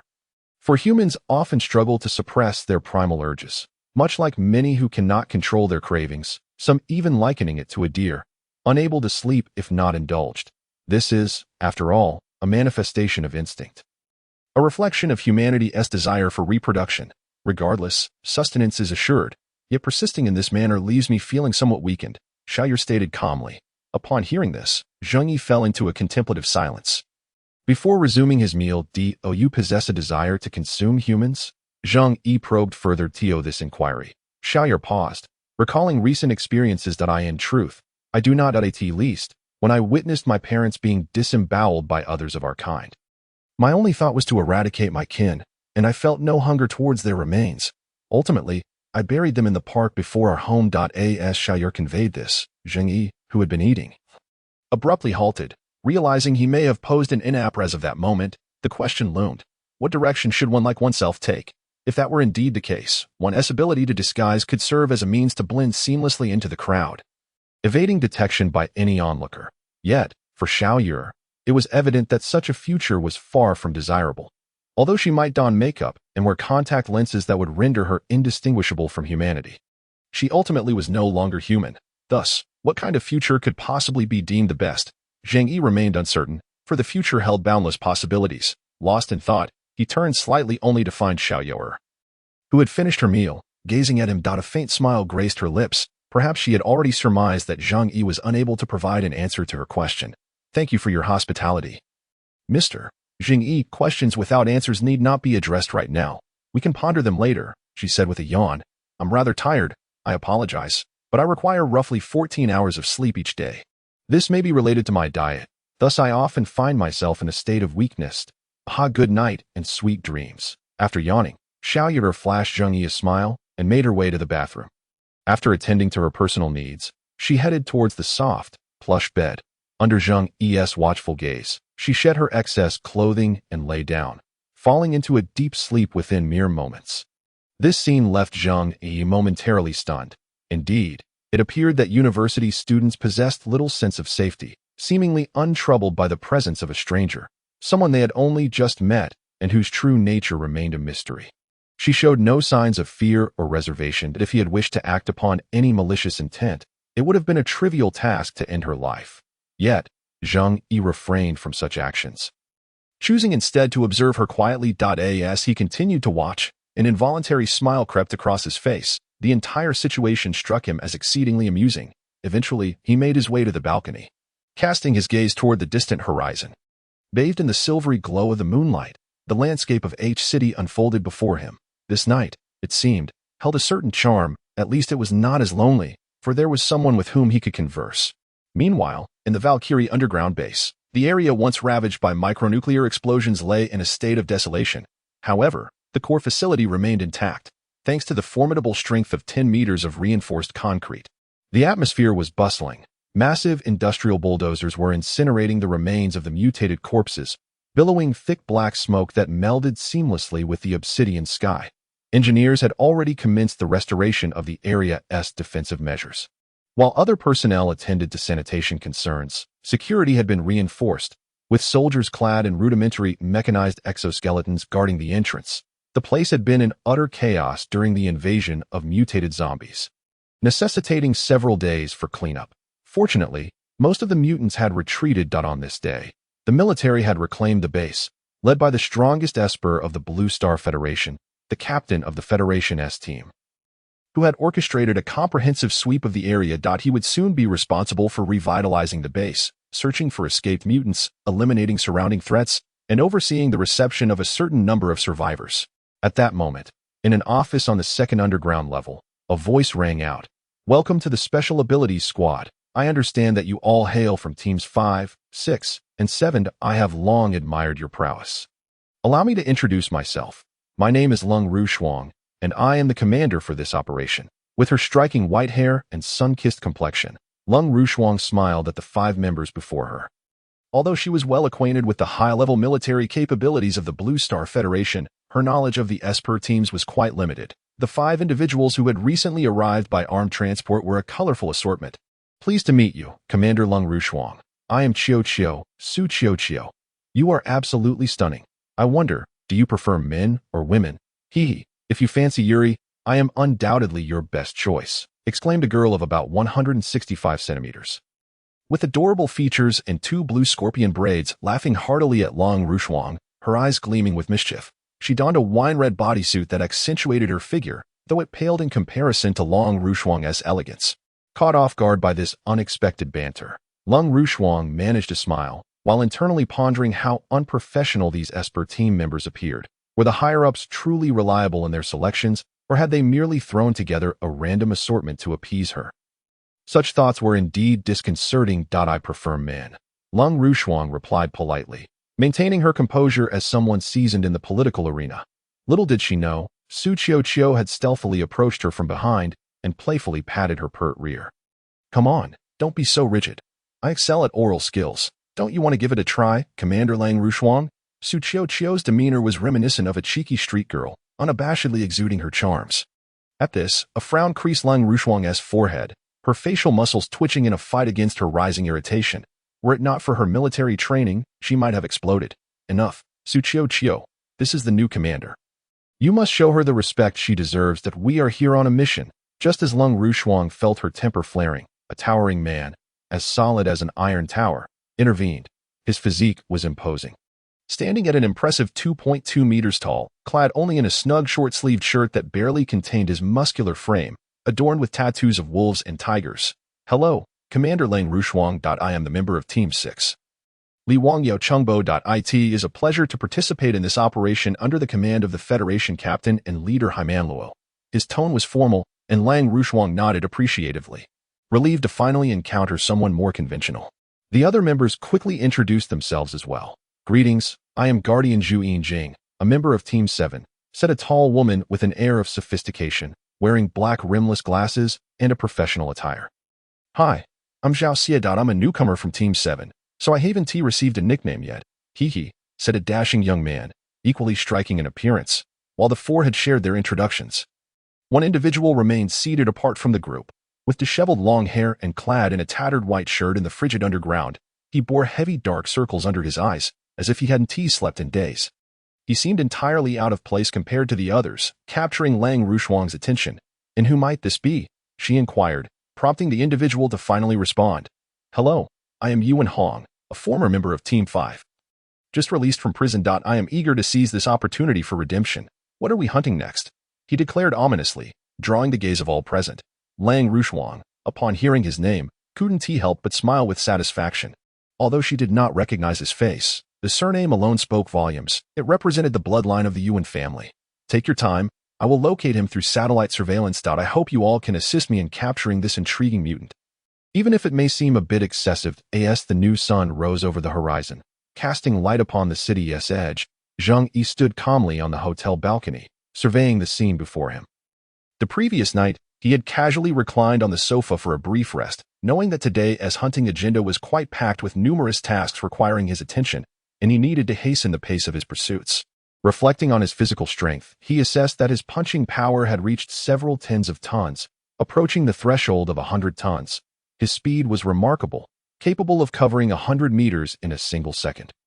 He could crash into buildings as though they were mere jelly, should he choose to do so, drawing a comparison to the character A from the game Prototype 1, who, in the climactic narrative, hurled a nuclear bomb into the sea before escaping by plane, only to be obliterated by the ensuing shockwave. Zheng Yi surmised that, given his current physical condition, as long as he avoided the epicenter of the explosion, he would likely withstand the blast without being reduced to mere pulp. Thus, he concluded that his physical prowess exceeded that of the game's A, and his regenerative abilities were likely equally formidable. Upon contemplating this, Zheng Yi felt a surge of confidence, pondering whether his future self would continue to evolve, perhaps even achieving a superhuman, ironclad physique capable of withstanding the searing destruction at the epicenter of a nuclear explosion. Just as Zheng Yi continued to indulge in his daydreams of the future, behind him on the grand bed, Xiao Yu stirred, letting out a soft moan before awakening. As she rose, she immediately stretched her limbs. And then her gaze fell upon Zheng Yi on the balcony, basking in the bright sunlight streaming through the window. "Good morning. What a splendid night's rest," she exclaimed. Donning her clothes, Xiao Yu padded barefoot towards the balcony, her eyes drawn to the distant horizon. A new day has dawned. "What plans do you have for today?" Zheng Yi asked calmly. "But I'm not quite sure that I feel a bit hungry, so perhaps I'll head downstairs to the supermarket to procure something to eat," Xiao Yu replied, glancing at Zheng Yi. "What about you? Any plans for today?" "I intend to hunting your kind, to be precise, and then consume them to grow stronger. By the way, I should mention that I have the capability to devour your kin. Moreover, I am far more powerful than you might imagine. Are you not frightened?"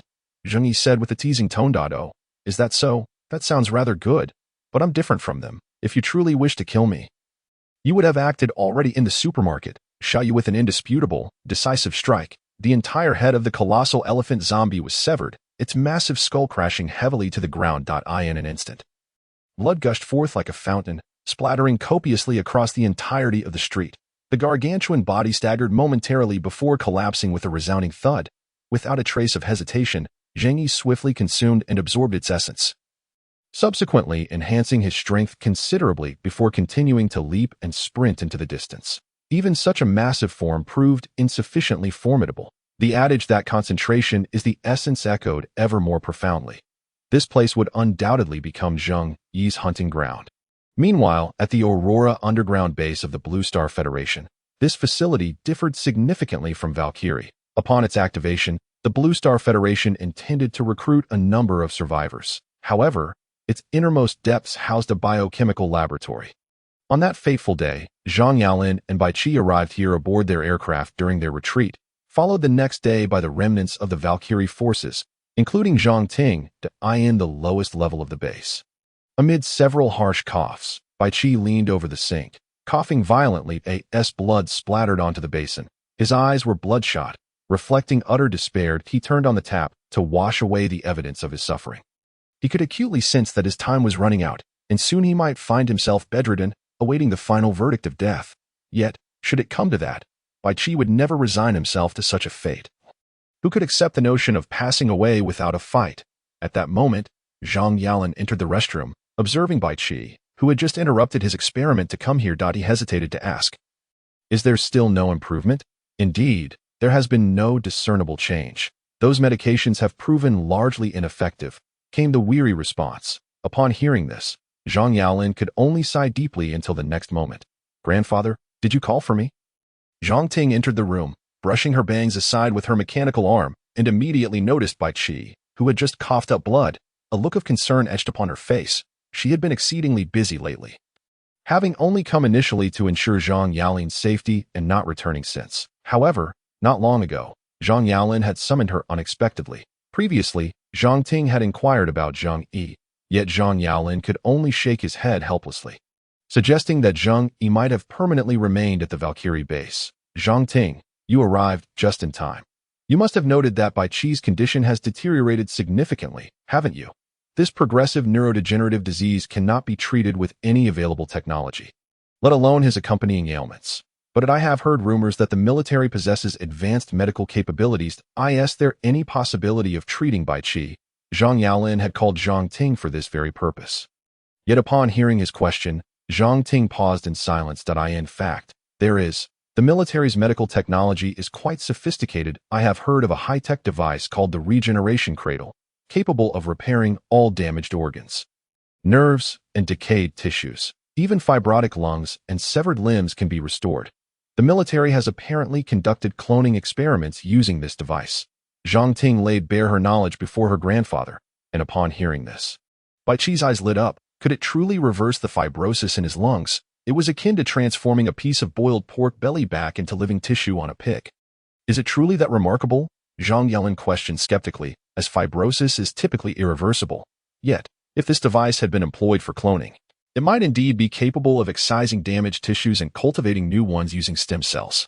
But did the Blue Star Federation truly possess such medical technology? Meanwhile, Bai Qi's eyes sparkled with a glimmer of hope.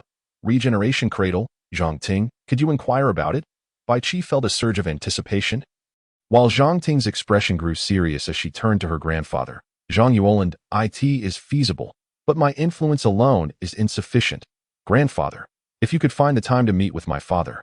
Perhaps. Zhang Ting hesitated, for her father was a senior officer, holding a high rank within the military.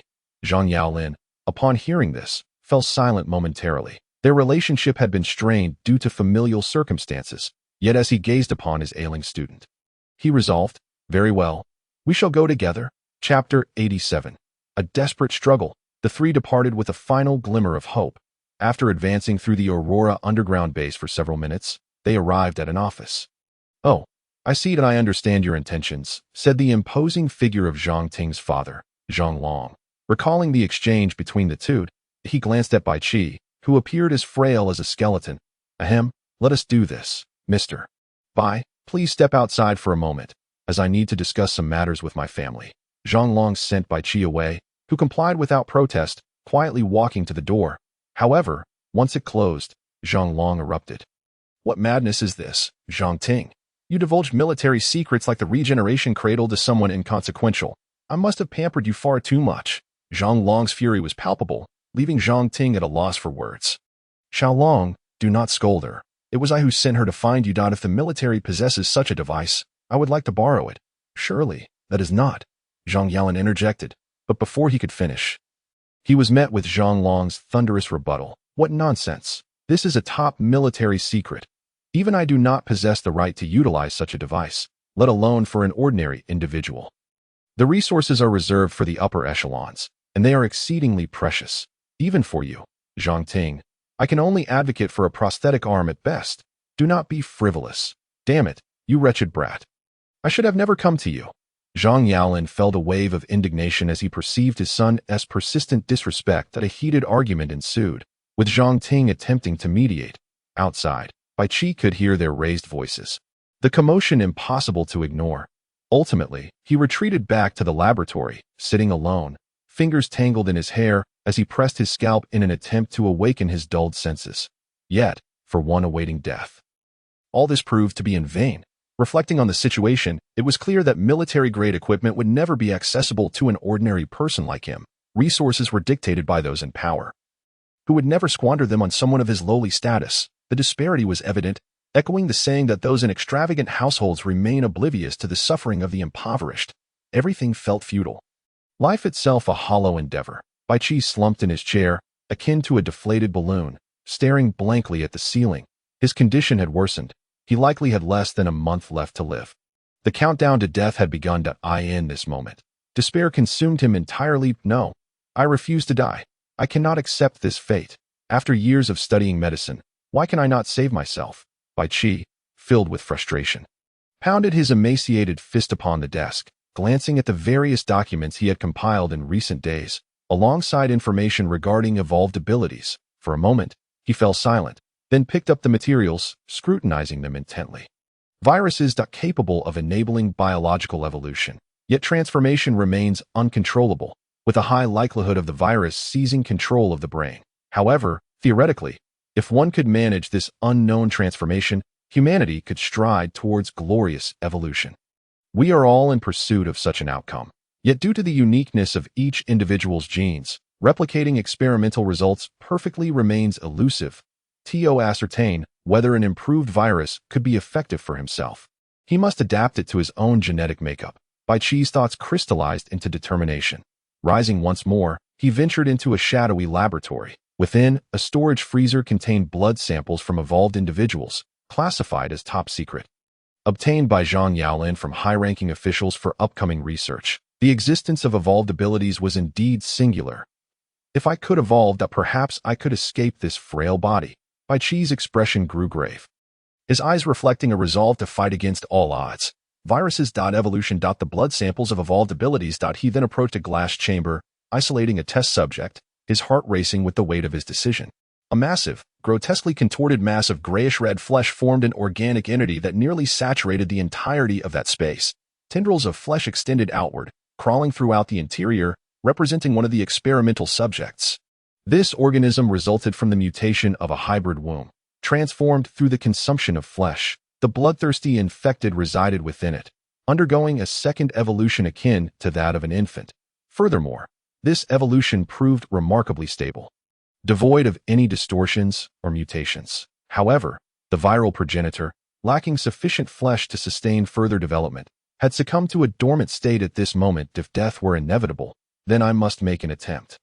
Bai Qi resolved decisively in his heart. He could trust no one, as he was merely an ordinary man who must strive for himself. In the northwestern region of H City, Zheng Yi swiftly glided through the urban expanse, each powerful leap causing the walls beneath him to cave in and fracture with numerous cracks. He navigated this terrain, hunting an unfathomable number of mutated zombies throughout the morning, both human and animal. And thus far, every encounter had resulted in a single, swift kill. Even now, Zheng Yi had yet to encounter a mutated zombie of 5th-tier strength, which significantly slowed his progress in becoming stronger. Was he to challenge that 5th-tier progenitor at the center of Times Square directly? The risks involved were indeed considerable. As Zheng Yi pondered these thoughts, a powerful roar, resonating with penetrating intensity, echoed for several kilometers, abruptly halting his movement mid-leap atop a building. He leaned against the wall, his gaze fixed on the distance, augmented by dark crimson threads. Soon after, another roar erupted, capturing Zheng Yi's attention instantaneously. The two roars, emanating from distinct mutated zombies, piqued his interest. Chapter 88. The hunt continues. What could that be? Zheng Yi furrowed his brow, sensing the complexity of the situation. With a powerful leap, he propelled himself toward the source of the sound. Meanwhile, a kilometer away, on a city street devoid of any zombies, a colossal mutated zombie tiger, towering at 4 meters and measuring 8 meters in length, stared menacingly at its foe. This zombie tiger bore terrifying fangs, some extending to the inner walls of its mouth.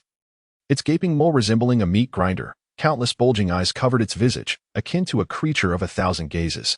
Its robust frame had shed its original skin, sharp bone spines emerging in layers across its body, while dozens of slender tendrils writhed in the air from its back. Its tail had undergone a complete transformation, the tip evolving into a mouth resembling a fleshy lotus flower. Before this 4th-tier surface zombie tiger stood a mutated zombie grizzly bear, its body encased in a thick layer of bone growth, standing at an impressive height of 9 meters, equivalent to 3 stories. The head of this mutated bear had undergone minimal alterations, yet its belly bore a gaping wound, transformed into a massive, blood-filled maw, measuring 3 meters in length, with numerous tendrils writhing within. This giant bear's back was adorned with a multitude of decapitated grisly heads, suggesting a fusion with many of its kind. As these two apex-level mutated zombies encountered one another, they charged at each other without hesitation. The zombie tiger leapt forth, its half-meter-long claws aimed at the bear's head. With terrifying force, the claws shredded the bear's face, blood gushing forth like a fountain. However, the zombie bear, undeterred, retaliated with equal ferocity, shattering the tiger's lower jaw with a single swipe. In mere seconds, these two monstrous undead engaged in a bloody contest, their bodies drenched in each other's tainted blood as they tore each other apart. Yet, at that moment, amidst their desperate struggle, a flash of movement appeared. Zheng Yi, darting across the wall like a streak of light, severed the zombie tiger's head with a swift strike. Before the bear could even register Zheng Yi's presence, he executed another rapid strike, decapitating the zombie bear in an instant. Both creatures collapsed swiftly to the ground. As Zheng Yi observed their fierce confrontation, he had prepared to take advantage of the situation. But upon reflection, he realized he possessed the strength to eliminate both creatures instantly. Thus, he chose to act. However, the man before him, whose eyes were still glistening with tears, was now sobbing uncontrollably, utterly failing to comprehend Zheng Yi's intentions. Instinctively, he repeated, I'm sorry. I want to live. I truly wish to survive." As these words escaped the man's lips, tinged with a hint of remorse, Zheng Yi felt a sudden haze cloud his vision. Becoming acutely aware of an impending danger, in the next instant, he abruptly turned to glance behind him, and at that very moment, bang! With a resounding explosion, the earth erupted, sending countless shards of stone soaring into the air. Suddenly, a colossal creature emerged from the city's sewer system. Zheng Yi was taken aback as the creature's upper body surged forth, towering at an astonishing height of 15 meters at first glance. An enormous mutated serpent with 3 heads burst forth from beneath the ground, each head measuring approximately 10 meters in length, all converging into a single body. The central head resembled that of a king cobra, with a distinct triangular shape, and its 2 crimson vertical slits radiated an eerie aura. Sharp, Elongated horns sprouted from either side of its head, while its maw was filled with menacing fangs, and its thick, forked tongue flicked restlessly in the air. The right head, however, had undergone a grotesque transformation, resembling a flower that could unfurl into four sharp, toothy petals, lacking any semblance of eyes. The left head was even more distorted, retaining the serpent's original form but with abnormally large eye sockets devoid of eyeballs, replaced instead by small, round spheres reminiscent of fish eggs, seemingly identical to the parasitic entity that had infested the human. Its body was as robust as a van, covered in enormous, dark purple scales that resembled plates, with sharp bony spikes protruding in a systematic manner.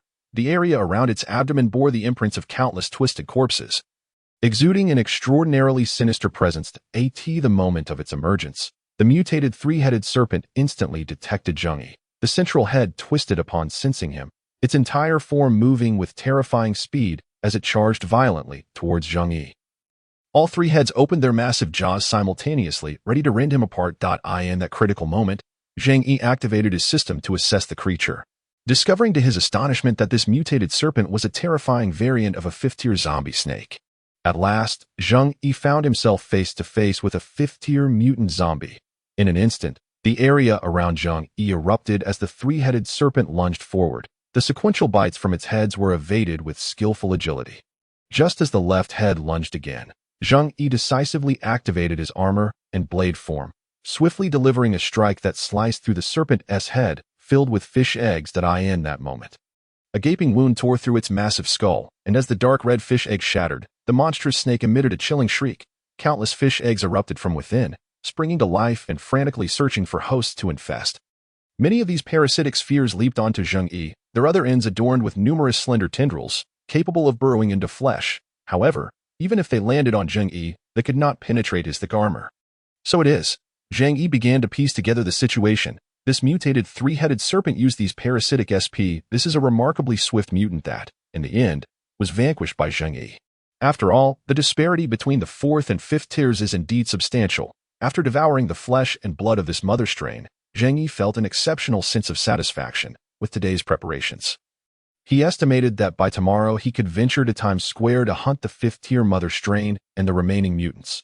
Although some mother strains may have already completed their metamorphosis, it was of little consequence. He intended to consume whatever he could find. By then, his combat prowess would elevate him to the apex of H City, and once all was said and done, he would swiftly proceed to the next city to continue his hunt until he reached the pinnacle of the food chain in Blue Star. Yet, just as Zheng Yi completed his consumption, a sudden chill crept into his heart, causing him to frown. As he looked up toward the source of this ominous sensation, a dark figure hurtled down from the sky, akin to a B-2 bomber in its descent. In a split second, clang, a curved bone blade collided fiercely with Zheng Yi's sharp weapon. The immense force of the impact caused the ground beneath him to sink instantly, fissures rapidly spreading outward. The figure descending from the heavens was swift, bringing with it a formidable kinetic energy. With a pair of massive bat-like wings extending to a diameter of 15 meters, it soared through the air. The assailant was a humanoid figure, approximately 2.5 meters tall, grotesquely adorned with a head resembling a decaying death. It bore the ghastly visage of a vampire-like creature, its flesh rotting as if afflicted by the plague. Thick black fur covered its body, which was robust, and a curved bone blade protruded from its right hand. Its feet were avian in nature, equipped with sturdy talons. Name: Mutant Bloodthirsty Batman. Life level: Surface Tier 4. Description: a brutal mutant of secondary evolution. Upon their initial contact, Zheng Yi keenly sensed that this bloodthirsty Batman possessed considerable strength and speed, potentially surpassing that of the aberrant zombie he had slain yesterday. Thus, it was highly likely that this creature was a pinnacle fourth-tier mutant. However, after their collision, Zheng Yi understood that the peril was far from over. Almost instantaneously, another figure, equally swift, approached him from a distance. It leapt into the air. A whip-like kick was unleashed towards him. Without hesitation, Zheng Yi transformed his left hand into a heavy fist to counter. Chapter 91. Double-Sided Assault, Part 2. But in the next moment, bang, a resounding crash echoed as Zheng Yi was sent flying, tumbling across the ground and colliding with several vehicles in his path. Ultimately, he managed to plant his weapon into the earth, creating a trench over 10 meters long through the immense friction before coming to a halt. The force of the blow prompted Zheng Yi to glance at his injured arm.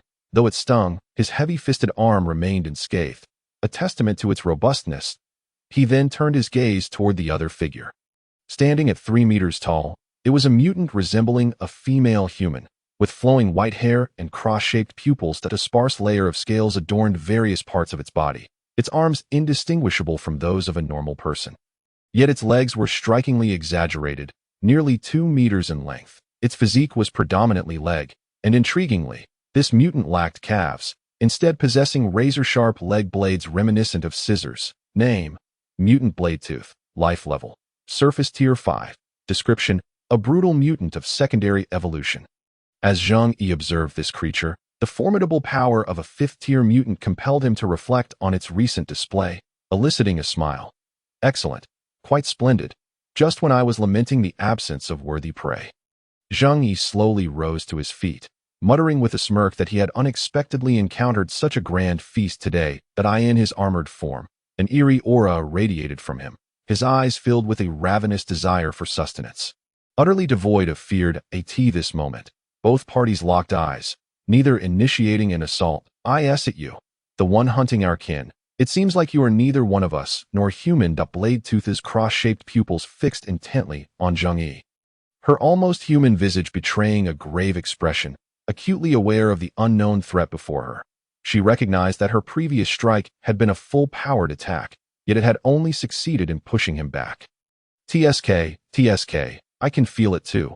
You must be the one spoken of, the hunter of our kind. Splendid. Let me taste the essence of your blood. The bloodthirsty Batman launched the first attack, soaring into the sky with a powerful flap of its wings.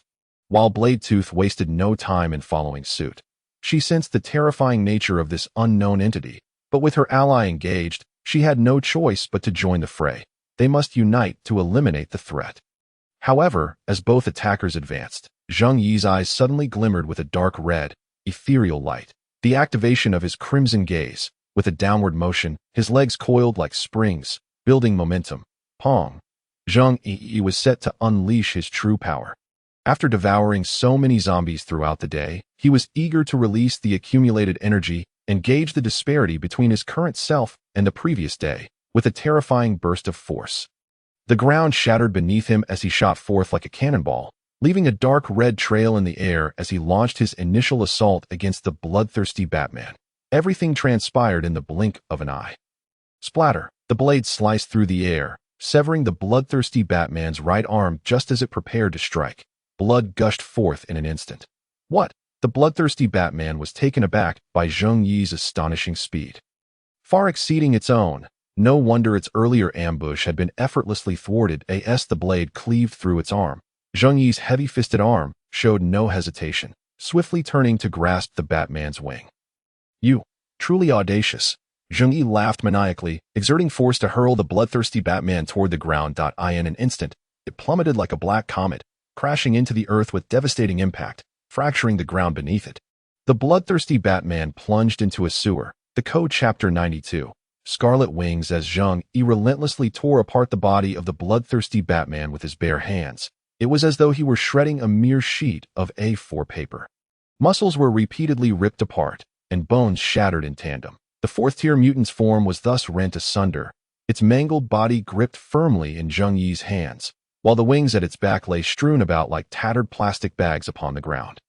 Subsequently, a torrent of dark red blood threads surged forth from within Zheng Yi, swiftly consuming the remnants of his foe's body, with the system's notification chime echoing once more. Unlocked. Scarlet Wings. An abundance of dark red blood threads began to undulate behind Zheng Yi, rapidly weaving together. When a colossal pair of scarlet wings, stretching a total of 10 meters, unfurled, Zheng Yi stood there like a demon incarnate. The ability to soar through the skies had now been unlocked. Zheng Yi exhaled a breath of murky air, his heart brimming with exhilaration. Though he swiftly suppressed that emotion deep within, he then fixed his gaze calmly upon the blade tooth before him. In truth, the mutant blade tooth yearned only to flee, but could it truly escape? It sensed an unprecedented pressure emanating from Zheng Yi, one that surpassed any being within its own mutant alliance. It felt akin to prey under the watchful eye of a hunter, too terrified to make a move. Yet Zheng Yi's demeanor shifted dramatically as he calmly raised 3 fingers and declared, "I grant you a chance. If you can breach my defenses, I shall allow you to depart. You have 30 seconds to attempt this." Zheng Yi had no intention of engaging in combat while burdened by the wings upon his back. After all, he had only just acquired this ability and did not yet fully comprehend the mechanics of flight. Thus, he transformed into a cascade of dark red blood threads, which swiftly re-entered his body. Having completed this, he resumed his heavy fist form, standing resolutely in place, his gaze fixed on the anxious blade tooth before him. At that moment, the mutant, now on edge, momentarily froze upon hearing Zheng Yi's words. Zheng Yi continued, a smile gracing his lips. 29 seconds remaining. At the sound of those words, blade tooth's pupils dilated, morphing into 2 small crosses. "You underestimate me," it bellowed in fury, launching itself towards Zheng Yi with blinding speed, its leg blade striking like a bolt of lightning aimed at his head. However, Zheng Yi's crimson eye, with its compound vision, allowed him to perceive the assault with crystal clarity, enabling him to effortlessly evade by bending backward.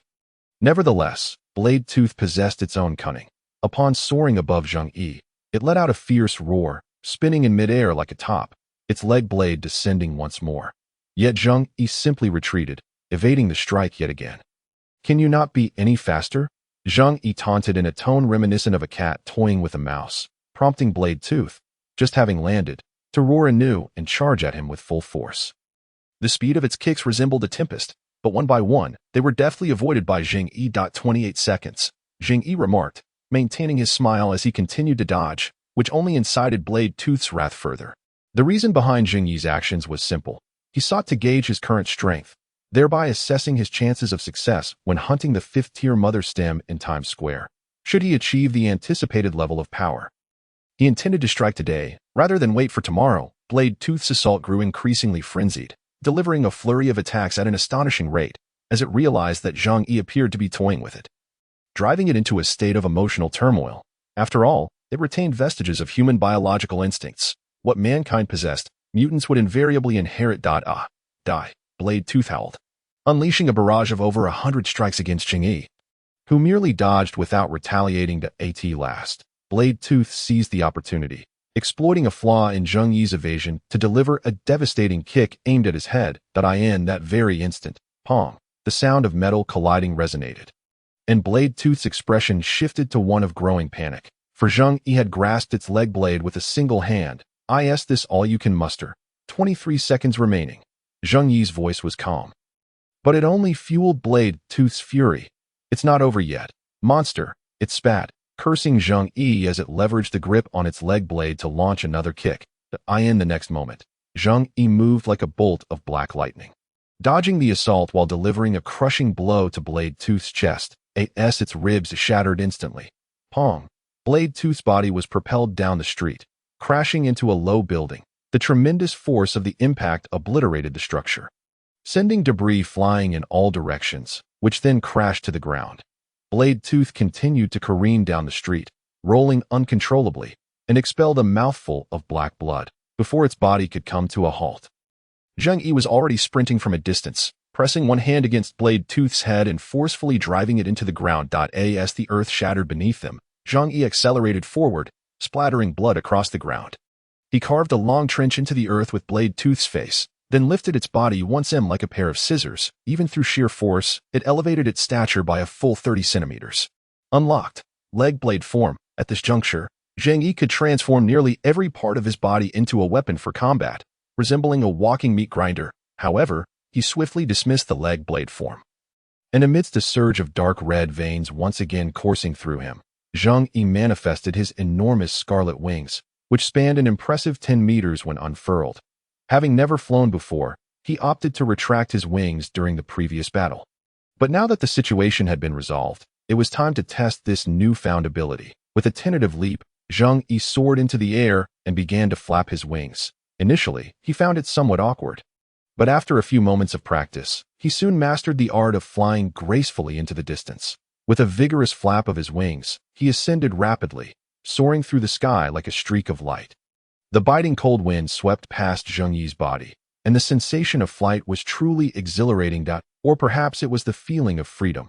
This ability to devour truly proved advantageous. It appeared that consuming aquatic creatures would enable him to traverse even underwater with ease. The more Zheng Yi contemplated this, the more exhilarated he became, yet he quickly stifled the excitement, for he was about to undertake a bold endeavor. The mother strains at the heart of Times Square had likely begun to hatch. And beneath Times Square lay an underground mall, where Zheng Yi suspected they were congregating. Now that he had attained the strength of a surface-level Tier 5 organism, he no longer feared the colossal Tier 5 mother strain he had encountered days prior. Thus, it was time to embark on the final hunt for the highest-tier mutants in H City. Zheng Yi continued to soar through the sky, rapidly heading towards Times Square, his body cloaked in dark red veins that undulated continuously. He disguised himself as a bloodthirsty bat-human, for he remained uncertain of the situation ahead, where numerous Tier 5 mutants might lurk. Therefore, his intention was to infiltrate and ascertain the status before making further plans. At this moment, the center of Times Square lay devoid of any living zombies. Nearby, heaps of corpses and excrement had accumulated, rendering the entire city center eerily desolate. Yet, amidst this wasteland, new life was on the verge of emerging. The massive Tier 5 mother strain had begun to harden, and some parts even appeared to be withering, resembling a grotesque lychee.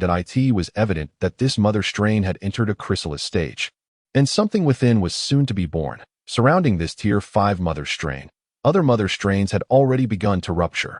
Most had gathered together, while a few had ventured off alone, much like the many mutants congregating within the underground mall at that very moment. They commenced as Tier 4 surface mutants, with 2 having already reached Tier 5. One of these Tier 5 mutants, named Bloodbone, resembled a sinister idol, its head fused from 4 zombie skulls, its body elongated and thin like ribs. With arms that were remarkably long, its left hand had mutated into a bone knife, while its right bore a colossal, razor-sharp claw. The other resembled a massive worm, known as the one-eyed mutant. These 2 were the Armée de l'Armée among them. Yet even so, their power still paled in comparison to that of the enormous viral mother strain known as Nine Hells, which loomed above Times Square. This gathering of mutants was for a singular, urgent discussion, for a matter of great significance had arisen. It was well known to all present that a creature named Su had annihilated the entirety of its kin in the neighboring city. To those who submit, prosperity; to those who resist, demise. Thus, I ask you, One-Eyed, when shall the being known as Nine Hells emerge? If formidable foes approach, how shall we defend ourselves? The Tier 5 mutant Bloodbone, with its 4 twisted heads, simultaneously inquired of the one-eyed mutant before it. Chapter 94.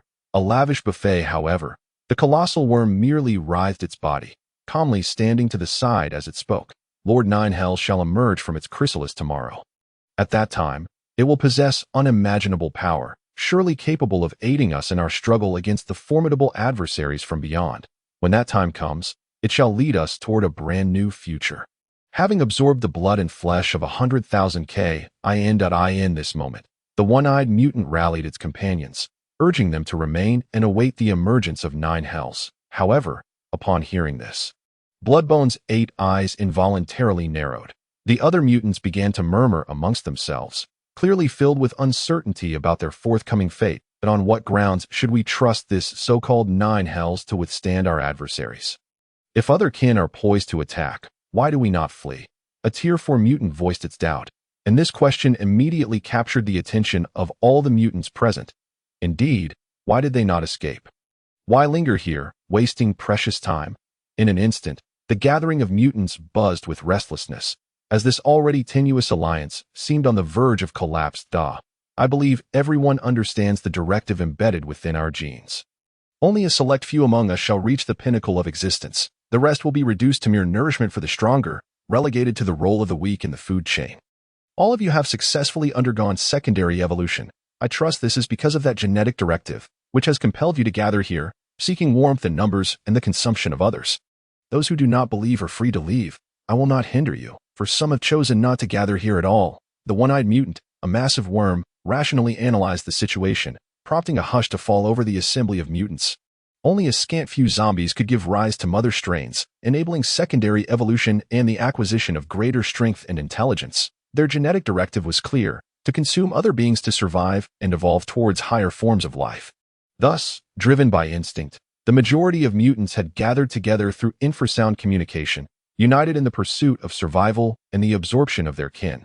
Meanwhile, above Times Square, Zheng Yi soared through the sky. feeling quite pleased to disguise himself as a Tier 4 mutant, albeit lamenting his unsightly appearance. Just days before, the once bustling center of Times Square had succumbed to an eerie silence. Soon, Zheng Yi spotted the Tier 5 mother strain. Noting that it had begun to harden, seemingly on the brink of metamorphosis. Observing this scene, Zheng Yi's expression turned serious. It appeared his decision to come today had been sound. Truth be told, he was eager to launch a surprise attack on this Tier 5 mother strain. Yet reason cautioned him against such impulsiveness. The cursory glance revealed that the surrounding mother strains had already shattered, indicating that nearly all mutants had completed their hatching in the days since. If he was not mistaken, based on the information provided by Xiao Yar, they had congregated in the underground area of this vicinity, with an entrance not far from where he stood, before confronting this formidable foe. He needed to eliminate these mutants one by one. With this thought in mind, Zheng Yi swiftly dove towards the ground, landing smoothly as he retracted his wings behind him, until his objective was achieved. He wished to keep his powers concealed. As Zheng Yi touched down and gazed toward the entrance of the mall, he strolled inside. The entire passage lay in silence, dark red tendrils creeping along the walls like climbing vines. This substance had mutated by absorbing the flesh and blood from the ground, resembling a form of plant life, nurtured from living, mutated tissue. It posed little threat. Zheng Yi pressed forward without pause, quickly delving deeper. The terrain had been altered, some walls had been breached, and with the aid of biological pulses, Zheng Yi soon noticed another path not far ahead, accompanied by various sounds emanating from within. Upon entering this cavern, Zheng Yi rapidly reached the innermost part of the underground mall. Maintaining the guise of the bloodthirsty Bathuman, he soon spotted a group of mutants at the entrance. His arrival almost instantly drew the attention of every mutant in the vicinity. In that moment, both sides regarded one another with curiosity. Bloodthirsty Bathuman, why are you alone? What happened to Blade Fong? The one-eyed mutant questioned, eyeing the sudden appearance of the bloodthirsty Bathuman with intrigue, as they had set out together earlier that day. Making the latter's solitary return seem rather peculiar. Zheng Yi paused for a moment, surveying the surrounding environment. This space appeared to have once been an underground ice rink. The upper level had collapsed, leaving ample room for the gathered mutants. A quick glance revealed that the number of mutants present had reached over 20, and the only exit seemed to be the one behind him. The sheer abundance of entities before Zheng Yi dazzled his eyes, particularly the enormous worm that had spoken to him and the grotesque creature with 4 intertwined heads, both of which were 5th-tier mutants. Furthermore, all the other mutants present were uniformly 4th tier. This sight ignited a fervent intensity within Zheng Yi's gaze. Is that a blade tooth? Ahem. Just as Zheng Yi began to articulate his thoughts, the assembly of mutants fixated their attention on him, oblivious to the precariousness of their situation. However, in the next instant, Zheng Yi ceased his idle chatter. Dark crimson veins surged around him as he relinquished his winged form, manifesting sharp blades and blade-like appendages. Alongside his armored state, with a powerful leap, he propelled himself toward the horde of zombies before him. He had never encountered such a lavish buffet of destruction at this moment. Uttering another word would be a waste of time. The multitude of 4th-tier mutants made it abundantly clear that this feast was a rare opportunity, and it was time to unleash carnage. Zheng Yi charged into the fray like a tiger breaking into a sheepfold, his blade-like appendages exploding forth, and wherever they struck, a 4th-tier zombie was violently dismembered, its limbs shattered and torso obliterated. Concurrently, torrents of dark crimson blood surged forth, rapidly consuming the remains of the fallen. Without a moment's hesitation, Zheng Yi acted purely on instinct. Moreover, you have devoured my progenitor and all the kin I had intended to use for 4 successive evolutions, which is indeed quite infuriating. Jiu gazed at Zheng Yi, his dark red eyes faintly emanating a crimson light. Progenitor? That wretched worm. Upon hearing this, Zheng Yi seemed to connect the dots. Could it be that the enormous mutated worm shared a consciousness with this creature?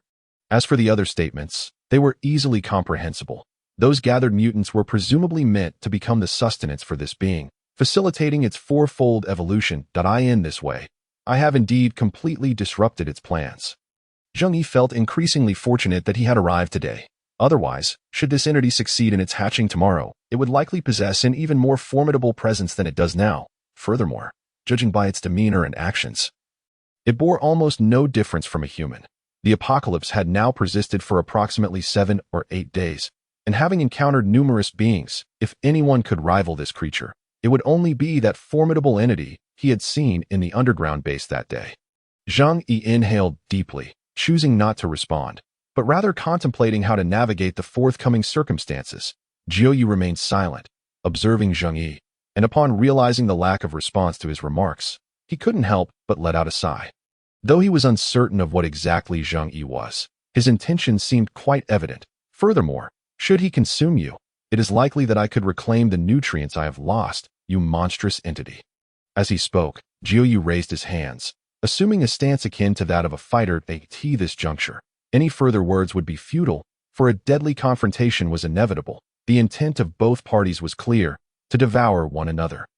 Witnessing this scene, Zheng Yi likewise adopted his stance, his blade and heavy fists raised, both adversaries locking their gazes with unwavering intensity. The pinnacle of existence within H City was on the verge of engaging in a life-and-death struggle.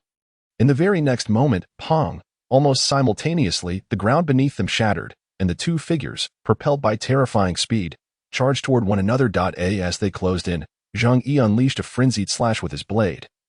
Its velocity so great it seemed to tear through the air itself. But at that very instant, a tremendous force surged toward Zheng Yi's feet.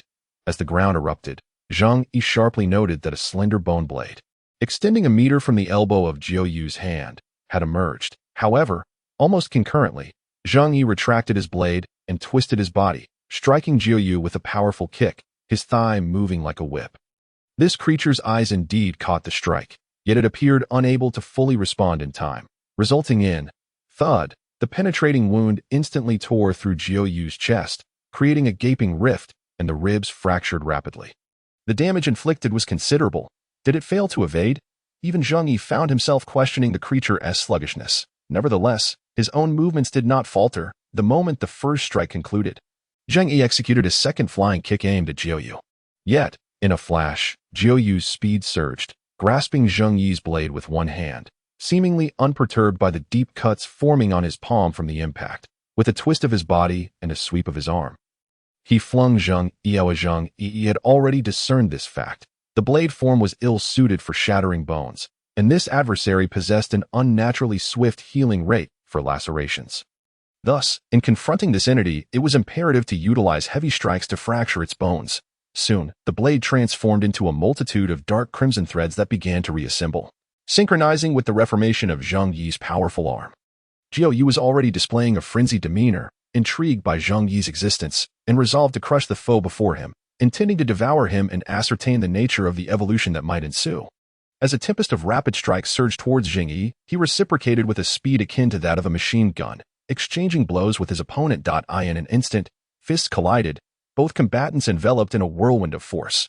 Yet, in the following moment, Zheng Yi unleashed a punch with even greater velocity upon Zheng Yi's form, causing bones and flesh to erupt, blood splattering in the aftermath. However, Zheng Yi's strike landed upon Zheng Yi's armor, fissures immediately spreading across its surface, with waves of excruciating pain coursing through Zheng Yi's body, akin to steel being subjected to relentless forging. The resounding clashes echoed like thunder, their rhythm reminiscent of firecrackers during a festive celebration. Reverberating throughout the street, neither combatant was repelled.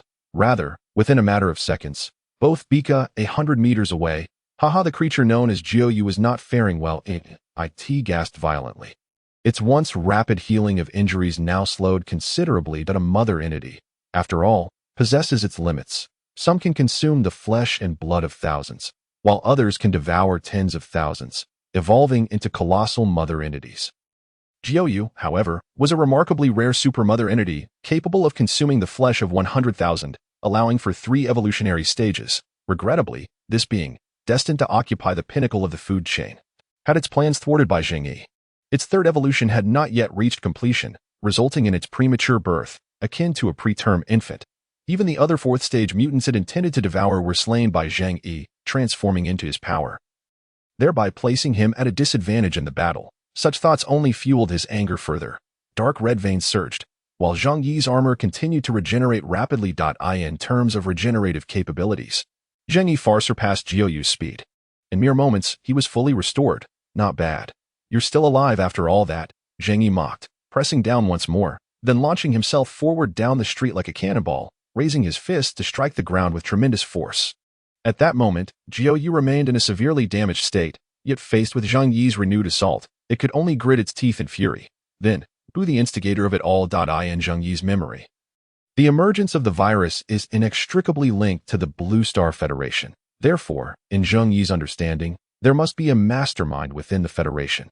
However, a Federation is exceedingly complex, with tens of thousands of officials entwined with the highest echelons of Blue Star civilization.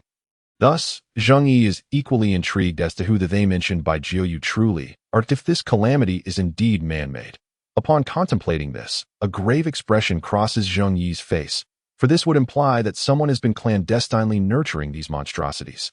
Potentially a select few at the pinnacle of power within the Blue Star Federation. Nevertheless, Zheng Yi soon realizes that pondering these matters will yield no answers, and with a decisive leap, he propels himself towards the distance. The hunting operation in H City was completed thoroughly within 4 days, and his growth rate is indeed astonishing. As for today, after scouting the city for any elusive prey, he may well proceed to the next city to continue hunting these formidable mutants. A dark crimson figure swiftly soars through the skies of H City. Like a sovereign, Zheng Yi gazes down upon the scene, the cold winds howling above as he cuts through the air. Soaring high. In a mere moment, the sky becomes shrouded in ominous clouds, casting an eerie gloom over the world. Having the ability to fly, Zheng Yi has already scoured most of H City's surface, devouring all the 4th-tier mother stocks he could find. After several hours, 5 more have been consumed. As Zheng Yi continues his flight, he gradually approaches the outskirts of H City. It is at this moment that a flurry of white, star-like flakes begins to descend from the sky. Observing this, Zheng Yi instinctively flaps his wings and lands atop a distant skyscraper. He then extends his arm in quietude, feeling the gentle touch of the snowflakes. The moment they land upon him, they instantly transform into tiny droplets under his body heat, evaporating rapidly without leaving a trace. It is snowing. Zheng Yi's gaze sharpened slightly. Beneath this frigid sky, he flaps his wings once more, stirring up a tempest of snow. It has been an eternity since he last witnessed snowfall. He faintly recalls a childhood memory from his previous life, when the orphanage director told him that he was abandoned at the doorstep during a heavy snowfall. As these thoughts wash over him, Zheng Yi finds himself momentarily lost in reverie, overwhelmed by a flood of emotions, for this is the first snowfall of the new era. The initially sparse snowflakes gradually intensify, transforming into a deluge of thick, feathery flakes, blanketing the desolate H City in a shroud of silvery white. With his current physical prowess, Zheng Yi remains unaffected by the cold. Yet, he ultimately exhales a gentle sigh. Contemplating another round of searching, he resolves to return if he finds nothing of worth, as he lacks the time to scour the buildings from other stocks, having now reached the surface level 6. Even some mutants that evolve a second time from the mother stocks cannot attain his level. They would require a 3rd evolution to rival him. Thus, he should seek out surface level 5 mutants as mere snacks. However, such entities are scarcely found in a city with a population exceeding 10 million, and 4th-tier mutants yield alarmingly little power. This predicament weighs on Zheng Yi, as the evolution speed of mutants has completely lagged behind his own. Despite having squandered 3 days in the underground laboratory, that he could easily catch up to the pinnacle of mutant evolution. With another powerful flap of his wings, Zheng Yi ascends rapidly, determined to continue his search before darkness envelopes the sky.